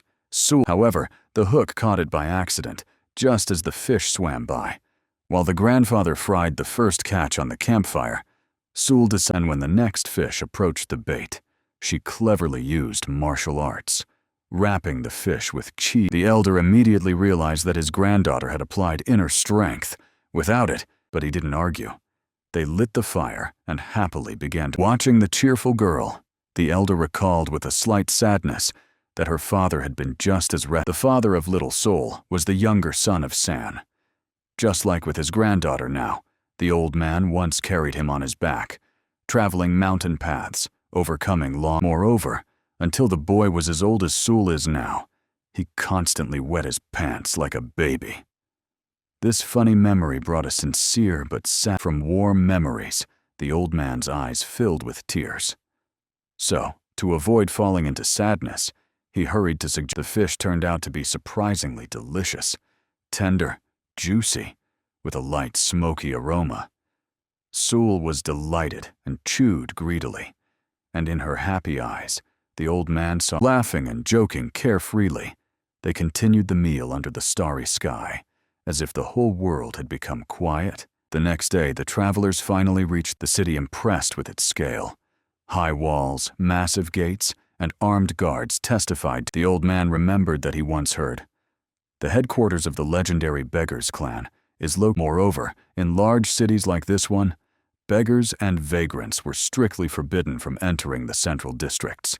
That is why the Dark Knight gang acted wisely, disguising themselves as a regular escort. This move made them better than the Beggars clan, the most successful information. Finally, the travelers reached the agency for which Sul was surprised to open her eyes when she read the sign. Their own name. Inside, everything looked quite ordinary. Guards, officials, scrolls, and account books. No signs of a secret organization. However, the elder felt these people were not simple. Under the guise of merchants, they skillfully gathered information from numerous sources, remaining invisible to the authorities. At that moment, one of the servants politely greeted the travelers and invited them to follow him. He informed them that the master of the agency himself was already waiting for the honored guests and wished to meet them personally. The elder, although surprised by such awareness, stepped without hesitation into the spacious hall. Heavy gates opened before them, and the travelers found themselves in a magnificent library, where shelves were bursting with numerous ancient folios.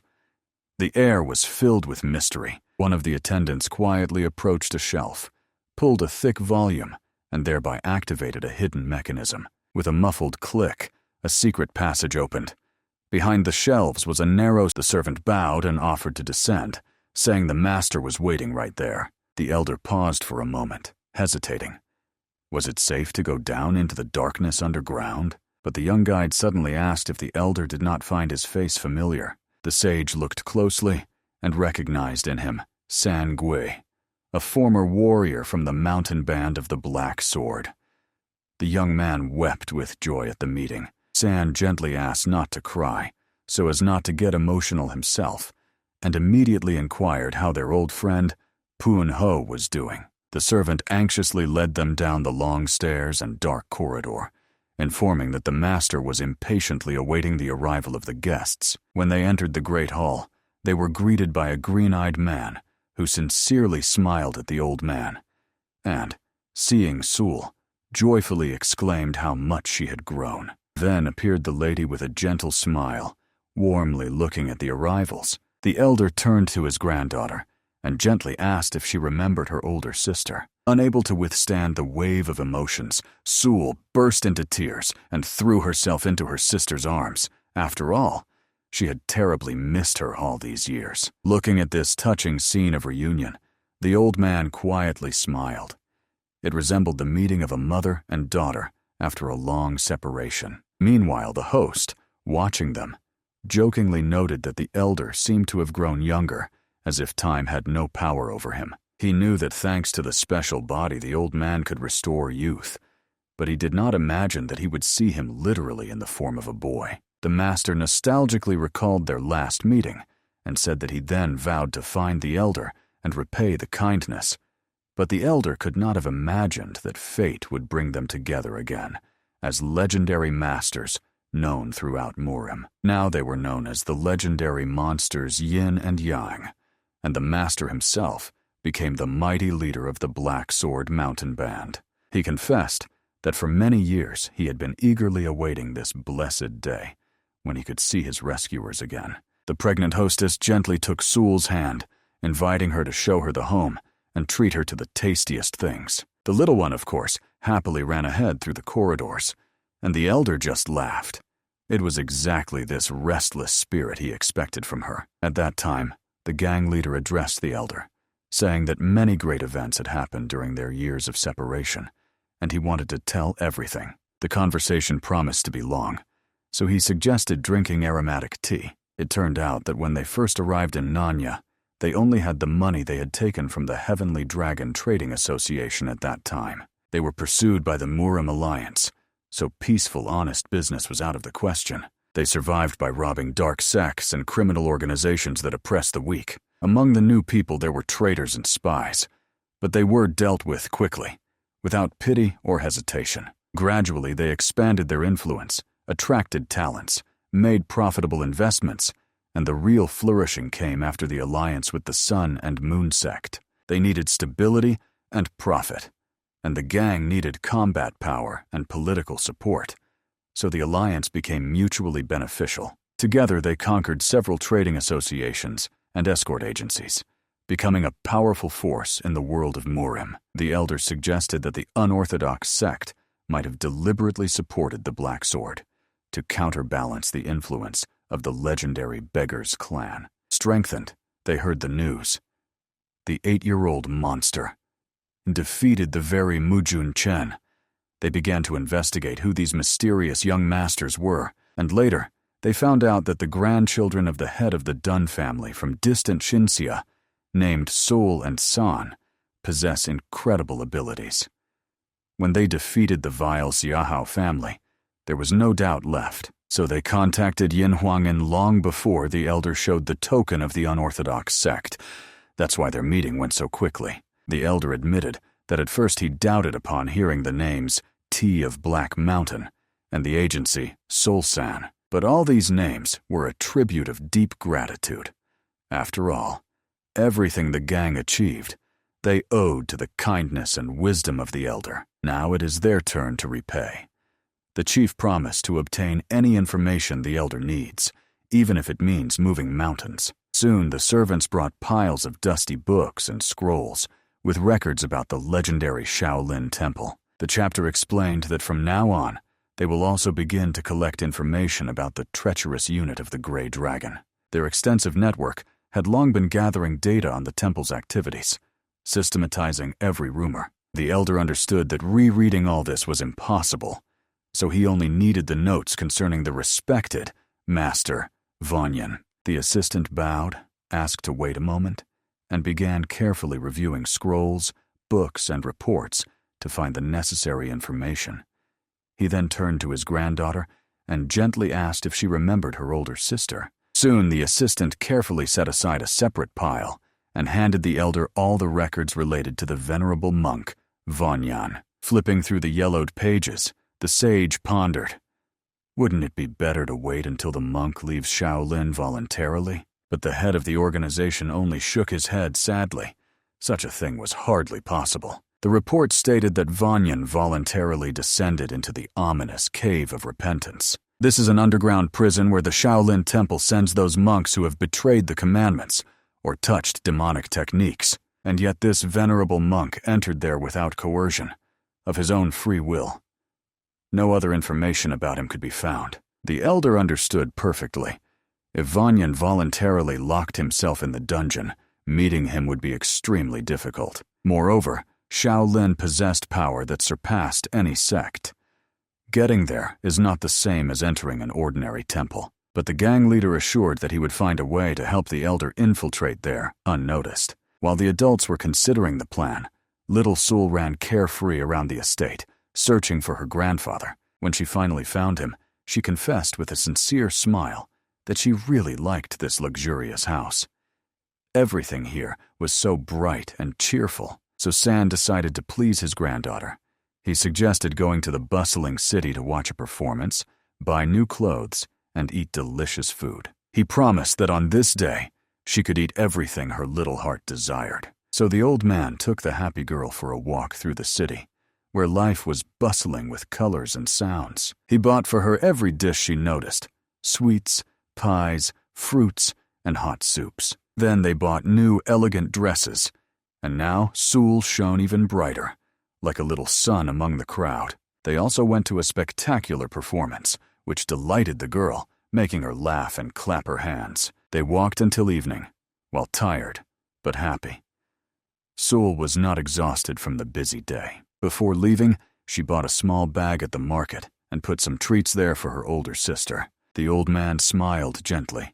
His granddaughter was not only beautiful but also a kind soul, attentive to others and obedient. Sul, smiling, thanked her grandfather for the wonderful day, and confessed that he was the best grandfather in the whole world. But suddenly the old man somewhat awkwardly asked her for a small favor, and of course the girl agreed without hesitation.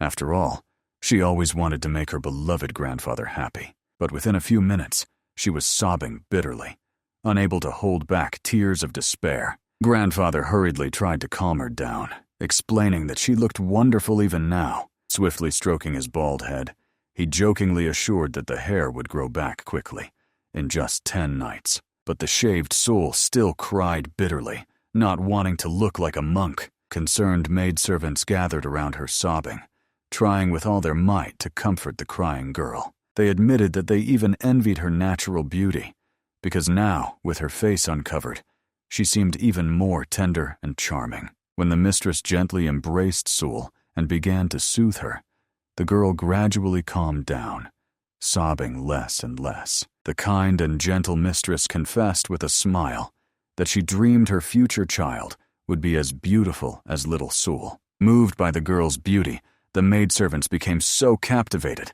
that they decided to shave their heads too, to resemble her at least a little. Having calmed down and wiped her tears, Sul opened her pouch and offered them treats, inviting them to enjoy together. The maidservants were touched by the kindness of this girl, and soon laughter replaced tears.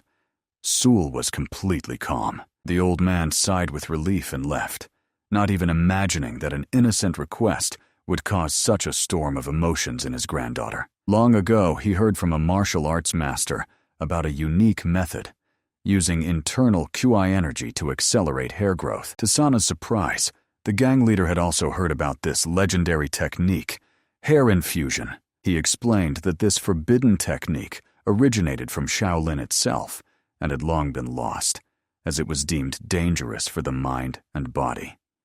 Yet despite this, its descriptions might have been preserved in ancient scrolls, but the wise elder understood perfectly. Finding such a technique after hundreds of years of oblivion is almost impossible. Therefore, the hair would have to be grown the usual way, meditating and waiting. After that, the gang leader unfolded a detailed map of the main building of the Shaolin temple before them. The elder decided to study it carefully, but could not find the marking of the Cave of Repentance on it for a long time. Eventually, it turned out, this gloomy cave is located in the very heart of the temple, in its deepest dungeon. To get there, one must pass through the long corridor of Mahavira, pass the Pavilion of Judgment, and go around the pagoda from the back side, where the guarded entrance is located. Even if they manage to sneak in there, escaping will be extremely difficult. It is enough for a suspicious noise to occur, and an alarming bell will ring throughout the temple. Then, at the main gates, they will be met not only by the Arhat squad, but also by the strongest Shaolin masters.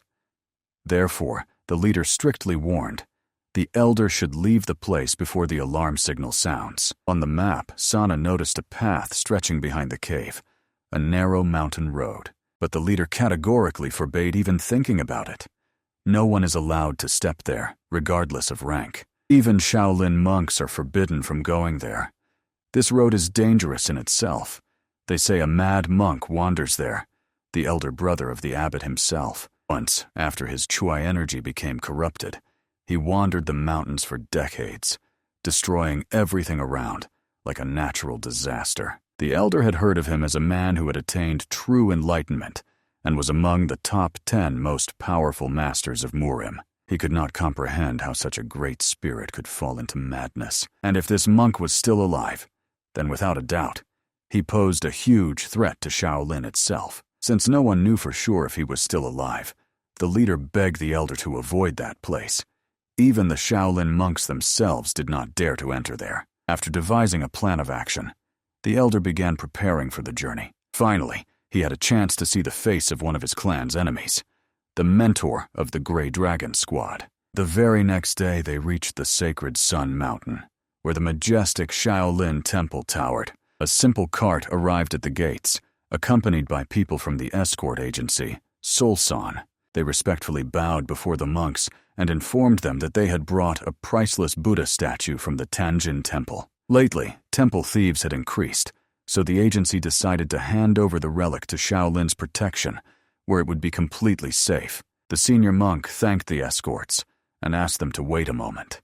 He needed to personally inspect the sacred relic. As soon as the monk turned away from the cart, two shadows leapt out of it lightning fast and rushed headlong into the forest. It seemed that something flickered in the air, but even the monk's sharp eye could not discern anything suspicious. The elder ran ahead, carefully scouting the path, and ordered his granddaughter to be cautious. Dangers could be lurking further on. Soul, in the monk's bright yellow robe, dashed after the grandfather, barely touching the ground with her feet. They understood well. To reach the Cave of Repentance, they first needed to pass unnoticed through the entire temple. Finally, the travelers found themselves on the sacred grounds of Shaolin, where hundreds of vigilant monks patrolled the courtyard. San ordered his granddaughter not to attract attention, to walk calmly, as if they were locals. The slightest fear or fuss could ruin the entire disguise, but the girl was anxious. She so wanted her grandfather to hold her hand. San smiled and promised to do so as soon as they passed the dangerous section. After that, they quickly hid behind the main temple building and, slipping between the courtyards, saw a Buddha statue split in half. This shrine stood right in the Mahavira Hall, the heart of all Shaolin. But its severed body testified to a blow of incredible force. The elder immediately recalled the legend of the mad monk and thought that perhaps he was still rampaging somewhere within these walls. Having no time to hesitate, they decided to act quickly.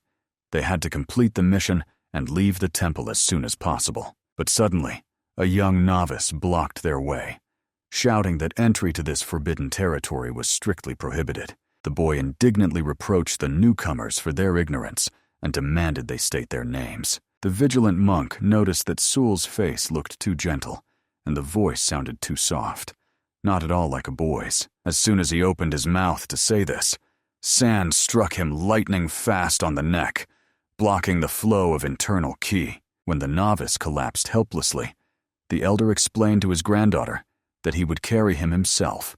Leaving the body here would mean exposing themselves. They dashed forward again, disappearing among the dense trees. Ahead, ancient pagodas were visible, where great monks of the past rested. Beyond them was supposed to be the Cave of Repentance itself, but suddenly, behind, the pagodas began to fall one after another, as if knocked down by an invisible force. The elder turned pale.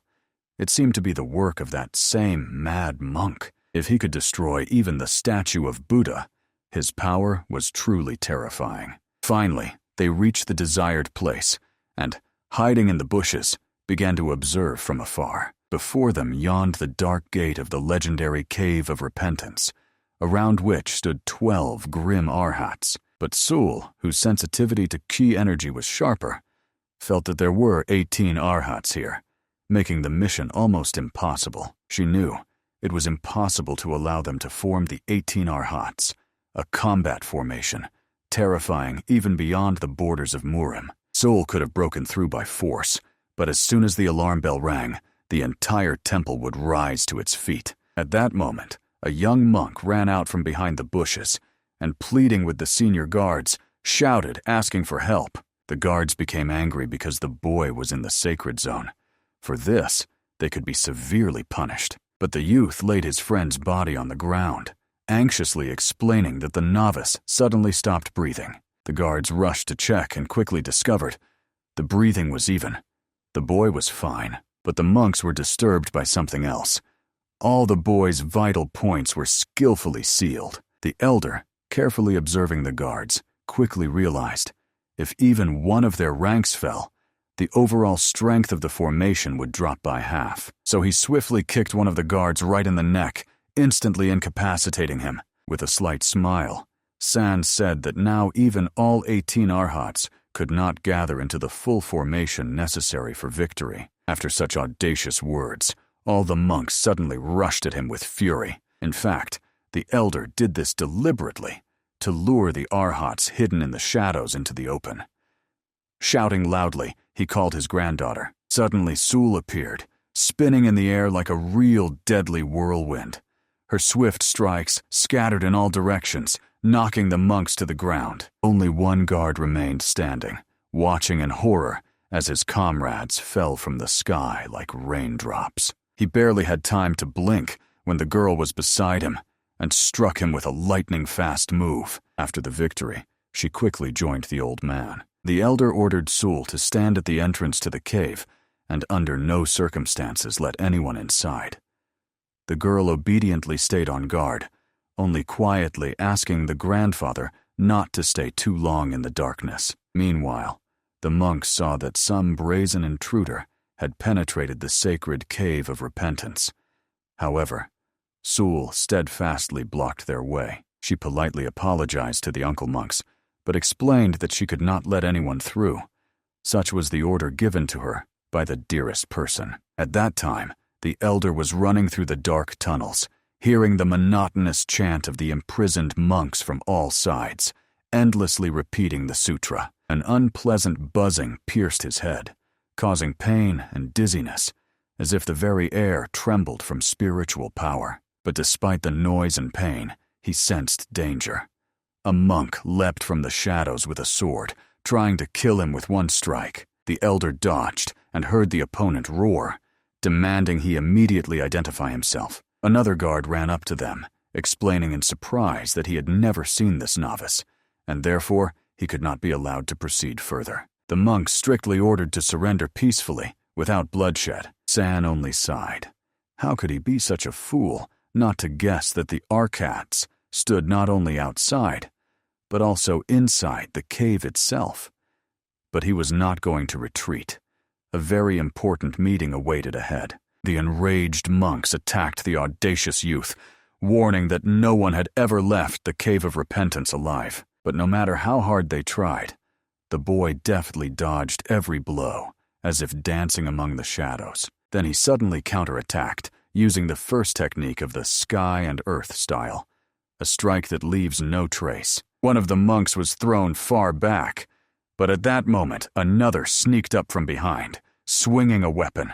The elder sharply jumped back and leapt onto his back. A moment, and the monk's body was pierced by unbearable pain, as if bones were cracking under the pressure of thousands of kilograms. It was the legendary 1,000 keti technique, creating a weight of over 600 kilograms of relentless pressure. The elder told the fallen monks that he would leave the cave only after the important meeting. Before moving on, he took the sword from the last defeated opponent. The deeper he advanced, the more often the walls were covered with nocturnal pearls, emitting a dim, ghostly light, leading him into the heart of darkness. Jumping out, the elder tore from the wall one of the night pearls, shining like a drop of moonlight, to give it to his precious granddaughter. The pearl emitted a soft, magical glow, and San smiled. Such beauty would surely please Sul. But suddenly, from the depths of the corridor, came a wild growl. Behind bars writhed a madman, roaring to be released immediately. The elder turned pale.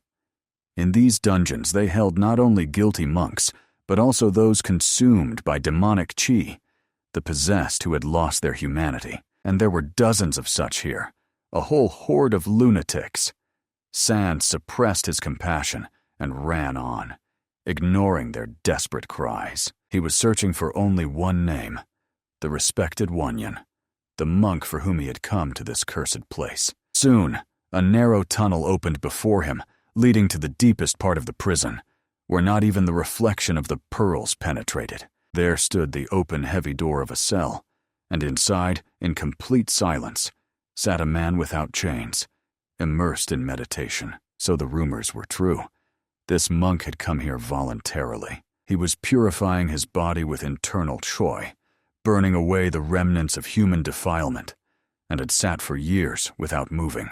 Therefore, even after long years of solitude, there was not a single blemish on him, only peace and noble silence. Approaching from behind, San respectfully said, "I am Liu Jinshan, elder of the Liu house." Without turning around, the monk answered calmly, "I have waited for you a long time, elder.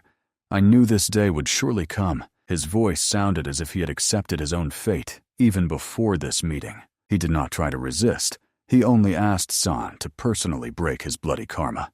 But these words ignited rage in the old man's heart. "Do you really think you can atone for sins simply by death?" he exclaimed. San came here not for forgiveness, but for revenge. And seeing before him someone who surrendered without a fight was unbearable. He barely restrained the desire to tear off his head, to rip him apart. But he had to keep himself in check. The wise elder silenced his anger. First, he needed to learn everything this sinner could know. Above all, his connection with the cursed gray dragon, who annihilated San's family. The monk hoarsely admitted, once he was one of the squad's mentors, and remained an accomplice in all their crimes. The elder understood. His family was not the only victim. But he demanded an answer. How could these people commit such atrocities under the cover of orthodox sects? It turned out they hunted children with exceptional abilities to raise a new generation of ruthless killers, followers of the Grey Dragon. But why did they destroy the rest of the family? They were innocent. San could not hold back. In response, the monk said coldly, "The murders were necessary, so that everything looked like the work of demonic sects or cult outcasts." This diverted suspicion from the Murim alliance. Hearing this, the elder struck his fist against the stone wall. The stone cracked, and his scream echoed through the cave in waves. Agony burned in his eyes. His children, daughters-in-law, even little grandchildren were killed for someone else's deceit and fear. The monk bowed his head and whispered that there was no other atonement for him besides death. He prays that in hell he might someday ask forgiveness from those he destroyed. San tried to control himself and, clenching his fists, asked, "What is the Grey Dragon seeking? What is its true goal?" And he heard, "They are protecting the Middle Kingdom from the Tanzjiao sect, also called the Heavenly Sect." It was a powerful sect that united part of Murim and western Cheonchuk.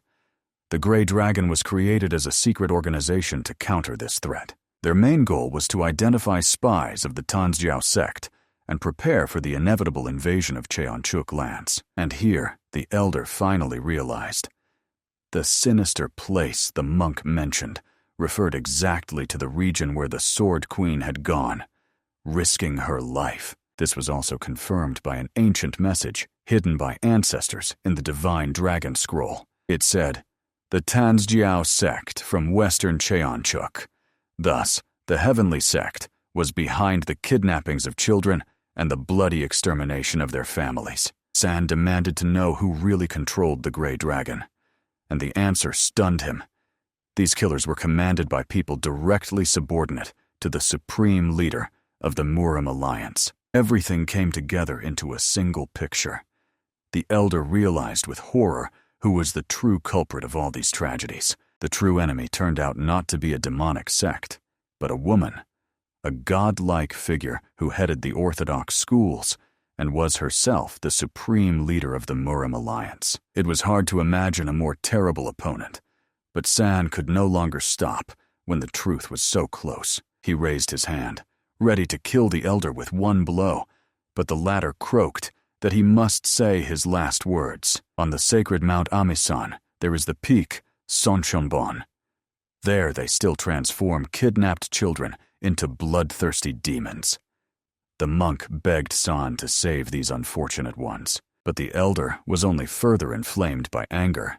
How dare he ask for mercy when he himself was one of the executioners? Springing up, San, with a lightning-fast movement, sliced the air, and the Buddhist prayer beads flew off the monk's neck, stained red. But he did not kill him, only left a deep crimson scar on his throat, like a brand of wrath and judgment. The monk, holding his neck, could not understand why the enemy spared him.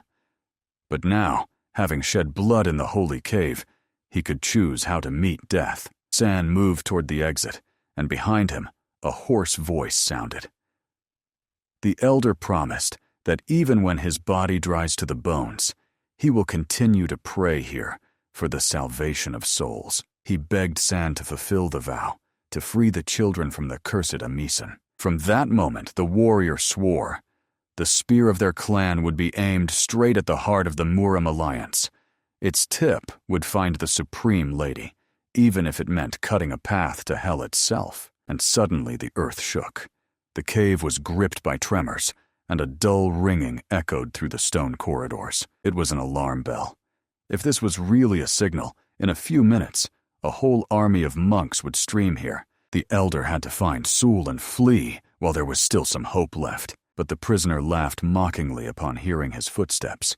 The laughter sounded like the rasping of a demon. He said that if the boy engaged in battle with the temple warriors to the sound of their bell, the outcome would be only one of two. Either he would die here, or share the fate of the prisoner himself. Sul did not understand who this terrible man was, or what he wanted from her, but the name that was spoken, Chiki-yun, seemed familiar to her. He was a high demon, the demon of the bloody flame, former protector of the demonic cult, destroyed during the Great War against the orthodox sects. The demon rasped to the youth, "If you are an enemy of Shaolin, we are already allies. Release me." San asked cautiously why he should help such a creature, but Chiki-yun only smiled. He had already guessed that the boy had a partner outside. Together they could not cope, but if he joined, everything could end very differently. San understood. Demons are indeed capable of sensing the surrounding world even in shackles. Their feelings do not wither from years of imprisonment, but this one was too dangerous. The elder had no idea what an alliance with such a creature could lead to, but now there was no time for doubts. He sliced through both the bars and the heavy chains that restrained the demon with his blade. As soon as the shackles fell, Chiki-yun laughed. His laughter was like the roar of hell.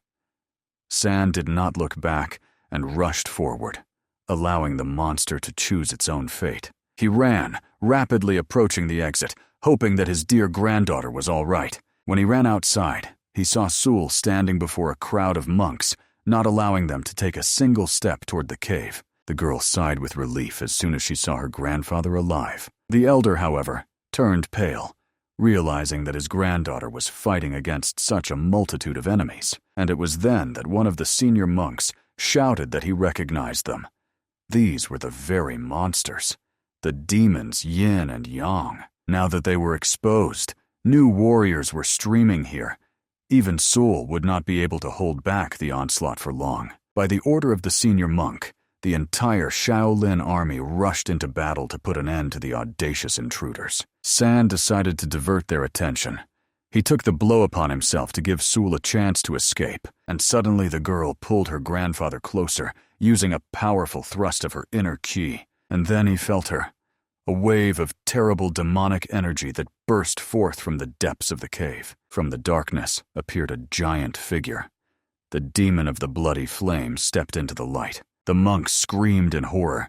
How could this monster have broken free from imprisonment? But the senior monk ordered them not to panic, saying this was just another enemy to be destroyed in the name of Shaolin. The demon only laughed wildly, boldly declaring that he would bite their throats all to the last one. The outraged temple servants decided to punish the blasphemous beast for such words. At that moment, San approached Sul, looking at her calmly and seriously. He explained, "Even the impenetrable formation of the 108 Arhats has a weakness.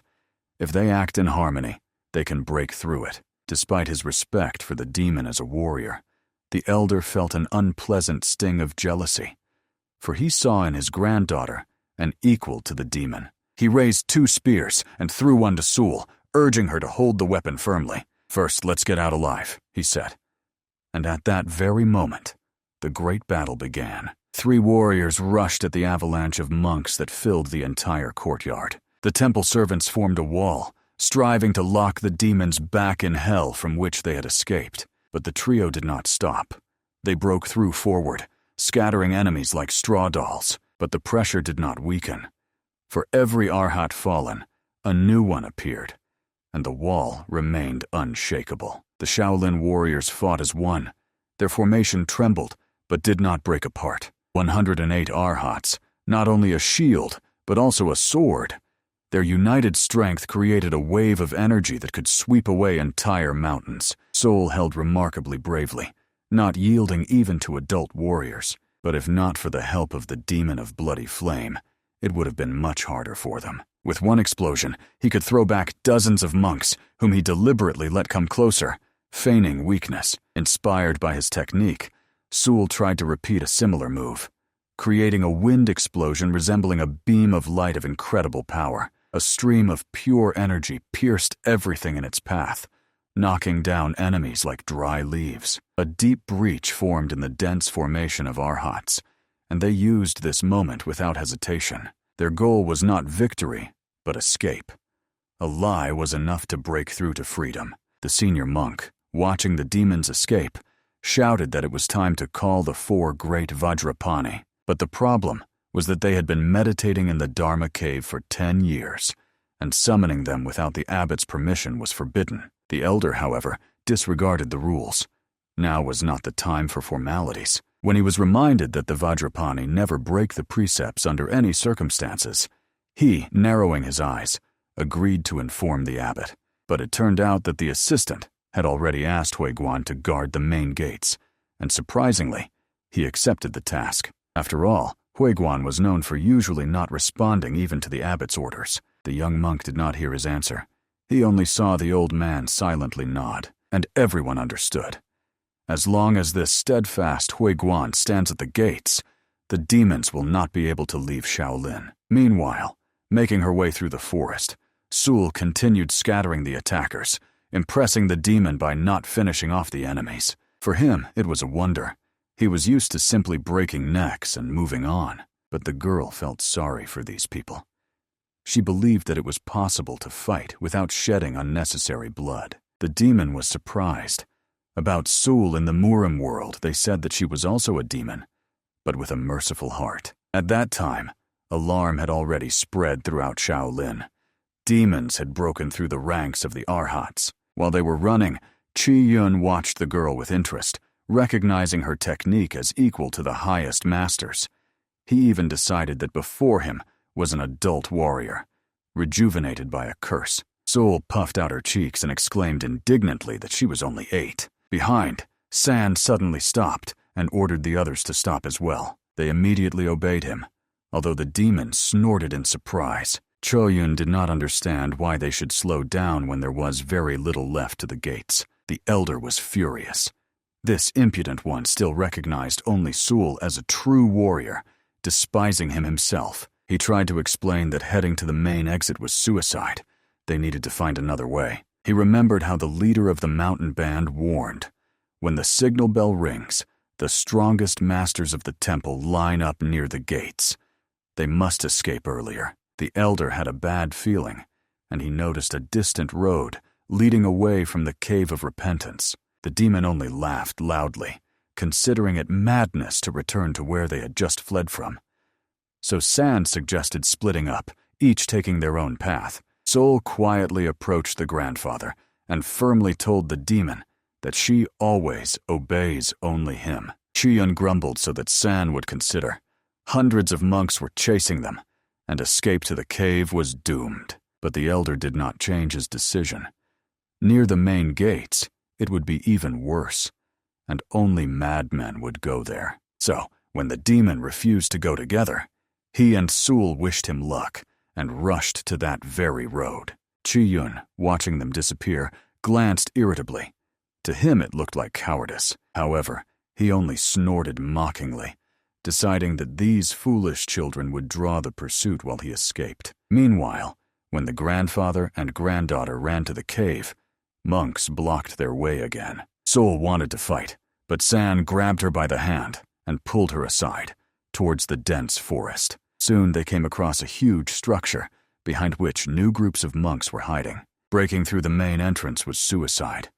The elder broke a piece of the wall and slipped inside. Their child bodies were small enough to hide in the gap between the stones. While they hid, the monks ran past, not noticing the shadows lurking in the darkness. When they noticed the pierced hole, they realized it was too small for an adult to crawl through. Moreover, the pursuit was complicated by the fact that the demons had stepped onto forbidden territory, where entry meant having limbs cut off. It was the sanctuary of the Shaolin Temple, a place where scrolls with the most secret combat techniques were kept. Running between the shelves, Sul looked with surprise at the endless rows of ancient books, but the elder strictly ordered not to stop. He knew these scrolls contained secrets worth 1,000 gold each.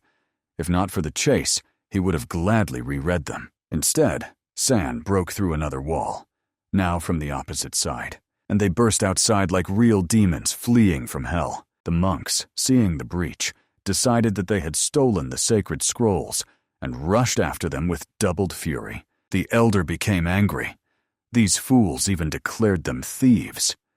But looking back, he noticed with surprise that Sul was indeed holding several scrolls. She calmly said that she had just borrowed them for a while, as if they were not relics but ordinary notebooks. Meanwhile, the demon of the bloody flame was flying toward the gates, enjoying the feeling of imminent freedom.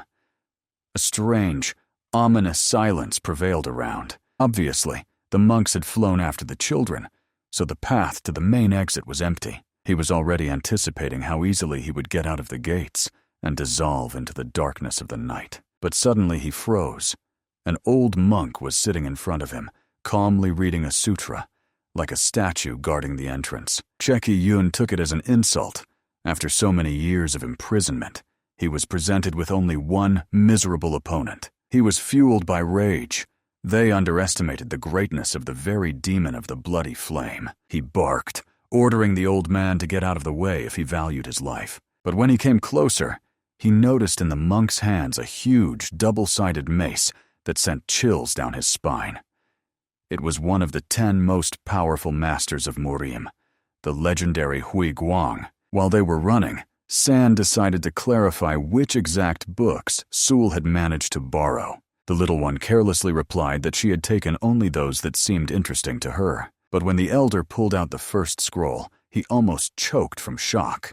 It was the legendary technique, hair infusion, the existence of which was only rumored. The second scroll belonged to an ancient generation of martial arts. It was an art of incredible power that allowed one to release fingers from a fist like invisible blades and strike enemies from afar. It seemed that in their hands were manuscripts known only to a few chosen Vajrapani, the highest masters of Shaolin. San could not hold back a smile and praised his granddaughter.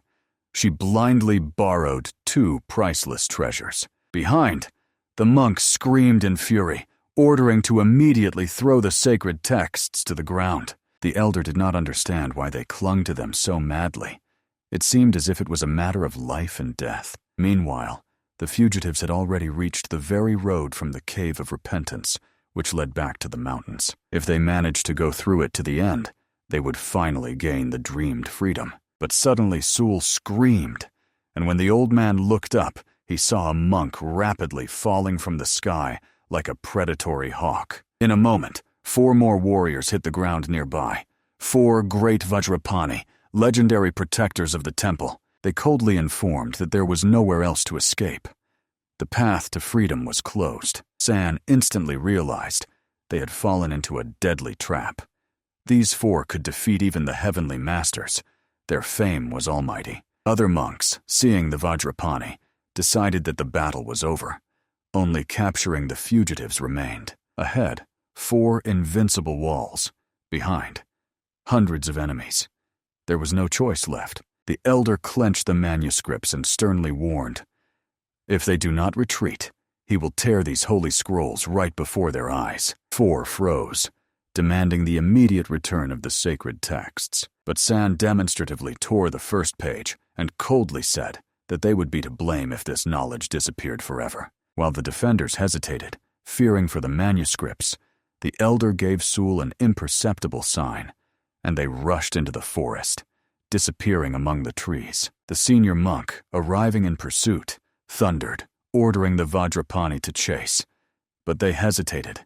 If the madman really destroys the scrolls, no one will forgive the losses. The monk got angry, reminding that most techniques can be restored from memory, except one, the infusion of hair, which was lost hundreds of years ago. Moreover, the fugitives headed into a zone where entry was strictly forbidden even to monks. Someone whispered that if they go there, they might encounter the very same one. But the elder immediately made everyone fall silent. The name of this madman could not be spoken aloud, so as not to bring misfortune. Meanwhile, San and Sul ran through the forbidden land, where the air was thick, heavy, saturated with ancient darkness. The elder recalled the warning.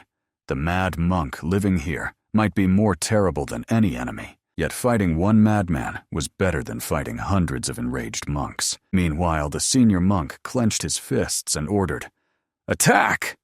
He takes full responsibility upon himself, even if he has to cross the forbidden boundary. He had no idea that the monks would dare to cross the border and follow him into the forbidden land.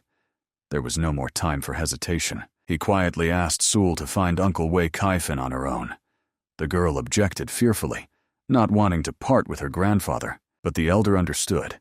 If they did not split up, there would simply be no chance to escape such a number of pursuers.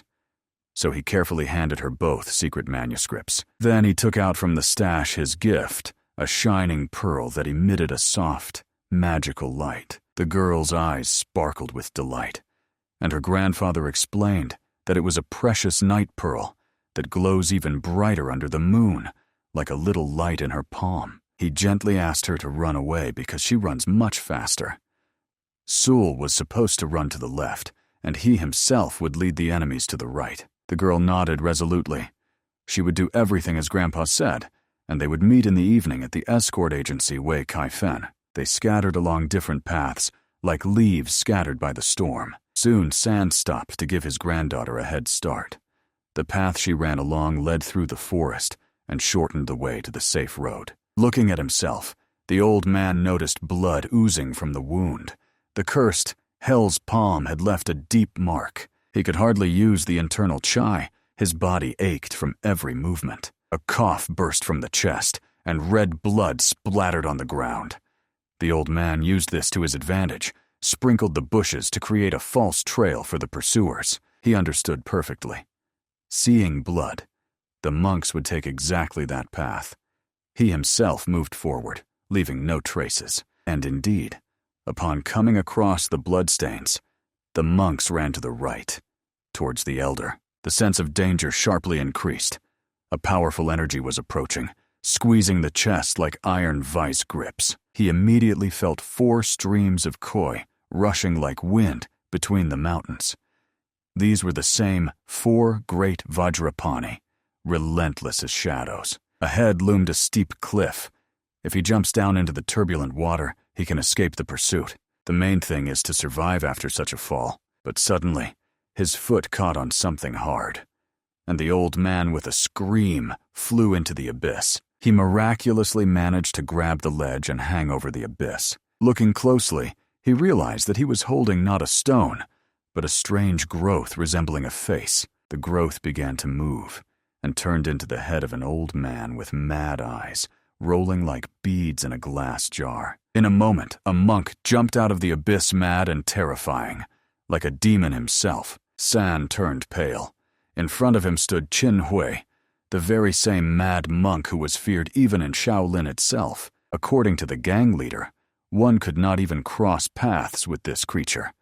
They said he was searching for a legendary treasure and destroying everything around, not distinguishing between enemies and allies. The elder recalled ancient legends and understood which treasure was meant. Once long ago, the monk Xuanzang stole from the Tangjiao sect a secret martial art so powerful it could overturn the world. They say he sealed this knowledge in a cave of Mount Sun and set the dragon Huailun, a immortal mystical beast, to guard it. If the serpent has indeed lived there for hundreds of years, it should have become a divine creature of unspeakable power. Although most considered this story a legend, the mad monk was convinced.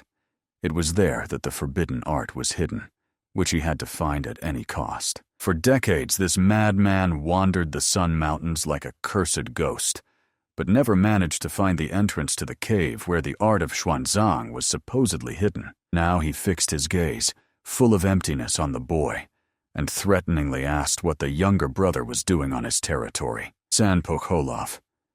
Could this madman really have recognized in him the old man who underwent rejuvenation? The monk stretched out his gigantic hands to him, and the young man instantly jumped back, thinking that he wanted to strike. but the madman only grabbed his wrist and hoarsely whispered so that the younger brother would not be afraid. However, the grip was so strong that San could not break free, as if caught in an iron trap. If he tried to jerk away, it would break his back. Then suddenly the madman's eyes flared with rage. He glanced aside and shouted, like thunder, at someone invisible. His scream thundered over the cliff. He shouted that no one was allowed to come into his house without an invitation. 4 Vajrapani emerged from behind the trees, coldly reminding him that he was no longer a Shaolin monk. Therefore, he had no place in the sacred temple. They mercifully offered, if he gave them the boy, they would allow him to leave the mountain alive. But these words only fueled his anger.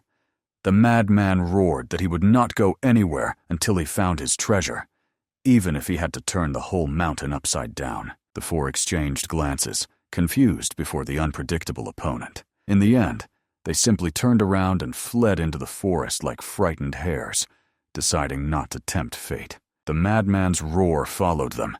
If he saw them again, he would tear each one to pieces. San sighed with relief, amazed that even the legendary Vajrapani were made to flee only by the very fame of Qin Hui.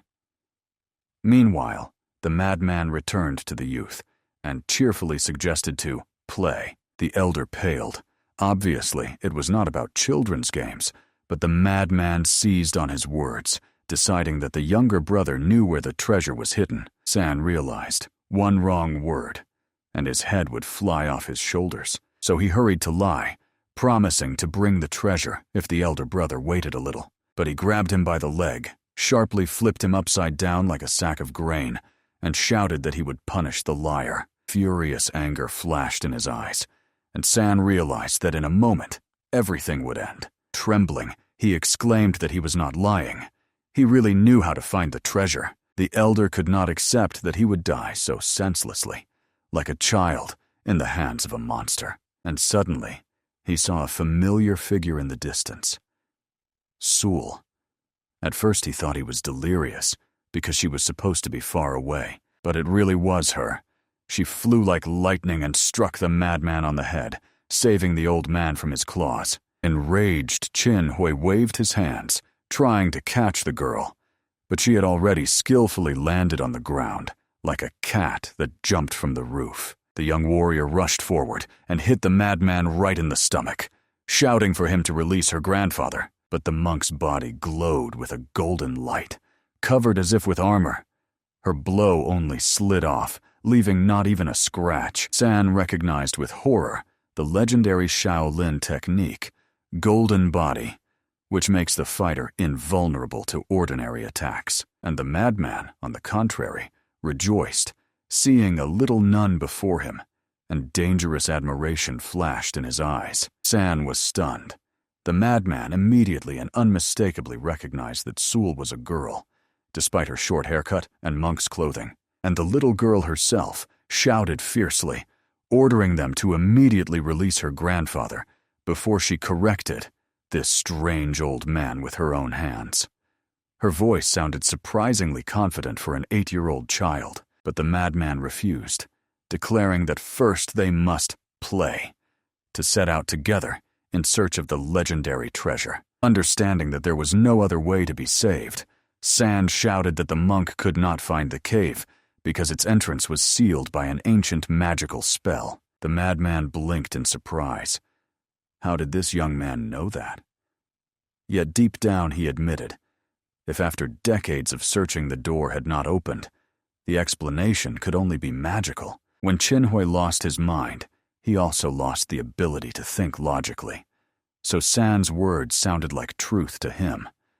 The old man sternly ordered him to immediately put him down on the ground. He obediently fulfilled the request, and San safely descended next to his granddaughter. Sul immediately hugged her grandfather, trembling with joy that he was safe and unharmed. The old man calmly explained to the madman that in that cave lived the magical serpent Huilong, who for centuries guarded the most powerful martial art, and their clan possessed a sacred spear forged from the blood of a divine beast.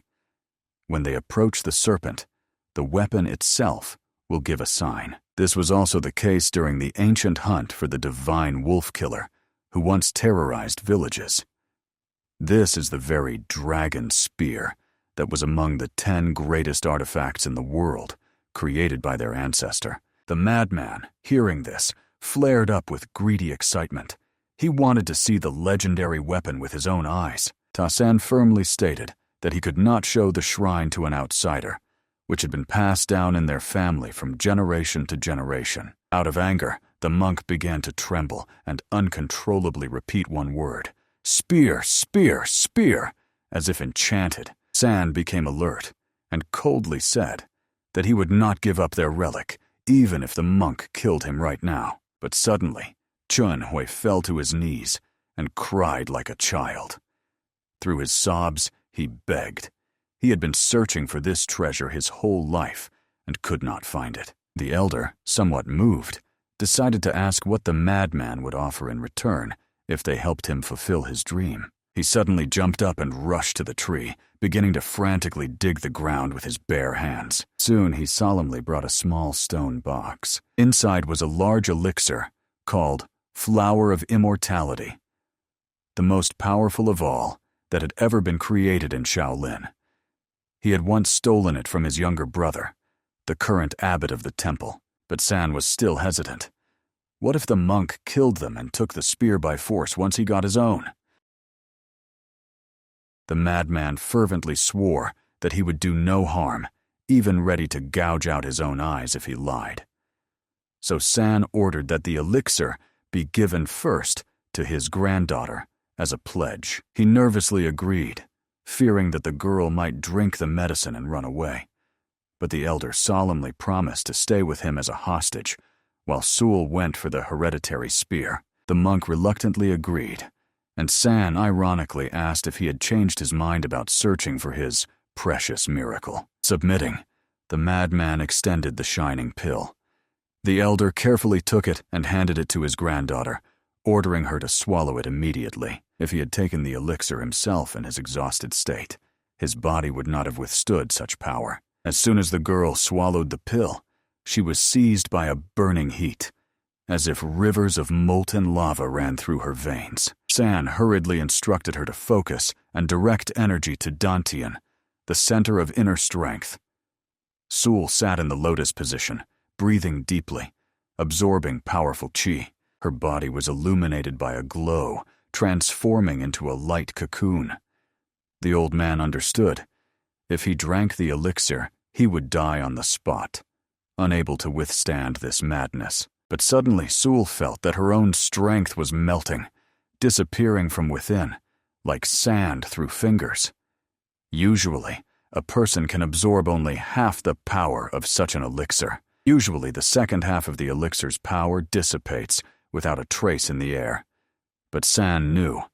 An enlightened monk with a superhuman level of mastery can help retain it. He sharply demanded that the madman immediately help his precious granddaughter stabilize the energy. He hesitated, fearing unpredictable consequences, but the elder firmly stated, if he truly wants to obtain the spear of the divine dragon, he must help now. If he can, they will find that cherished cave for him with the help of a spear. It did not take long to persuade. The monk sat down beside the girl, asking her to trust him completely. He carefully sent waves of inner qi around Sul.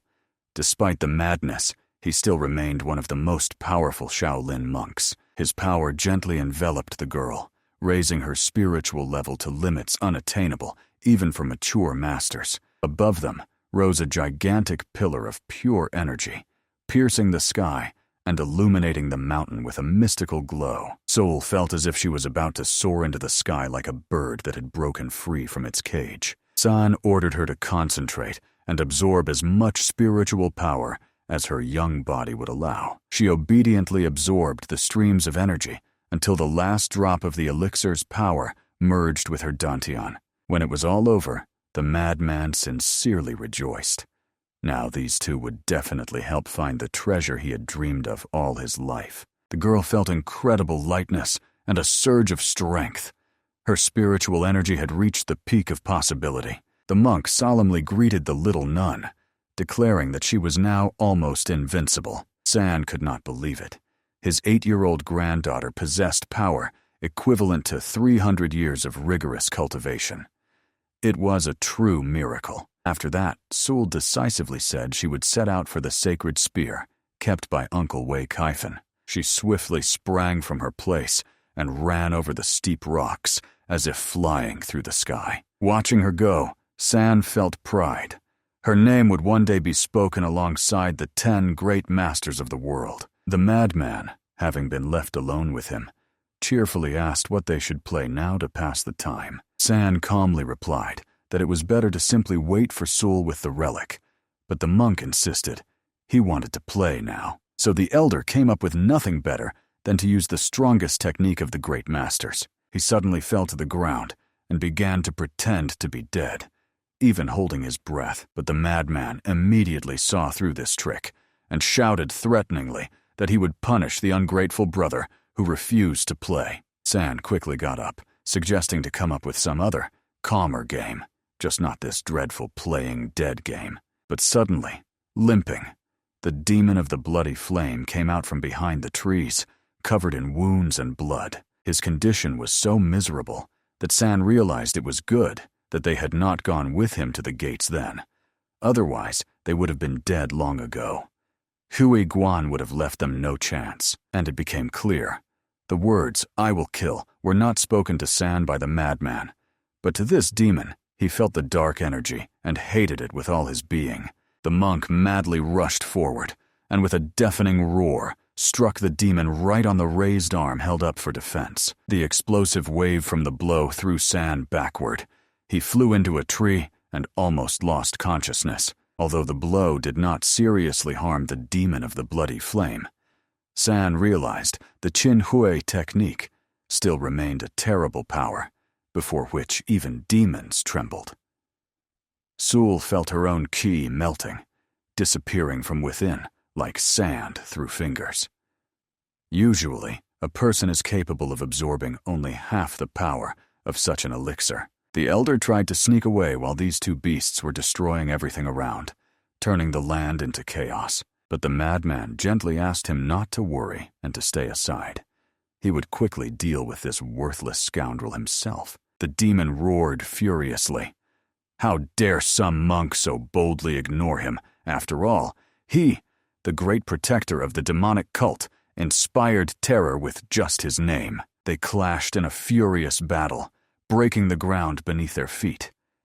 But while the demon relied on brute strength, the monk possessed the golden body of Buddha, an art passed down only to the wisest of Shaolin. Without effort, he smashed the opponent, breaking his forehead with one strike, and blood poured from the wound like from a broken jug. The demon, looking back at San with despair and hatred, shouted for him to help immediately. The elder understood. If the madman decided that they were in league with the demon, he would instantly kill them both. The demon growled fiercely, not understanding where the great warrior who accompanied the elder had gone, and why this boy was just standing and watching. But San was already boiling with anger. The insolent demon spoke to him so arrogantly, as if he were trash. He coldly called him a disgusting freak, unworthy even of death by his hand. The enraged demon lunged at the elder, deciding to crush the insolent youth who dared to humiliate him. But the madman stood before San, swiftly repelling the demon with a series of terrible kicks. Then he grabbed his bloodied face with his steel hands and squeezed until the demon's body softened like a rag doll. San stood stunned. The power of this monk went beyond human understanding. Even wounded, he effortlessly defeated the great defender of the demonic cult, whose name thundered throughout Murim. Moreover, it seemed that the demon was fleeing from someone even more powerful. In his eyes was frozen the despair of a fugitive. At that moment, the madman became alert, gazing into the distance through the trees. There, from the darkness, emerged a mighty monk with a double mace that crushed everything in its path. San immediately recalled, 30 or 40 years ago, a martial arts genius appeared in Murim who shook the entire world. When the elder was already preparing for a peaceful retirement, he saw this warrior within the walls of the Alliance, a living legend. He was one of the 10 greatest masters in the world, and now he had come, consumed by anger, because his former mentor had never expelled the demon from his own heart. San finally realized. The mad Qin Hui was once the teacher of Hui Guan himself. The madman sternly reminded that he had forbidden the disciple to come here without an invitation. But Hui Guan firmly replied, he came not to fight, but only to take the demon that defiled the sacred land, and humbly asked to hand over this monster to him. San froze in horror. If he were handed over to the hands of this warrior, he would be locked in the cave of repentance until the end of days. Finally, the madman, unwilling to argue, threw the unconscious body of the demon at the feet of the disciple, like a useless sack, but he warned grimly. If he even touches his younger brother with a finger, he will kill his own disciple, even if it means destroying the entire temple. The old man stepped forward, standing before the young man, and with deep calm said that he was his older brother. Look me in the eyes, he said sternly. You mistook your own brother for a demon, without even recognizing him. The hero suddenly realized that he was too close to a situation that could undoubtedly be called true horror. Before him stood Guan, moving forward like an unstoppable tsunami, ready to crash down on him. But the renegade, with a wild scream, again promised his disciple that he would kill him. It was like a tsunami hitting a mountain, and the world held its breath in tension. The two most powerful masters in the world, whose techniques are considered legendary, now stood directly before the hero. If they clashed here, in a place where the ancient history of Shaolin is hidden, the world might tremble. And at that very moment, as Guan exhaled, the tension seemed to reach its limit. The renegade raised his hands to the sky, shouting that he had won. Amitabha, Guan said, folding his palms before him. He quietly added that he would leave today, but promised himself not to remain indifferent to his teacher's madness forever. Turning around, he calmly walked in the opposite direction. The hero exhaled with relief, feeling the fear that had gripped his chest. It seemed fate had not yet decided to take his life. Some time passed, and at the same place the fire was already crackling. The hero watched the tongues of flame and the rabbit roasting over them, not understanding how he ended up here, on the summit of Mount San, where the Shaolin temple stands. The renegade, addressing him as an elder brother, cheerfully asked if everything was ready. The hero let him try the meat, and he, smiling, handed him a piece in return. Delicious. Now it's your turn, elder brother. Despite everything, the renegade did not seem like a bad person. How could such a great monk, with a deep understanding of Buddhism, become a victim of his own heart demon? The hero suddenly remembered that Sul was also supposed to arrive any moment, and as soon as this thought flashed through his mind, the renegade calmly said that she was already here, but the hero had not seen her yet. Only a sharp, loud "Grandpa" was heard, and silence again reigned in the forest. The hero only hoped that she was not down there, below, but it was from there that she appeared, skillfully climbing upward. The girl ran up the vertical cliff, as if breaking all the laws of nature, which stunned the old man, and in a moment, she landed in front of them, holding a spear in her hands. Without any exaggeration, she looked like a real superhero who had descended from the heavens. Sul now looked completely different, as if another person was standing before them. Her hair had changed color, shining in the sun like new life. For her, it was no mystery. She calmly explained what had happened. It turned out that when she was running along the road, she got bored. So, not to waste time, she read a book she took from the Shaolin temple while heading to Uncle Peng Ho, and, having finished reading the chapter, she tried to repeat the technique from the book just at the moment when the grandfather went for the spear. At some point, she felt that her hair suddenly grew, and this even confused her. The hero just laughed, realizing that the legendary cultivation technique really exists, and the girl cheerfully told the grandfather that it turned out to be extremely simple. Meanwhile, the renegade stood nearby, and, as if in a trance, repeated 3 words, "Precious weapon of Morima." Then he picked up the spear and returned it to its owner, but instead of keeping it for himself, he handed it to the hero, saying that this weapon does not recognize him as its master. The hero took the spear in his hands and felt the warmth flowing through his fingers, thinking, "So, this is what our family relic is like." Soul, filled with curiosity, also wanted to try. Without hesitating for a second, the grandfather handed her the spear, and suddenly, a piercing sound rang out. The cry of the weapon, which appears only when the master and the weapon become one. The girl stood amazed, not even realizing whether she had really succeeded. Grandfather admitted that the spear suited her better than anyone else, even himself. The deserter was pacing nearby, impatiently urging everyone to move, and in a moment they set off forward. Saul confidently walked ahead. Others followed her, leaving behind the campfire flames. They combed the mountain all night but found nothing. The renegade walked behind, muttering that they would definitely find what was needed. Although the result remained the same, the hero advised him to be more patient, and at that moment a quiet sob was heard. Grandfather anxiously asked his grandson if everything was all right, but she only shrugged, saying that she had eaten some dried meat given to her by her older sister, high on high. But after a few seconds, the sound repeated. The girl explained that it was not her. The sound comes from the spear, and she pointed at it. Grandfather asked her to turn around carefully, holding the weapon in front of her, and again the same whimper sounded, which was heard only when the spear was aimed in a certain direction.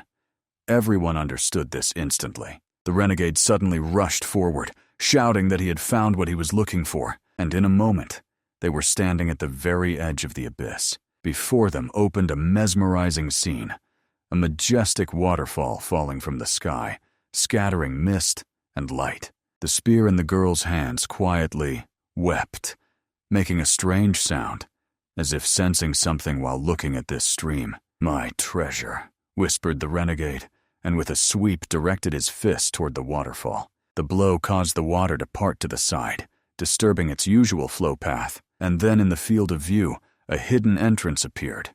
Exactly the place where, as he suspected, the designated formation concealed a cave. Joyfully exclaiming that he had found his treasure, the renegade rushed swiftly to the entrance. Soul, understanding nothing, asked the grandfather what kind of treasure it was. He explained that the renegade believed inside was hidden a treasure once left by Tripitaka himself. Hearing this, the girl immediately declared that she also wanted to find the treasure. The grandfather replied calmly, "True treasures reveal themselves only to those destined to receive them, and since they are not their owners, it would be better to leave here before it gets worse." And suddenly the earth shook. Everyone realized that mighty forces had collided inside. It seems the renegade is fighting with Imuji, the guardian of divine art. The next moment, something flew out of the cave. Or rather, someone. It was the renegade himself. The hero rushed to him and could not believe his eyes. Even a master of his level was barely breathing. If not for the classical technique of changing tendons and muscles, he would not have survived. With a trembling voice, the renegade said, "Older brother, it hurts so much. This evil dragon hit me." Hearing this, the hero froze in deep thought. Could it be that Imugi has grown and really turned into a divine beast? A dragon? However, there was no time for reflection. They had to flee from here as quickly as possible. He turned to his granddaughter, ordering her to retreat immediately. But the girl was already rushing forward, straight towards the cave. The hero shouted after her, begging her to return, warning of danger. But Sul did not listen. Only one thought was spinning in her head. The treasure belonged to her. The first thing she saw inside the cave was the broken face of the dragon. From this, it was clear.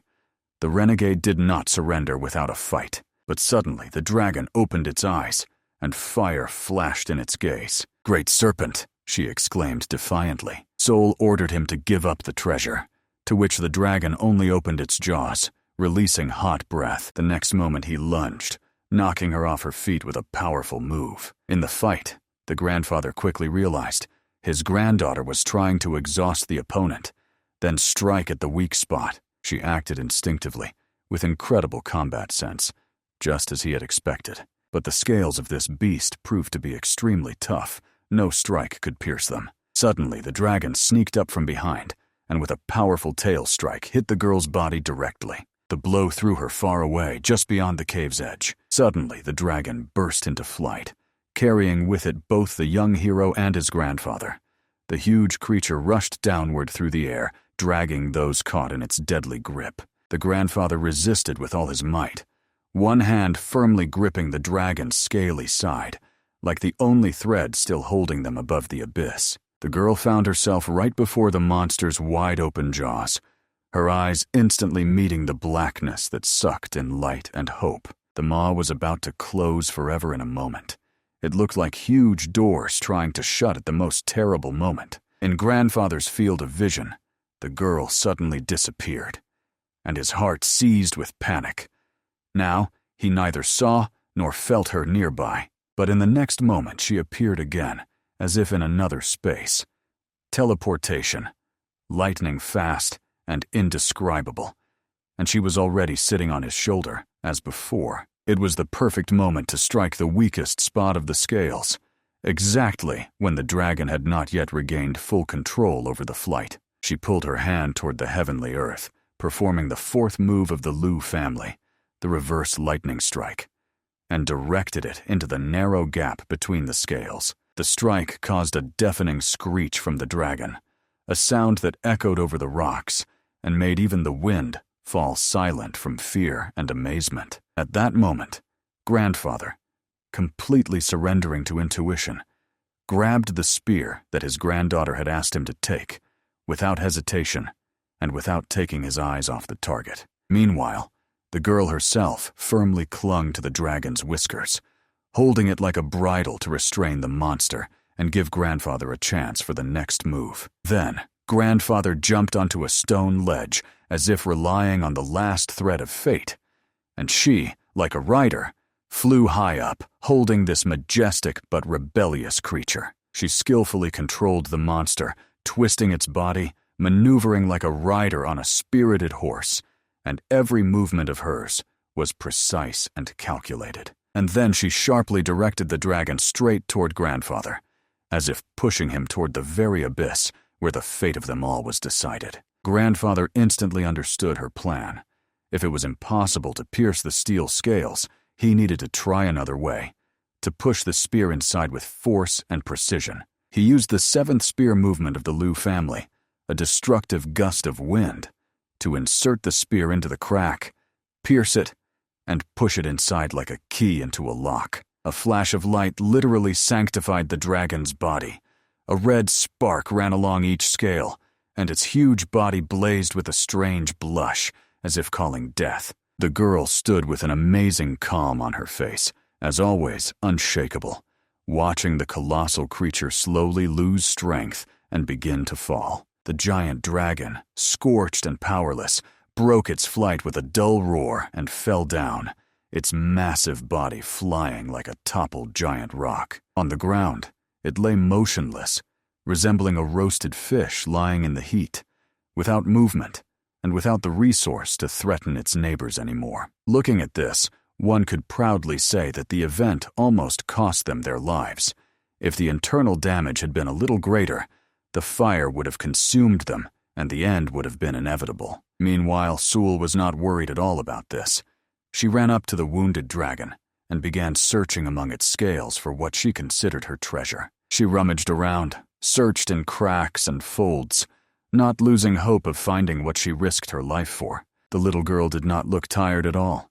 Her eyes burned with curiosity and determination, while the grandfather meanwhile set off to search other, more likely places inside the monster's body. He put his hand into the dragon's mouth, and despite fear and heat, looked inside to find something valuable among the entrails. Reaching deeper with his hand, he came across something interesting, something that resonated with inner power and shimmered through the flesh. It was the spiritual core of the divine creature, the intimate essence that nourished the dragon and gave it that unusual might. Such a core could grant an enormous amount of internal energy to whoever dares to use it.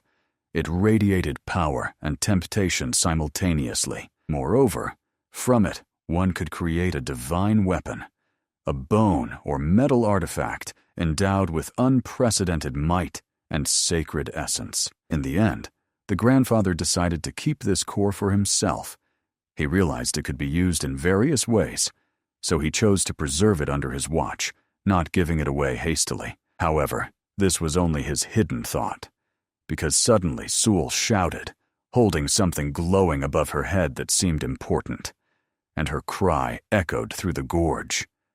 "I found it!" The word passed through the stones like both a verdict and a victory at once. She raised an object in her hands and, still breathing with excitement, loudly declared that she had found the very essence they were seeking.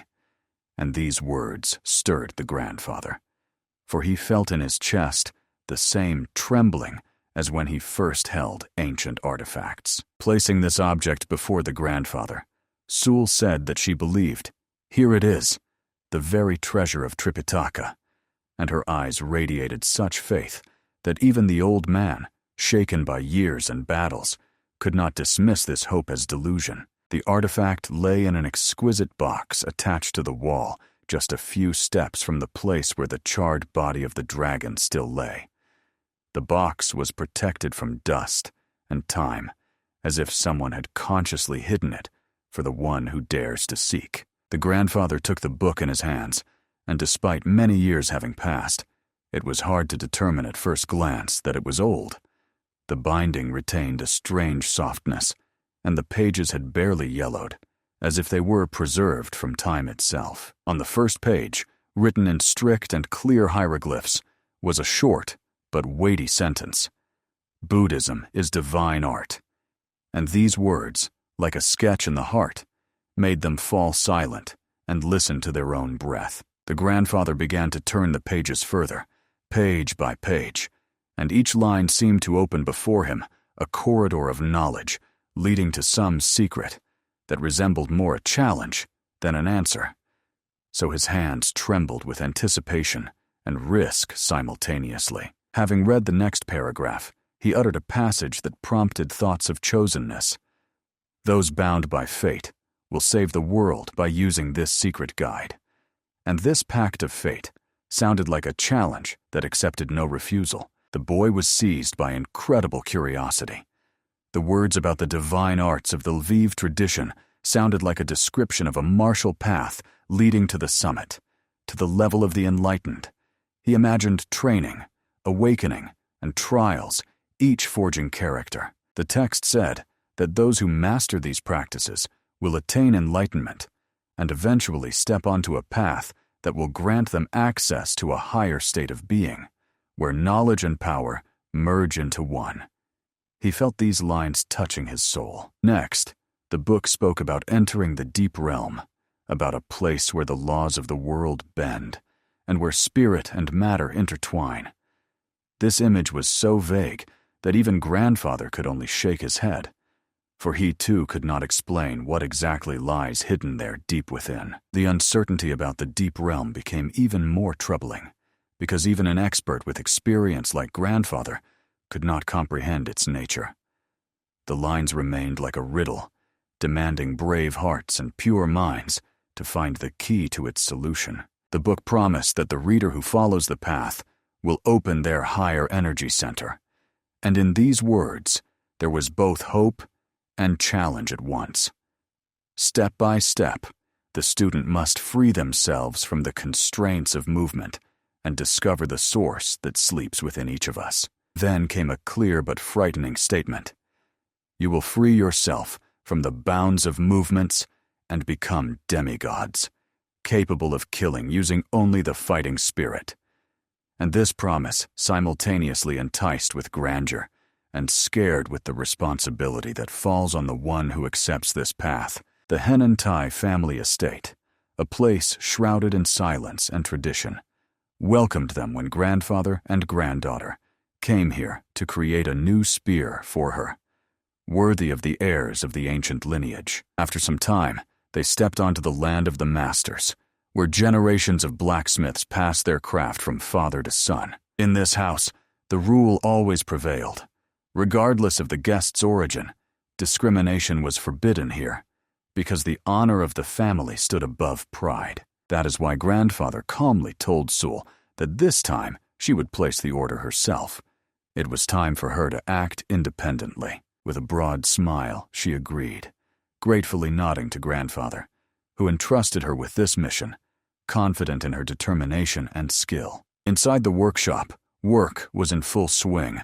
Sparks flew, hammers rang, and the heat of the forges rhythmically echoed the pulse of life in this house. Each blacksmith was focused on their craft, merging into the single breath of the trade. One of the masters, noticing the newcomers, raised his head and directed a surprised look at them. Seeing their young age, he mockingly asked if they were lost and what they were doing in a place where real weapons are made. Soul confidently replied that they came to order weapons, but this only caused laughter among the masters, who took her words as a joke. One of them mockingly advised choosing a toy saber and leaving the workshop. Then the grandfather, without showing anger, quietly told her that it was time to knock the arrogance out of these insolent craftsmen, to get the relic and show them who they are. And as soon as she did this, the air around ignited with radiance and heat. She removed the ropes that wrapped the holy object, and the moment froze in anticipation.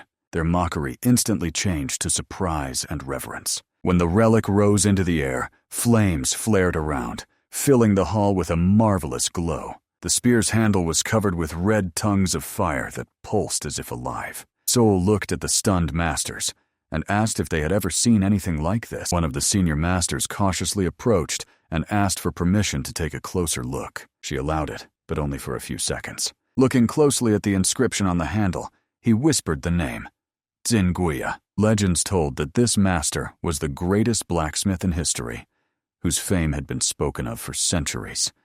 In his lifetime, he created only 10 types of weapons, and 3 of them entered the top 10 most powerful armaments of Murim. After that, Sul calmly took her weapon back, and the hall fell silent again. The grandfather turned around and said it was time to go, but the master suddenly stopped them. The girl asked in surprise, reminding them that just a minute ago they were mocking, promising to make her only a toy. But now the master was almost begging them to wait. He asked them not to leave because the head of the house, the father of the clan, wanted to see this weapon with his own eyes, and he repeated, "Please, wait just a minute." Soul smiled, as if understanding that this time, the wave of pride had turned into genuine recognition. In a moment, the patriarch of the family estate appeared in the doorway.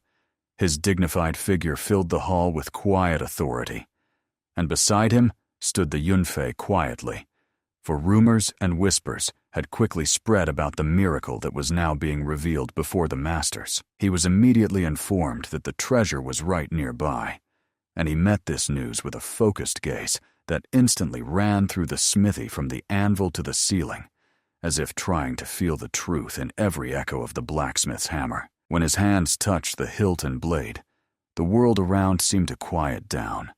The patriarch's fingers carefully assessed the weight and balance, and in this touch, there was so much ritual, as if he was touching the memory of the lineage. Looking more closely, he uttered the word podlinik, and this simple term sounded like both a verdict and a praise at the same time, because it meant the verified authenticity of the creation lying before him in the hands of the masters. The very next instant word was enough for just one: incredible. And in this brief assessment, there was a clear, deep respect for the art that defies time and has the power to evoke admiration even in the harshest critic. The patriarch supposed that perhaps long ago he himself had crafted similar iron scraps and could not understand how his lineage could find itself in a situation where the most prestigious weapon of the Central Plains would be beyond their skill. And in his words, there was a mixture of doubt and wonder. Then the little girl standing nearby ran up and childishly asked why the patriarch would not cast new blades right now. And in her simple question, there was an unhidden faith that the ancient craft could be renewed with a single movement of the master's hand. The grandfather approached and quietly spoke with the patriarch, asking to melt down this spear and cast new items from it, because the grandfather's thought was simple and decisive. An ancient thing should be transformed by adding modern strength so that it would serve the lineage again. Then, explaining the idea a bit more in detail, He took from his bag the spiritual core of the dragon, which shimmered in his hands, and showed it to the patriarch as an invaluable component, without which the new smithing would not acquire divine essence. This day will be forever remembered by the master, because before his eyes, history and the future united. The ancient hilt, the spiritual core, and the request of the lineage to merge into a new creation. And such responsibility rarely falls into the hands of even the most conscientious craftsman. The grandfather explained that the plan was to remelt the spear, add black iron, and the spiritual core to create 2 spears, each with a hilt 5 feet long and a blade 1 foot long, with one of the blades specially made blunt. And all this had symbolic and practical meaning at the same time. As if from a legend came the names Fire Dragon and Water Dragon, and these names, thrown into the air, resonated in the hearts of the listeners as a promise of an extraordinary partnership of elements in 2 twin spears. Hearing the description, the master was ready to give the last piece of his fiery spirit. So captivated was he by the idea of creating paired spears, twin brothers that would unite the power of fire and the flexibility of water. And in his eyes, a passionate fire of inspiration flared up. After these words, the grandfather and his granddaughter sincerely thanked for the trust, expressing heartfelt gratitude to the master for allowing them to work with the family relic, because they knew that such a commission is not given lightly and requires great honor. But soon they were explained that they would have to wait a full 10 days, because work on such artifacts would require time for heating, forging, tempering, and spiritual rituals, which no one can speed up without harming the quality. The girl immediately began to panic, because in her childish imagination 10 days is an eternity, and she imagined with horror the boredom that threatened to shake her patience and desire to train every day. However, the grandfather quietly asked her to understand that exactly 10 days is quite fast for such matters, because the process of creating divine weapons inevitably requires time, patience, and respect for tradition, and his words carried a gentle lesson in endurance. Then the girl stood up, and with a sparkle in her eyes, declared that she wanted to train, because the waiting time could be devoted to preparing the body and spirit. So she promised not to waste a minute and to start improving right now. She also openly stated her intention to learn the 100 steps of the Divine Fist and one day show this artistic cycle to her grandfather as proof that she is worthy to carry the family relic. And in her voice, there was determination and youthful tirelessness. The grandfather, of course, asked her not to go too far and to train where no one was watching her, because in the Liu family, they respected modesty and avoided unnecessary publicity during the formation of true mastery. Just think.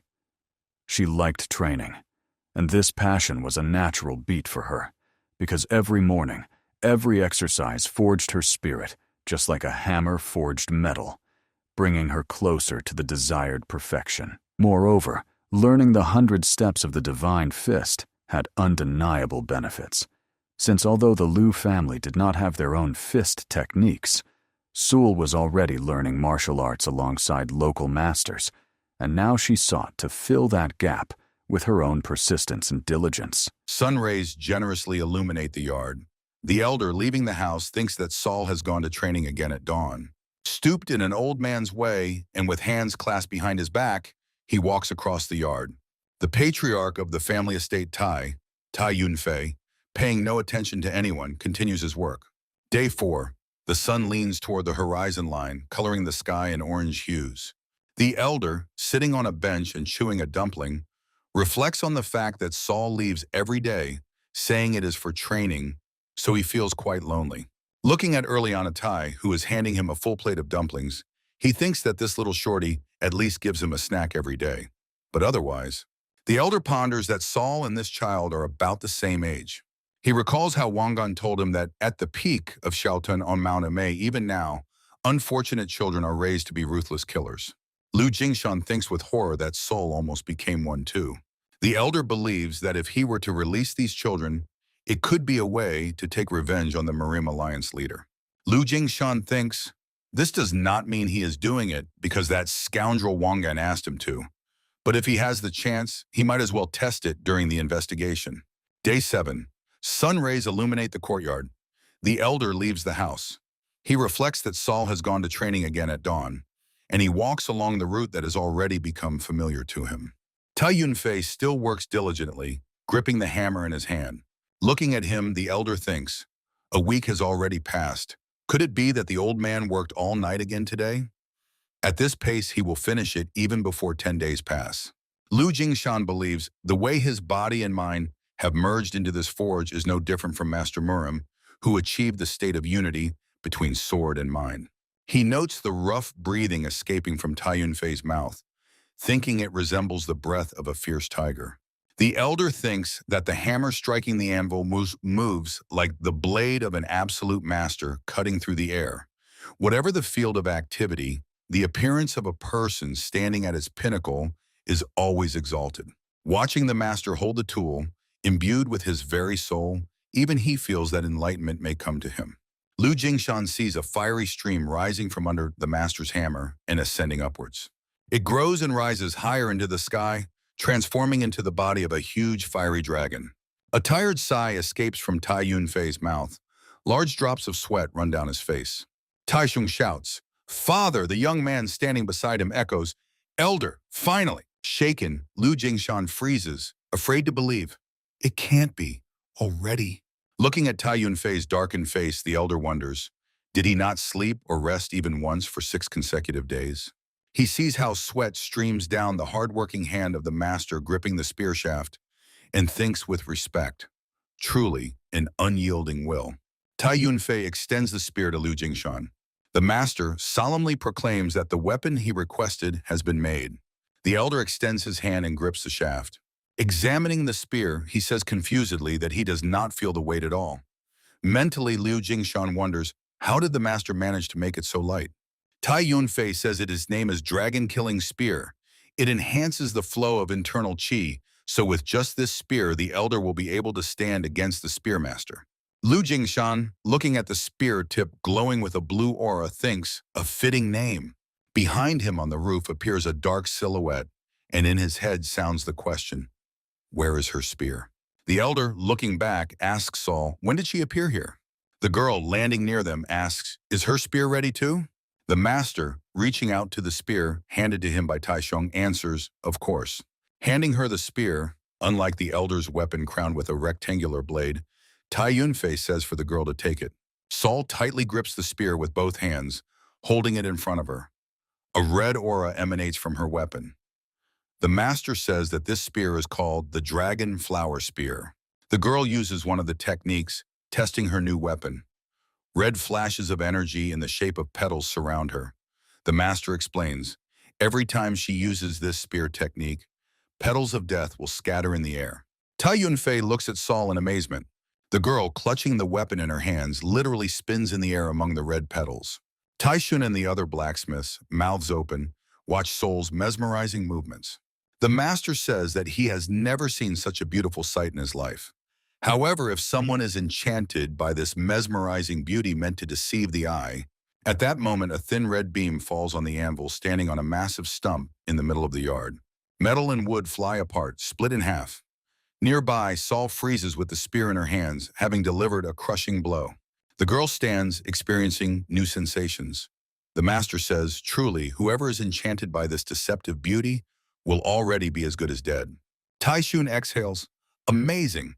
It seems the father's masterpiece has finally found its rightful owner. The master says to the elder, as he requested, the blade is dulled, but if its owner wishes, the spear's energy will burst forth, and there will be nothing it cannot pierce. Tai Yunfei adds, but that's not all. The spirit stones of the water and fire dragons clearly resonate with each other. The master suggests they try connecting the spears once. Extending his spear to his granddaughter, the elder tells her to do it. Saul connects the shafts. They seem to attract each other and become one whole. The girl, demonstrating the double-sided spear, says that this thing is too long. The elder agrees it will be difficult for them to use now. He asks his granddaughter not to worry about it. Time will solve this issue. Disconnecting the spears, Saul agrees. Good. Lu Jingshan and Saul stand before the master, holding spears in their hands. The elder thanks Tai Yunfei, saying these are truly the best spears of all time. The old man's face beams with joy. He wearily closes his eyes. Tai Yunfei, staggering, loses balance and falls to the ground. Lu Jingshan looks at the master in confusion. Taichung rushes to his father, shouting to call a doctor quickly. The elder places his hand on the old man's neck, feeling the pulse, and realizes his heart is not beating. He thinks, could the master really have put his whole soul into this? Saul rushes to the old man, begging him to hold on. The girl asks Liu Jingshan to let her try something.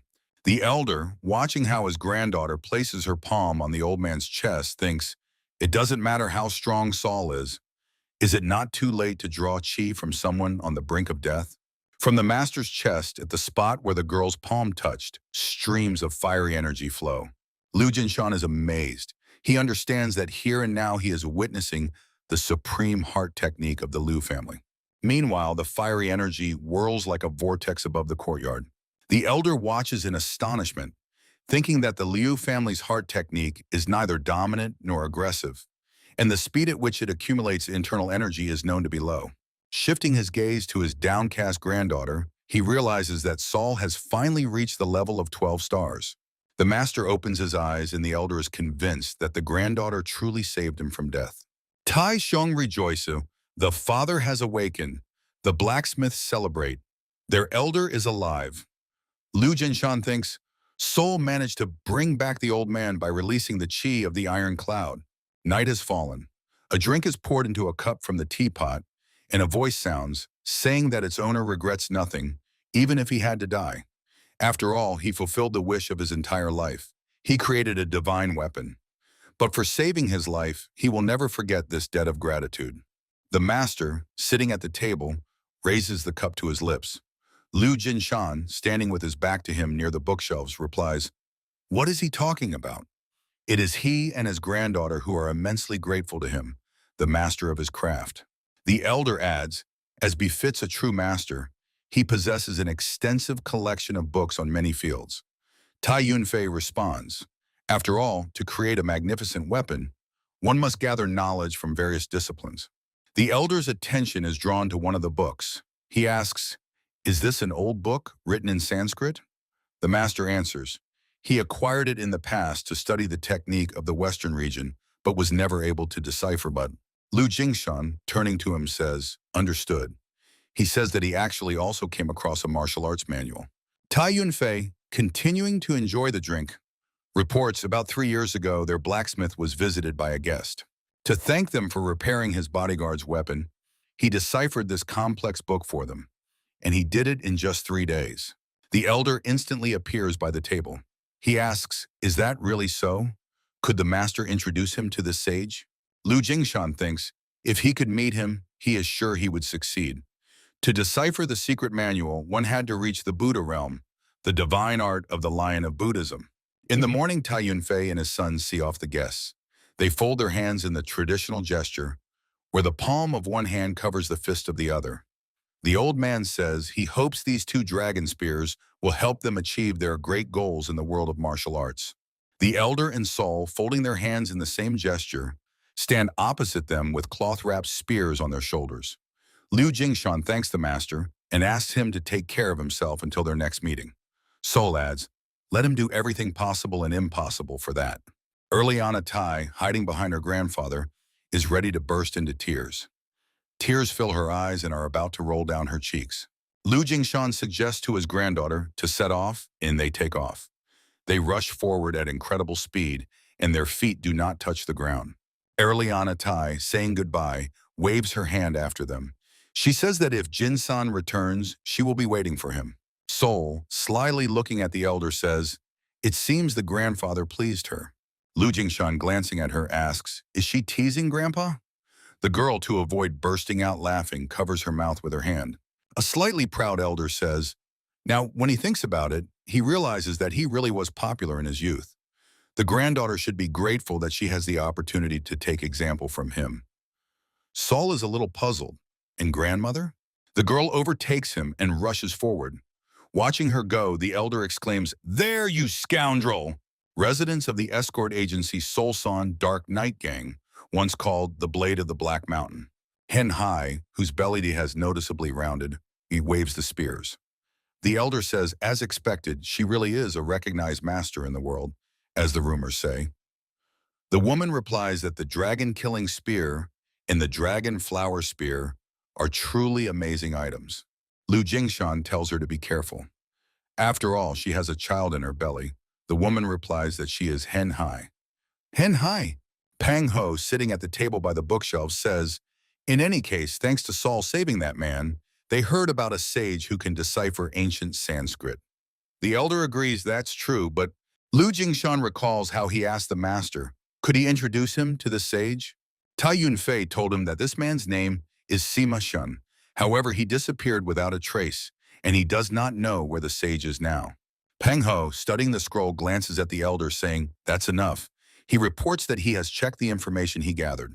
Lowering his gaze to the scroll covered with characters, the man says, and it seems that in Henan lived a sage who mastered everything, from astronomy and jurisprudence to the most complex theories. Peng Ho says, it seems it could have been him. He even studied in Changzhou, so undoubtedly he is well versed in deciphering Sanskrit. The man, glancing at Lu Jingshan, adds, now that he has told him the name Sima Xian, he will be able to determine his location in a day or two. The elder is surprised. That fast? Hen Hai, continuing to hold the spears, says, we must trust the Dark Knight Gang's intelligence network. Lu Jinshan replies, truly impressive, then he will leave it in their skilled hands. Peng Ho, smiling, asks the elder not to worry and just to focus on preparing to leave with Saul in advance. He suggests talking later. Lu Jinshan leaves the mansion. When he is already going down the steps, he sees a man hurrying towards him. Running past, the guy greets the elder, who recognizes Sanggu. He says that he is indeed. But the guy's trail was already cold. Only the sound of the door closing behind him could be heard. Looking back, Lu Jinshan sighs. Oh, that guy. Saul calls to him, running swiftly towards him. The elder asks, has she already eaten? And asks her to be ready to leave tomorrow. The granddaughter, stopping in front of him, asks, where are they going? Lu Jinshan answers that they have found someone who can decipher her treasure, the divine art of the Buddhist lion. He is curious whether Saul knows what will happen if she fully masters this martial art. The girl admits she does not know and asks what will happen. Lu Jinshan explains, she will reach the level of the deep realm and undergo another body reconstruction. Then she will become even more beautiful, and her hair will instantly grow to her waist. The elder says that his little Saul will become the most beautiful lady in the world. The girl, pressing her index finger to her lips, signals him to be quieter. Lu Jinshan asks, what happened? Saul, pressing his palm to his ear, asks grandfather to listen. He hears Sanggu telling Peng Ho that the branch in Yang district was attacked. The guy adds, it seems these scoundrels from the beggars sect have found the trail. Peng Ho answers, if that is so, then soon the location of the branch in Henan will also become known. Words reach the elder that information from this place absolutely cannot leak out. Lu Jinshan wonders, could it be that those scoundrels from the beggars sect have discovered the true nature of the Dark Knight Gang? He recalls his meeting with the leader of the Henan branch of the Dark Knight Gang. Meanwhile, Sanggu reports that he has already contacted the Sun and Moon sect and asked them to protect the Pavilion of Scarlet Flowers in Huagan district, but he is not sure they can hold back the beggars sect alone. The guy asks, what if they ask the elder and Saul for help? Peng Ho answers, what nonsense. They are already wanted by the Murim Alliance. He cannot send them to a place teeming with those beggar scoundrels. He adds, even if it is full of those scoundrels, they still belong to the 9 great sects, and among them there are undoubtedly strong masters. Peng Ho adds, as soon as Sima Xian's location is established, the elder and Soul must leave here. He believes this place can also become dangerous, and they must be ready for that. White clouds drift over cliffs, sinking into the greenery of the forest. The elder rushes swiftly through the forest. Lu Jinshan thinks about the Pavilion of Scarlet Flowers in Huagan district, so they disguised a branch there. Saul, catching up with him, asks, what is the Pavilion of Scarlet Flowers? Is it a restaurant? The elder reproachfully says, he already asked her not to follow him. The girl says in surprise, Why? Lu Jinshan explains that the Pavilion of Scarlet Flowers is a place she is not allowed to enter. Saul asks the question, why? The answer is because they drink alcohol there and there are courtesans. The girl asks, why did Grandpa's face turn red? He answers, in any case, it is a place where children are not allowed to enter. Saul reminds Grandpa that he is also a child. Liu Jinshan coughs but has nothing to argue. Saul says that they must repay Uncle Pang Ho and Sister Hen Hai for what they have done for them.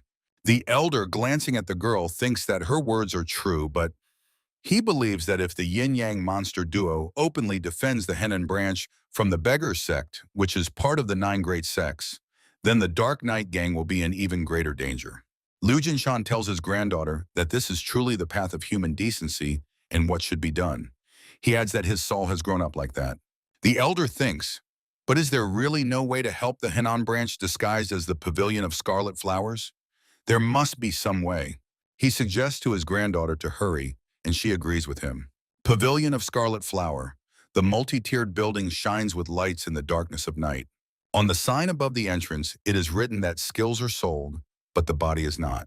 In the large hall on the first floor, there are many tables where people are sitting, enjoying food and drinks. A girl is playing a musical instrument.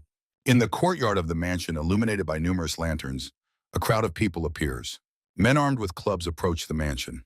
At the head of the people from the beggars sect is the hallmaster Black Tiger, whose one eye is covered with a milky film. He instills in the people following him that this pavilion Scarlet Flower is a branch of the Dark Knight gang, disguised as a brothel. They are the ones stealing the means of subsistence from their beggars sect. He calls to smash everything to pieces and catch these scoundrel informers. Inside the mansion, servants rush about with books in their hands. An order sounds to move faster. The location of the branch has been revealed. Yin Hualin, leader of the Hainan branch of the Dark Knight gang, orders to extract only important information and burn the rest. A maid runs to her, shouting that they have serious trouble.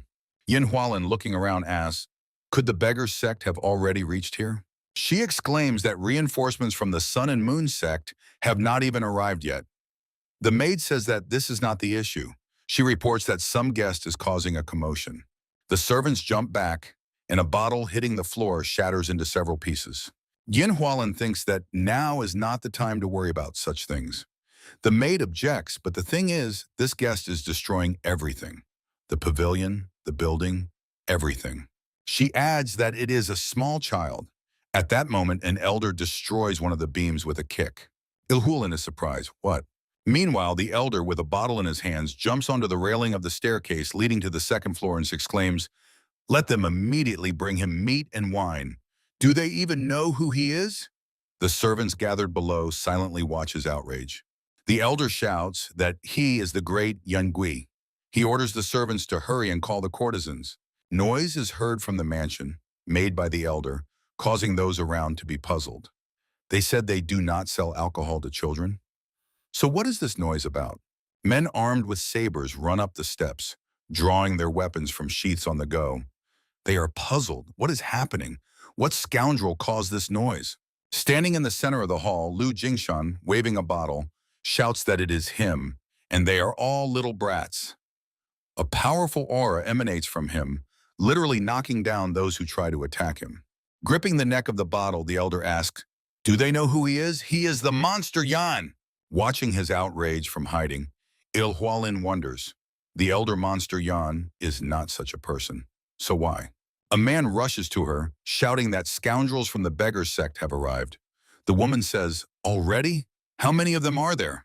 Recalling the numerous crowd filling the yard, the man answers, it seems there are at least hundreds of them here. Ilhualin is surprised. So many? But why are they not attacking? She has a sudden realization and sharply turns her head toward the direction from which the noise is coming. Looking at the raging elder, she thinks, so that's what it's about, Elder Monster Yan. In the mansion's courtyard, a voice announces that this place is a branch of the Dark Knight gang, disguised as a brothel. An order sounds, to smash it and capture all informants. Black Tiger points his baton at the building, and the crowd rushes forward. He calls to attack the pavilion. Suddenly, a blue glow bursts out of the building. A strong blow knocks the attackers off their feet and throws them back. Only Black Tiger manages to stay on his feet. The man is puzzled. What is happening? This incredible energy that just hit them, where is it from? A scream comes from the building, informing him that the person who dealt with his henchman is Monster Yan from the Yin-Yang monster duo. Black Tiger is stunned. Monster Yan, the great leader of the unorthodox faction. Through the open door, he sees a raging small figure inside and wonders, why did this scoundrel end up here? Black Tiger orders to immediately send a fast scout to their headquarters. Let them report that the Yin-Yang monster duo has appeared here. The response is, yes, leader. He reasons. And yet, if they enter like this, it is unknown how the Yin-Yang monster duo will react. Judging by what he heard, they will not be able to handle them alone. He adds, just look at this fierce behavior. Meanwhile, the Elden, sitting on a chair with his feet on the table, orders the servants to bring another bottle. At the same time, he overturns an empty bottle on his head, showing that he has already emptied it. Two men carry full bottles to him on trays. Black Tiger says, if you think about it, the Yin monster seems to be not nearby right now, right? He decides that he can handle a monster like Yan. He orders his henchmen, forward. If anyone stands in their way, he will turn him into... Someone helpfully whispers to him, implanting their voice directly into his thoughts. Into meat. He mechanically repeats, into meat. Realizing that something is wrong here, he looks around in surprise. Behind the crowd stands a little girl, announcing that she needs to go get meat. She asks, could they all step aside? Black Tiger says that this wide-range sound transmission, just don't let them tell him. The man standing next to him with a shaved head holds a portrait of Saul in his hands. He says, although her hair has become a bit shorter, it seems that it is indeed her depicted on this wanted poster. With a trembling voice, the man says, this child is the monster Yin. Saul steps toward the entrance of the building. The men look at her in shock. With each of her steps, it seems to them that the whole mountain is moving. Black Tiger is amazed. What a suffocating fighting spirit. The men flee for their lives. They feel insignificantly small before the force advancing upon them. Saul confidently walks down the passage that instantly formed before her. Entering the hall, the girl shouts, demanding, meat! Where is her meat? Servants run up the steps carrying trays on which roasted bird carcasses are visible. Saul claps her hands enthusiastically and utters an exclamation of delight, looking at the dishes before her. A shout comes from the building, demanding that Saul eat a lot. Ah, she is already eating, right?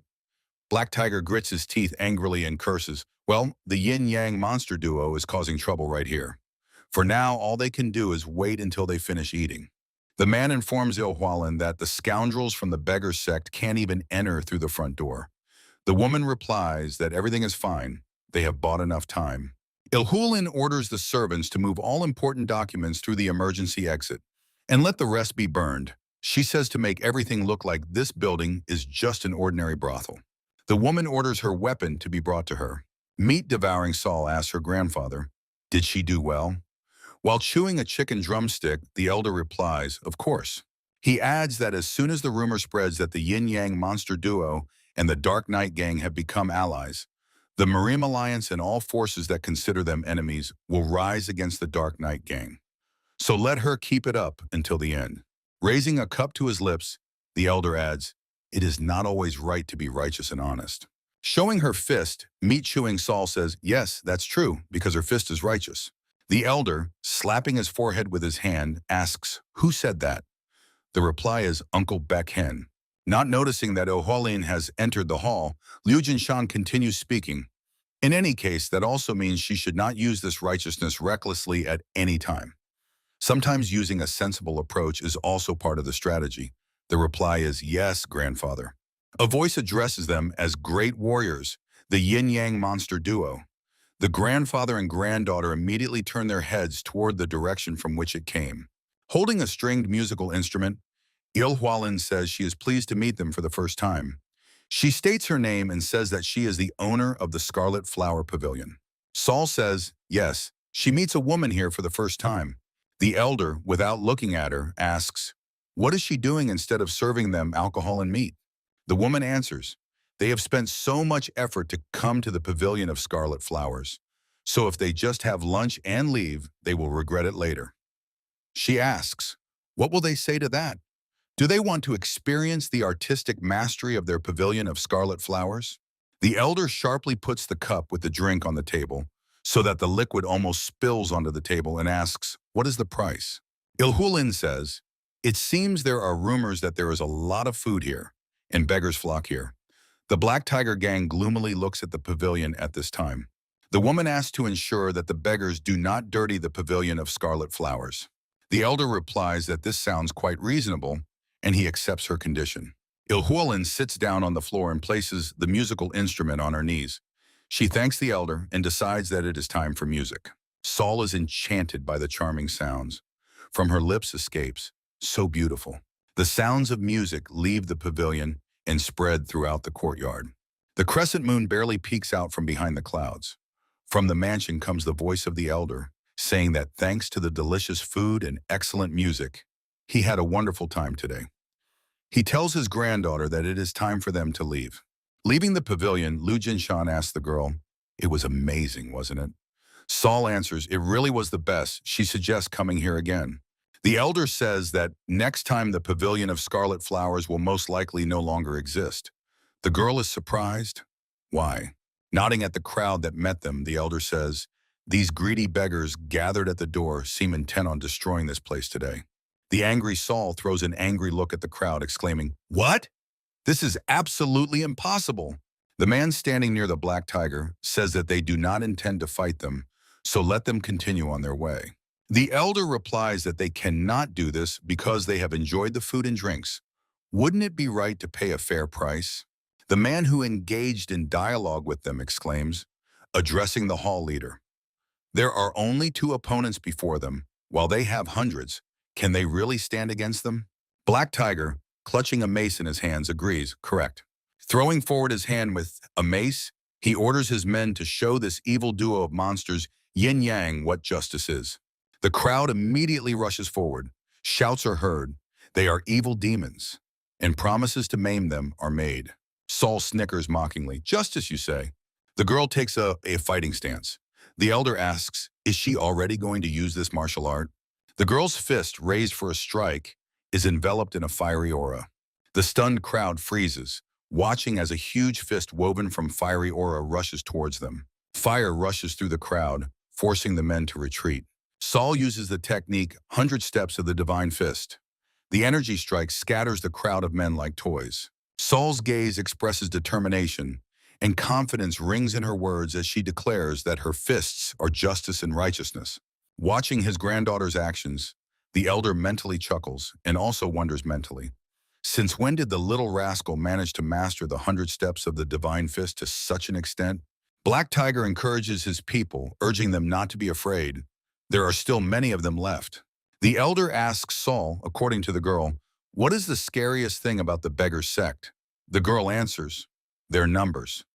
Lu Jinshan asks, and their weakness? Saul, glancing at the men's attire, exclaims, the knot on their belts. The elder says, exactly. So it should be easy to understand who their leader is here, right? The girl thoughtfully scans the crowd. Her gaze stops on Black Tiger, and she exclaims, found him. Fixing her gaze on him, Saul, smiling, says, the guy with the longest knot. The elder says, good. Grandpa will deal with anyone who stands in the way. Let him go and take down their leader first.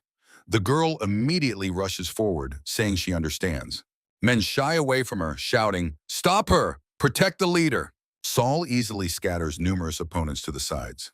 The trembling Black Tiger thinks this cannot be. The Murim master from Shanxi, Miran Chen, was beaten to death by this sinister spawn, and she really survived, breaking through 108 Shaolin Arhats. Looking at the girl soaring above him with a spear emitting a red aura, he realizes, so it was not just an unfounded rumor. The Black Tiger raises a mace before him, growling, right, let her come to him. The man boasts, he is none other than Hua Yungai. Soul's spear blade cuts through his mace and crashes onto his face. The girl says, leader of the beggar sect branch. The Black Tiger, clutching what remains of his mace, falls backward to the ground, spreading his arms and legs wide. Red petals swirl in the air. Saul and the elder rush through the night forest, carrying Hua Yungai above them on outstretched arms. The girl giggles. How funny? Lu Jinshan asks, funny, and suggests slowing down a bit. Nodding at the crowd running after them, he adds, Let these beggar scoundrels not fall behind even a step. The people running after them shout that these spawn have kidnapped their leader. They cannot let them escape. Salt and the elder continue running through the forest, carrying their prey. The men shout that they will soon run out of breath, and they need to keep chasing them. The chase continues. The pursuers shower curses and insults. Someone from the crowd shouts they are almost within reach, yet still remain elusive. A second voice joins him, saying he is about to die now. Black Tiger, sitting on the grass, raises his hand to his bruised forehead and asks, "What is happening?" One of the man's eyes does not open, and the other widens in surprise. He sees two children's faces before him with blazing eyes. The man lets out a scream and runs away. Black Tiger recognized the yin-yang monster duo. The elder looks after him, somewhat puzzled. The spear tip pierces the forehead of Black Tiger, who has closed his eyes in terror. Salt offers the man meat skewered on a spit, saying it is very tasty. Black Tiger shouts, "What the hell is this?" The elder, standing by the fire and clutching a knife in his hand, says, "It's best to have a good meal before setting off on a long journey." Black Tiger, staring at them, thinks, "A long journey?" Looking at the elder approaching him, clutching a knife in his hands, he decides that these monsters really intend to kill him. Liu Jinshun, leaning over him, says that he has a few questions he would like to ask him, but he doubts that he will answer willingly, right? Black Tiger, gathering all his courage, replies that he will get nothing from him. The elder asks, "Is that really so?" Salt, bringing meat to his mouth with one hand, extends the other towards him. Black Tiger, retreating from them, shouts, then demands that they stop, insulting them in the process. The elder grabs him by the throat and raises the knife. Black Tiger calls them cruel monsters trying to gouge out his eyes. The tip of the knife is dangerously close to the man's eye. A scream is heard. The elder's knife cuts the skin on the man's forehead. Closing his only seeing eye, Black Tiger, showering insults, declares that no matter how much they torture him, a hand presses a piece of cloth to his wound. The man falls silent and looks at Salt in surprise, who, pointing at him with a finger, says, "He is holding up well, isn't he?" The elder says that if this is not treated now, infection may start. So let him be obedient and listen. He wonders, how did such a cowardly and whiny guy manage to rise to the position of branch manager? Liu Jinshun asks, could he be a distant relative of the sect leader? The elder adds, well, since they treated his wounds, that it would be fair if he gives some information in return. Saul, having finished eating, stands behind the old man, gripping a spear in his hand. Liu Jinshun says if he does that, they promise to spare his life. Black Tiger shouts that he has nothing to give them. Let them stop mocking him and just kill him. The elder says, understood. He has seen many people give up their lives to protect their pride and honor. Taking the spear from his granddaughter's hands, he adds, but in the end, what good is it? Once he dies, it will all be over. Liu Jinshun's face changes sharply. His features are distorted by a mask of anger, and the veins on his forehead bulge. Raising the spear, he says, if the man wants it so much, he will help him die with dignity. Looking with horror at the spear tip approaching his face, Black Tiger insults them and shouts that they too will not escape death. He adds that the Marine Alliance may not yet know about the origin of their clan or their true nature.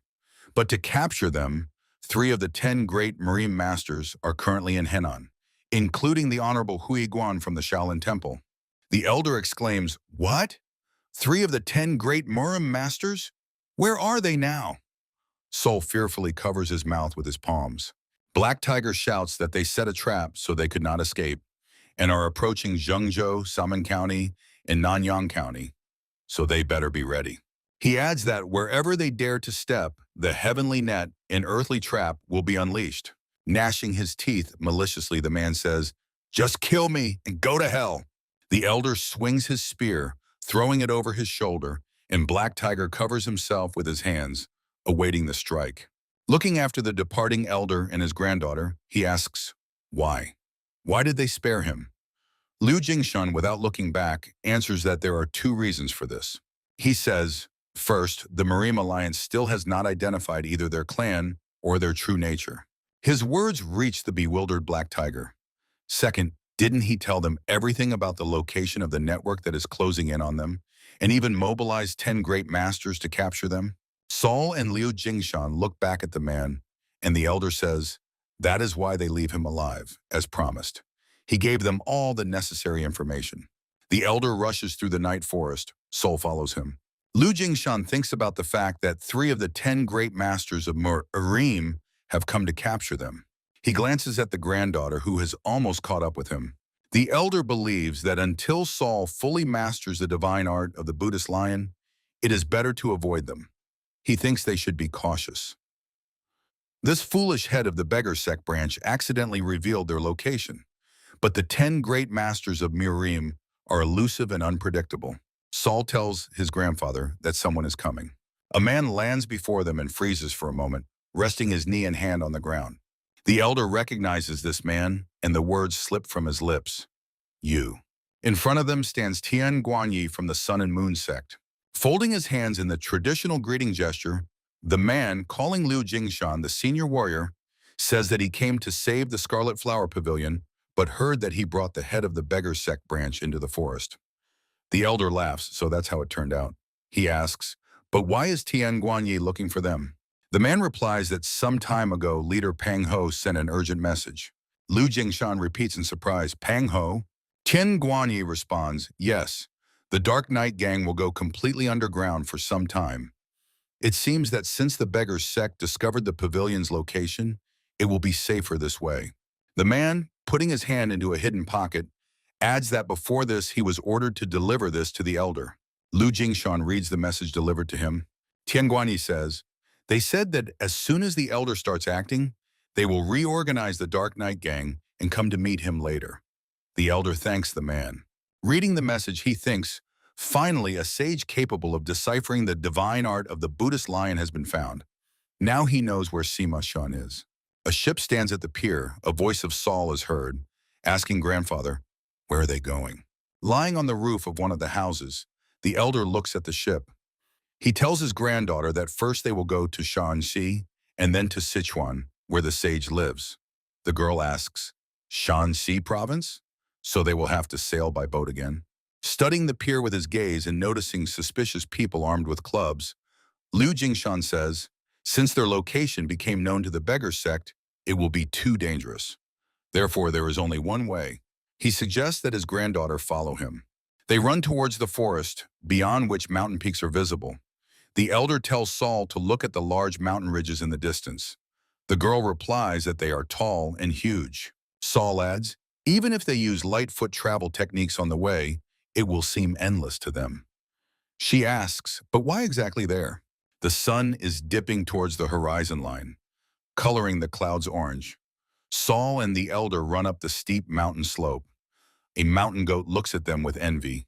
The girl wonders how much further do they have to go. She complains that they have been running all day and it is so boring. Liu Jingshan, following behind, looks tired. Drops of sweat run down his face. He tells his granddaughter that they are almost there. Then he suggests running slower. Pointing at the mountain, he adds, if they just cross it, they will be on the road to Shanxi.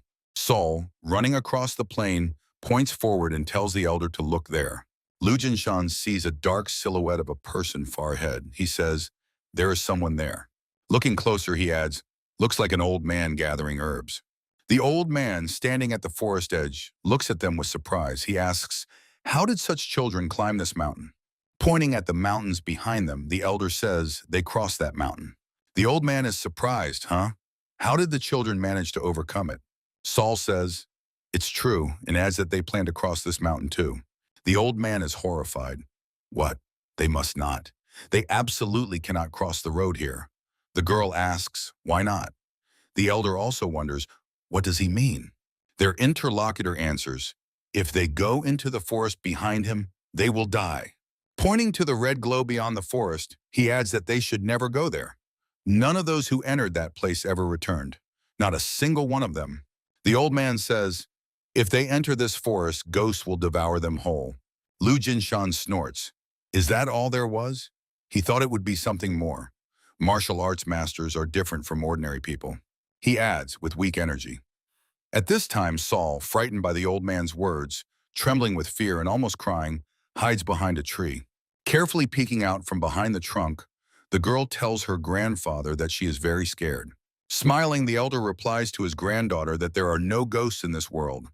And if there are, they are most likely just people pretending to be ghosts. Looking at him with eyes wet from tears not shed, Sol asks, "Really?" The confident answer sounds, and of course. Extending her trembling hand to him, the girl asks her grandfather to take her hand. Lu Jinshen, laughing, takes Sol's hand. Encouraged, the granddaughter agrees, "Then we can go." Holding hands, the elder and Sol wander through the night forest through a veil of fog. Lu Jinshan thinks the fog is very thick. Even when he concentrates his internal energy on his eyes, it is still difficult for him to see ahead. He continues walking, dragging Sol behind him. The girl asks, "Why are there no animals here?" Lu Jinshan agrees, that's true. He suggests that maybe they went to sleep at nightfall and even tries to laugh. The elder adds, "It seems they will have to camp here overnight and set off as soon as dawn breaks." Sol agrees. Good. Lu Jinshan asks his granddaughter not to worry and to get a good sleep. He promises that Grandpa will watch over and protect her. Not finishing the phrase, he falters. The girl anxiously asks, "What happened?" Sol looks in the same direction at which her grandfather was staring at something and freezes in horror. A pale elderly face with loose gray hair and a slight smile on the lips stared at them with dark hollow eye sockets. A strange creature dressed in a burgundy robe sits on a branch, clutching it with hands and feet. Sol's eyes unnaturally widen with horror. The girl immediately hides behind the elder's back and tightly closes her eyes. She asks, "What if the ghost takes her away?" A light bluish aura mist emanates from the elder's spear. He thinks that the divine artifact, which responds only to sacred beasts and mystical creatures, is making noise. Looking at the creepy creature frozen on the branch, he thinks that besides the intense cold, he feels no other chi. Could this really be a true ghost? Leaving behind Sol, who sat down on the ground and covered her eyes with her palms, the elder tells his granddaughter to stay here and not move an inch. He says he will go, drive away this creature, and return. The girl asks him to be careful. Throwing off the cloth from the spear, Lu Jinshan asks the creature, "Who is it? And why wouldn't it disappear?" The creature seems to not react to his words at all.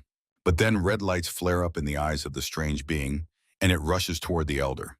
Fragmented thoughts flash through Lu Jingshan's mind.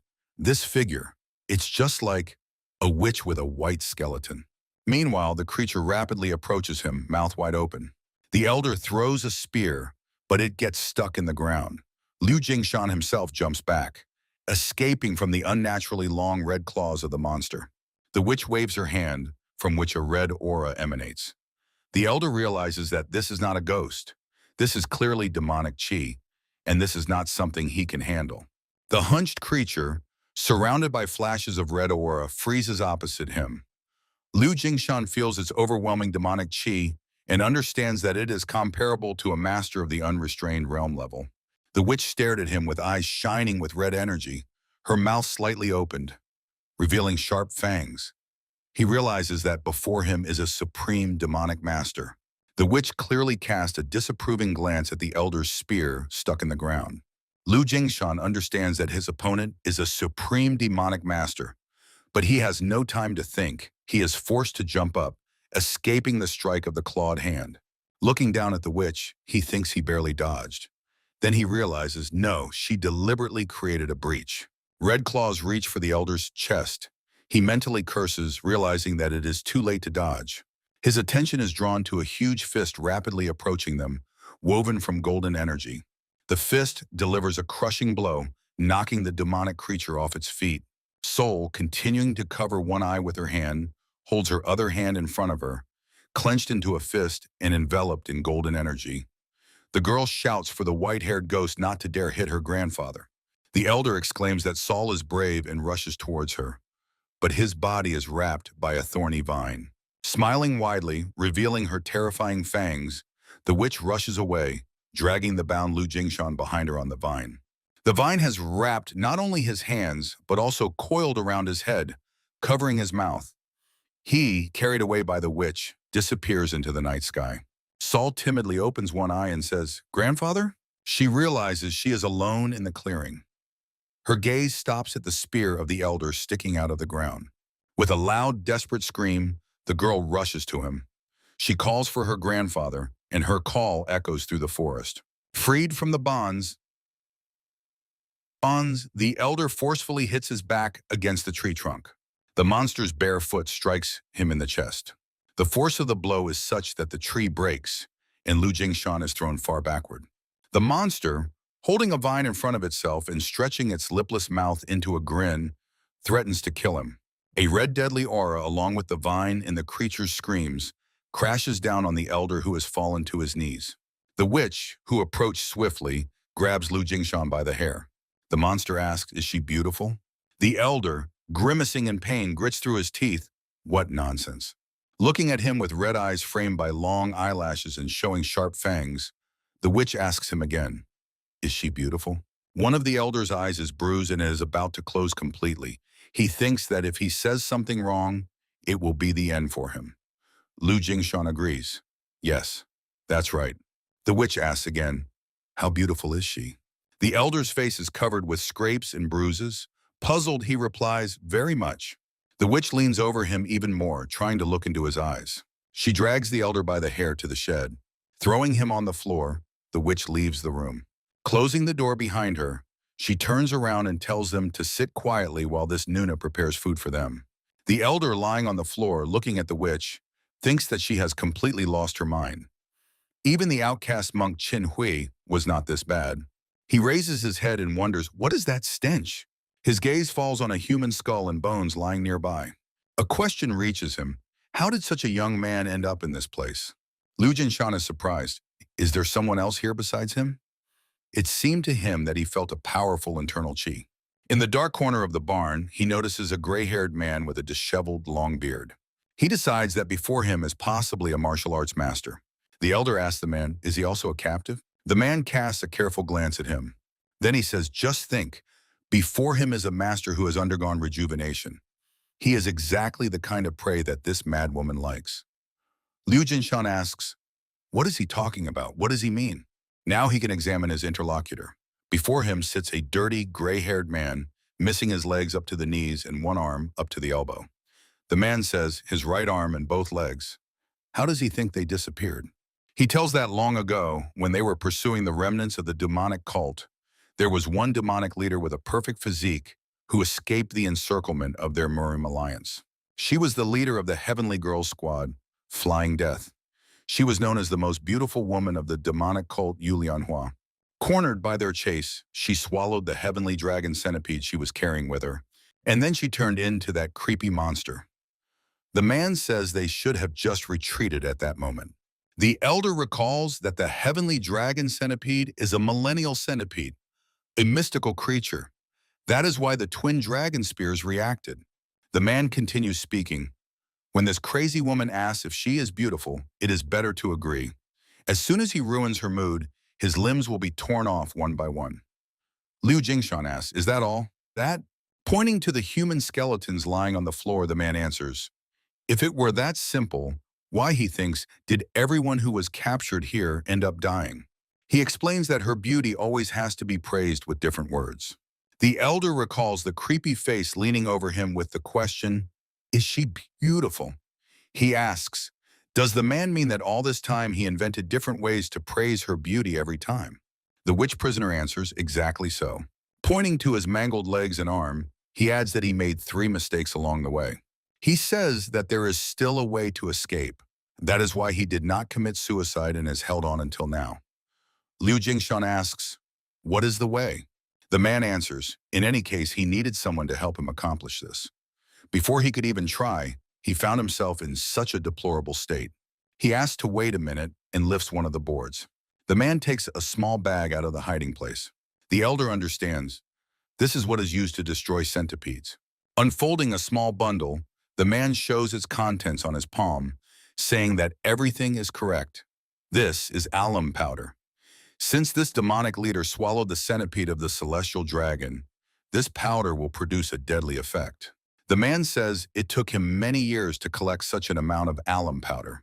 He secretly carved alum from jewelry taken off corpses left here by the witch. Taking the bag from the man's hands, the elder says, "Incredible determination. Will he entrust him with this?" He answers, "Of course. We just need to scatter it in front of her eyes." He adds that this is exactly why he survived. And to witness this moment, This will be the last revenge he can carry out before death. Lu Jinshin thanks the man. The witch's prisoner says that by tomorrow the elder will most likely lose 1 or 2 limbs, so if he doesn't use this chance today, he won't have another one. Clenching the packet in his hand, Lu Jinshan asks him not to worry. He is confident that he will definitely succeed. The elder sits on the floor in the lotus position. Light streams of bluish energy surround his body. He thinks that before this witch returns, he must restore as much of his chi as possible. The witch, holding a bowl with green brew in her hand, opens the door. She passes by the elder and he grimaces. Ugh, disgusting smell. What food has she brought this time? The witch leans toward the man and asks, is she beautiful? He answers that her body is like the figure of an immortal, and her skin is light like white snow, truly resembling polished jade. These raspberry eyes look like red plum blossoms blooming in spring. How can simple words fully convey such beauty? The witch giggles, then orders him to open his mouth and pours the brew into it. The elder covers his mouth with his palm, trying to hold back the urge to vomit. The witch turns her head toward him. She swiftly approaches the elder, stretching her mouth into a smile. Bringing her face close to his, the witch asks, is she beautiful? Lu Jinshan tries to say something, but only inarticulate sounds escape from his mouth. The witch, looking at him hopefully with her black eye sockets, tries to understand the compliment and extends behind him, free. Swinging his hand in which he holds powder, Lu Jinshan shouts that she is wretched and looks like an ox. And how dare she shove her disgusting mug in his face? The elder throws powder directly into the witch's face.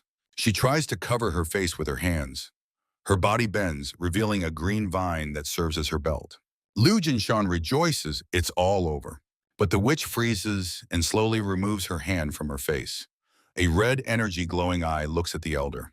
He shifts his puzzled gaze to the man sitting in the corner and using thought speech, asks, what happened? The prisoner looks confused. Tears flow from his eyes.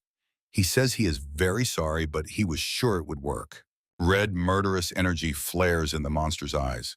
Her scarlet nails instantly lengthen as she lunges at the elder, threatening to kill him.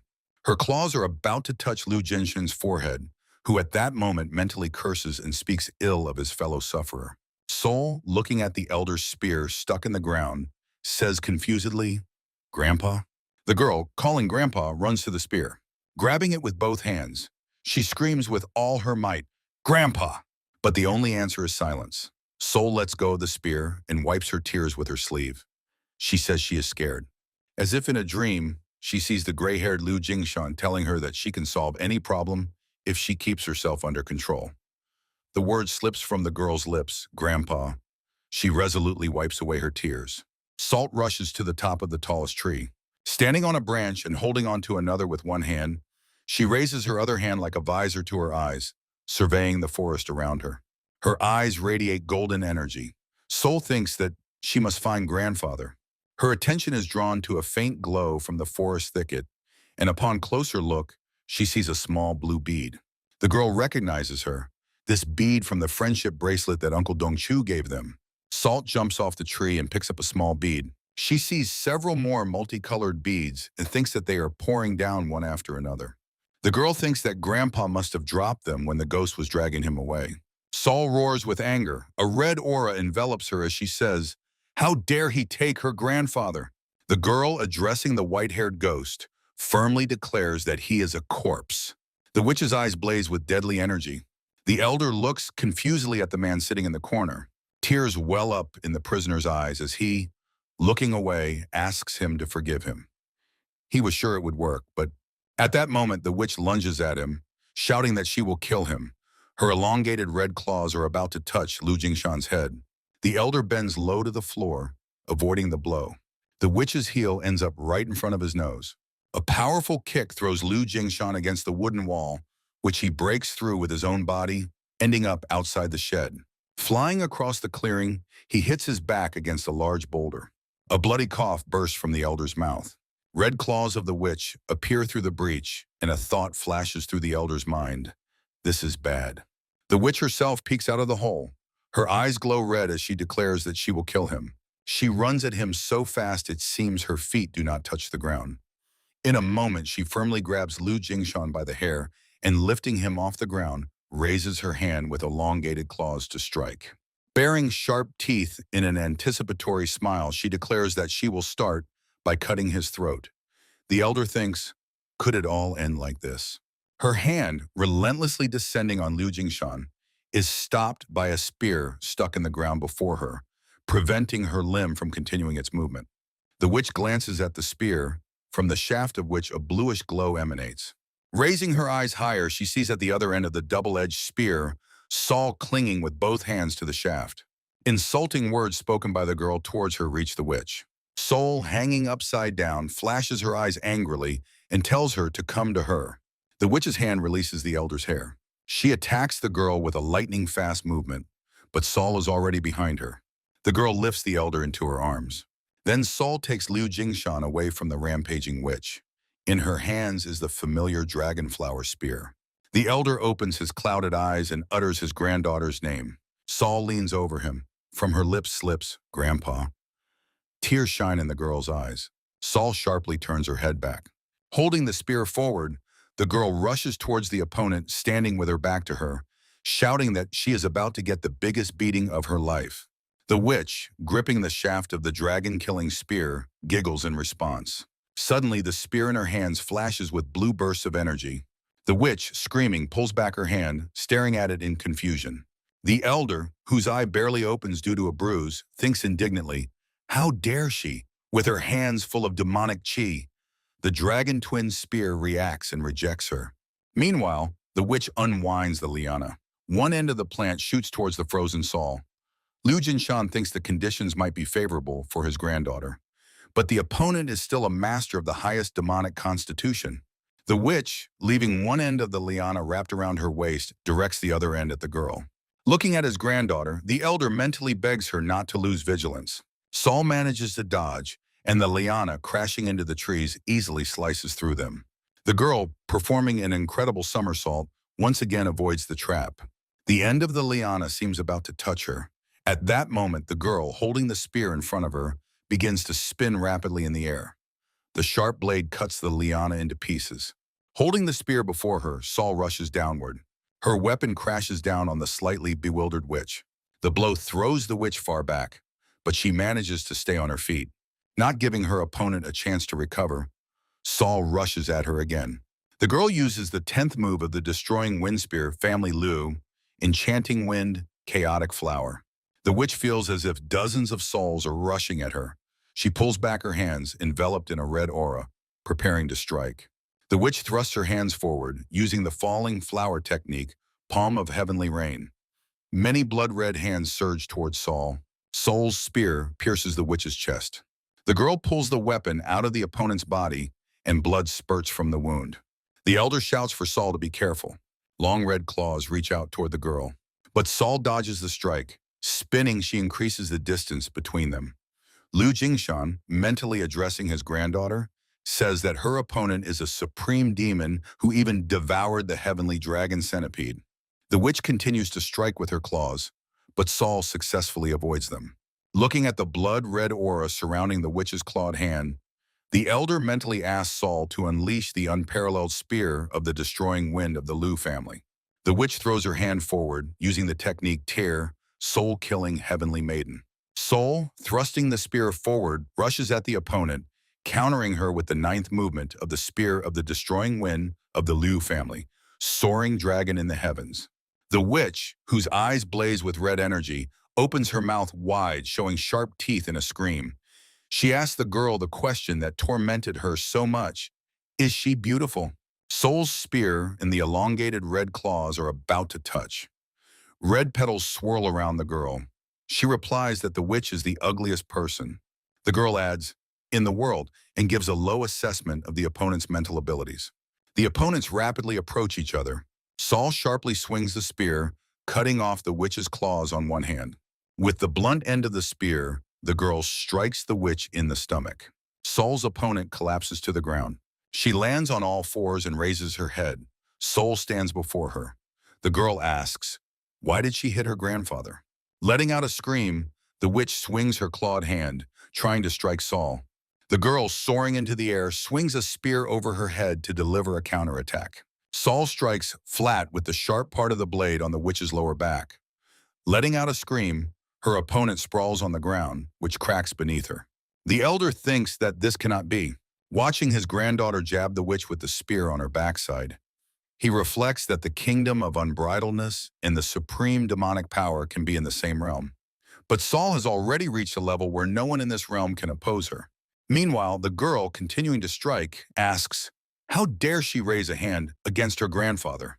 A cry of pain and despair bursts from the witch's mouth. With one movement, the witch, like a frog, jumps forward, voiding the blow. Saul's spear forcefully strikes the ground. Holding the injured part of her body with her hands, the witch rapidly increases the distance between them, shouting that it hurts, and she should not come any closer. Saul shouts for her to stay put. Where does she think she is running? But the witch, making clucking cries, disappears into the forest thicket. The elder watches her with his gaze. Laughter sounds. The witch's prisoner, crawling out, laughs uncontrollably. Leaning on the elbow of his only surviving arm, the man crawls toward Lu Jingshan.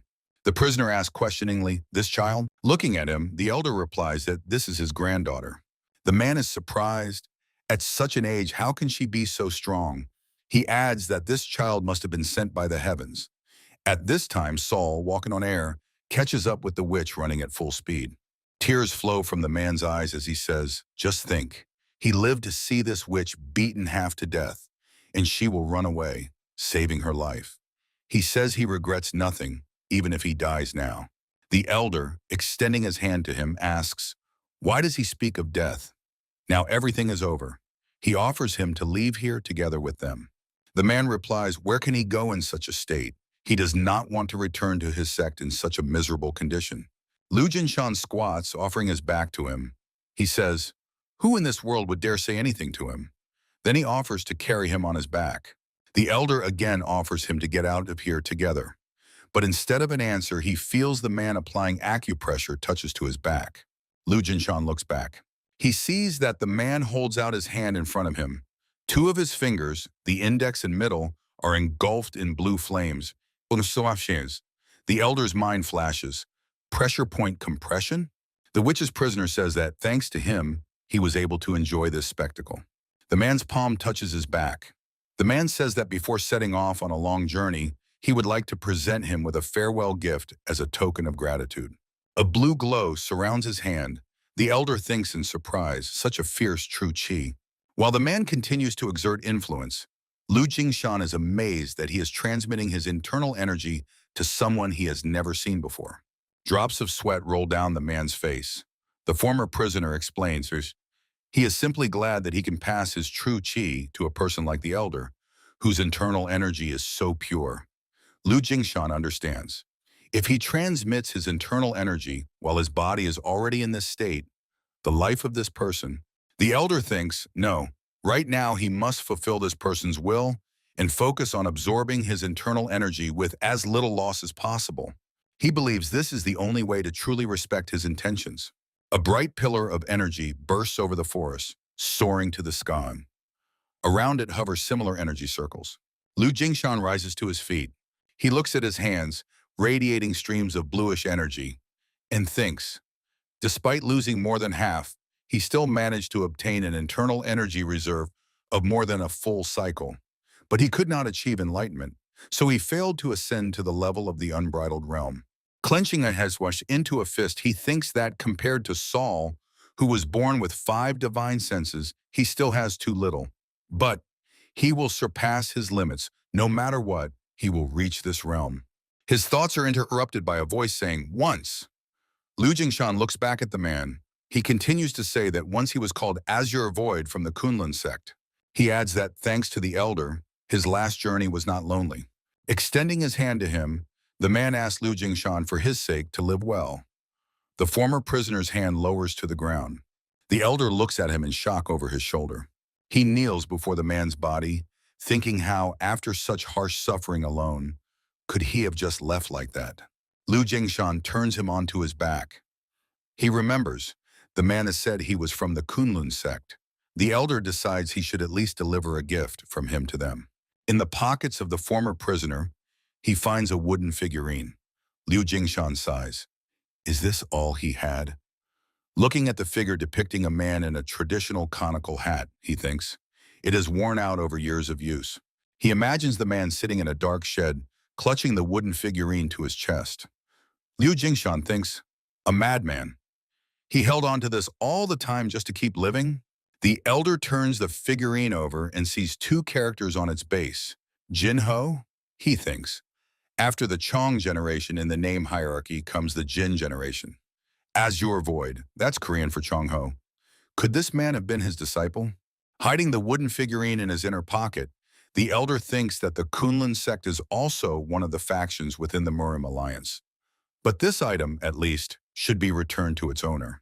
Sol, holding a spear thrown over his shoulder with one hand, drags the witch by the collar with the other. From afar, she shouts to Grandpa that she caught a dirty fish. Liu Jingshan asks, what happened? Did she die? The girl answers, no. She caught her and beat her, and she fell asleep. She throws her catch onto the grass. The elder, examining the witch's face swollen from beating, says, it doesn't look like she just fell asleep. Sol says that Grandpa looks a bit off. He replies that something happened, that's all. Pointing to the shed behind him, Liu Jingshan tells his granddaughter that maybe the witch hid treasures in this area. He adds, let her go and see. The girl instantly runs away, exclaiming, treasure? Good, she will check it very quickly. Having made sure that his granddaughter is busy searching, he approaches the witch trembling all over, lying face down on the ground. Stopping next to her, he says, so she has received her punishment from Saul for taking the lives of so many people all this time. Looking at the body of a man lying nearby, he adds, could it be that she did not hear the cries of those who suffered and died by her hands? The elder says that he cannot forgive her. Squatting beside her, he asks, does she have any last words? She says, I. Raising her head, the witch shouts, opening her mouth wide, that she is beautiful. The elder grabs her by the throat and squeezes. He asks, why does she, an old dried-up cucumber, ask for so much? The witch hisses in response, what a spiteful old man. Remembering the skeletons of people in the shed, Liu Jingshan says, let her at least atone for her sins in the afterlife to those she harmed. He hears Saul running to him, shouting from afar, Grandpa! Rising, he turns to her and asks, did she find anything? The girl happily shows him a handful of coins, saying that these are now her pocket money. The elder understands that these silver coins belong to those who were killed by the witch. Liu Jingshan says to his granddaughter, since she received such a generous reward, maybe she should repay kindness with kindness? Saul asks confusedly, huh? How should she repay the debt? Behind the shed rise several small hills, with wooden boards installed at the head. Saul places one coin by the fresh hillock, saying that it's not worth being stingy on the ferry fare. Then adds, have a good journey to the afterlife. The elder asks, huh? Even the ferry fare? The girl replies, since they received this money from them, it would be right to return at least this amount. Liu Jinshan says, well said. Since they have money, he suggests, buying gifts for her uncles on the way back. The girl asks again, uncles? She imagines Sangu and Pang Ho and wonders, are they returning to the Solsan escort agency? The elder answers, no. As soon as they cross this mountain, they will be in Shanshu, where they lived before. Saul is clearly glad to hear this news. The girl exclaims, are they going to meet Uncle Backhen? The granddaughter squats down and offers her grandfather to quickly climb onto her back. He is a little surprised, huh? Sol urges him, come on. She says he suffered greatly from that witch. The elder assures that he is fine now. The girl squatting, with her hands stretched behind her back, shouts, faster! Her arms are getting tired. Liu Jinshan sighs. All right. He climbs onto the girl's back and suggests setting off. Saul takes off with incredible speed and rushes up the slope. The elder is amazed. Could this be the speed of the unbridled kingdom? Saul, using Void Step, easily jumps from peak to peak. The girl says, for him to hold on tighter. Liu Jingshan replies, okay, and then shouts that they are falling. Pushing off from another peak, Saul, carrying the elder on her back, seems to be floating in the air. Liu Jingshan remembers how he once carried a baby girl tied to his back with a scarf. It seems like only yesterday he was carrying her on his back, struggling through life and death situations. And now it is she who carries her old grandfather like this. He sighs. His granddaughter has really grown up. Shaanxi Province, Hu County. Sun rays illuminate the multi-tiered mansion. On the plaque hanging above the gates, it says, "Dominant Sect." A shout sounds, "Uncle!" Opening the gate doors, Saul joyfully calls Uncle Beckhen. He shouts that they are here. The girl literally beams with happiness. The disciples in the courtyard exchange glances. Who is this with them? Sol, the elder. Lu Jingshan, maintaining a dignified appearance, coughs, clearing his throat, and the move girl covers her face with her hands. A shout is heard. Sol and the elder have returned. The sound of footsteps on the stairs and a loud shout. What? Who, they said, has arrived? Beckhen, leader of the dominant sect, seeing the guests, exclaims joyfully, "Sol, brother!" The girl immediately reaches out to him, calling him uncle. The elder asks, "Is everything okay with the younger Beck?" Placing the laughing girl on his shoulder, the man says, "Wow, why has their Saul become so heavy?" The girl asks, "Didn't Uncle miss her?" Beckhen exclaims, "What is she talking about? He missed her every single day." The girl immediately suggests they fight like before. Shaking Saul off his shoulder, the man says, "Let her greet the other uncles first. They must have missed her too." The girl runs to the students rushing to meet her, exclaiming that she has grown again. Does she even realize how much they missed her? Saul, joyfully reaching out to them, offers to fight in response. The students immediately remember urgent matters and, turning 180 degrees, rush away, shouting that they urgently need to check the arsenal. And anyway, she's probably hungry. A suggestion is made to eat first, then talk. The confused girl, reaching into a hidden pocket, says that she even brought a gift for the uncles. The students stop and look back at her, asking, "What kind of gift?" Saul shows them the book, The Bloody Art of Hair Restoration. After some time, the girl eagerly devours dumplings. Madame Eugene, holding her on her lap, asks the girl, "Is it tasty?" Saul replies, "As expected, Auntie's dumplings are the most delicious." The elder sitting with them at the same table drinks tea. The woman says that her husband should arrive soon.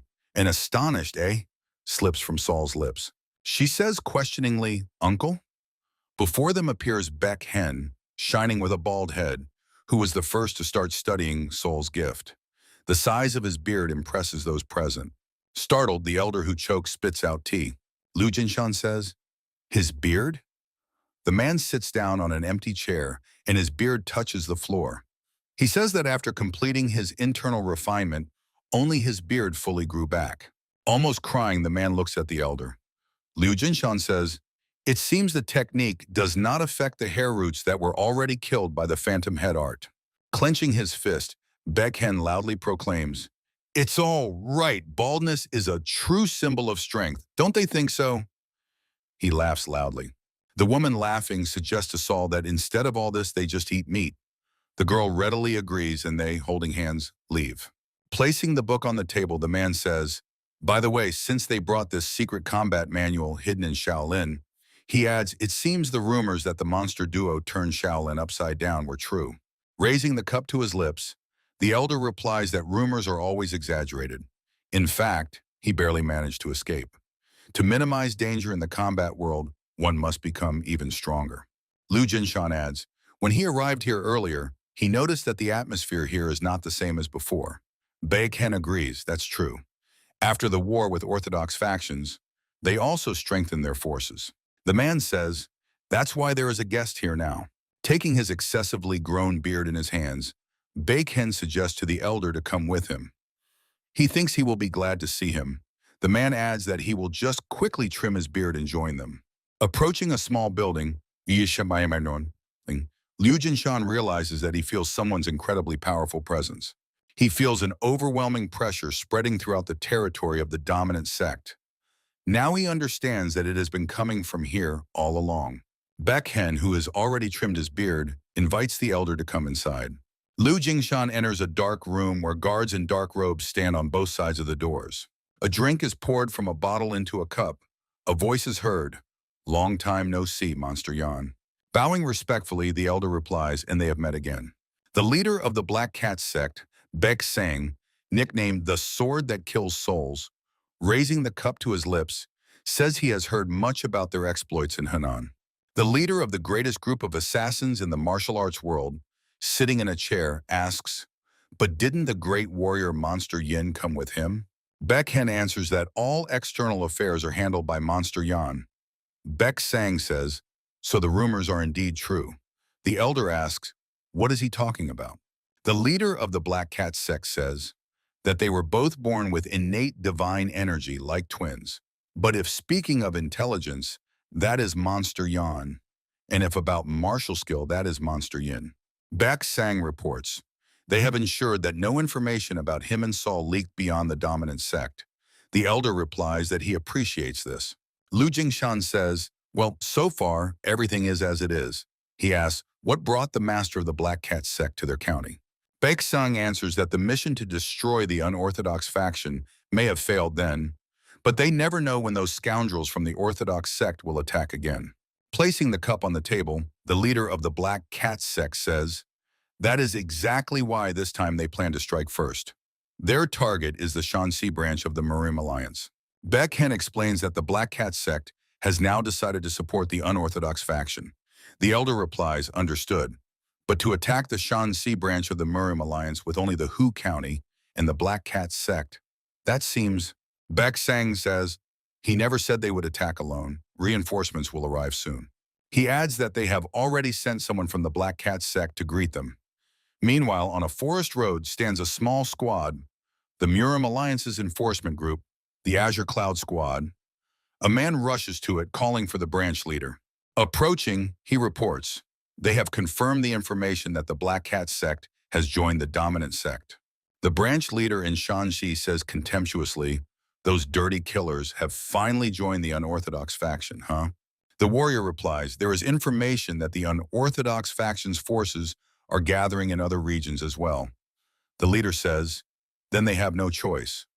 These parasites, unorthodox scoundrels, raising his hand above his head, gripping a sword, the branch leader tells the squad that they will block the path to Hu district here. From this moment, not a single ant will get through. A man appearing behind him, whose face is hidden by the shadow of a wide-brimmed conical hat, places his hand on the leader's shoulder and says, hey, someone is trying to get inside. The branch leader looks disconcerted. Looking down at his feet, he sees ants scurrying on the ground. He jumps forward, turning to face the stranger, and freezes before him, clutching a weapon in his hand. The leader sees a man in a long cloak, slinging a stick over his shoulder to which a small bundle is tied. Without mincing words, he asks, who is this stranger? The man replies, didn't the gentleman say that the unorthodox factions are just dung beetles? He asks permission to also join the ant colony. The leader, showering the stranger with curses, swings his sword, cutting the club to which the bundle was attached. Watching herbs and mushrooms spill out of the bundle, the leader shouts, is he trading snake oil? He has many rare medicinal herbs. They, the unorthodox scoundrels, must be stocking up on herbs to prepare for war. Pointing a sword at the stranger, the man adds, if that is so, then they will never let him pass for anything in the world. He shouts that everyone connected to the unorthodox faction must have their heads cut off right here and now. At that moment, a thin branch slicing through the sword strikes the leader in the throat. Like a mown-down man, he falls to the ground at the feet of the stranger. Warriors, grabbing their weapons, anxiously converse. What just happened? But no one can say anything clearly. Everything happens so fast that they understood nothing. Here the stranger swings, and the red energy emanating from him passes over the warriors standing before him, who cannot react in time. He says, in any case, they would not have been able to see it. Shouts are heard. Holding a thin stick in front of him, the stranger adds, it does not matter whether they saw it or not. The whole squad rushes to the man in the cloak. Shouts are heard. This scoundrel is definitely from the unorthodox faction. Calls to kill him are heard. The stranger says, finally they called him correctly, right? Very timely. He is grateful to them for this. Pushing off the ground with his foot, he, like a hurricane, rushes through the attacking warriors, delivering precise and powerful blows. The warriors of the Azure Cloud Squad fail to take any action. The stranger's blows scatter them in different directions like blind kittens. Landing and dropping the branch he used as a weapon, the stranger, looking back at the warriors who had not yet fallen to the ground after his blows, says that he is the very embodiment of the unorthodox faction. His headdress fell from his head, revealing fiery red hair to the light, and remains dangling by the ties behind his back. He turns back and sees that in the place where the warriors he scattered in the air just now were, only bloody spots are visible. A stranger says that they are late. Blurred black silhouettes appear in the air before him. 3 warriors in black robes land before him, kneel, and bowing their heads low to the ground, offer their deepest apologies for the delay. They say they came as soon as they received the order from the head of the sect, but the red-haired stranger, who turned out to be a woman, interrupts them. Smiling, she replies that everything is fine. Then she adds, for once, she must complete her journey with something far from boring. One of the warriors, folding his hands in a traditional gesture, asks to forgive them for being late. From now on, they will accompany Milady. The greatest under the heavens representative of the unorthodox faction of the sovereign syndicate of the unorthodox path, Ling Ling casts a mocking glance at him. Sun rays generously illuminate the courtyard of the dominant sect. A question is asked, is it true? Baek Hen and the elder are seated at the table opposite Baek Sang.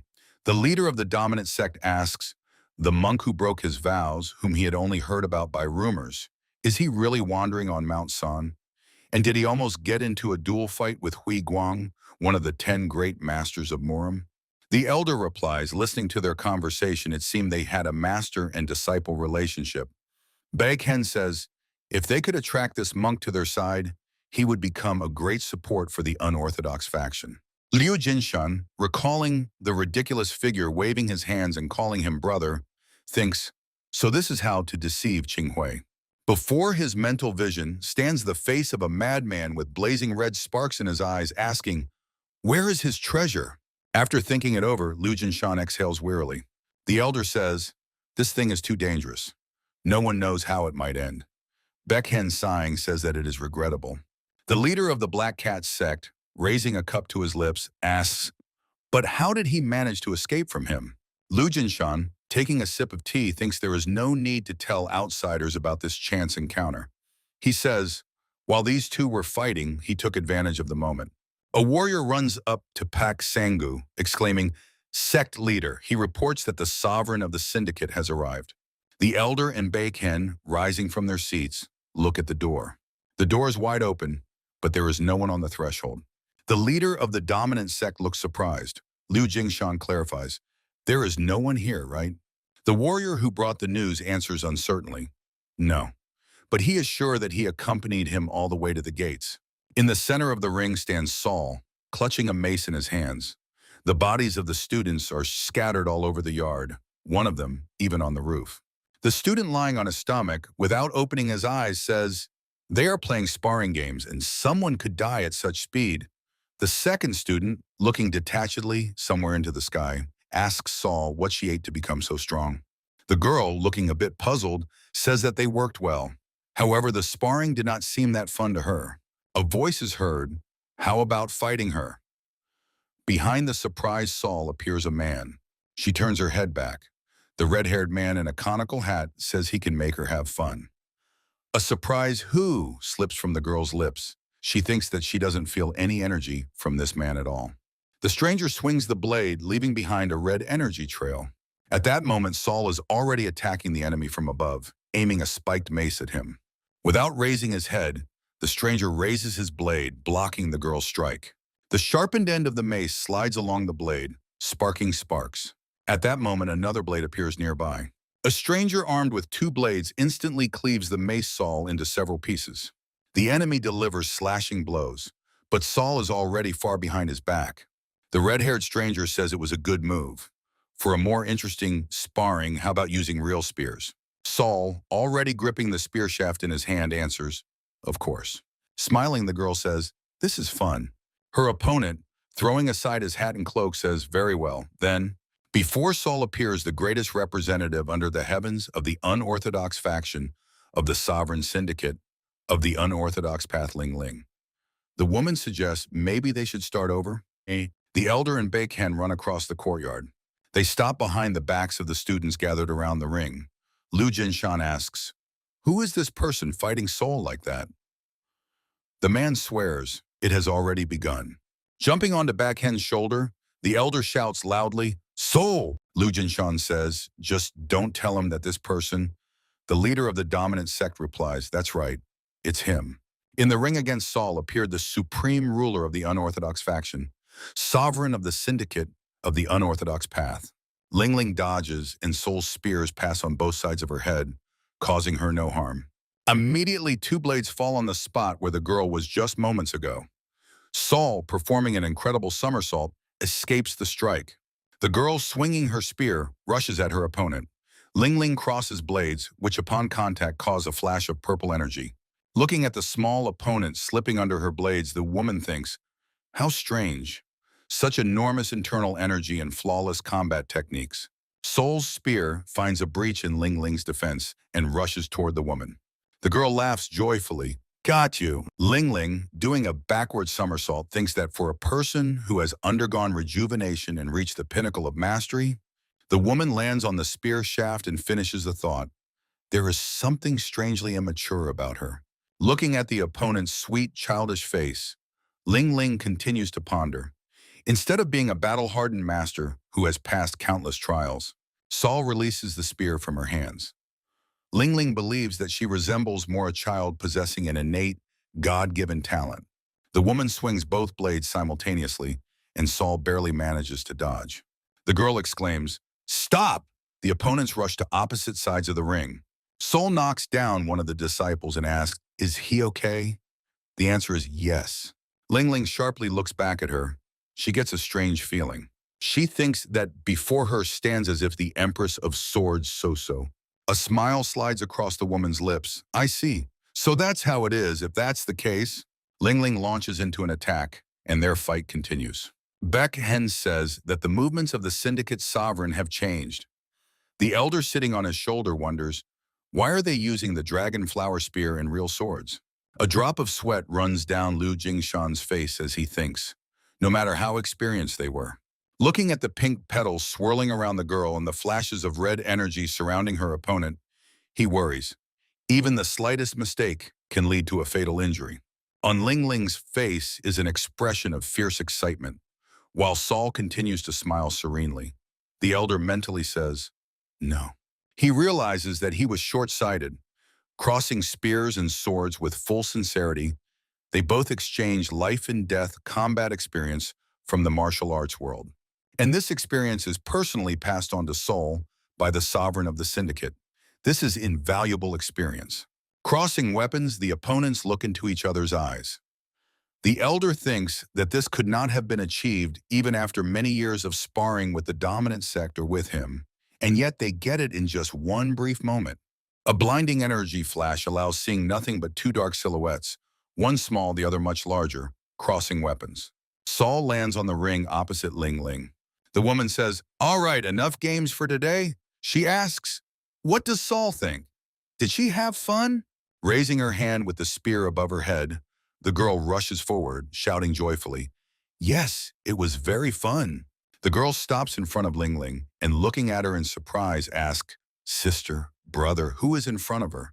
Baekhen, folding his hands in a traditional gesture and bowing his head, loudly greets the sovereign of the syndicate. The student standing behind him also warmly greet the syndicate lord. Sol continues to stare at the sparring partner. The elder also bows, saying, "Ah, the unorthodox path sovereign syndicate." Ling Ling looks at him. The woman exclaims, "Great monster, Yan!"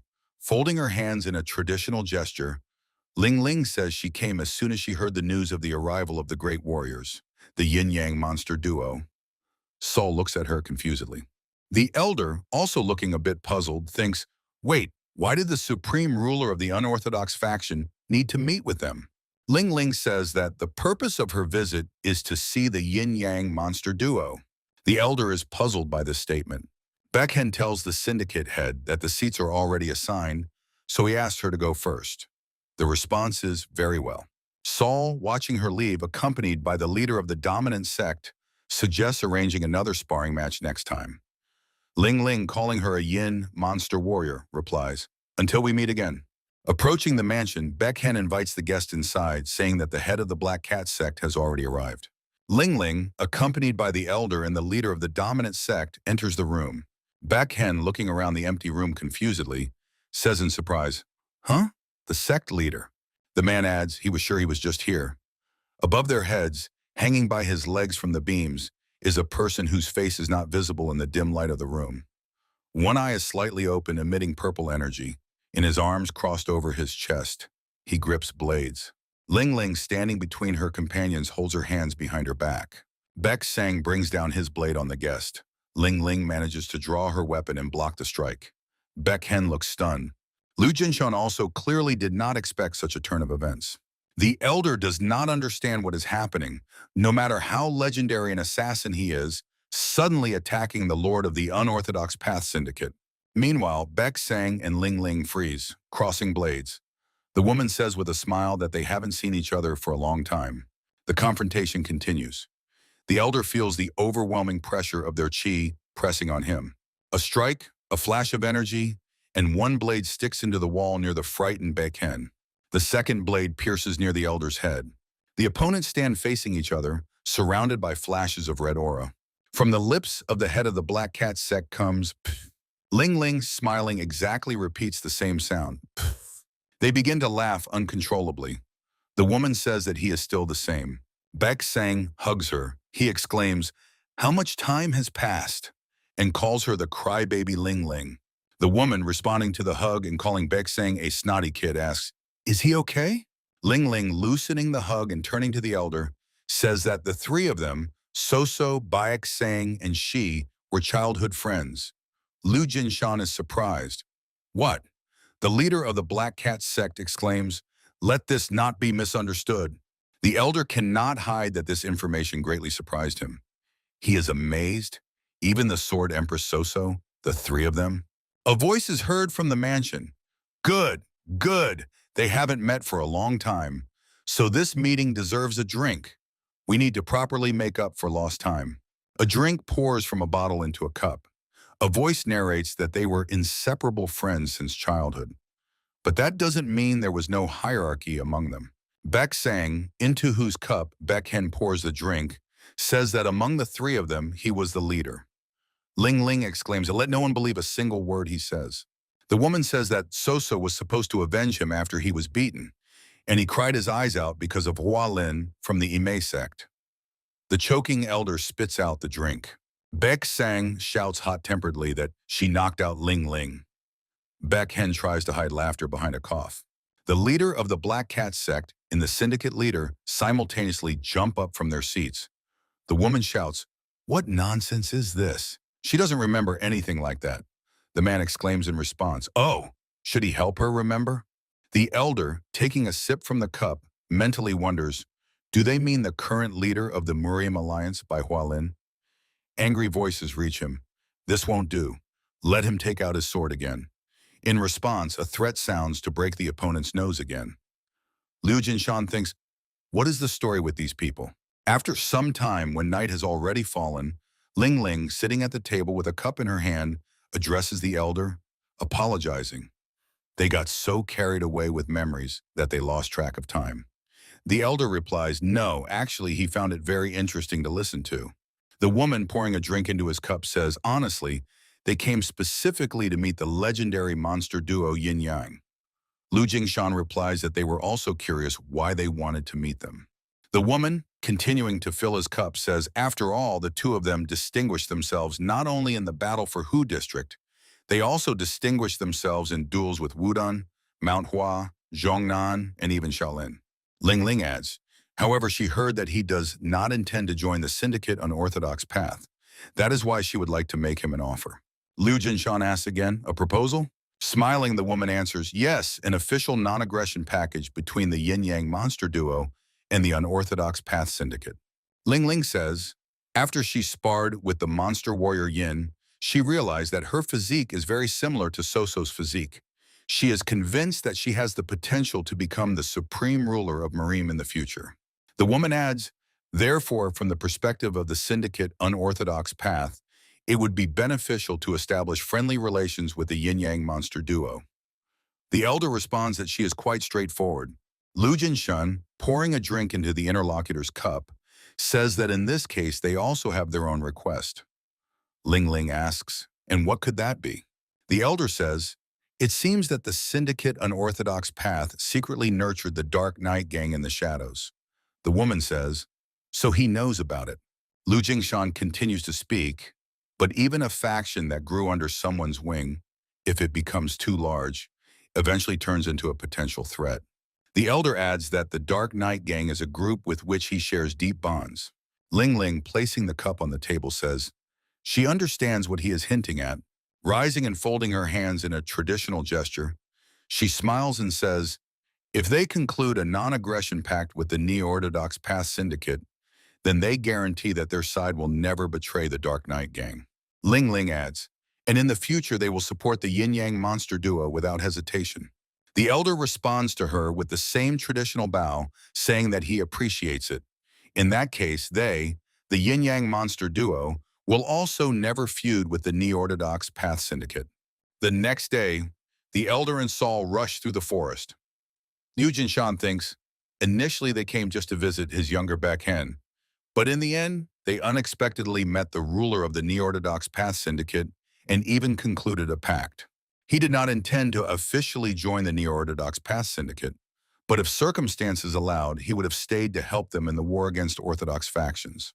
However, his primary task is to find Sima Shang, who can decipher the divine art of the line of Buddhism to avenge his family. He, glancing at his granddaughter, smiles, thinking that Saul has grown up a lot. Recalling the farewell with the dominant sect, he proudly thinks that his granddaughter even knows how to greet those she is destined to meet again someday with a joyful farewell before departure. He suggests Saul quicken her pace, and in response comes a joyful, "Yes, Grandpa." The girl easily overtakes Lu Jinshan. The sun leans toward the horizon line, painting the sky in orange and crimson hues. The girl still rushes ahead, and the elder follows behind her. Only the landscape has changed. Instead of the forest, they pass by a city.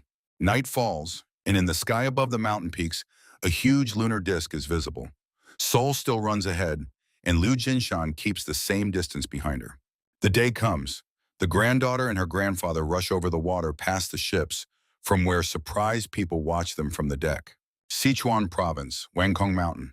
Sol, looking back, tells her grandfather that this mountain seems strange to her.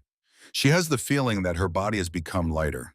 Lu Jingshan says, long ago this mountain was a place where people performed rituals, addressing the heavens.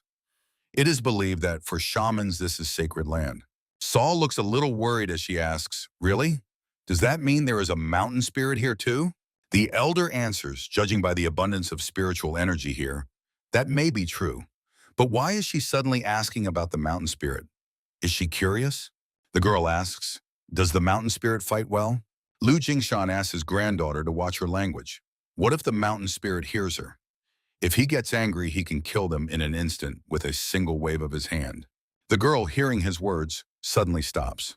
The elder, unable to react in time, bumps into Saul. Holding his bruised nose with his hand, Lu Jingshan asks, what happened? Worried, Solus asks him to look in that direction. He sees a human figure among the trees in a red cloak. The girl asks, is that the mountain spirit? The man in the red cloak turns towards them. A man with a pale, sullen face, wearing a crown of feathers painted with hieroglyphs on his head, rushes towards them. Saul and the elder shout together. Liu Jingshan throws his hand forward as if wanting to stop him. Suddenly, the man falls to his knees before them and prostrates himself in the deepest bow, touching his forehead to the ground. He exclaims, righteous God, General. This humble man greets such a respected presence. Saul and the elder look at him confusedly. The girl says, huh? General? What is he talking about? The man in the red cloak replies, child.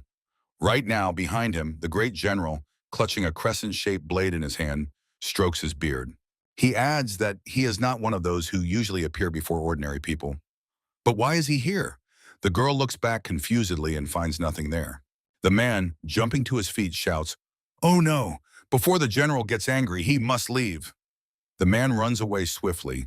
Saul watches him with a surprised look. The girl asks the elder, what is he talking about? He answers, it seems there are things only shamans can see. He suggests hurrying and crossing the mountain. At sunset, they meet a man in brown robes. He bows respectfully.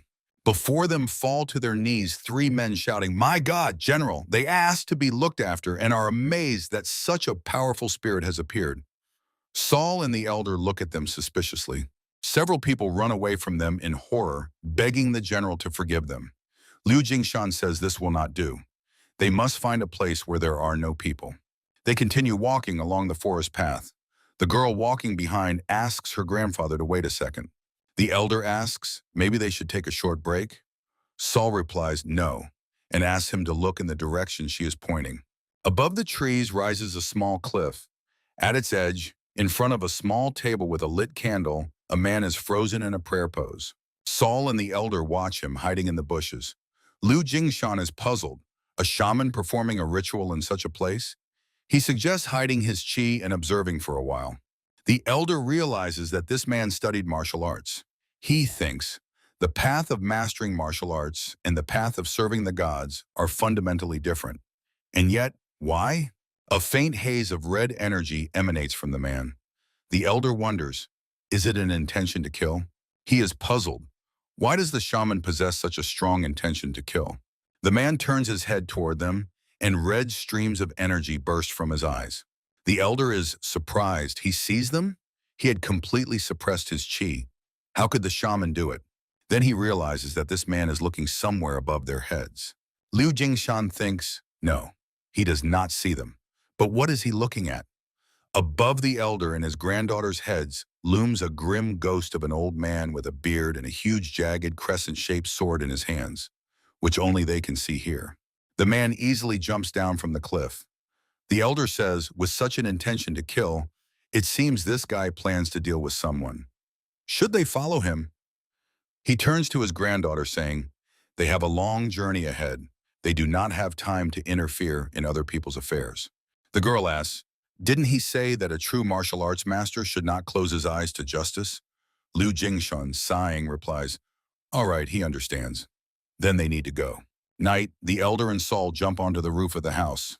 They look at the estate, at the gates of which, besides the guards, there are several people. Saul says that the man entered the house of that wealthy family. She asks her grandfather, what does he think? Is the man trying to steal meat or something like that? Liu Jingshan answers, looking at the people lined up to receive a fate prediction, it seems that this is the house of a famous shaman. The girl says that there are many bodyguards there. Saul, pointing at the already familiar man with a burning torch in his hands, turning the corner of the house, says that he looks like he is going to set this place on fire. She asks, should they stop him? The elder looks intently at the running man. He suggests to his granddaughter to observe him a little longer. Meanwhile, the man throws the burning torch over the fence onto the hay bales stacked by the wall. A fire breaks out. Shouts are heard. The man runs further along the fence. The elder says that he started the fire to distract attention and sneak in from the other side. Liu Jingshan explains to his granddaughter, this is what is called the strategy, make noise in the east and strike in the west. Soul, smiling, replies that she knows this. The girl says, it's like pretending to hit someone on the right cheek, but actually hitting on the left. The elder asks, did she learn this from the dominant sect? While the man jumps over the fence, Saul disapprovingly says, in any case, to start a fire and sneak into someone else's house like that, in her opinion, he must be a bad guy. Liu Jingshan says, of course, that's exactly how it looks. He adds, but you should never judge someone without knowing the whole story. The girl asks, why not? The man draws two blades and rushes forward. Meanwhile, the elder explains to his granddaughter that everyone has their own story. There are right and wrong methods, as well as good and evil. It's not that simple.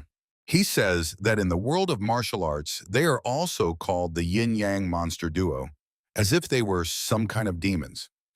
And it's all because of the scoundrels from the Murim Alliance. But the truth is that they were the ones who committed all these atrocities, right? Liu Jingshan adds, that's why, before interfering in other people's affairs, you must always understand the whole situation. The man, raising his blades, shouts insults and swears that today he will kill every single one. He stands on the platform surrounded by numerous guards. The elder says that this guy got caught. He believes that someone tried to secretly kill the hallmaster. But with so many bodyguards around, his reasoning is interrupted by the appearance of the hallmaster, a man with a face covered in white makeup, dressed in rich clothes, holding a staff. The master questions the man. How dare he come here? He says he will make him suffer so much that he will beg for death himself. The master orders to capture the man alive. The guards, armed with swords, rush at him from all sides. The man desperately defends against the opponent's attacks. But there are too many warriors, and he takes a hit. Blood spurts from his mouth. The leg of one of the guards strikes him in the back. The man, delivering kicks, scatters the opponents to the sides. But the warriors rush at him again.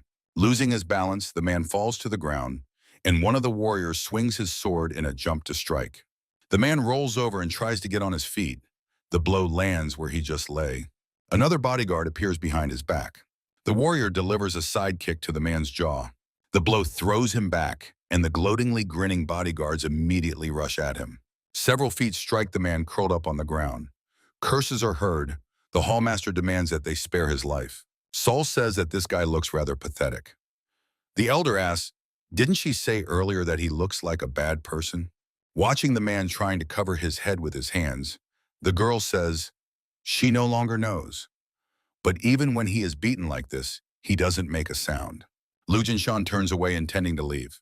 He says it's sad, but this is not something they should get involved in. The elder suggests Saul go. The man shouts for his child to be returned to him.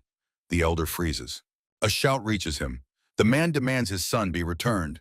Lu Jinshan turns his head back. The hallmaster, standing higher on the steps, tells the man lying at the foot of the stairs that he is crazy. More than 10 years have passed since this guy disappeared, so why is he looking for him here? The man, whose face is covered in blood, replies, "Does he really think he doesn't know? After all, he also serves the divine spirits." The hallmaster insults him. He shouts, "How dare he act so recklessly, using some cheap shaman tricks? Didn't his divine spirit warn him that this is exactly how he will end today?"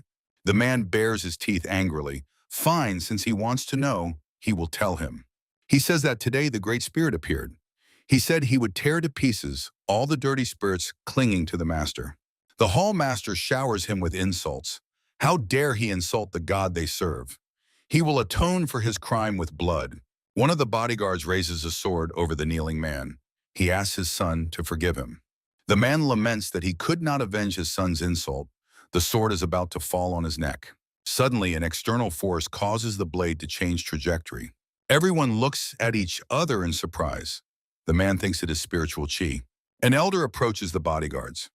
He walks towards them, clasping his hands behind his back in an old man's manner. Lu Jinshan says, "He came to receive a prediction, but why is it so noisy here?" One of the bodyguards standing closest to him asks, "Who is he? When did he come here?" The elder answers, "He heard that this is a famous place, so he came from afar." The warrior says that they are not holding readings today, so he should leave. Lu Jingshan says, "Is that how they choose clients? It doesn't seem like this place is as powerful as the rumors say." The bodyguard shouts angrily, "What is this shorty saying? Let him get lost already." The elder asks, "Is it allowed to treat guests like this just because they are young?" The hallmaster, losing patience, asks, "What are they all doing there?" The warrior asks the host to wait. He says that some strange boy who behaves like an old man just entered. The hallmaster wonders, what kind of brat is this? Looking at the elder, he thinks that the gates of spirits are clearly open around him. But there are no signs that evil spirits dared to touch him. The master wonders, does he have some kind of talisman with him? Near Liu Jingshan, the shadow of his granddaughter is visible. The warrior, approaching the hallmaster, whispers in his ear that something is wrong. All the nearby spirits fled as if something scared them to death. Stretching his lips into a smile, the master declares that they must offer a sacrifice to the gods and burn this impurity. He orders to capture the boy alive. He will be their sacrifice. The bodyguards immediately rush to carry out the order. Lu Jingshan takes a spear from behind his back, but does not yet remove the cloth wrapping its sharp part. Powerful streams of bluish energy emanate from him. The blue streams of power easily scatter the bodyguards to the sides. The elder asks the man to tell him what happened. He clarifies. The man said it happened more than 10 years ago, right? The man answers, 10 years. It has been a whole 10 years. Every night his child appears in his dreams, crying and begging to be saved. He throws an accusation at the hallmaster. There is no doubt that those scoundrels took his son. They turned him into a vengeful spirit and are using him. Lu Jinshan asks, does he know where his son is? The man lowers his gaze. Tears stream from his eyes. Pointing with his finger somewhere to the side where a purple glow is visible near the house, the man says, "His spiritual chi is over there." In a small corner, a barrel is visible, covered with sheets on which hieroglyphs are written and fenced off with stretched ropes with red flags. It is from this that the purple aura emanates. The hall master shouts that this cursed ghost must not be allowed even a step closer. He demands that it be killed immediately. The bodyguards try to carry out the order, but the elder slips between them like a snake. With a wave of his hand, enhanced by his own chi, he removes the ropes and protective spells. He carefully removes the lid from the barrel and looks inside. Lu Jinshan carefully places the lid back in place. The hallmaster watches his actions tensely. The man, still kneeling, looks at him with hope. Tears flow down his bloodied face. The elder thinks, those not connected to the world of martial arts might not know that there is an unspoken law in Jianghu forbidding the use of martial arts against them. Throughout his life, Lu Jingshan has never broken this principle. In the blink of an eye, he is beside the hallmaster. The elder stands with his hands behind his back. The hallmaster, leaning towards him, hisses maliciously, "Ah, he is a pathetic little spirit. How dare he?" Lu Jingshan kicks him in the knee area. The hallmaster's leg bends unnaturally. The elder mentally says, "Has not broken it until now." The man doubles over in pain, and Liu Jingshan is already raising his hand to strike. He delivers a powerful slap to the hallmaster, and blood spurts from his mouth and nose. The force of the blow is such that the man flies far back and hits his back against the wall. The elder, surrounded by a raging red murderous aura, says, "Even if he tears them, the monsters to pieces, it still won't be enough." Not trying to hide his rage, he shouts, "Do they, the scoundrels, really dare to call themselves humans?" Long ago, an elder once heard about a sorcery called the Dark Curse. Shamans who have lost their spiritual powers succumb to evil and kidnap a child. They lock the boy in a wooden barrel. Children are left there to starve for several days until their bodies turn to skin and bones. After that, the child is given just enough food to keep him alive. But it is never enough to satisfy him. Food always remains inaccessible to him. Over time, the child's spiritual chi weakens, and his obsession with food becomes uncontrollable. Then, just at the moment when he is on the brink of death, he is treated to the most delicious food. Driven by despair, the child fixates on it. He reaches for it with everything he has, and at the very moment he grabs it, he is deprived of life, and the barrel's lid closes tightly. In this state, he becomes an evil spirit.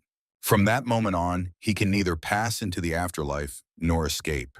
He is bound and enslaved forever. These enslaved, vengeful spirits are then used to bring misfortune upon the homes of wealthy people. Eventually, the tormented noble families come for help, and the sorcerer extorts a huge fortune from them.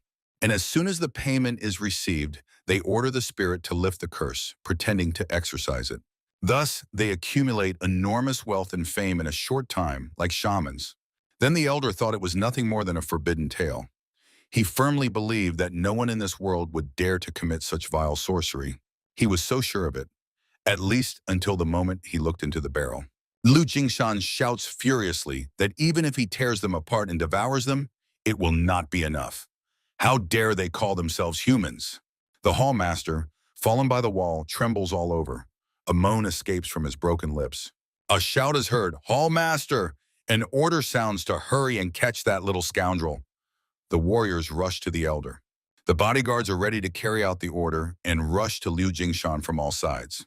The elder, without even looking at them, says, "And they, the so-called warriors, do they really guard this piece of trash?" Liu Jingshan unties the ribbon that binds the cloth wrapped around the sharp part of the spear. He says there is nothing surprising in this, considering they cannot even appreciate their opponent's skill. The warrior attacking him from behind in a jump, pointing a sword at him, shouts, calling him a snot-nosed kid to shut up. The elder replies, "Fine, since they are Murim warriors." He swings the spear, drawing a circle around himself, knocking down the opponents. Glaring fiercely, the elder promises to deal with them in the Murim way. Lu Jingshan grabs the chest of the only bodyguard near him, who is still standing. He throws the bodyguard at his colleagues, knocking them down.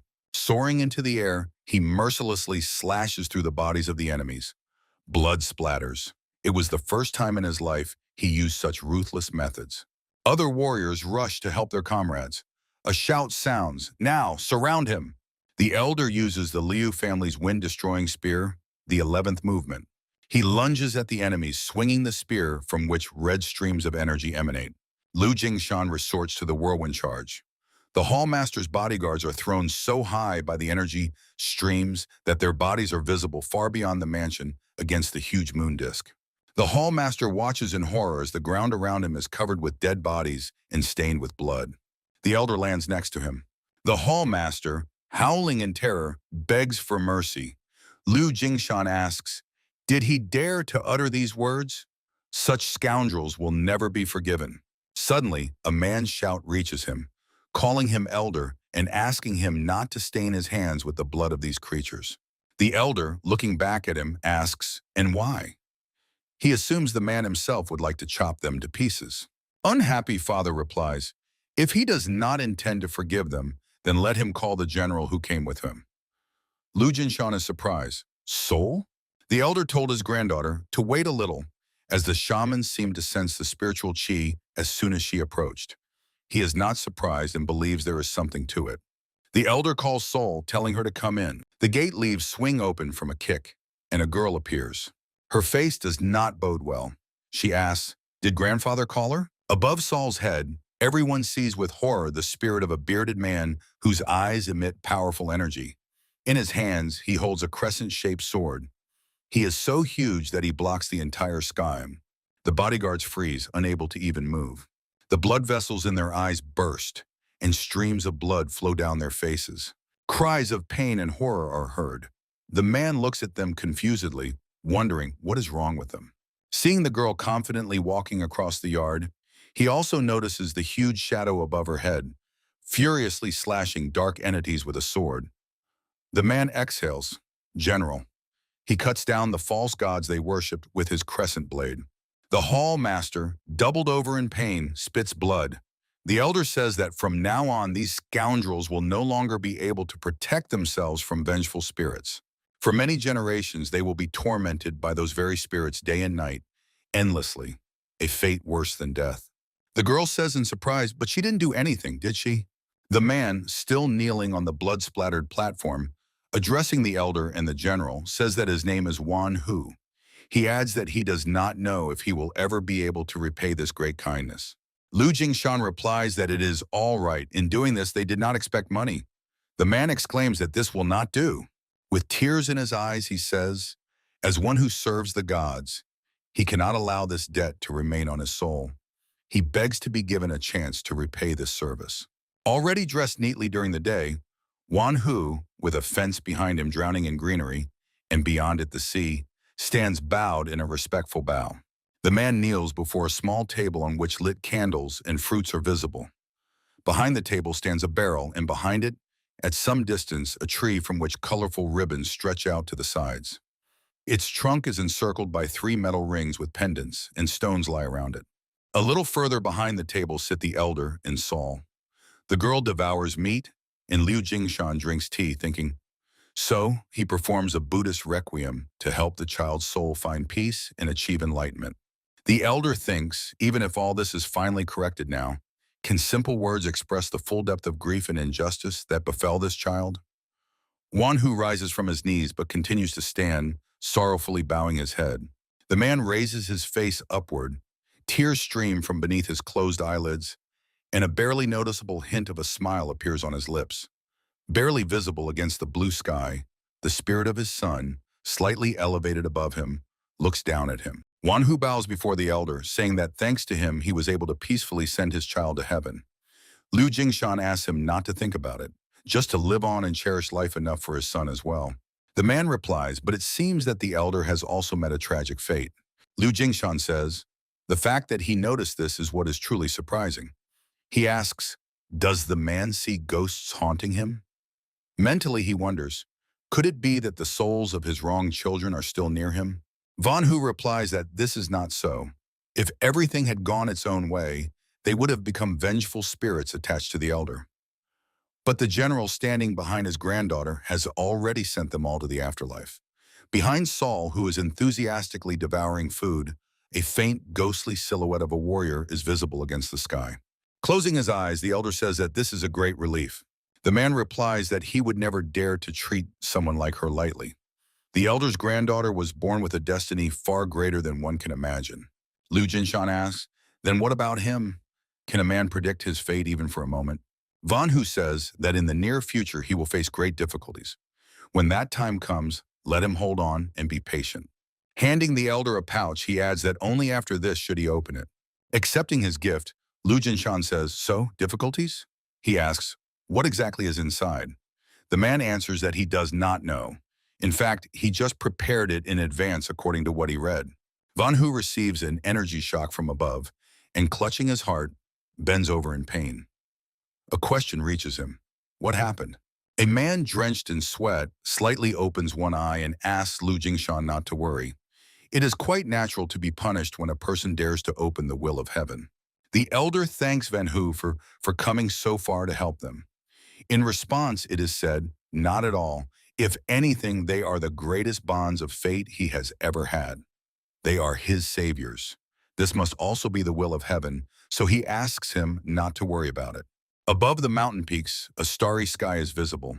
The elder calls out to his granddaughter, and she instantly responds, asking, "Whoa, what is the matter?" Liu Jinshan wonders. Doesn't she want to know what awaits her in the future? Salt, following the elder through the night forest, answers, no, she does not want to know. If she knows everything in advance, it will not be fun at all. Liu Jinshan laughs in response. That is so like her. He thinks. But as for him, he cannot help but ask this question. What kind of trial could be so terrible that revealing it could bring divine punishment upon oneself? Sol yawns loudly. The elder continues to ponder. And as if on cue, this happened right before their meeting with the sage Sima Shun. Stopping at the foot of the mountains, Liu Jinshan raises his eyes to the sky, as if seeking an answer there. Clutching a pouch in his hand, he wonders, could a terrible disaster await them when deciphering the forbidden sacred scripture of the Buddhist divine art of the lion? Sol calls out to the grandfather and says that if they caught and beat Wang Hu, it would be a huge commotion. The elder replies, yes. Didn't she say that he seemed like a bad person when she first saw him? Bringing her index fingers to the outer corners of her eyes and slightly stretching the skin, the girl explains that at that time he had such scary eyes, and he was going to set someone's house on fire. She recalls how the man handed over the pouch and said, if the elder ever faces a difficult trial, he should open this pouch at that time. Sol says, actually, it is a great relief that they helped him. Liu Jinshan, smiling, replies, indeed, if they had rushed there without thinking, they might have caused an innocent person to suffer even more. To become a great person, she must see what others do not see. Turning to his granddaughter, the elder says, no matter how strong a person is, if his vision is narrow, he will never be able to walk the right path. He asks, does the granddaughter understand this? Sol, throwing her clenched fist forward, exclaims joyfully, Agas! The girl, walking beside the elder, says that one day she will become as great a person as her grandfather. He laughs in response. At the foot of the mountain are two small buildings. A man is sweeping the area in front of the main building. Sol and the elder climb the slope. Liu Jinshan says that they have finally arrived, haven't they? The girl clarifies. Over there? That old man? She asks, what kind of person is he? The elder replies he himself does not know for sure, but he is sure that dealing with him will not be easy. Sol, throwing forward his hand clenched into a fist, asks, why? Is he a good fighter? Liu Jinshan answers, if everything could be solved by force, what would there be to worry about? He says that the sage has withdrawn from the secular world and rarely meets with people. Moreover, the sage does not like lies and is stubborn as a bull. That is why he was nicknamed Sima, the stubborn bull. Sol whines. What if he refuses to decode the martial arts manual? The elder replies, well, they will find a way. He suggests trying to meet with him first. They enter the courtyard, which is still being swept by a man. Sol and the elder stop in front of him, but he seems not to notice them. Watching the man swing the broom, Liu Jinshan thinks, disciplined movement. The way the man swings the broom reminds the elder of swordsmanship technique. This is not an ordinary movement. He does not even doubt it. Liu Jinshan is sure that before him is a person trained in martial arts. The elder thinks, if they treat him with the politeness of warriors, maybe they can establish communication. Out loud, he apologizes for such a sudden intrusion, saying he has an urgent question for him. He asks, "Is the sage inside now?" The man, ignoring him, continues wielding the broom. Smiling radiantly, Liu Jinshan asks, "Isn't he here?" The anxiety overtaking him is betrayed only by a drop of sweat running down his cheek. The man still shows no sign of noticing their presence. Sol, peeking from behind the elder's back, says that the courtyard is already clean. Why is he still sweeping? Liu Jinshan, turning to his granddaughter, says, "The things she sees in this world are not always all there is in reality. Maybe he is cleansing his heart." The girl is surprised. His heart? The elder answers, "Yes. When the heart is purified, anxiety and distractions disappear, allowing the mind to achieve balance and feel the true effect of training." The broom in the man's hands trembled. He glances at them from under his eyelashes, thinking, they are not just ordinary children, are they? The man informs them that the sage is busy, so today they should leave. Liu Jingshan, folding his hands in a traditional gesture and bowing his head, replies, he understands. Then, following grandfather through the valley along the thickets of tall dry grass, Saul asks him not to be discouraged. She says, if the sage is busy today, they can come tomorrow and meet him. The elder answers, judging by how he came out to greet them, tomorrow will be the same. The girl asks, then what should they do? Liu Jingshan says, there is a saying called 3 visits to the thatched cottage. Even Liu Bei had to visit Zhuge Liang 3 times to earn his loyalty. Saul asks, Liu Bei? Who is that? The elder answers, well, if you think about it, he is actually an ancestor of their family.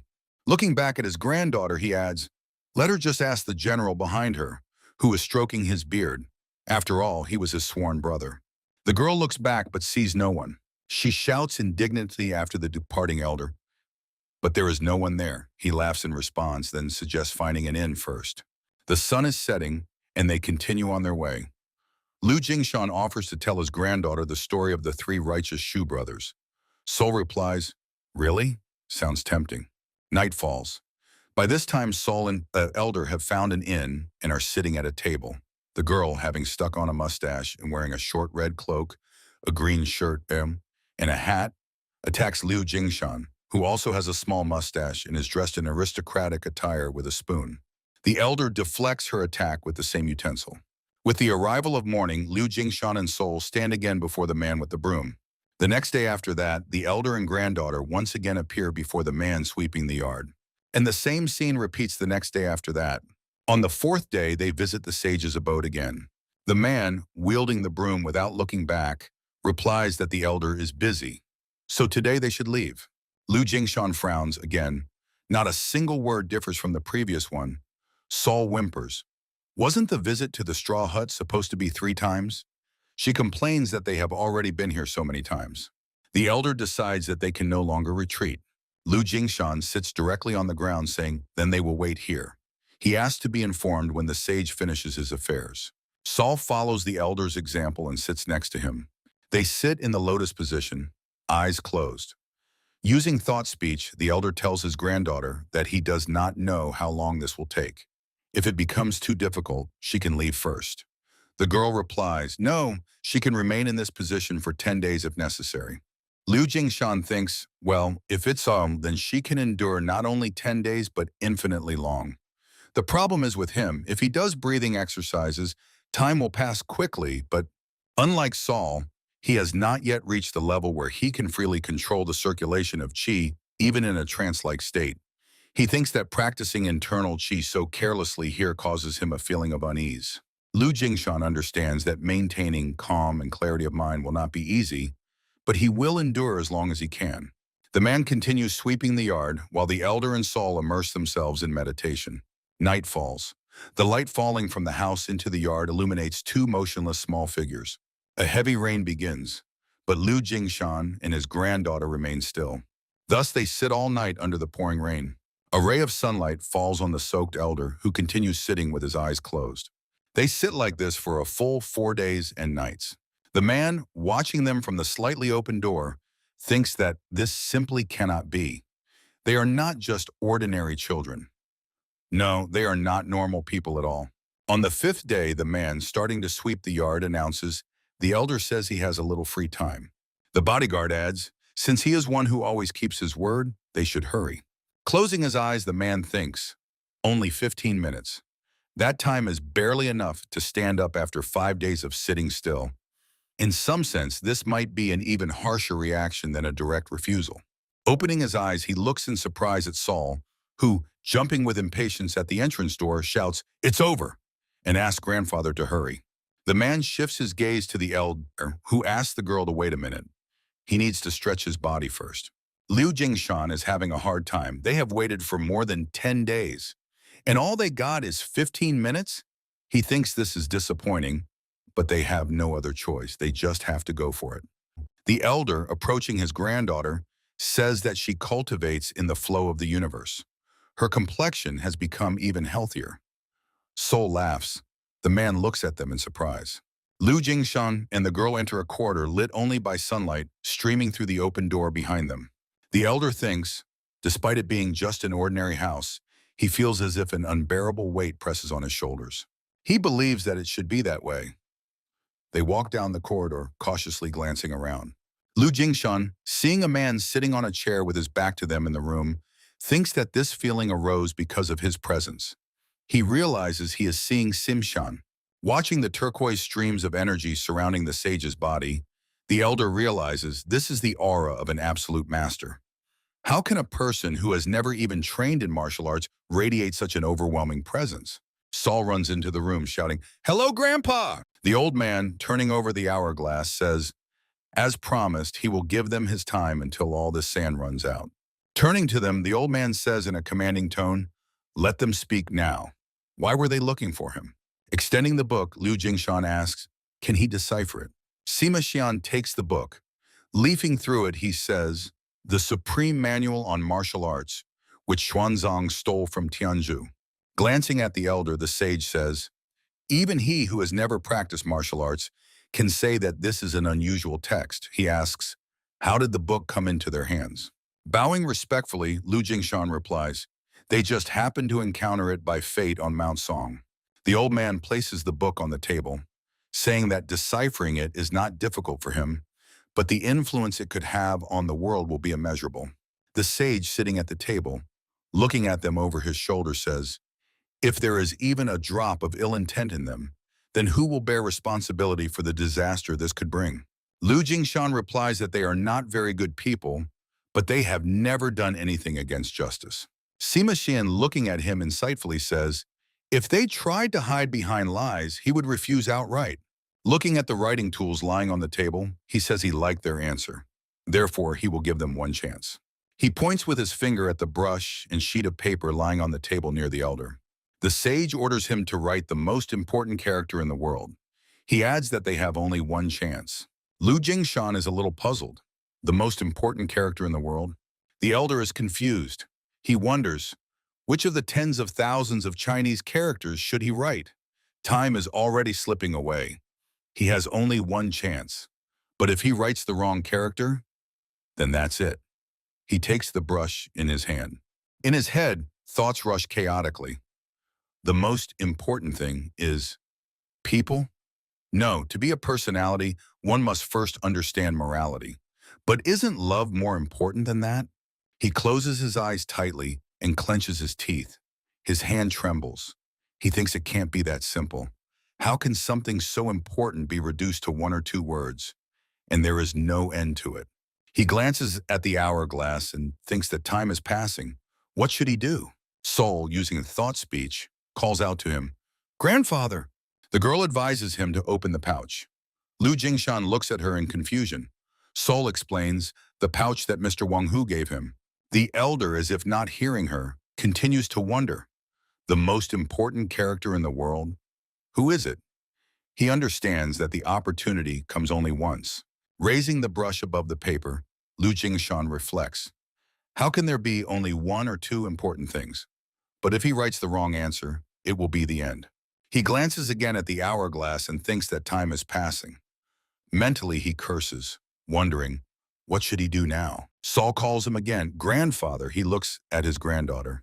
She persistently advises him to open the pouch that Mr. Wang Hu gave him.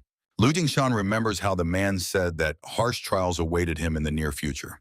Extending the pouch, Wang Hu said to endure until then. and open this pouch only when the time comes. The elder wonders, could that time be now?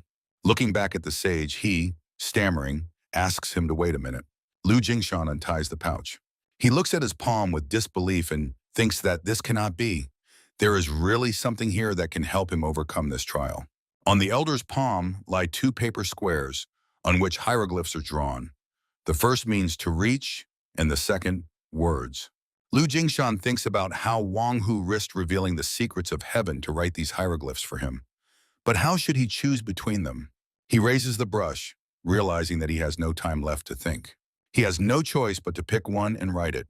He decisively leans over the paper. Saul calls him again and says, she thinks she knows what it means. Liu Jingshan asks, what? The girl takes the brush and rolls up her sleeves. She decisively dips the brush in ink. Saul carefully draws the hieroglyph on the paper. The sage asks, is this their choice? He asks to put the brush aside. The girl answers that she has not finished writing yet. She continues to move the brush over the paper. The elder and the sage look impressed. Finishing writing, Saul thinks, character born from sincerity, when words are expressed truthfully. Sincerity. She understands that for Sima Shen, who despises lies, a true heart may be the most important of all things. The sage, holding a sheet of paper, says that a person naturally must be free from deceit and possess a sincere heart. That is why he tested them. He adds, because those who are not true people cannot be allowed to master the absolute divine art. Saul asks, will he now decipher their secret manual? The old man replies, of course. The elder tries to contain his joy. The task is done. Sima Xian says, as promised, within the time allotted to him. Liu Jingshan opens his mouth. He thinks that they waited when he told them to wait. They solved the problem when he told them to solve it, and now he resorts to such a cunning trick. But again, the sage mentioned the time limit from the very beginning, so technically it is not wrong. Looking at how little sand is left in the upper bulb of the hourglass, the elder realizes time is up. What should they do now? Suddenly, a thin stream of sand is interrupted. Liu Jingshan's eyes widen in surprise as he sees the sand begin to rise from the lower bulb to the upper one. He looks back at his granddaughter. She stands, stretching out her hand, from which fiery energy emanates, towards the clock. The elder understands that Saul is turning the sand and not letting it fall down. Smiling enough, the girl says that now they have as much time as they need. The sage's jaw also drops, and he can only utter, "Oh." The elder, casting a mocking glance at him, says, he heard that in his entire life Sima Xian never lied even once. They also say that he never went back on his words. The sage laughs, then admits that he has indeed become skilled in this matter. Even possessing such formidable martial arts, they really sat here for several days just waiting. Looking at them, he says, wisdom, benevolence, humility. Considering all this, he has no reason to refuse them help. The elder says, in that case, Victamon. The old man replies to him, fine, time no longer matters. Nodding at the book lying on the table, he promises that he will decipher for them the divine art of the line of Buddhism. Sima Xian allowed them to stay in the house while he deciphers the secret manual. Saul hardly leaves his side. The sage guessed that Liu Jingshan is an old man who underwent the rejuvenation procedure. The elder took a broom in his hands. He decided to help the personal bodyguard with the household chores.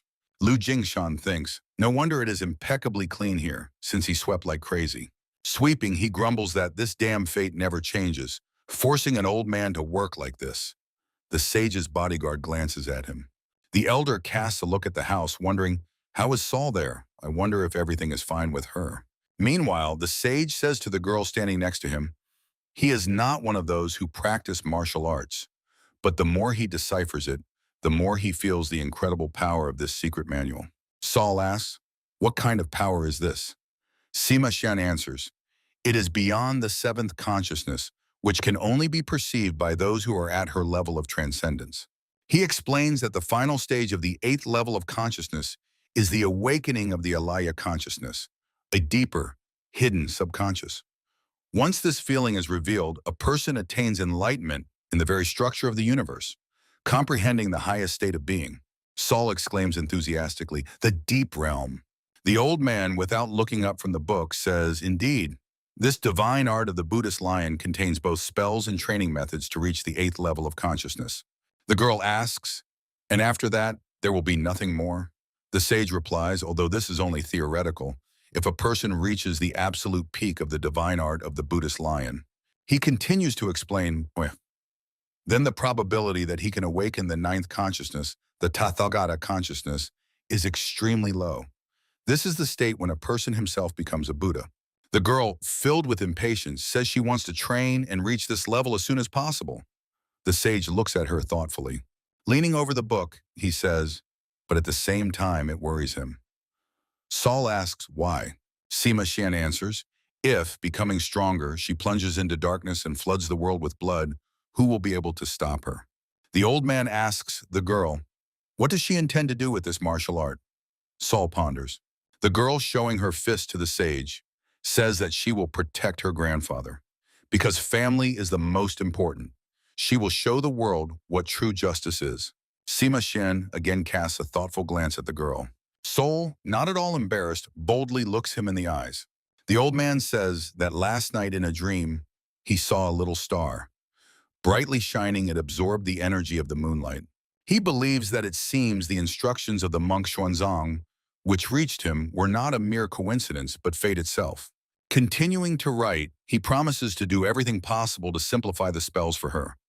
Their first goal is the eighth consciousness, the Alaya consciousness. The deep realm. From the little house shrouded in the night darkness, Saul's voice is heard, thanking the wise grandfather. In response, laughter sounds, and then the sage asks the girl to watch and listen carefully. The sun brightly illuminates the courtyard. Deciphering the manual, Sima Xian helped the girl better understand the spells. He believes that the better a person understands the formulas before the start of real training, the more radically the period of their learning will be shortened. Thus, another 15 days passed. The sun is leaning towards sunset. The sage invites the elder to have a snack with them. Several dishes stand on the table. Sitting at a small table opposite Lu Jingshan, the sage says that he really worked hard, not only doing housework, but also preparing each dish in this way. The elder, laughing, replies, no problem. If it is for the future of his granddaughter, he will do anything. He adds, if anything else is needed. The sage answers, no, everything is fine now. Lu Jinshan, looking at the silent and thoughtful old man, begins to worry. He wonders, why does everything seem so solemn today? Did something go wrong with the decoding, or did Saul fail to understand the spell? The elder is thinking, now that he thinks about it, Saul has not come yet, and she is not the kind of child who skips meals. The sage says that this will be the last time he tries the dish prepared by the skilled hands of the great warrior. Lu Jinshan, encouraged, says, then maybe, is it? He asks, is the decryption of the secret manual finally completed? The old man answers that now it is possible to immediately start training. Jumping up from the chair, the elder, folding his hands in a traditional gesture, thanks the sage. His face expresses sincere joy.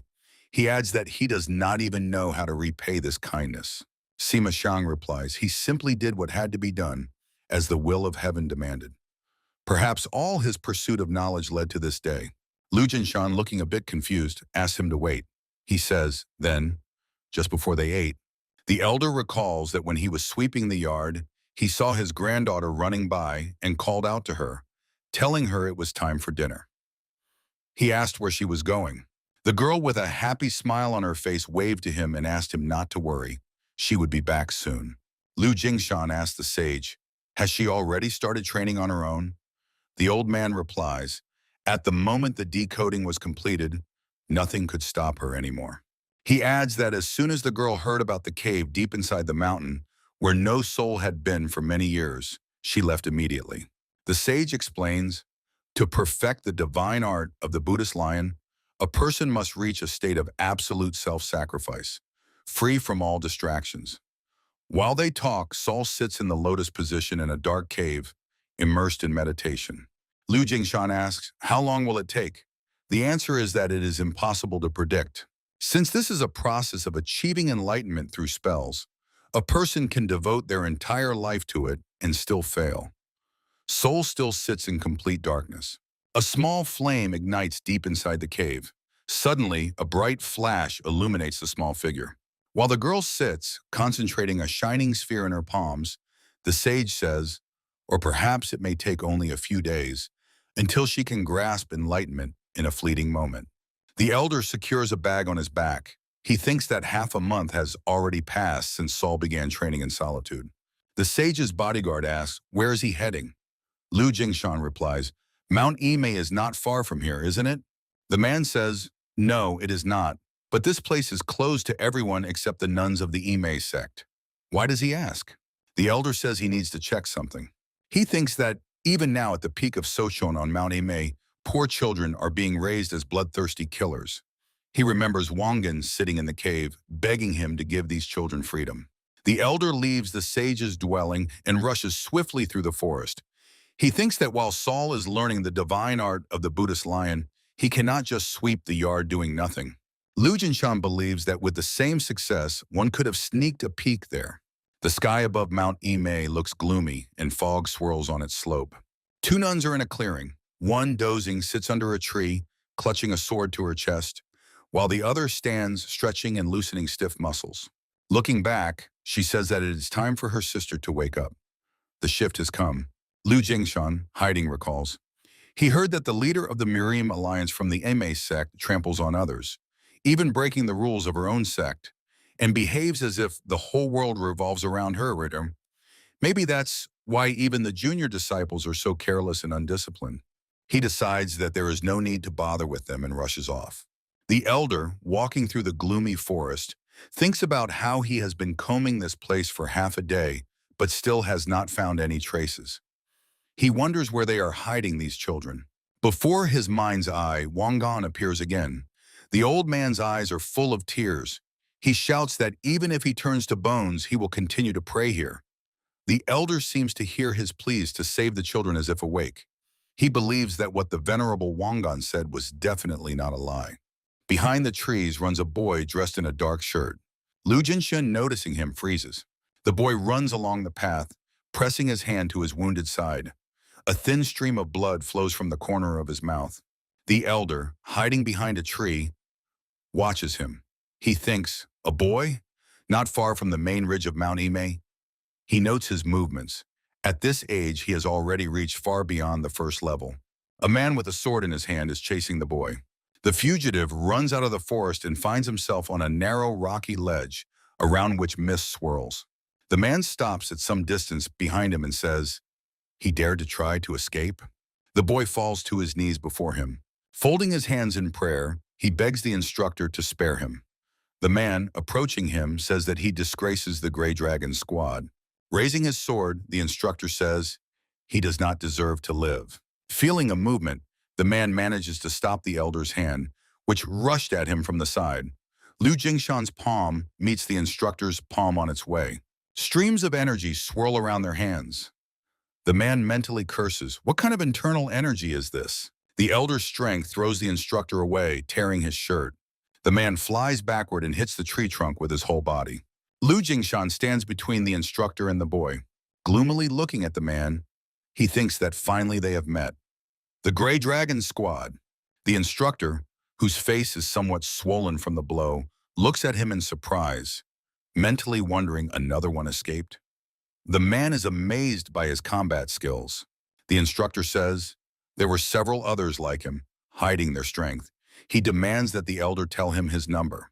Lu Jinshan looks puzzled. Number? He glances at the boy and sees the number 137 on his chest. The elder is outraged. Do they call people by numbers? Lu Jinshan gently addresses the boy, calling him child.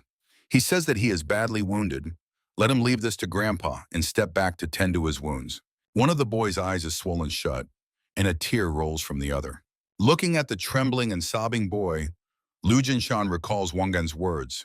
To raise the next generation of the Grey Dragon squad, they needed children with exceptional talents. He thinks the child was kidnapped in childhood and grew up without hearing a single kind word, right? The elder asks him not to worry. He suggests dealing with this scoundrel from the Grey Dragon squad and getting out of here. The instructor attacks Lu Jinshan in a leap, shouting that he is not a fugitive. So who is he? The elder replies. He asks who he is. A stream of red energy surrounds the man. The elder says that he is the head of the Liu family, the very family they destroyed with their cursed hands. He uses the 8th move of the heaven-earth palm of the Liu family. The instructor is thrown backward. With an elusive movement, Liu Jinshan moves and appears in front of him. The elder, saying that his name is Liu Jinshan, strikes using the technique submission of heaven and earth. His hand, raised above his head, is enveloped in the glow of blue energy. The instructor's body is thrown high into the air. The elder takes off and delivers a strike that forces the instructor to rush forcefully toward the ground. Splashes of blood fly from the man's mouth. The elder raises his hand again, enveloped in blue energy. His hand strikes the man's back. This time he uses the heavenly earth palm of the Liu family, the finishing move. He unleashes the furious strike of Dragon Mountain on the back of the instructor's head. The man's body flies forward through the air at incredible speed. The elder, hovering in the air, watches him with his eyes. The man forcefully hits a rock located quite far from the cliff, but Liu Jingshan, paying no attention to anything else, is already rushing to the boy who has fallen face down on the ground. The elder turns the child onto his back, asking him to open his eyes. Mentally, he curses. The boy's condition is much worse than he thought. Opening his eyes and trembling all over, the boy says that he is so scared. Liu Jingshan asks him not to be afraid. He says that grandfather will take care of it and adds that he needs to be taken away from here. He lifts the child's head. The boy says that his friends are still inside. The elder asks him to say where they are and promises that he will save them if it is within his power. Pointing with a trembling finger somewhere toward the mountains, the boy says, "That waterfall. There is a cave." His hand falls helplessly to the ground. Liu Jingshan freezes like that, continuing to cover the wound on the child's side with his hand. Behind the waterfall curtain, there really is a cave. The elder passes through the stone corridor and finds an exit. Liu Jinshan sees a valley before him, on which numerous rounded plateaus rise. Below, there are many small figures with swords in their hands. From one of the plateaus, several people are watching them. The children, clutching swords in their hands, fight not for life but for death. The ground is stained red. The elder watching them is stunned. What is this damnation? What a mad scene! He decides that he needs to change clothes and take a closer look. One of the warriors watching the battle, with tattooed dragons on their necks, shouts for them to fight. Anyone who shows mercy with their hands will die by his hand. He adds that if the mission requires it, they must be able to kill even their comrades. One of the boys falls to the ground, and a sword crashes down on him. The man brings 2 fingers to his lips. A whistle sounds. All the children immediately freeze, standing at attention. The warrior announces that the daytime training is over. He gives the order, "Move out." The elder from the ledge looks at the empty valley and at the bodies of dead children, killed by their own unfortunate comrades. He thinks, it can't be. If so many children die during these combat exercises, then how many were brought here at the very beginning? Looking at the limp arm thrown back in a pool of blood, he continues to ponder. Only the few who survive to the victorious end will become part of the Grey Dragon's squad. Liu Jingshan, recalling the fresh grave, thinks that the child he saw earlier must have simply wanted to escape from this hellish world. He sighs and remembers Saul. He just saw children barely reaching the age of his granddaughter. An order is given to remove the corpses. The warriors, calling the dead children weaklings and sissies, drag the bodies off the battlefield. The elder is outraged. They are committing such madness in the name of orthodox factions. Clenching his teeth tighter, he thinks that there is no law in this world. These scoundrels are not even human.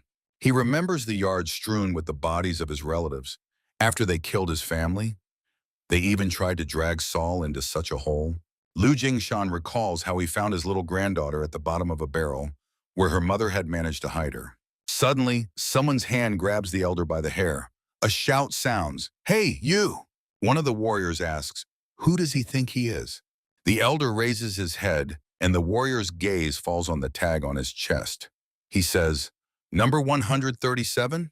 Anger distorts the man's face. He angrily asks, "What the hell is a rat like him sneaking around here?" A strong blow hits the instructor's cheekbone. Getting to his feet, the elder strikes him in the back of the knee. Burning with rage, he mentally insults the warriors from the Grey Dragon squad and thinks that he will never forgive them. On 3 plateaus surrounded by trees, children lined up in ranks. On each plateau stands a tent, near which is a warrior with a large cauldron. Scooping stew with a ladle, one of the warriors shouts that it's time for the ration. He commands, one by one, step forward. A disgusting brownish sludge pours into the bowl. The warrior, looking at one of the boys, asks, does he have problems? Looking at the tag, he adds, number 137? The elder respectfully replies, no, sir. Mentally, he asks him a question. Is he offering him to eat this filth? Lu Jingshan sees how the children quickly devour the contents of their plates. He thinks that they must have been very hungry. The elder mentally advises the warriors from the Grey Dragon squad, if they are going to subject them to life and death training, then at least they should feed them properly. Looking around at the kids, he realizes that each of these children, starting from Saul's age and ending with middle-aged teenagers, was born with an unusual physique. It seems that all the most unusual body types, which are hard to find even in Merim, have been gathered here. Remembering his granddaughter, he thinks, as for Saul, she has a rare physique for immortals. The only such people currently in Merim are the Sword Empress and Saul. The instructor standing by the tent announces that the meal is over. The elder, who has not touched the food, is surprised. Already?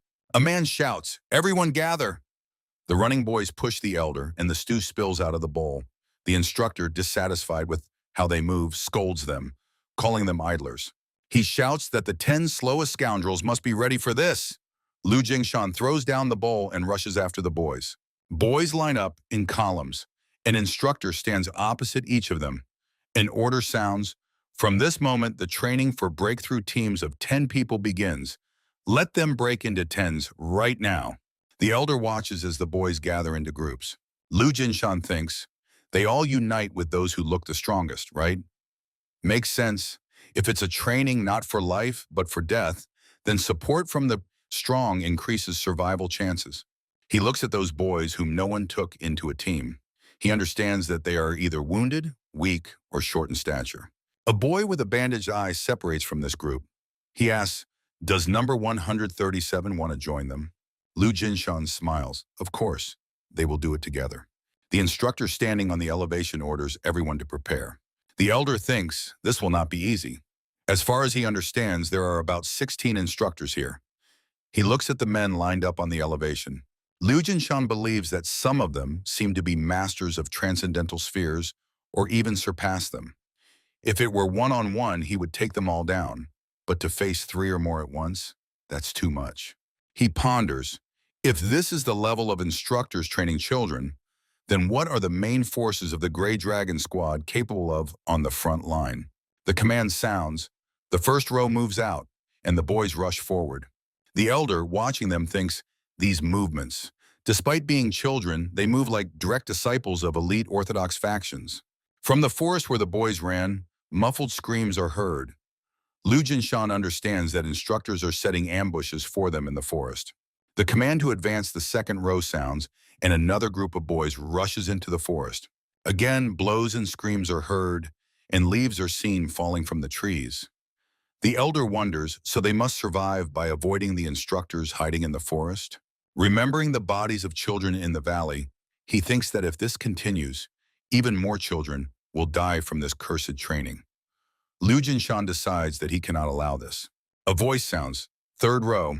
The elder raises his hand and asks the instructor, can their team be first?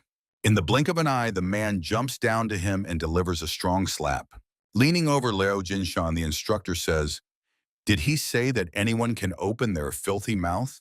The elder apologizes, thinking, did these little scoundrels dare to slap an old man in the face? A red aura flares around the man as he says, with a crooked smile, excellent. If he wishes to die early, he will gladly fulfill his wish. He adds that their team is next. The hand of the boy with the bandaged eye falls on the elder's shoulder. He looks back, trying to say something to the boys, but the boy assures that everything is fine. The only thing that has changed is the order of their death. The command to advance sounds. The boy with the eye patch replies, yes, sir. Their group rushes forward. The elder tries to say that he did not mean that. They run into the forest, and Lu Jingshan, ahead of everyone, stands before them, asking them to wait and just listen to him for a second. He asks them to come to him for just a minute. The boy with the eye patch asks, why? They have no time to hesitate. They must get out of here within an hour. The elder answers, but this is called breakthrough training, right? He suggests not sneaking past the instructors. The boy asks in surprise, "What?" Lu Jingshan eagerly suggests breaking through by destroying the inspectors. The tallest guy in their team asks, "What is he talking about?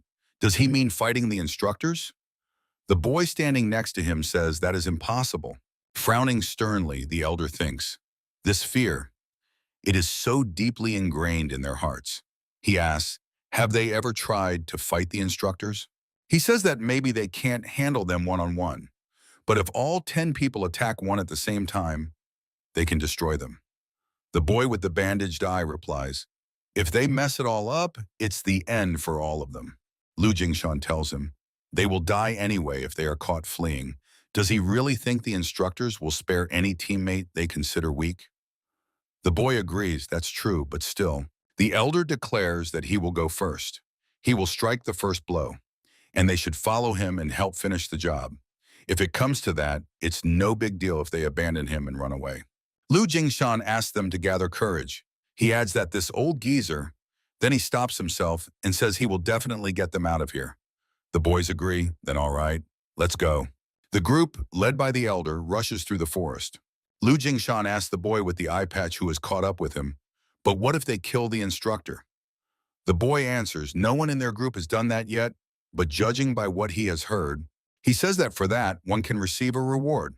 The elder thinks in surprise, will he be rewarded for killing the instructor? Lu Jingshan thinks, in case they ever try to escape from this place, while there is a chance, a few more scoundrels can be destroyed. The man standing on the branch watches as a group of boys runs below him.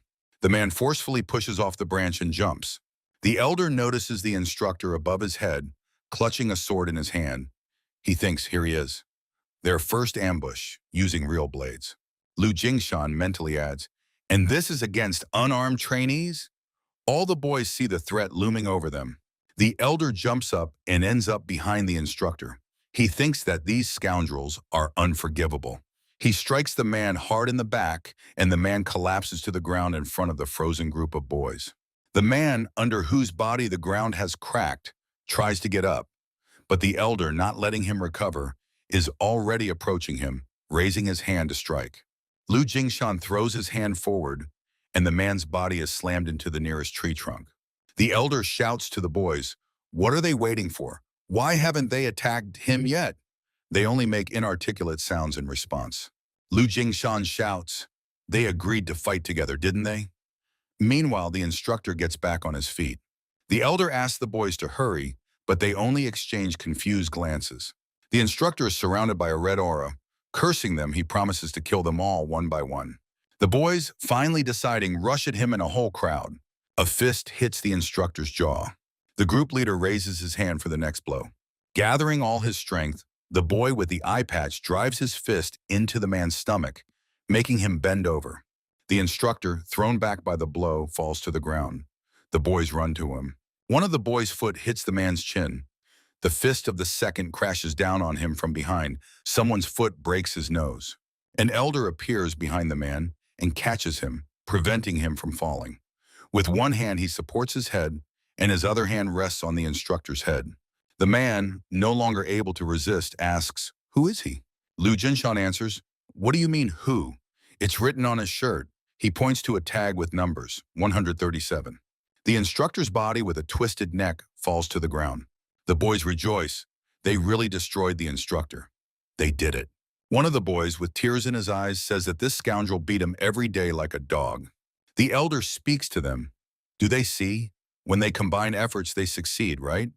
Raising their hands with clenched fists, the boys answer in unison, yes. Lu Jingshan suggests moving forward. He runs ahead of the group through the forest again. Rushing forward swiftly, he shouts for everyone to follow him. They will get out of here alive, no matter what. Suddenly, a flash appears from behind one of the trees. A long rope shoots toward the elder, and he jumps aside. Lu Jingshan grabs the rope with his hand and wraps it around his wrist.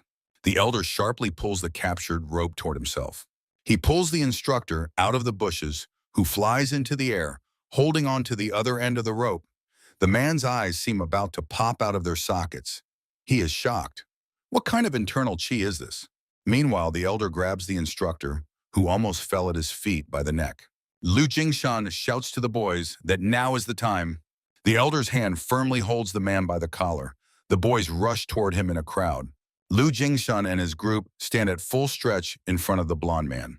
A man with a neat beard says, "Let them explain. How did they, the brats, manage to kill 5 instructors?" Looking at him, Lu Jingshan mentally asks, "Is this the head of the training center?"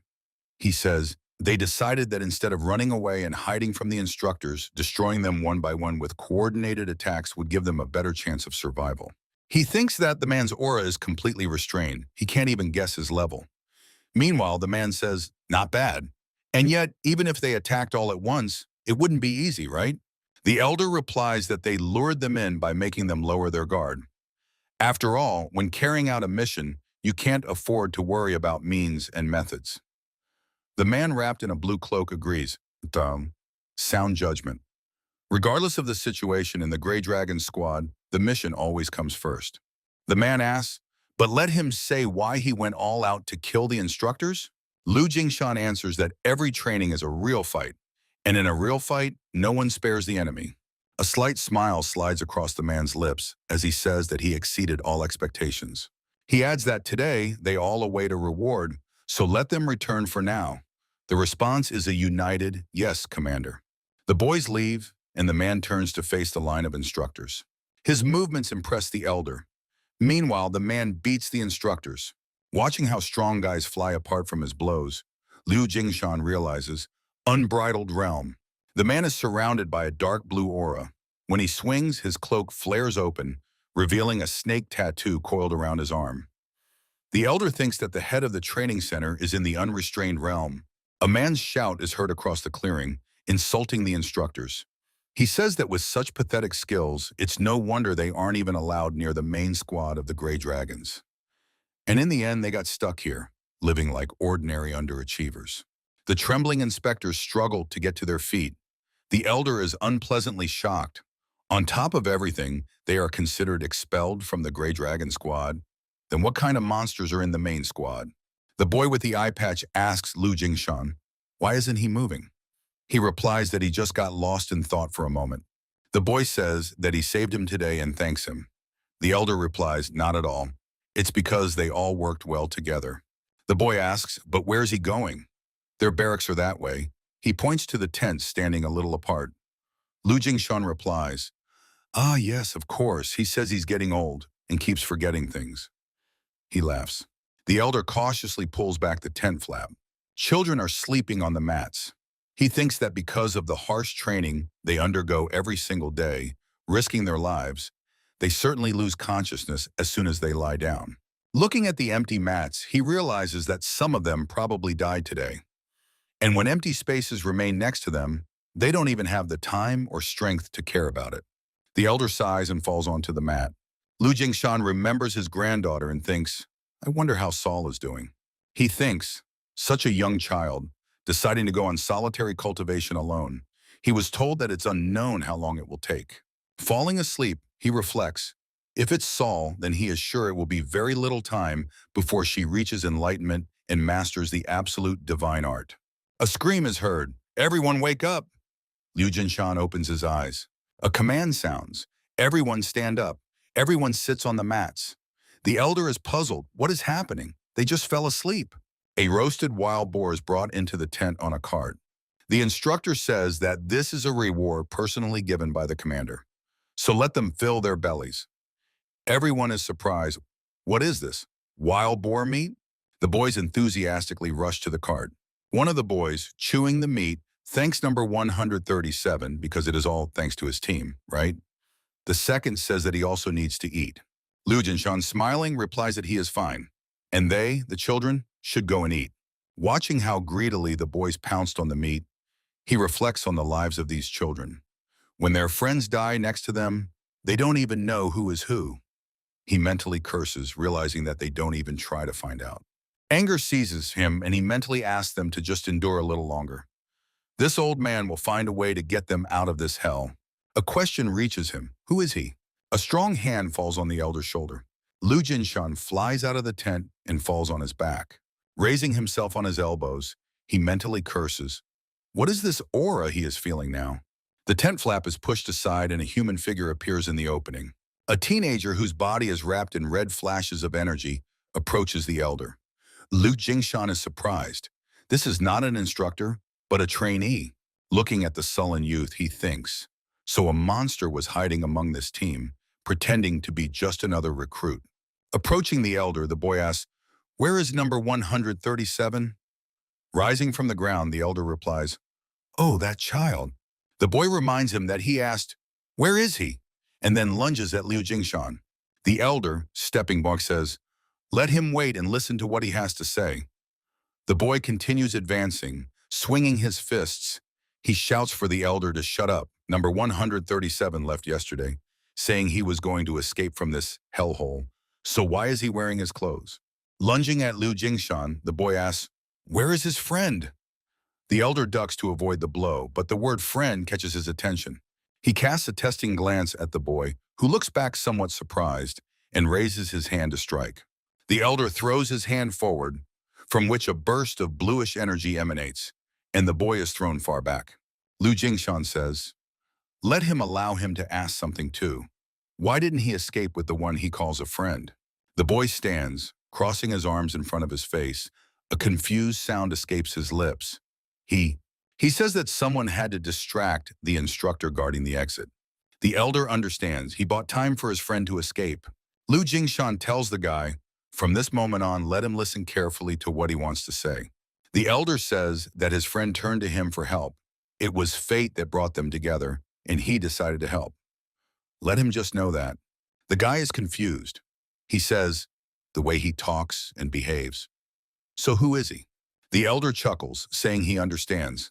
He releases his energy, which flows around him, and says, a kid like him, maybe he will recognize him. Behind the child, in streams of bluish energy, the figure of the adult Liu Jingshan grows. The elder says, so what kind of person is he? On trembling legs, the guy approaches the elder. He says, could it be that he is the one about whom so many rumors circulate? Coming close, he asks, rejuvenation? And Liu Jingshan nods in response. The guy asks hopefully, then his friend was safely rescued. The elder turns away. Recalling the fresh burial mound, Liu Jingshan answers, yes, he got out perfectly, so there is nothing to worry about. Tears appear in the guy's eyes. He says, thank God. Really, thank God.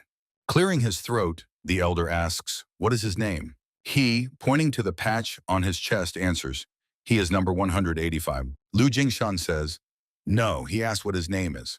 The guy replies that they receive a name only after they become members of the Gray Dragon Squad. The elder clenches his teeth angrily. He thinks that the guy was kidnapped when he was so small that he didn't even remember his name. He asks, what kind of perverse rule is this? He says that from now on he will call the guy Qingfeng.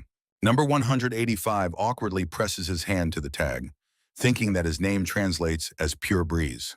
Qingfeng asks, then how should he call him? The elder answers, Grandpa.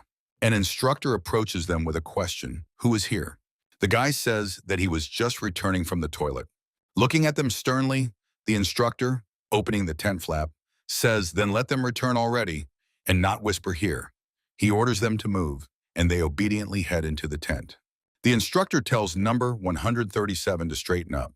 The elder, casting an angry glance at him, thinks that the instructors are probably now grinding their teeth in anger at him for killing one of them. He even received a reward from the head of this prison for having finished off one of them. Both he and Qingfeng understand that from tomorrow the training will become even more intense. The instructor, hiding behind the canopy, throws an angry glance over his shoulder at him.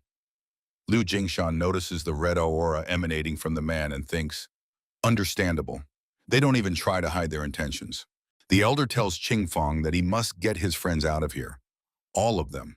The boy asks confusedly, how is he supposed to do that? Liu Jingshan replies, starting tomorrow, let him stay close to this old man and not leave his side. The elder heads to his sleeping place. A red aura envelops him as he thinks that, first of all, he is going to break the necks of these instructors. One by one, quietly. The next day, on a round plateau on the ground, children are sitting. 4 instructors stand before them. The sun is just rising over the mountains. The elder and Qingfeng, like everyone else, sit in the lotus position, fingers interlaced and eyes closed. Using thought speech, Liu Jingshan asks, only 100 people can become members of the Gray Dragon Squad? The answer is yes, grandfather. The boy says that the squad is recruiting another 50 people, and he heard that if you get into this group, you can become a reserve member. The elder clarifies, a reserve? King Feng says, yes, these instructors, like the ones here, are stationed throughout the Central Plain to recruit and train people like them. Liu Jingshan barely restrains his anger. Recruiting? What nonsense is that? They don't recruit. They kidnap children and force them to come to this hole. He mentally adds, just like those scoundrels who tried to kidnap Saul. The elder thinks, in any case, the guy wants to say that if they are not among these 150, they will not survive. Looking at the kids immersed in meditation, he thinks, in other words, 70% of the local children are doomed to death. The elder recalls his group and comes to the conclusion, judging by how some of them already know how to move, they have a chance even against these cursed instructors if they can cast aside their fear and fight as a united whole. Liu Jingshan thinks he will have to start waking them up, pushing them little by little. He remembers the head of the training center and realizes that this scoundrel controls time. Even if they all unite against him, he is not someone they can handle. The elder again addresses Qingfeng. How did he manage to persuade his friend to escape? How did they get rid of the head of the center? The guy answers that it is impossible to get rid of him. He adds that sometimes they are simply not around. Of course, the head always returns the next day, but still, Liu Jingshan asks, how do they know when the head will leave? The answer is that on such days, all instructors leave the training grounds. The elder, opening one eye slightly, studies the situation. The guy says that on such days there is no real training, just circulation practice, like today. Liu Jingshan says, he means that today is one of those days when this overseer will leave? Qingfeng replies, possibly, he thinks yes.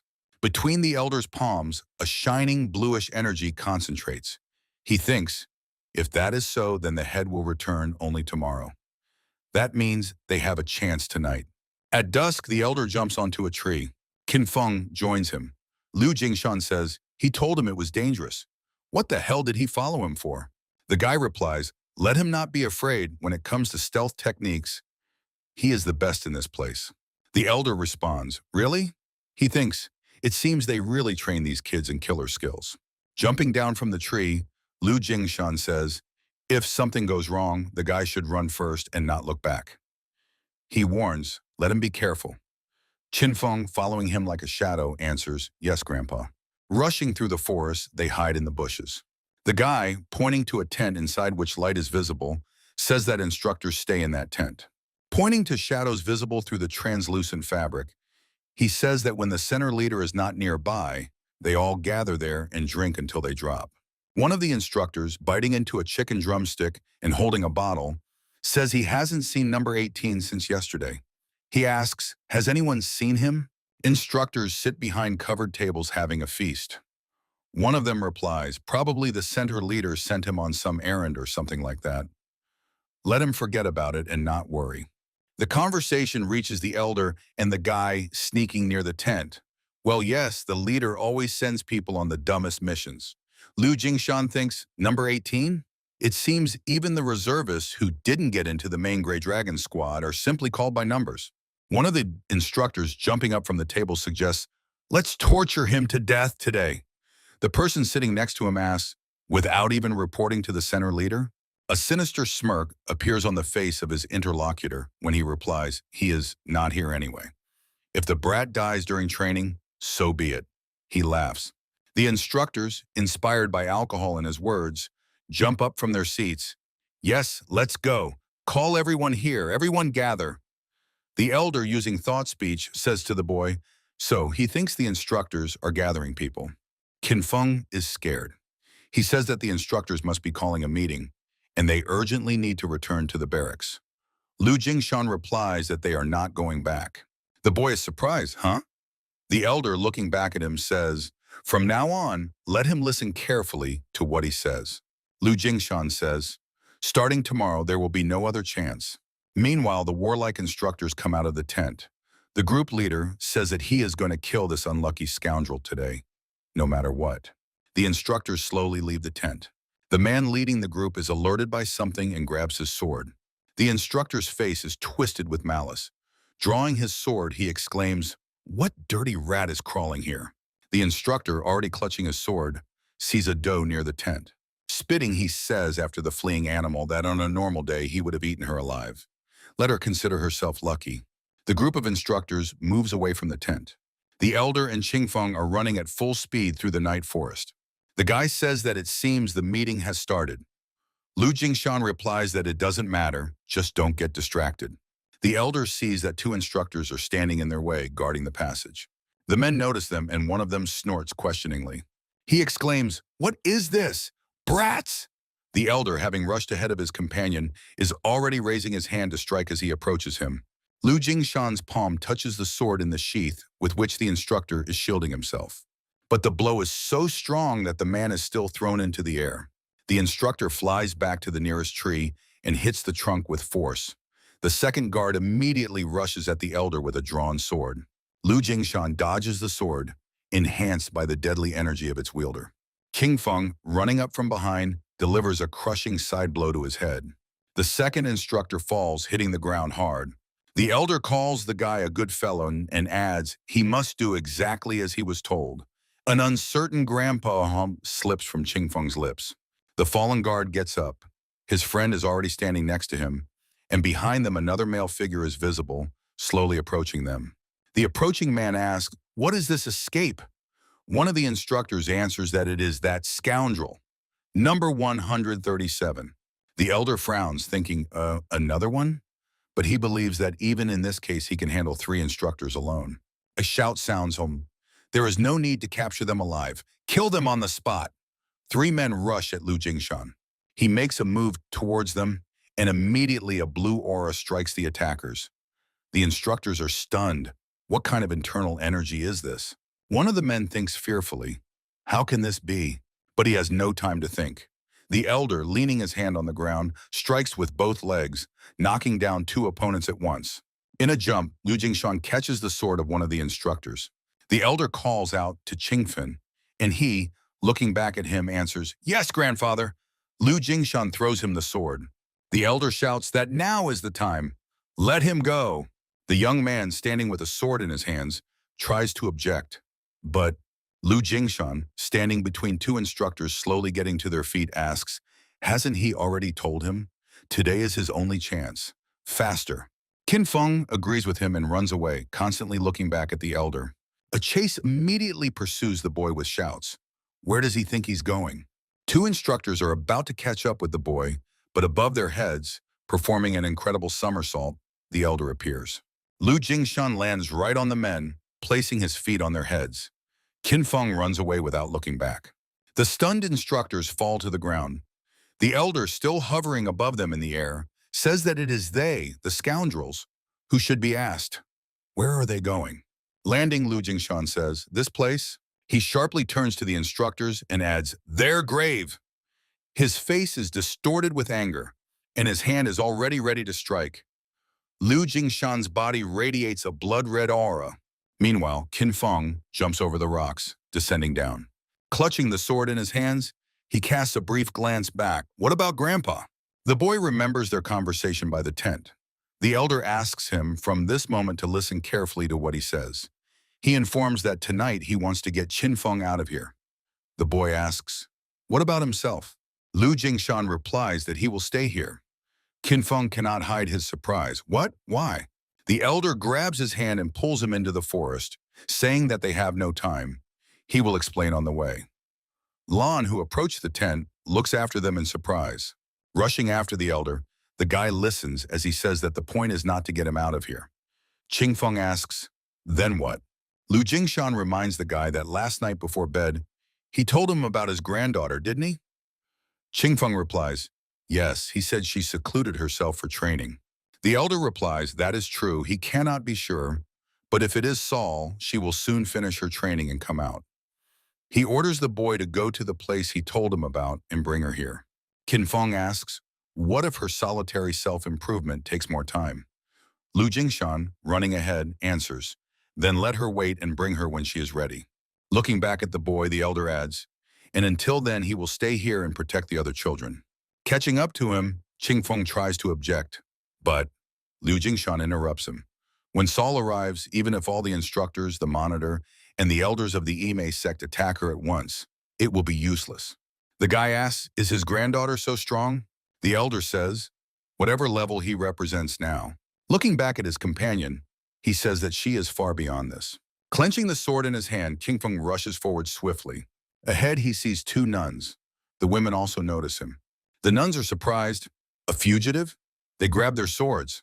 Qingfeng's hand grips the sword hilt tighter. He says, just a little more. The boy strikes the first guard standing in his way and immediately rushes to the second. Their swords meet. Jumping, Qingfeng delivers a crushing blow to her face with his forehead. He mentally asks the elder to wait a little longer. Blood spurts from the broken nose of the nun. She falls to the ground and the boy rushes forward. Qingfeng's forehead is stained with blood. Determination is written on his face, and his body is surrounded by a bloody red aura. Mentally addressing Liu Jingshan, he swears that he will return with his granddaughter. Earlier, when they were running through the forest together, the boy asked the elder, why doesn't he go with him? Liu Jingshan replied with a question, will everything be over if they run away, just the two of them? The elder, casting a glance at him, says that someone must stay to protect these poor children. He asks the boy not to worry, promising that he will guard this place until he returns with Saul. Qingfeng, recalling their conversation, continues running through the forest. The elder stands in a clearing. Nearby on the ground in pools of blood lie the bodies of 3 instructors. Liu Jingshan thinks. At the moment, he must do everything in his power. Children stand in columns on the plateau. 6 instructors stand before them. High above the mountains, the moon disk is visible. Behind the instructor, an elder appears and asks for forgiveness. The man, glancing at him, asks, where was he? Liu Jingshan answers that he had a stomachache and went to the toilet. A slap on the cheek almost knocks the elder off his feet. The instructor, still holding up the hand with which he just slapped, asks, does he, the bastard, still dare to joke? Slapping, the instructor says, if he heard the call to the meeting, he should have quickly come out, even from the toilet. The man is beside himself with anger. His teeth are bared in a snarl, and a red aura blazes behind his back. Continuing to beat the elder, the man says that today he, number 137, will die. He asks, oh boy, man, does the little brat hear him? The instructor tells Liu Jingshan, holding his burning cheek, to go and prepare. Mentally insulting him, the elder thinks, so this is what this scoundrel wants to do, huh? The instructor announces to the children that from this moment they begin training in the formation of the crouching dragon. Throwing forward a hand with a wooden sword, the same as those armed to the other instructors, the man orders the children to form teams and defend with all their might. Standing in a column behind the boy with the eye patch, Liu Jingshan thinks, out of nowhere, training in the middle of the night, apparently they intend to openly defeat them, right? The boy with the eye patch raises his hand and tells the instructor that they have not yet studied the crouching dragon formation. A man, approaching him, says, good thought, number 487, that's why now. Kicking the boy in the chest, the instructor says that now he will teach him.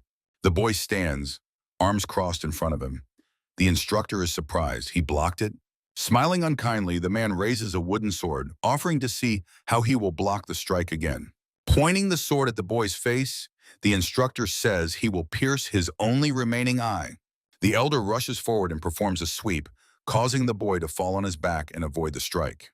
Liu Jingshan exclaims, how dare he? He looks extremely warlike and his fist is raised for a strike. The elder's fist hits the boy's cheekbone. Liu Jingshan shouts, how dare he question the orders of their great instructor?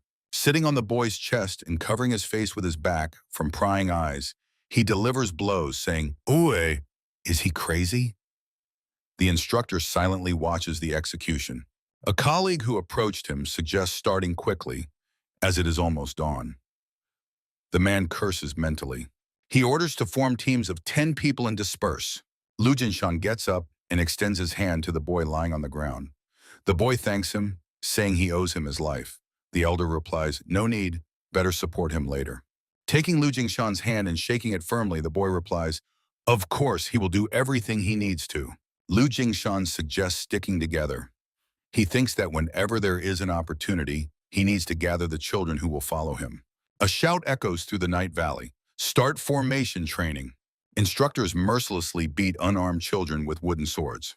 The elder covers his bruised head with his hands, thinking, as expected. They start beating them without properly teaching the formation. A shout reaches Lu Jingshan, number 137. Standing on all fours and looking back, the elder sees a bloodied wooden sword. The instructor holding it, blazing with a deadly aura, says that death during training is a common occurrence here. He shouts, "Die!" The instructor's sword crashes down on Lu Jingshan. A cry is heard. "We have a problem!" The elder jumps forward, avoiding the blow. One of the instructors shouts that they all need to gather quickly. The men ask discontentedly, "What is happening?" The instructor reports that guards number 14, 15, and 16 were found dead in the forest. The instructors indignantly say, "What? Who escaped this time? What kind of scoundrel did this?" The instructors understand that they must deal with this before the center leader returns. They rush off. A man who intended to deal with the elder throws over his shoulder. Let him think he got lucky. The beaten children continue to sit on the ground. Watching the instructors leave, Lu Jingshan thinks, if this is Qingfeng, then he has already escaped from this mountain. The next day, the sun generously illuminates the rocks. As expected, Qingfeng was not captured and successfully escaped from Mount Ame. 6 elders of the Ime sect, half a dozen elderly women, joined them as instructors at the training ground. Although they were elders of the Orthodox sect, their cruelty was on par with that of the other instructors. Among these 6, one elder stands out. Her height is half that of the others. The elder nun shouts so loudly that the veins bulge on her face. Those who cannot climb the rocks within 15 minutes should prepare themselves. The elders were so fierce that even the instructors had to watch their every move. Lu Jingshan, standing in line next to a boy with a huge bruise under his eye, thinks, each of them carries heavy stones on their back. He understands that the local children know how to climb, but the problem is that many of them were injured as a result of a nighttime beating disguised as training. Lu Jingshan raises his hand and asks, is there any way to lighten the load for his injured colleagues? The elder nun asks, what? She asks, how can someone with such a mindset become a member of the Grey Dragon squad protecting Miriam? If he feels so sorry for them, why doesn't he take them with him? Lu Jingshan replies that he understands and turns his back to her. The nun asks, where did this brat come from? Lu Jingshan addresses one of the injured boys, saying that his arm is badly damaged and offers to carry his stone. The elders look at him angrily. His voice reaches them. Lu Jingshan offers the boy with the injured leg to give him the stone. He takes several more stones from the wounded children. 5 large stones are tied to Lu Jingshan's back. The children from whom he took them ask, how does he intend to carry everything alone? Will he be okay? They ask him not to overexert himself. Looking back at them, the elder, calling them children, replies that he is fine. Lu Jingshan stands before a tall, sheer cliff that they have to climb. He takes off upwards with such speed that it is impossible to follow his movements. The elder nun opens her mouth in surprise. Lu Jingshan quickly climbs the sheer cliff. The children are delighted by his agility and sincerely rejoice for him. The instructors look sullen, especially the one who intended to deal with number 137. The men are mentally insulted by Lu Jingshan. The elderly nuns look surprised. They think this cannot be.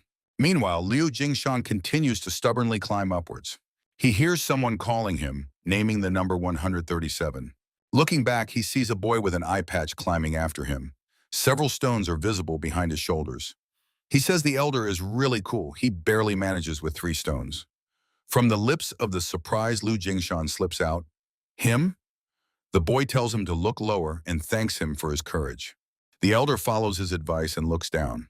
He sees children climbing after them. Some have tears in their eyes. Lu Jingshan sees that all the healthy children are taking turns carrying the stones of their friends. Their voices reach him. Someone offers to carry a stone. Someone assures that he is fine and suggests climbing together. Words of gratitude are heard. The elder thinks, if they all unite, they will definitely overcome the trials and get out of this hell. Children climb the high cliff. The first of them are already reaching the summit. Light footsteps are heard.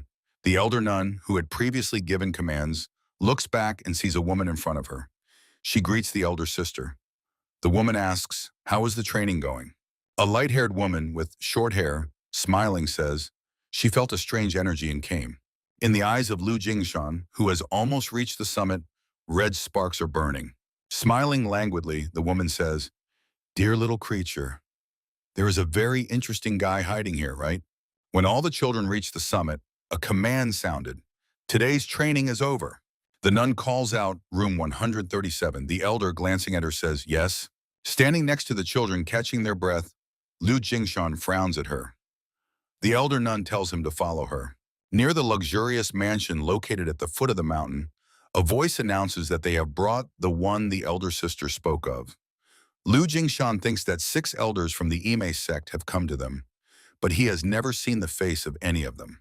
The elder of the Ime sect stands at attention in front of the door. Liu Jingshan is behind her. A voice from behind the door orders to let him in. He thinks that this old nun who brought him here must be the second among them. The door is open and he bows respectfully, thinking, if she is the elder sister, then she has the highest rank. On a cozy bed with curtains, he sees a fairly young woman. She, leaning on a pillow and stretching out her long legs exposed by the slit of her dress, looks intently at him. Lu Jingshan, looking at the elder of the Ime sect, the Honorable Du Hai, thinks that this is the very corrupt nun who fell in love with the center's leader. He thinks that if she is the elder, then she must be quite old. Du, he says he looks cute and orders him to come closer. The elder obeys her order. Approaching the bed, he thinks, how strong must her martial arts be to maintain such a youthful appearance?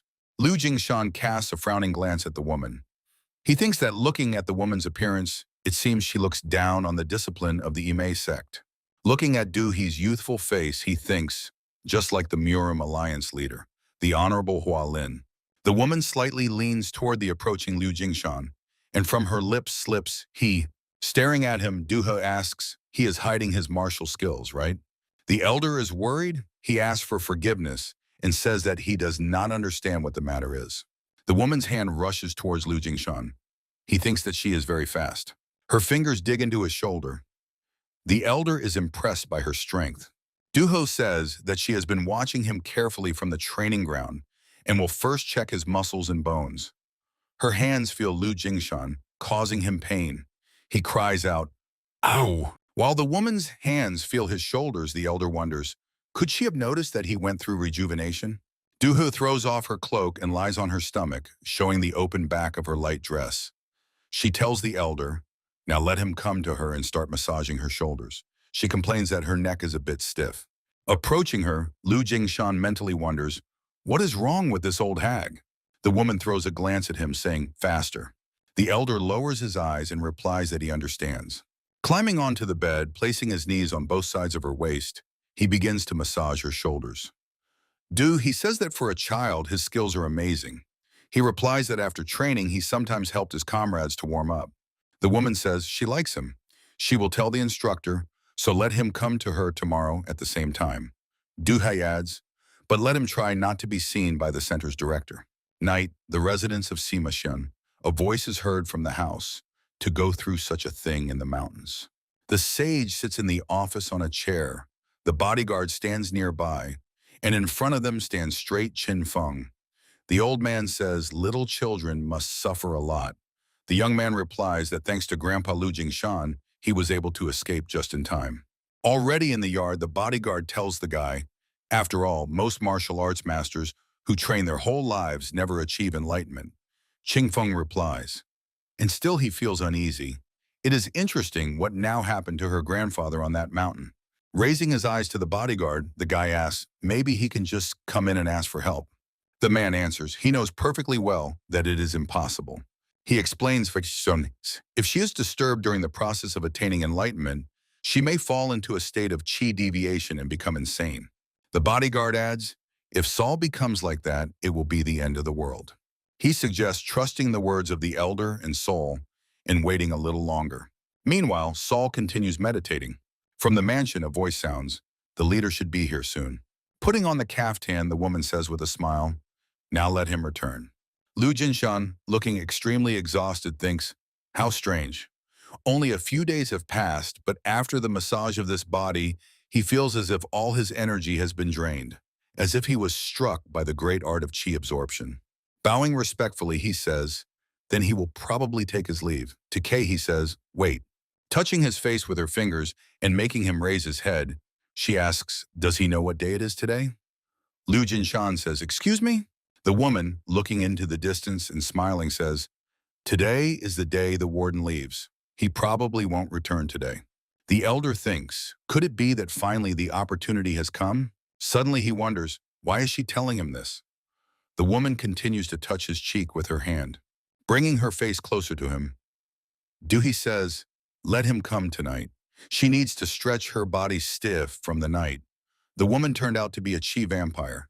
She devours the chi of others to live forever. Leaving the mansion, Liu Jinshan thinks that everything will not go as smoothly as this disgusting old hag wants. Standing beside the stairs, the instructor calls out to him, naming number 137. The man, who had already tried to deal with him, says not to relax just because the Honorable Du, he treats him well. If he gets a chance, he will definitely beat him to death. The elder replies, in that case, let him not worry. Such an opportunity will soon present itself. The man's face twists with rage and from his lips slips, what? The instructor says, what is he saying? Has this freak completely lost his mind? Moving away, the elder says, then he is looking forward to it. Walking away from the mansion, over which a red aura blazes, Liu Jinshan thinks that out of the remaining 300 children, only about 150 will survive. Half of them will die. The elder's eyebrows knit together at the bridge of his nose. Finally, the leader is away today. He must make sure to evacuate all the children from here. Night has fallen. A voice is heard from the Duhee mansion. She has waited for this for so long. Let her hurry and come over to start massaging from the shoulders. The woman sits on the edge of the bed, and Liu Jinshan, standing behind, massages her shoulders. Closing her eyes, Duhee says, this is so pleasant. The elder, continuing to knead her shoulders, thinks that today he must completely relax her body and mind, no matter what. He asks her to lie face down and just close her eyes. Duhee, leaning on her elbows, lies on her stomach. She says, then let him start massaging from the waist. Liu Jinshan, pressing his knees against the bed on both sides of the woman's waist, mentally calls her an evil old hag. She played him so well all this time. His hands, enveloped in a light blue glow, glide over her back. Duhee utters, this is a pleasant feeling. She says, today she feels as if she is ascending to heaven. Liu Jinshan thinks that he is looking forward to this. His hand slides behind her back, where a knife is secured at his belt. Drawing out the knife, he thinks that today he will really send her to heaven. No, to hell. Several large tents stand in the night clearing. The elder, whose face expresses determination, says that finally the time has come. He asks, is everyone here, right? In the darkness reigning in the tent near Liu Jinshan, 9 boys are squatting, among whom is a child with an eye patch. One of the boys says, calling the elder number 137, that the leader has left, as he said. Liu Jinshan thinks about how all this time he has been recruiting these brave kids who are excellent in martial arts. These children formed their own teams with other children under their command. Not all 300 kids are involved in this, but they have enough strength to resist the instructors. The elder says that this crazy nun just called him, so he must go. Heading to the exit of the tent, he adds, let them start in about 1 meal. In response, he hears, okay. First, they will capture the armory as planned. Near the small building where the weapons are stored, 2 lamps are burning and a guard is dozing. Looking at the boys, the elder smiles. Not a single kid is scared. He tells them that they are all strong enough. He suggests they remain brave until the end. The boy with the bandaged eye raises his fist, exclaiming, yes! The other boys silently support him. The elder massages Duhee. The woman says, how refreshing. Drawing a knife from behind his belt, Liu Jinshan thinks, he did not expect to be this nervous. He tries to act as carefully as possible. His body is enveloped in a red aura and streams of blue energy flow from his eyes. Clenching the knife in his hand, the elder decides to finish Duhee with 1 strike. A woman's voice sounds, number 137. Liu Jinshan's hand trembles. Opening her eyes, the woman glances at him and asks, what are you doing now?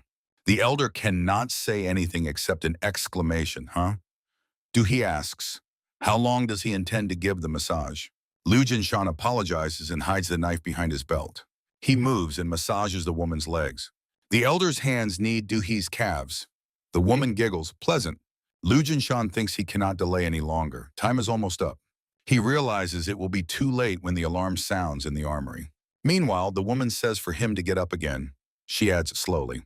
The elder, looking at her with hatred, replies, fine, he thinks, now is the time.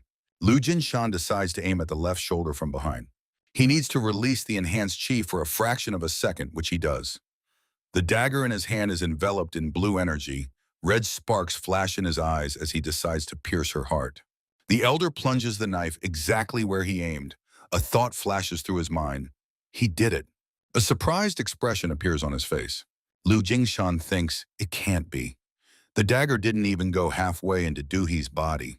With one leap, he jumps across the entire hall, thinking, is it because this body belongs to someone from the unrestrained kingdom? A woman enveloped in a deadly aura rises onto the bed. In a voice that foretells nothing good, she says, Number 137, scoundrel. Looking at the towering, formidable figure, he asks for forgiveness, saying that the leader forced him.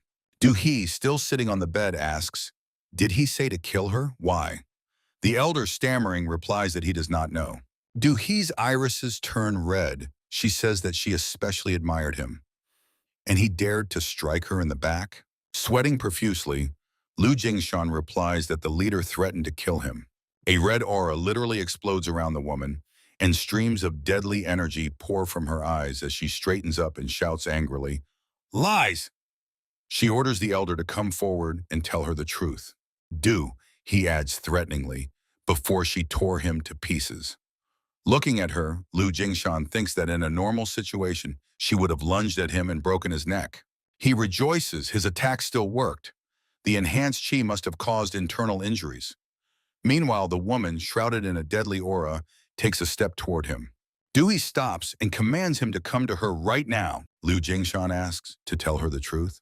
A woman whose face veins bulge looks at him questioningly. The elder shouts, it's because she makes him commit such insane acts. The leader is cheating on her. Duhee rushes at Lu Jinshan, shouting, what did he just say? The elder throws his hand forward, and their palms meet. Lu Jinshan, breaking the doors with his body, flies out of the mansion and falls at the foot of the stairs. Raising himself on his elbows, he thinks, it's said for a reason that a wounded tiger becomes even fiercer. Blazing with a red aura, the woman follows him out. He realizes that even wounded, she is a master of a completely different level than him. Duhee, drilling him with his gaze, says, let him say that again. The veins on the woman's face and body bulged even more. Running away, Lu Jinshan shouts, he said she is a crazy old witch pervert. He thinks that he is not obliged to win. Looking after him, the woman showers him with insults and promises that she will kill him. Lu Jinshan, glancing back while running, sees Duhee rushing after him. He hopes she cannot move faster because of internal organ damage. He decides he can get away from her. Clenching swords in their hands, the instructors stand opposite the armed children. There are many swords lying in the boxes. A voice sounds, are they raiding the armory? Have they all gone mad? A call to kill the traitors is heard. A battle begins. The boy with the eye patch shouts to the guys to take swords and help. The trembling boys respond between. But how will they fight the instructors? If they do nothing, those will spare them. The instructor, waving a sword, shouts that those who dared to rebel face only death. None of them will get out of here. 4 elders of the Ime sect appear. A dwarf sits on the shoulders of the largest nun with a staff thrown over her shoulder. She shouts, how dare they be traitors? The instructor, holding the boy by the chest with one hand and gripping the sword hilt with the other, exclaims, the elders of the Ime sect are here. They are all dead men. The boy with the eye patch turns to the huddled guys, asking them to help. He says that together they can all get out of here. The dwarf, shaking the staff topped with rings, shouts that it is all pointless. The tall nun, on whose neck she sits, says she will order their heads to be hung in the training yard. A shout is heard, they are fools, and everyone freezes with open mouths. A blow knocks the stout nun down along with the dwarf sitting on her shoulders. The elder stands at the head of the fighting boys. He shouts, are they going to just watch while their friends suffer? Lu Jinshan looks back and asks the boys to forgive him for being late. The trembling boys look shocked. Someone says, number 137. They remember how he stopped them when they entered the forest during the trial. Everyone knows that it is hard to survive in this hellish place. But they remember that he always put them first, like in that trial with the stones. And even in this most severe crisis, he fights so bravely. Yet fear and doubt prevent them from moving. The elder shouts to them that if they do not take up swords now, they will remain slaves forever. Waving a sword empowered by his own energy, Lu Jingshan calls on them to be brave, take up swords, and fight alongside him. The instructor, panting with anger, rushes at him, followed by one of the elders, calling him an arrogant scoundrel. Together they rush toward the elder, threatening to kill him. One of the boys shouts that he will fight, and the others join him. Us too, a call to unite efforts sounds. The nun and the instructor, clearly unpleasantly surprised, freeze. Behind the elder, boys armed with swords appear, and it is visible how many more boys rush toward them through the air. Raising the sword before him, Lu Jingshan declares, "The time has come to crush the gates of hell." Throwing himself into the attack, the elder shouts, "Forward!" He thinks he could never manage alone, but he has children behind him, and the enemy's morale has faltered. He decides that first he must completely wipe out the nuns and instructors. The instructor, who threatened to kill Lu Jingshan, swings his sword, shouting, "How dare number 137!" The man channels deadly energy into his weapon, and each sword swing leaves a red energy trail behind. The elder appears behind him. He asks, does he remember how he said he would have a chance to crush his throat? The instructor sharply turns back, insulting him. Lu Jingshan adds that he didn't even suspect. The elder's palm touches the instructor's ear. A sharp movement is heard along with the crunch of breaking spines. Bending over the man, Lu Jingshan finishes the started phrase. He didn't even suspect that he meant his neck. Watching the man's eyes roll back, the elder says, "Farewell." The man's body with a twisted neck falls to the ground. Meanwhile, the boys fight the instructors. A shout is heard, "Let's repay all the debts accumulated by this time." The nuns turn around and hurry to leave, shouting that they are retreating. The instructors decide to follow their example. A shout sounds, "Catch them! This is revenge for fallen comrades." The elder stops them, saying that they just need to escape. There is no need to pursue them. A female figure holding a sword approaches them from the forest. Everyone recognizes Lady Do-hee. The woman frowns menacingly and radiates a deadly aura. The elder is shocked. Her internal injuries are healing? How? He realizes the divine pill of the radiant Buddha, the sacred treasure of the Ime sect, known for its healing power. Lu Jingshan understands.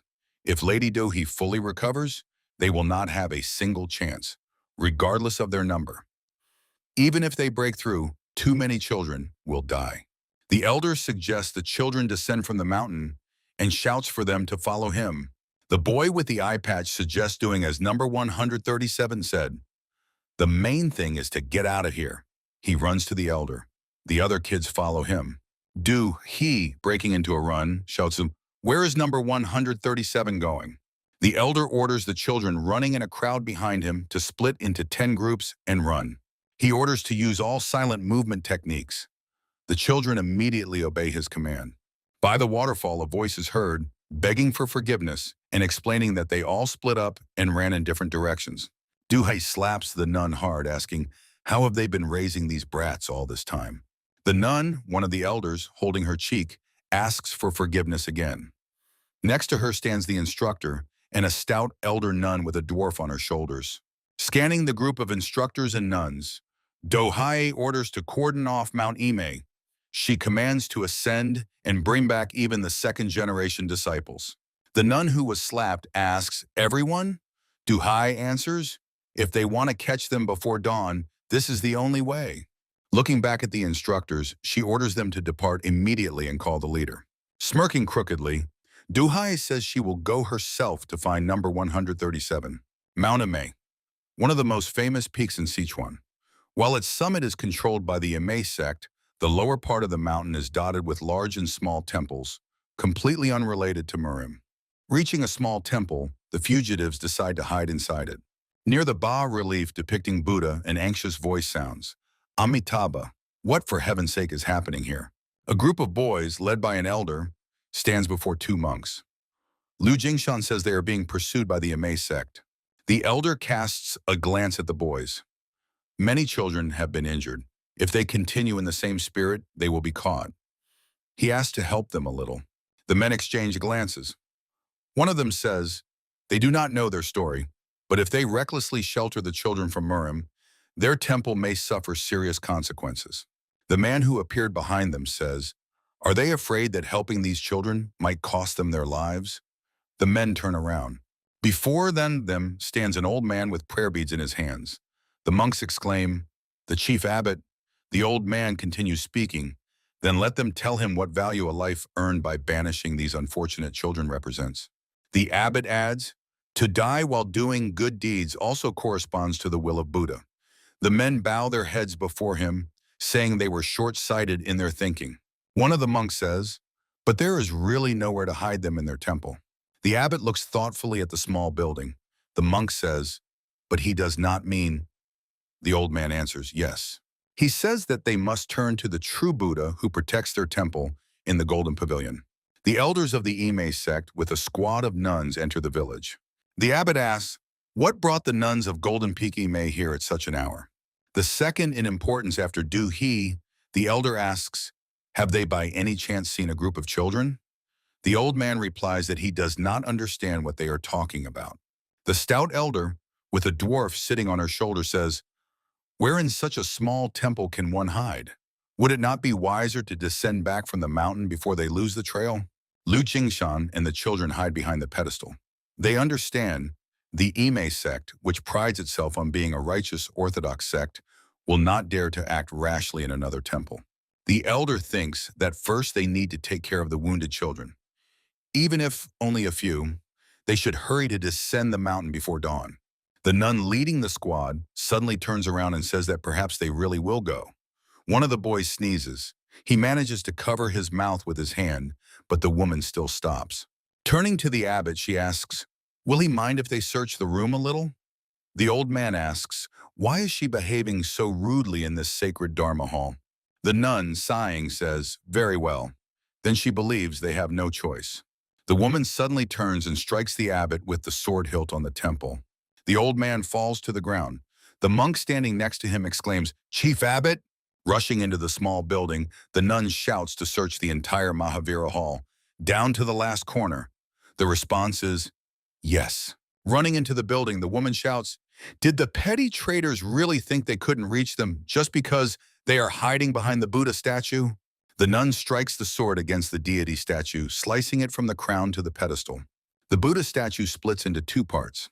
The woman looks surprised, seeing a hole in the floor behind the statue. She asks, what is this? Meanwhile, a group of boys led by the elder rushes down the slope of the mountain. Earlier, the abbot told them that several months ago, a group of people tried to steal a statue of Buddha from the Ime mountain area. They were caught, but the tunnel they dug under the Mahavira Hall was sealed only temporarily. He decided that with their skills, they should be able to break through it. The old man said, if they are in danger of being discovered, then let them run through this tunnel. Running, Liu Jinshan mentally asked the abbot for forgiveness for all the trouble they have caused. Looking back, he asked the boys, are they okay? The answer is yes, they can still run, so let them not worry. The boy with the eye patch carries a weakened comrade on his back. He suggests quickly finding, but he does not finish speaking.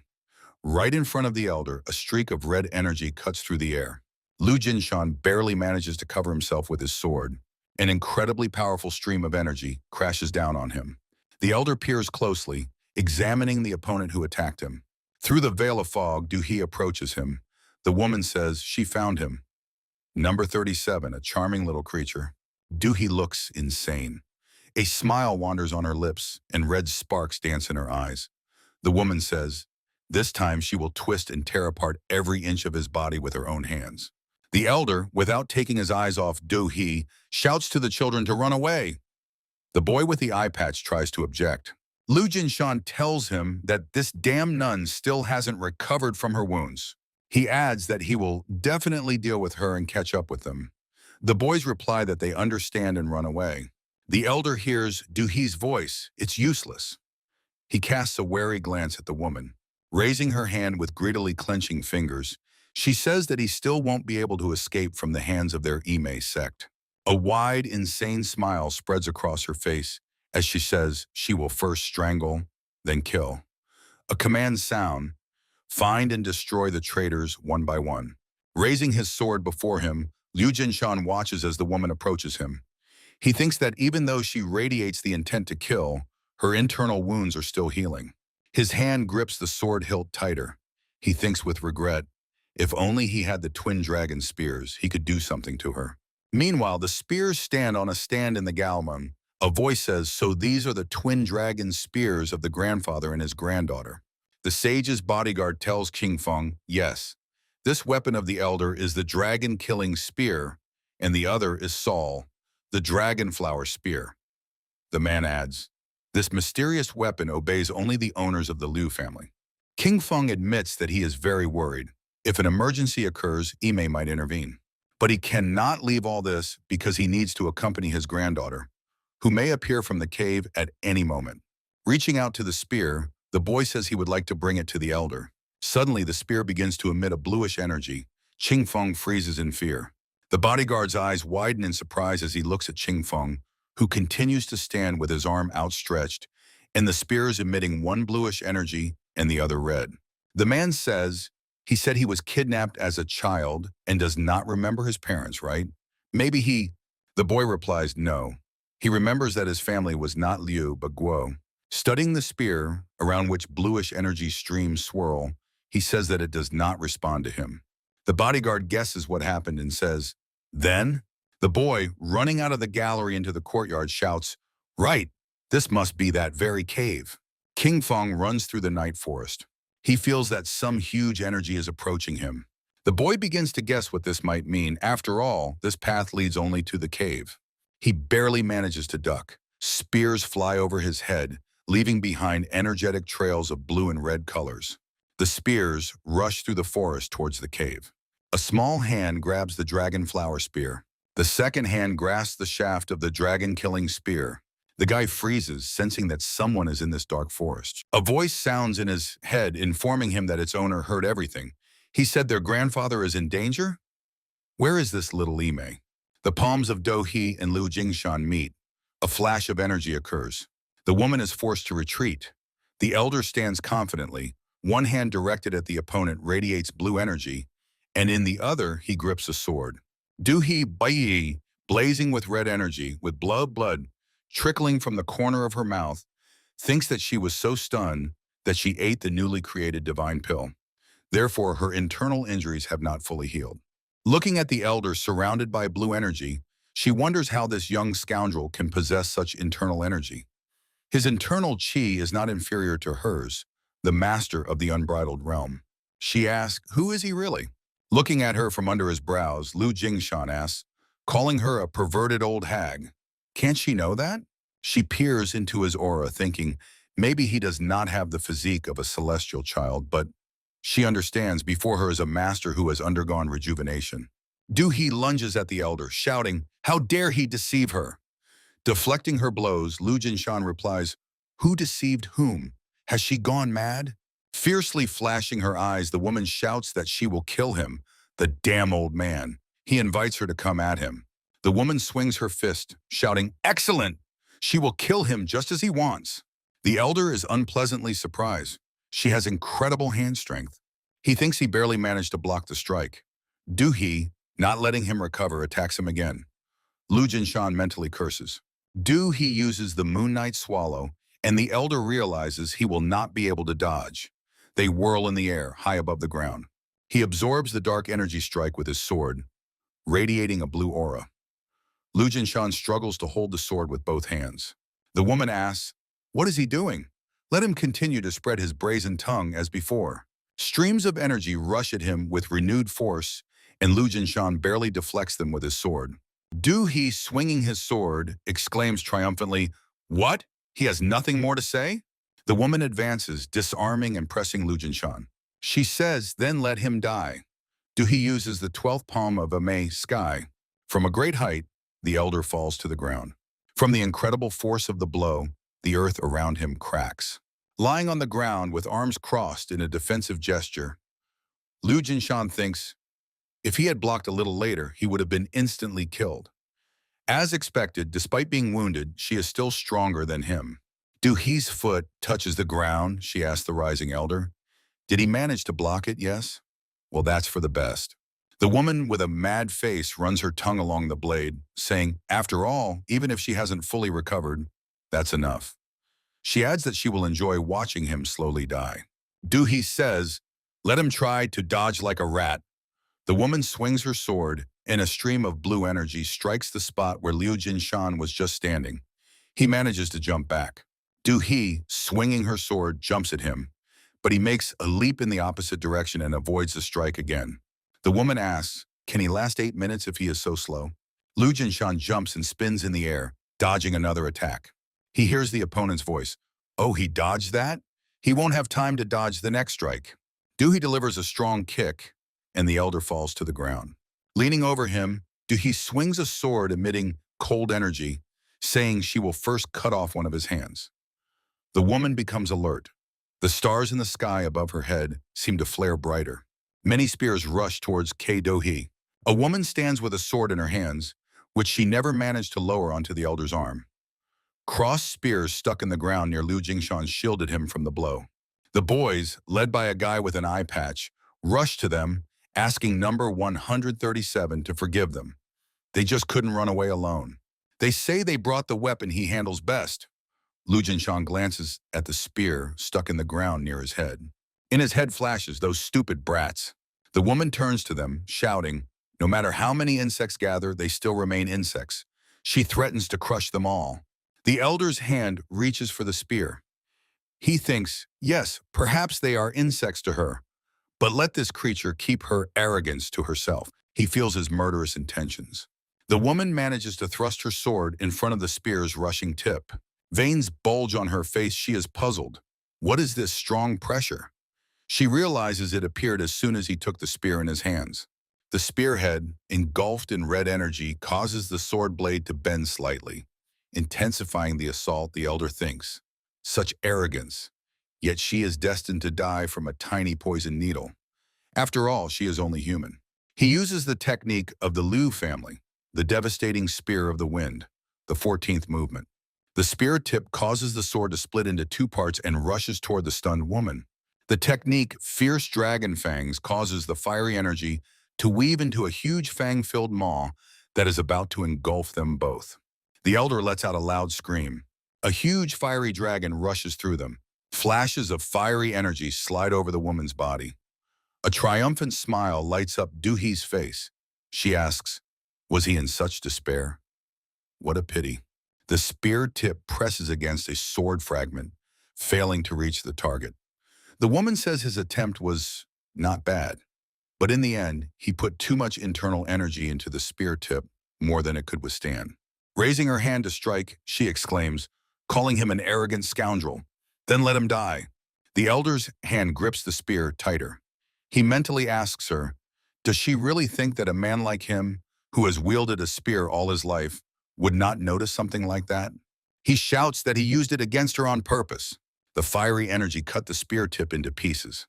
Numerous shards fly at the woman. One of them cuts the skin on her face.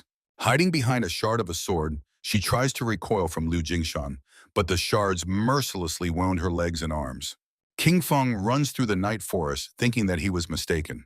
The boy laments that he used all his strength and applied the skill of lightness, but still could not catch up with her. He believes that everything should be fine. Didn't he tell her the exact place, right? Qing Feng recalls how a question sounded in his head. Where is grandfather now? He is still thrilled that he saw such mastery of lightness with his own eyes. The boy only noticed a fiery trail of residual energy rushing above him like a comet. He thinks that at such speed, even Mount Imei would be just 2 steps away. Rushing as fast as he can, Qing Feng mentally asks Saul to hurry and grandfather to endure a little longer. Meanwhile, the elder grips the spear shaft, the tip of which, split into parts, slices the body of his opponent. The woman, holding the shard of the sword in one hand in front of her, covers her eyes with the other. Du He jumps back, increasing the distance between them. She showers Liu Jingshan with insults. The elder orders the boys to run away immediately, and they unquestioningly obey his command. The woman rushes at them, raising the shard of the sword above her head and shouting, Do they really think they can run far? With the spear shaft, Lu Jingshan knocks a spear out of her hands, telling her to shut up. The elder shouts, "Enough! They have definitely gotten rid of the pursuers." He commands, "Forward!" Lu Jingshan freezes cautiously. Watching the fleeing boys, he realizes that some all-consuming presence is heading here. Blood splashes scatter over the crowd of running children. The leader swings his sword, and several boys splattering blood are thrown to the sides. Raising the bloodied sword before him, the man says that for traitors, there is only death. The woman, pressing her hand to the wound on her shoulder, asks, "Why is he taking so long?" A crimson aura surrounds the man as he adds that this especially concerns the scoundrel who dared to raise a hand against his woman. He tells the elder that he will tear him to pieces. One of the boys attacks him in a jump, asking, does he know what it cost him to go this far? He shouts that they are leaving here. The man, hiding the sword in its sheath, grabs him by the head, covering his mouth. A purple aura emanates from the leader's hand. He uses the great art of primordial origin. The snake tattooed on his arm crawls onto the boy's head. The child drops the sword and tears well up in his eyes. The elder thinks that this resembles a demonic technique that forcibly absorbs the opponent's internal energy. He wonders, how could the leader from the orthodox martial faction know such a technique? Meanwhile, the man says that the traitor can leave this place only one way, as a corpse. He adds, if there is anyone else here, let them come out and face him face to face. The boys, raising their swords in front of them, shout that they are getting out of here. They would rather die than return to this hole. The elder shouts, "Wait!" In his head, a voice is heard, "Number 137. He looks surprised at the boy with the eye patch, who conveys to him that all those attacking now are wounded. They still won't get out of here alive. The boy orders number 137 and the others who are not yet hurt to leave here immediately. He adds that they should take number 137 away from here quickly. The boy says that those attacking now are all comrades he once saved. If not for him, they would have long died a meaningless death in this hell. He, addressing number 137, says that he must survive. The elder, carried away by the children, shouts, "No!" Veins bulge on the leader's face. The boy tells Lu Jingshan that there are still children here who could not escape from Mount Ame, so he must take them with him and get out of here alive. A flash of purple energy is seen over the forest. The leader stands in the center of the clearing, and around him lie the bodies of children he killed. The man says, "How many of them escaped during this time? How foolish. They will be caught anyway." He leans over Do-hee, who is kneeling, and extending his hand to her asks, "Is she okay?" The man helps her to stand up and hugs her by the shoulders. Do-hee asks, "Why is he so late?" In response, he asks for forgiveness. A nun rushes to them from the forest, shouting on the go, "Elder sister, there she is." She hands her an open box in which lies a pill. The nun says she brought her the divine pill of the radiant Buddha right after she was ready. Do-hee says, "Good job." Bringing the pill to her mouth, the woman thinks, "Hussies." As soon as her inner chi is fully restored, she will twist the neck of number 137 herself. The elder's fist forcefully falls to the ground. From his chest bursts either a sob or a moan. He asks the children to forgive him, saying it is his fault. The children sitting around him on the ground and ask him not to blame himself too much. They believe that the remaining boys must have wanted to thank him. Lu Jingshan cannot hold back tears. He worries that other children might have been caught too, and wonders, what should he do? One of the boys brings a finger to his lips, signaling that they need to be quiet. Near the cave where they hid, the center leader, Do-hee, and two nuns appear. The boys hear a man's voice saying that he must have trained these rats well. Just think, they managed to hide their presence so well. The leader adds that the other children must be hiding somewhere, since they could not have escaped from Mount Ame. Do-hee agrees, yes, because they have mobilized all forces to search for them. The boys hear his words. Catching all these rats is only a matter of time. The woman says that they will inspect the surroundings and join the search group when they give the signal. She suggests moving on. The elder breathes a sigh of relief, thinking that for now they have managed to avoid a crisis. But the other children, he becomes alert. Do-hee, leaving together with the nuns, asks the stopped leader, what is he doing? They need to go faster. The man, frowning, says to stop. Lu Jingshan rushes to the cave exit. The boys run after him, asking, where is he going? A shout from the elder reaches the leader. This way. Standing at the cave entrance, Lu Jinshan loudly shouts that he is here. The boys ask, what is wrong with him? Has he completely lost his mind? A mad smile lights up Duhi's face. Number 137. Laughing, she says that he has completely gone crazy from fear. Meanwhile, the elder shouts loudly, Grandfather is here! In the clearing, glowing with blue energy, stands Lu Jinshan, and opposite him stand frozen the center leader, Do He, and two nuns from among the elders. The nuns rush to Lu Jinshan, deciding that he must have gone mad. The leader orders them to stop. The nuns freeze. What? A dazzling disk shines in the sky. The nuns, feeling its pressure, wonder, is this cold chi? The energy presses on them so much that it seems as if the moon is falling. The radiant energy approaches a small rock, sinking in the greenery of the trees. The golden shining disk is so huge that it covers half the sky. It relentlessly approaches the clearing. Streams of energy rush to the ground, and a flame bursts in the golden energy ring. The elder raises his hand in front of him, defending against the force spreading around. Under the landed golden sphere, the ground cracks all over the clearing. The leader holds Duhi close and wraps her in his cloak, shielding her from the impact of the unknown force.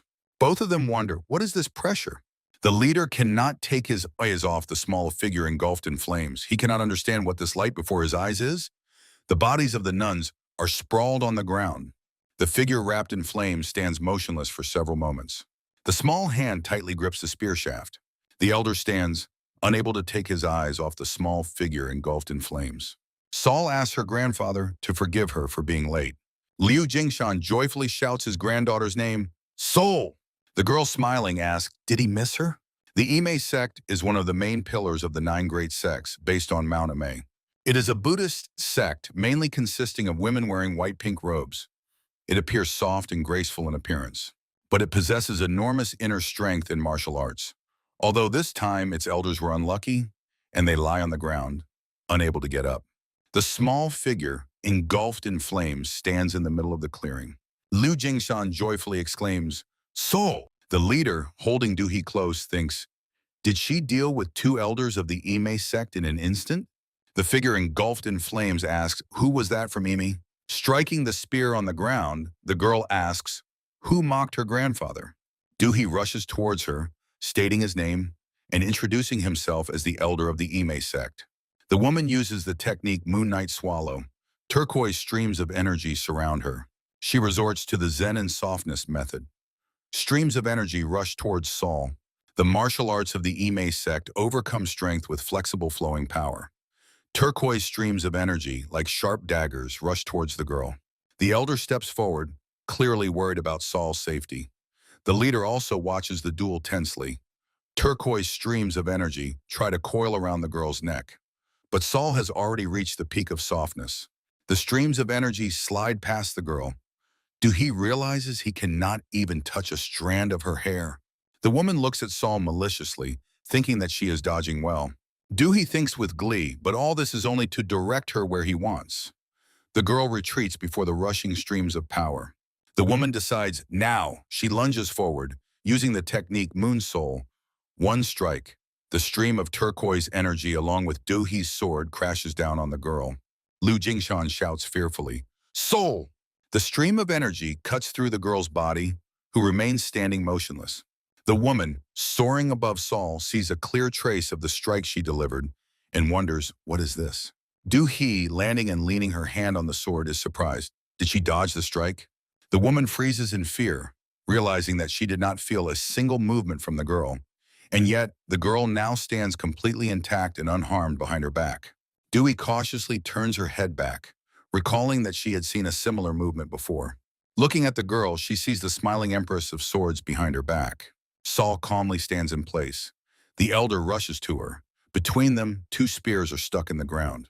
Soul, smiling, asks Grandpa to stop worrying. She adds, let him just hold her spear. The leader, watching them, thinks this is strange. He does not feel that overwhelming aura as before. Could she really suppress her chi so much? Duhi, gripping the sword in her hand, rushes at Saul again, shouting, hold her weapon? Is she kidding? The center leader rushes to the woman, shouting that they will have to act together. The elder cannot take his eyes off his granddaughter. Just think, she is going to face two masters of the unbridled kingdom with bare hands. Watching as the girl clenches her hand into a fist, blazing with a fiery aura, waiting for the attack of the rapidly approaching masters, Liu Jinshan thinks, this is truly the audacity of a god of war. Pointing the sword at Saul, he calls her an arrogant brat? The leader shouts at the woman to adjust to his rhythm. They simultaneously attack the girl from both sides in a jump. She raises her fist upward. Fiery energy flares around them in a ring. The elder is amazed. He realizes that this is the divine art of the Buddhist lion. The leader tries to resist the pressure, but the girl's strength pushes him back. The same fate befell Duhi. Liu Jinshan shouts to his granddaughter not to lose vigilance. A slight smile glides over Saul's lips as she asks her grandfather not to worry. Using mind speech, the leader orders Duhi to be on guard. They must coordinate their attack.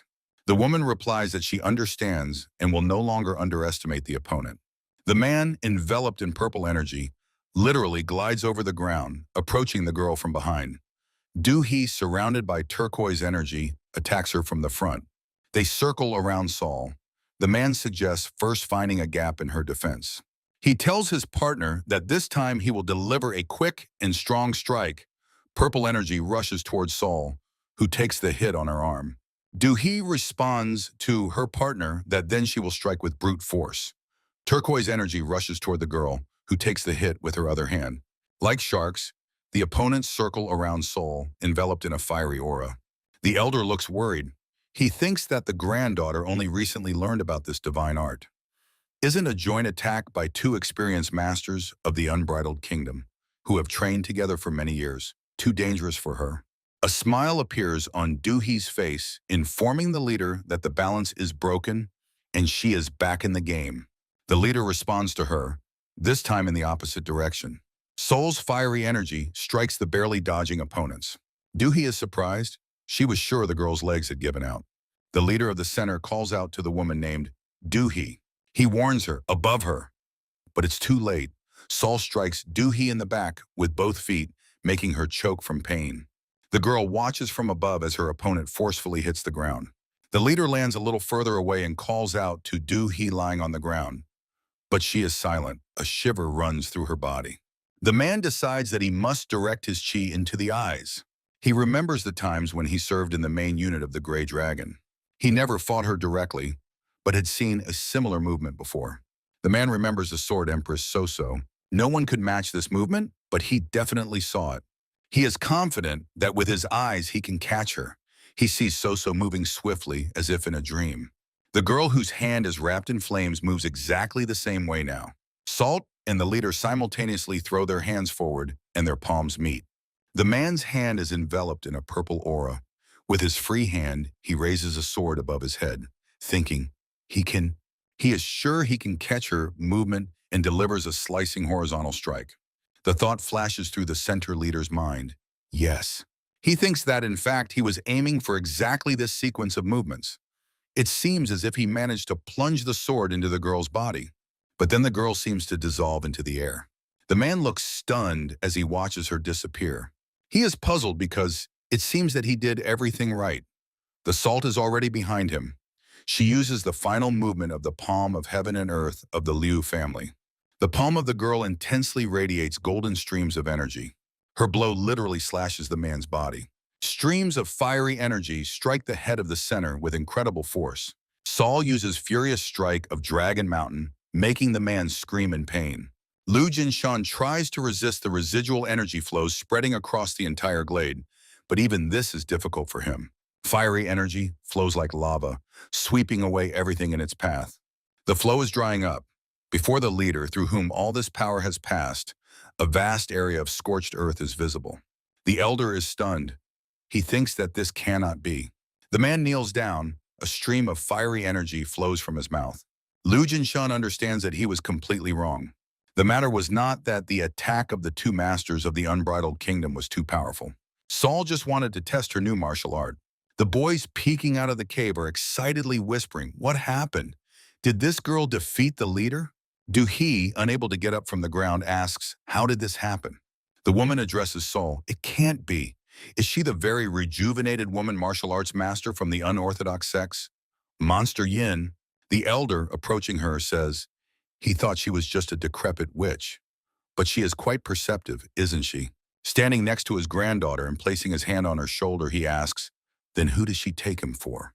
Looking at him with hatred, Dewey says, damn Yan monster. She adds that he understood her well. The kneeling leader asks, what exactly is their true nature? The elder, gripping the spear shaft in his hand, asks again, nature? Lu Jinshan says, he heard that the reservists like the local instructors. They kidnap children who can become their disciples from all corners of the Central Plains. Heading towards Du He and the leader, the elder adds, if that's the case, then he, as the head of the training center, should know about it. He adds that this incident happened 9 years ago. The man asks, 9 years ago? What is he talking about? Approaching him, Lu Jingshan says, the incident with the peaceful family in Shanxi. He adds, the very one that cruelly destroyed the Liu family. A red aura flares behind his back. Fixing his gaze on the elder, the man thinks could this be the rejuvenated patriarch of the Liu family? He shifts his gaze to the girl. If so, then the yin monster. Could it be the bearer of the immortal echo? Salt and the elder, clutching spears in their hands, sternly look at the man. Lu Jingshan's hand grabs the leader by the throat. He says, don't think this is unfair. Gazing with hatred at the man's face distorted by pain, the elder adds, he will still find and destroy all the trash connected to the Grey Dragon squad. A deadly aura, almost impossible to resist, descends on Lu Jingshan. Du He shouts demanding, kill them all! The boys, covered by her aura, cover their ears with their hands. Du He continues to rage, calling on the Ime disciples to hear her. Her scream reaches the nuns, even if the fleeing trainees surrender.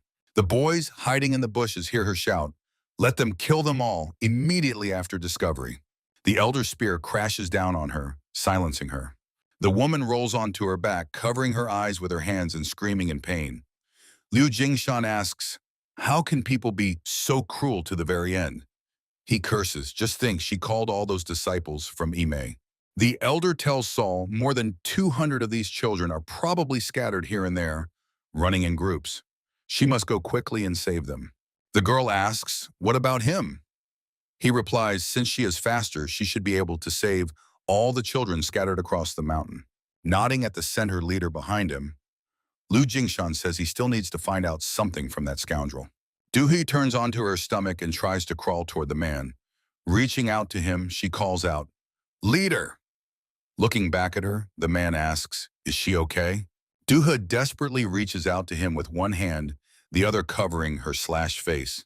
She asks for help and suggests running away together. Looking at her with pain, the man reaches out to her, saying her name. Meanwhile, Saul says she understands everything and will quickly go and save them. She immediately rushes off the clearing, leaving a fiery energy trail behind. Lu Jingshan orders the boys to follow Saul and quickly descend into the valley. An uncoordinated response sounds, understood. The leaders and Du He's hands touch, and their fingers intertwine. The man says, Du He. Only now does the woman realize that something is wrong. The leader again utters her name, then exhales, farewell. Lu Jingshan looks stunned. The man's body is enveloped in a light purple aura, which also moves onto Du He's body. The snake tattooed on the man's arm begins to move. A desperate scream is heard. On the woman's bare forearm, above the edge of the long glove, a tattoo of a snake's body appears, which was not there a few moments ago. Du He screams desperately, unable to resist and not believing what is happening. The elder also screams mentally, no!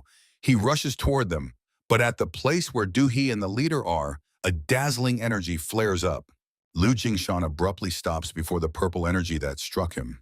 An incredibly powerful pillar of purple energy, narrowing at the top, shoots toward the heavens.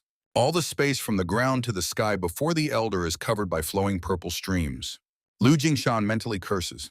He watches intently the approaching male silhouette with a sword in hand.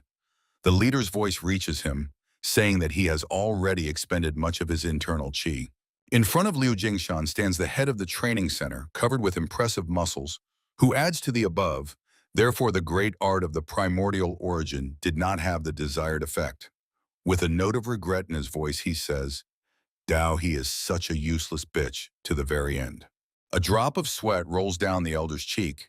He says, it's that demonic art again. Red sparks flare up in the man's eyes. He replies that the great art of the primordial origin is merely a martial art that attracts energy, not a demonic art. Casting a glance at the withered body of Dohi, the leader mockingly says, "Wait, what if this is demonic art?" No matter the means and methods, he is fulfilling his mission. With a quick, almost imperceptible movement, he slips past the elder, swinging his sword.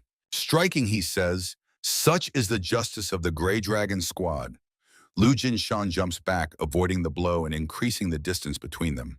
Purple energy rushes after the elder, making a backward jump. The voice of the center leader reaches him. So the old family patriarch, who fled with his granddaughter on his back, was a duo of yin-yang monsters. Numerous blows rained down on Lu Jinshan, barely managing to defend himself with a spear. The man says, "Makes sense.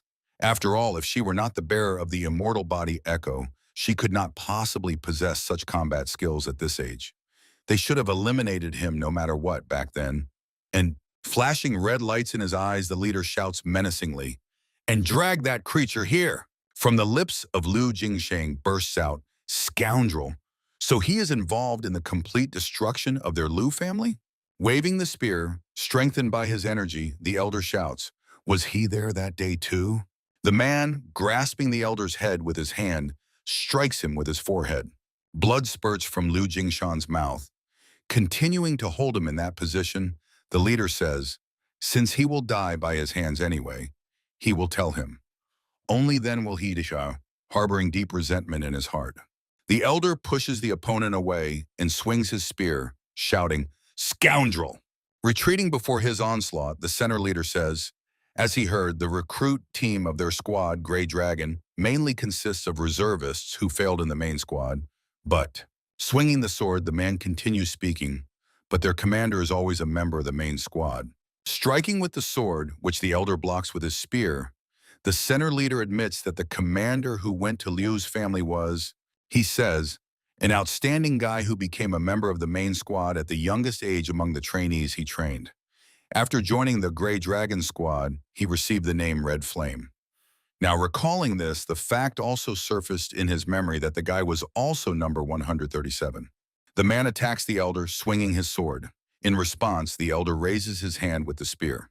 A stream of power strikes the elder, who tries to avoid it by jumping upward. The man thrusts his hand forward, from which fiery energy flows. He says, "That's quite a funny coincidence, isn't it?" His power causes the elder to fall to the ground, which cracks beneath him. Lying on the ground and barely breathing, Lu Jingshan thinks. He calls the incident in which his family and children were brutally killed funny. The leader, approaching him, says, "Well, let him forgive him." Judging by what Red Flame later told him, he says that there was actually no fun at all. For a combat family, Lu's family was so weak that, according to him, it gave him less pleasure than butchering wild animals. The elder's pupils turn red. From his lips slips, "What?" He is overwhelmed by a wave of memories. He seems to hear the voice of his grandson calling him, "Grandpa." The boy standing next to his little sister, wrapped in swaddling clothes, says, "Let her just look." Sol laughs at him. The old man tousles his grandson's hair and laughs. Yes, it seems she loves her brother very much. As always, Chong must take care of his younger sister. The boy replies, "Yes, Grandpa." The little girl, freeing her hand, reaches out to him. Their son and daughter-in-law approach them. The young man says that the father was admiring Sol again. The woman reminds him that it's time to take the medicine.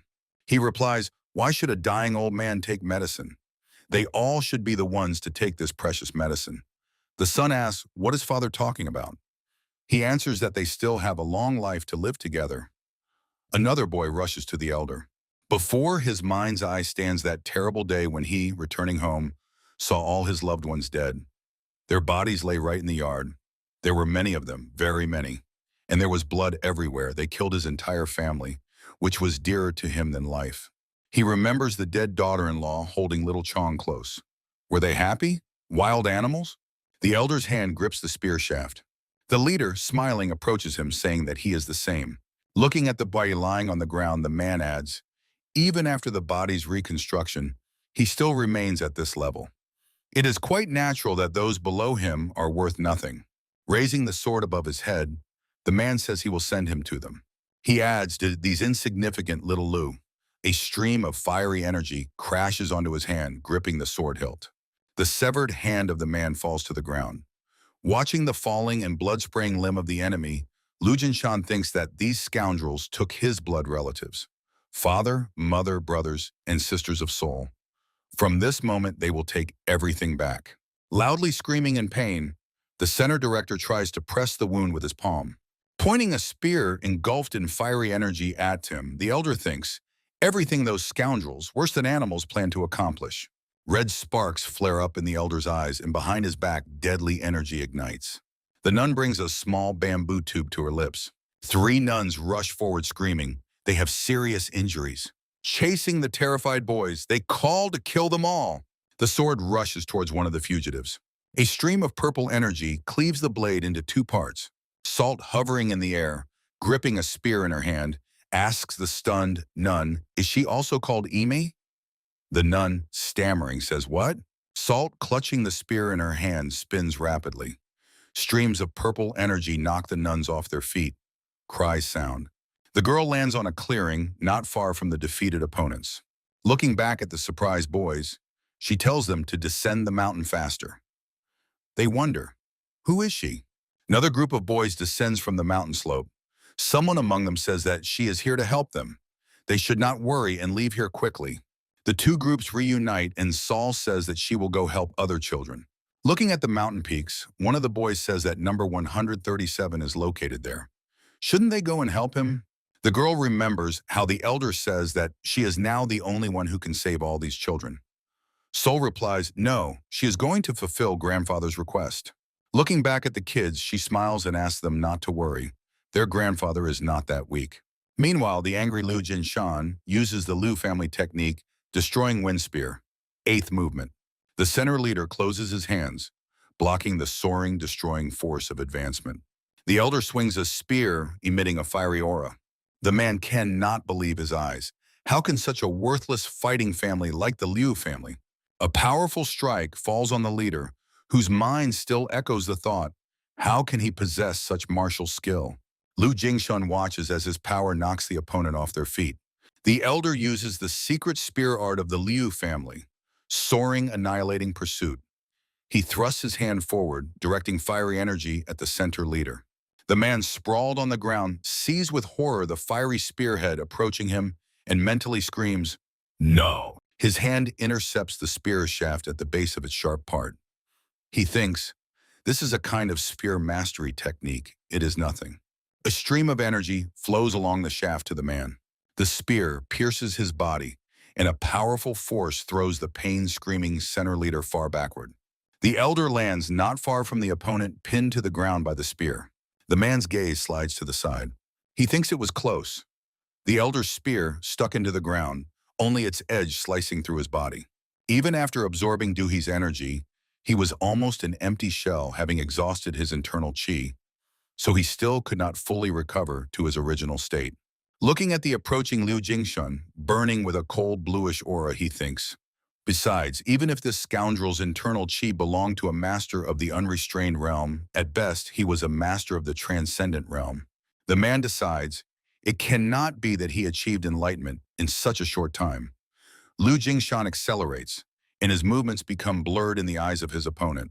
He jumps forward, intending to crush the center leader's ribcage with his foot, but the man slips away at the last moment, jumping to the side. The elder rushes towards him, and the man throws himself to meet him. Lu Jingshan's fist strikes the leader's palm. The man barely withstands the confrontation. He realizes he has exhausted all his internal chi. He notices the strike aimed at him too late and fails to react in time. The blow hits the leader's right cheekbone, causing him to spit out a couple of teeth. He understands that his opponent has also exhausted his strength. Lu Jingshan's fist strikes the man's left cheekbone, and a thought flashes through his mind. Only remains. The elder's knee hits the left side of his face, and the palm surrounded by a radiant aura strikes the right side.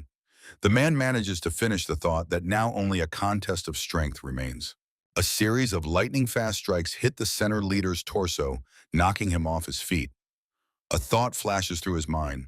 not a fight using techniques or movements. The man's head tilts back. He thinks he needs to endure this. Looking at the elder's face twisted with anger, the leader decides he needs to provoke him. Laughter bursts from his mouth. He says that the elder's granddaughter doesn't even know the faces of her father and mother. Isn't that so? He mockingly adds, what a pity. If she were here, she would have grown up following him like a father, doing everything he commands, like the hand and foot of their squad. Hovering over the elder, the beaten and maimed man adds, of the Grey Dragon's squad. He laughs again. Laughing loudly, he carefully watches as, burning with rage, Lu Jinshan raises his hand to strike. The leader thinks, if at the moment of rage his blood and chi twist, red sparks blaze in the eyes of the man, who continues analyzing the elder's behavior. And at that moment he uses his internal chi beyond its limits. Ultimately, this will lead to, the elder's face becomes mad, blood spurts from his mouth. As the center leader predicted, this led to chi deviation. Rejoicing, the man easily dodges Lu Jinshan's fist. He exults. This is his victory. Jumping back and tripping the elder, he thinks, before his opponent is completely consumed by chi deviation, he will take his vast internal chi for himself. Finding himself behind Lu Jinshan, the man reaches his palm to his back, intending to bring his plan to life. A wall of fiery energy arises between him and the elder. The man watches as the girl, having seated the elder, positions herself behind him and places her palms on his back. He is surprised. Even if she is at a level where she can freely manipulate her chi, she circulates it alone and tries to eliminate the chi deviation. Streams of fiery energy swirl around the elder and the girl, the leader thinks. If she stops halfway, they both could fall into chi deviation. Looking at Saul, he thinks she is so focused on preventing her grandfather's chi deviation that she cannot understand the situation. Grinning maliciously, the man heads towards them, deciding that such an opportunity comes once in a lifetime. The inner chi of the bearer of the immortal echo's body. Lowering his hand onto the girl's crown, he thinks triumphantly, now this is his. He uses the great art of primal origin. His mouth stretches into a smile. What enormous inner chi. If he takes this energy, perhaps he can ascend. A blissful smile spreads across his face. He already anticipates the unprecedented power he will possess. Glowing blisters appear on his hand, and he is simultaneously frightened and puzzled. Why? Soul, opening one eye, asks, does he want her to stop? She intensifies the flow of energy, absorbed by the center's leader, saying he can take it all. The man's hand swells more and more, but he realizes he cannot remove it on his own. Blisters swell on his forehead, and he shouts, that's enough. Saul glances at him with one open eye and asks, he wanted to take their grandfather's chi, didn't he? Well, then she will give it to him. Energy from the elder's body passing through Saul rushes into the man's body. The girl adds, because she is his granddaughter. Blisters on the man's body merge together, and his body swells more and more. A plea for mercy bursts from his mouth. With all his might, he screams for her to spare him. The blisters burst, and streams of energy erupt from the leader's body. Behind the girl, who continues to hold her palms on the elder's back, a powerful energy flash occurs. Lu Jinshan, struggling to open his eyes, sees his granddaughter's tearful face. Crying Soul calls him and, shaking him, asks, is he not asleep? Gradually coming to himself, he utters his granddaughter's name. Lowering his eyes, he says that he almost died because he got caught in a chi deviation. The elder adds that Saul saved her grandfather again. Squeezing his hands in hers, the girl replies, no, she exists because he exists. Saul says that shortly before she attained enlightenment in the cave, she met them. Lu Jinshan asks, whom did she meet? The girl answers that she barely remembers their faces, but it was Dad and Mom. They embraced her and said, they feel calm because her grandfather is with her. Now she must help him protect their clan. The elder places his palms on the shoulders of the smiling girl, saying, yes, she grew up that way. Just think, she attained enlightenment so quickly and even completed the study of the divine art of the Buddhist lion. Saul asks, did she do well? Lu Jinshan, smiling, answers, correct, his salt is the best. Saul laughs and says, he too, she also thinks that Grandpa is the best. The elder, rising to his feet, suggests to the girl to meet the children who ran away from the mountain. Saul, immediately jumping up, says, okay. Stopping before the spears stuck in the ground, she exclaims, "Oh!" Turning her head to Grandpa, Sol asks, where does he plan to take all these children? Beckham is watching the students training. He thinks that many of them have improved, but it is still not enough. At this rate, it is not enough to stand against those scoundrels from the Orthodox faction who constantly watch over the Hu district. He becomes wary. What kind of auras are these? There are not just one or two of them. Backhand, clutching swords in his hands, bursts out of the gates, deciding that this is a vile attack by scoundrels from the Orthodox sect. He shouts, "Do they even understand where they are?" He is outraged, no fear at all, but then he immediately stops. The man sees many children running towards him. From his lips escapes, "What the hell is this?" Looking at the crowd of children approaching him, he wonders, what the hell are these brats doing here? Behind the boys, he notices a familiar figure. From his lips slips, Brother Sol. The elder, accompanied by his granddaughter and Qingfen, runs in the crowd of boys. Sunset, the mansion of the dominant sect. A voice is heard. Just think, he ran for several days and nights to get here. Well done. He knew that those scoundrels from the Orthodox faction had resorted to snake tricks again. Walking through the yard behind the girl running ahead, Beckham says to the elder, but for Sol to reach a deep level and even beat Do, the girl runs after the fleeing students, joyfully offering the uncles to spar and fight. Cries begging for mercy are heard. The elder laughs. Just look at this. Lu Jingshan, turning his head to the leader of the dominant sect, says, by the way, it seems he did him a difficult favor. Backhand replies, what do you mean, elder brother? Don't talk nonsense. If not the dominant sect, then who else could protect these children from the so-called Orthodox faction? At this time, the boys, sitting in the yard, greedily devour dumplings. The elder says to Beckham, until they reach adulthood, he asks him for this. These are unfortunate children. They have no family they could call their own. A woman holding a plate of dumplings looks tenderly at the hungry children. The leader of the dominant sect says to Lu Jingshan, if necessary, perhaps they could even unite them with members of their sect and create new families. Due to the side effects of the phantom head art, their students find it difficult to have children even after marriage.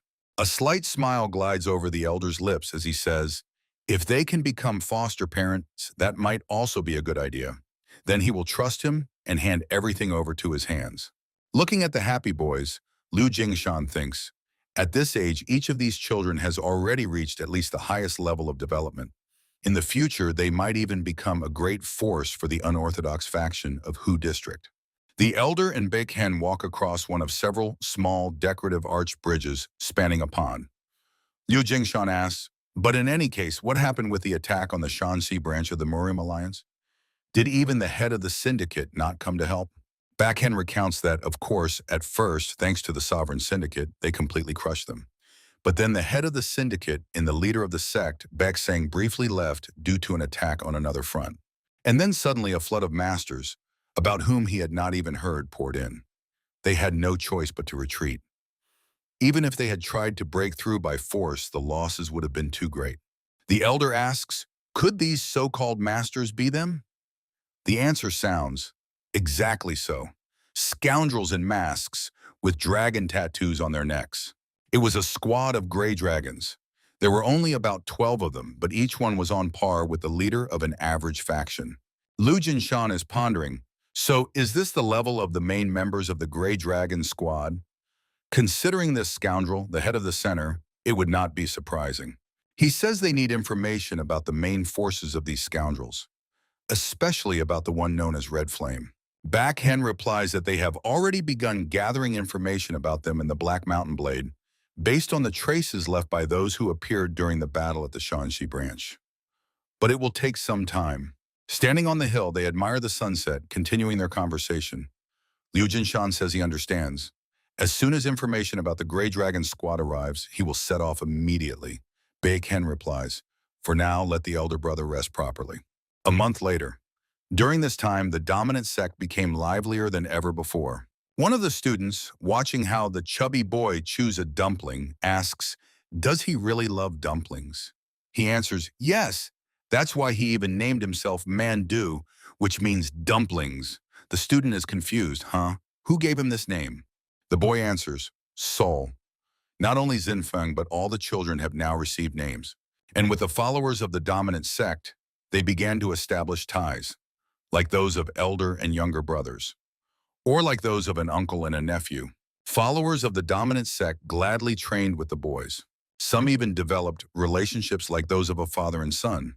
The boys started families. And then, Sol, standing in the center of the ring, says, "Let them come here." Waving her fingers, the girl says that this time she will use only one hand. Adults standing outside the ring and the boys who join them slightly mockingly clarify, "Seriously?" Raising his index finger, Sol replies, "If they are not confident, how about just one finger?" The students agree, then okay. In that case, we can try. Altogether, they rush at the girl. They are sure if it's just one hand, they can do it. One of the students tries to hit the girl, but she leans back. Doing a somersault, she kicks him in the chin. To the upside-down girl, legs of the students aiming at her head immediately approach from both sides. An outraged shout is heard. Didn't she say she would use only one finger? Sol shouts that she learned this in the dominant sect. The girl disappears, and the guys, unable to stop in time, hit each other. Quickly moving her legs in the air, she scatters the attacking students in different directions, quoting, "Pretend to hit the left cheek, but hit the right one." The elder watches as disciples of the dominant sect fly out from clouds of dust raised in the ring. He thinks, when will such skilled martial arts masters hold sparring sessions and spend time together every day? He believes that then, perhaps in about 10 years, this place could become the greatest sect under the heavens. One of the disciples approaches him and reports, "They have arrived." Liu Jingshan says, "Is Pang Ho here?" The elder, sitting at the head of the table in the office, says that thanks to the grief of the Black Blade, who came to help, he feels more confident. He thanks Pang Ho, sitting to his left. Pang Ho replies, he wants to live up to his expectations, but their safety is no joke. Bei Ken, sitting to the elder's right, listens silently to their conversation. Pang Ho says that they had to mobilize the entire intelligence network just to find at least one small clue. The elder replies that the significance of this should not be underestimated. A clue is still something. He asks, "So what is the clue?" The Flying Dagger sect. Dark clouds gather over the multi-tiered building towering above the cliffs. The elder says, if this is the Flying Dagger sect, aren't they known for handling hidden weapons like ghosts? Weren't they a powerful neutral force in the Central Plains? And he wants to say, are they somehow connected to the Grey Dragon squad? Beckhen says, since he mentioned it, a few years ago, rumors circulated that the leader of the Flying Dagger sect died under mysterious circumstances. Then there were talks that someone, not even recorded in the sect's genealogy, suddenly rose and became the new leader. Peng Ho says, it seems that the main members of the Grey Dragon squad operate secretly throughout the Central Plains, and each of them hides their true identity. Liu Jingshan replies, nevertheless, who would have thought that one of them could act as the head of a mid-level sect? Bei Ken adds, maybe it's not even that, but that they disguise themselves by holding even higher positions somewhere else. The elder says, and this person, or saying that person, by any chance isn't called. Pang Ho replies that he checked, but these scoundrels most likely use names different from those given to them when they officially became main members of the Grey Dragon squad. Taking a sip from the cup, Liu Jingshan agrees. That's true. In that case, they have no choice but to confirm it themselves, regardless of whether this scoundrel is the Red Flame or not. The mansion is illuminated by the moon. A voice sounds, can't their dominant sect simply unite their forces with the Viper Blood sect and strike the Flying Dagger sect? The elder, tying the straps of an improvised knapsack on his chest, replies, isn't Hu District still under constant threat from the Orthodox faction? Without looking back at Bei Ken and Pang Ho standing behind him, Liu Jingshan adds, they cannot afford to withdraw their main forces from such a place. Securing the spear on his back, Liu Jingshan glances over his shoulder at the men, saying, the Liu family's revenge must be carried out by the Liu family's own hands. He tells Pang Ho to continue tracking the whereabouts of the Grey Dragon squad members. Pang Ho replies to leave it to him. Bei Ken asks, why doesn't he rest for a day and leave when the sun rises? He wonders, doesn't he need to say goodbye to the other people now? He means the boys the elder brought. Easily jumping onto the roof, Liu Jingshan answers that they will meet again anyway.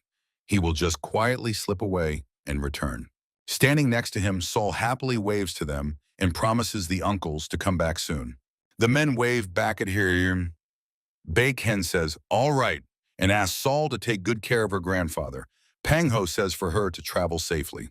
The girl asks the elder, where are they going this time? Liu Jingshan answers, to the Flying Dagger sect. He explains that they are going to meet those whose hands know no mercy. Saul again asks the question, are they bad people? The elder suggests to see for themselves what kind of scoundrels they really are. Mentally, he adds, and whether there is someone there who was at the place of the destruction of the Liu family. They jump from the roof and rush forward. The elder thinks he will definitely find him. He remembers his son, daughter-in-law, and grandchildren. Following Saul, Liu Jinshan mentally promises his granddaughter that whoever they are, no matter how high or powerful they become, he will never back down from those scoundrels who stole the lives of her father, her mother, her brothers and sisters. The elder mentally adds, and therefore he will definitely protect her. He catches up with his granddaughter, and she throws him a look that reveals the depth of her feelings. The elder continues to reflect. Before he, like a coward, fled from the clan, without even being able to bury them with his own hands, he swore to heaven. He shouted these words like a howl before his poor children, until this divine spear of the fire dragon, Clan Liu, is stained with their blood and fulfills the oath he made to heaven. Liu Jinshan, immersed in gloomy thoughts, overtakes his granddaughter. The girl follows him. Rushing forward, the elder repeats the words of the oath again. He, Liu Jinshan, will never close his eyes in peace.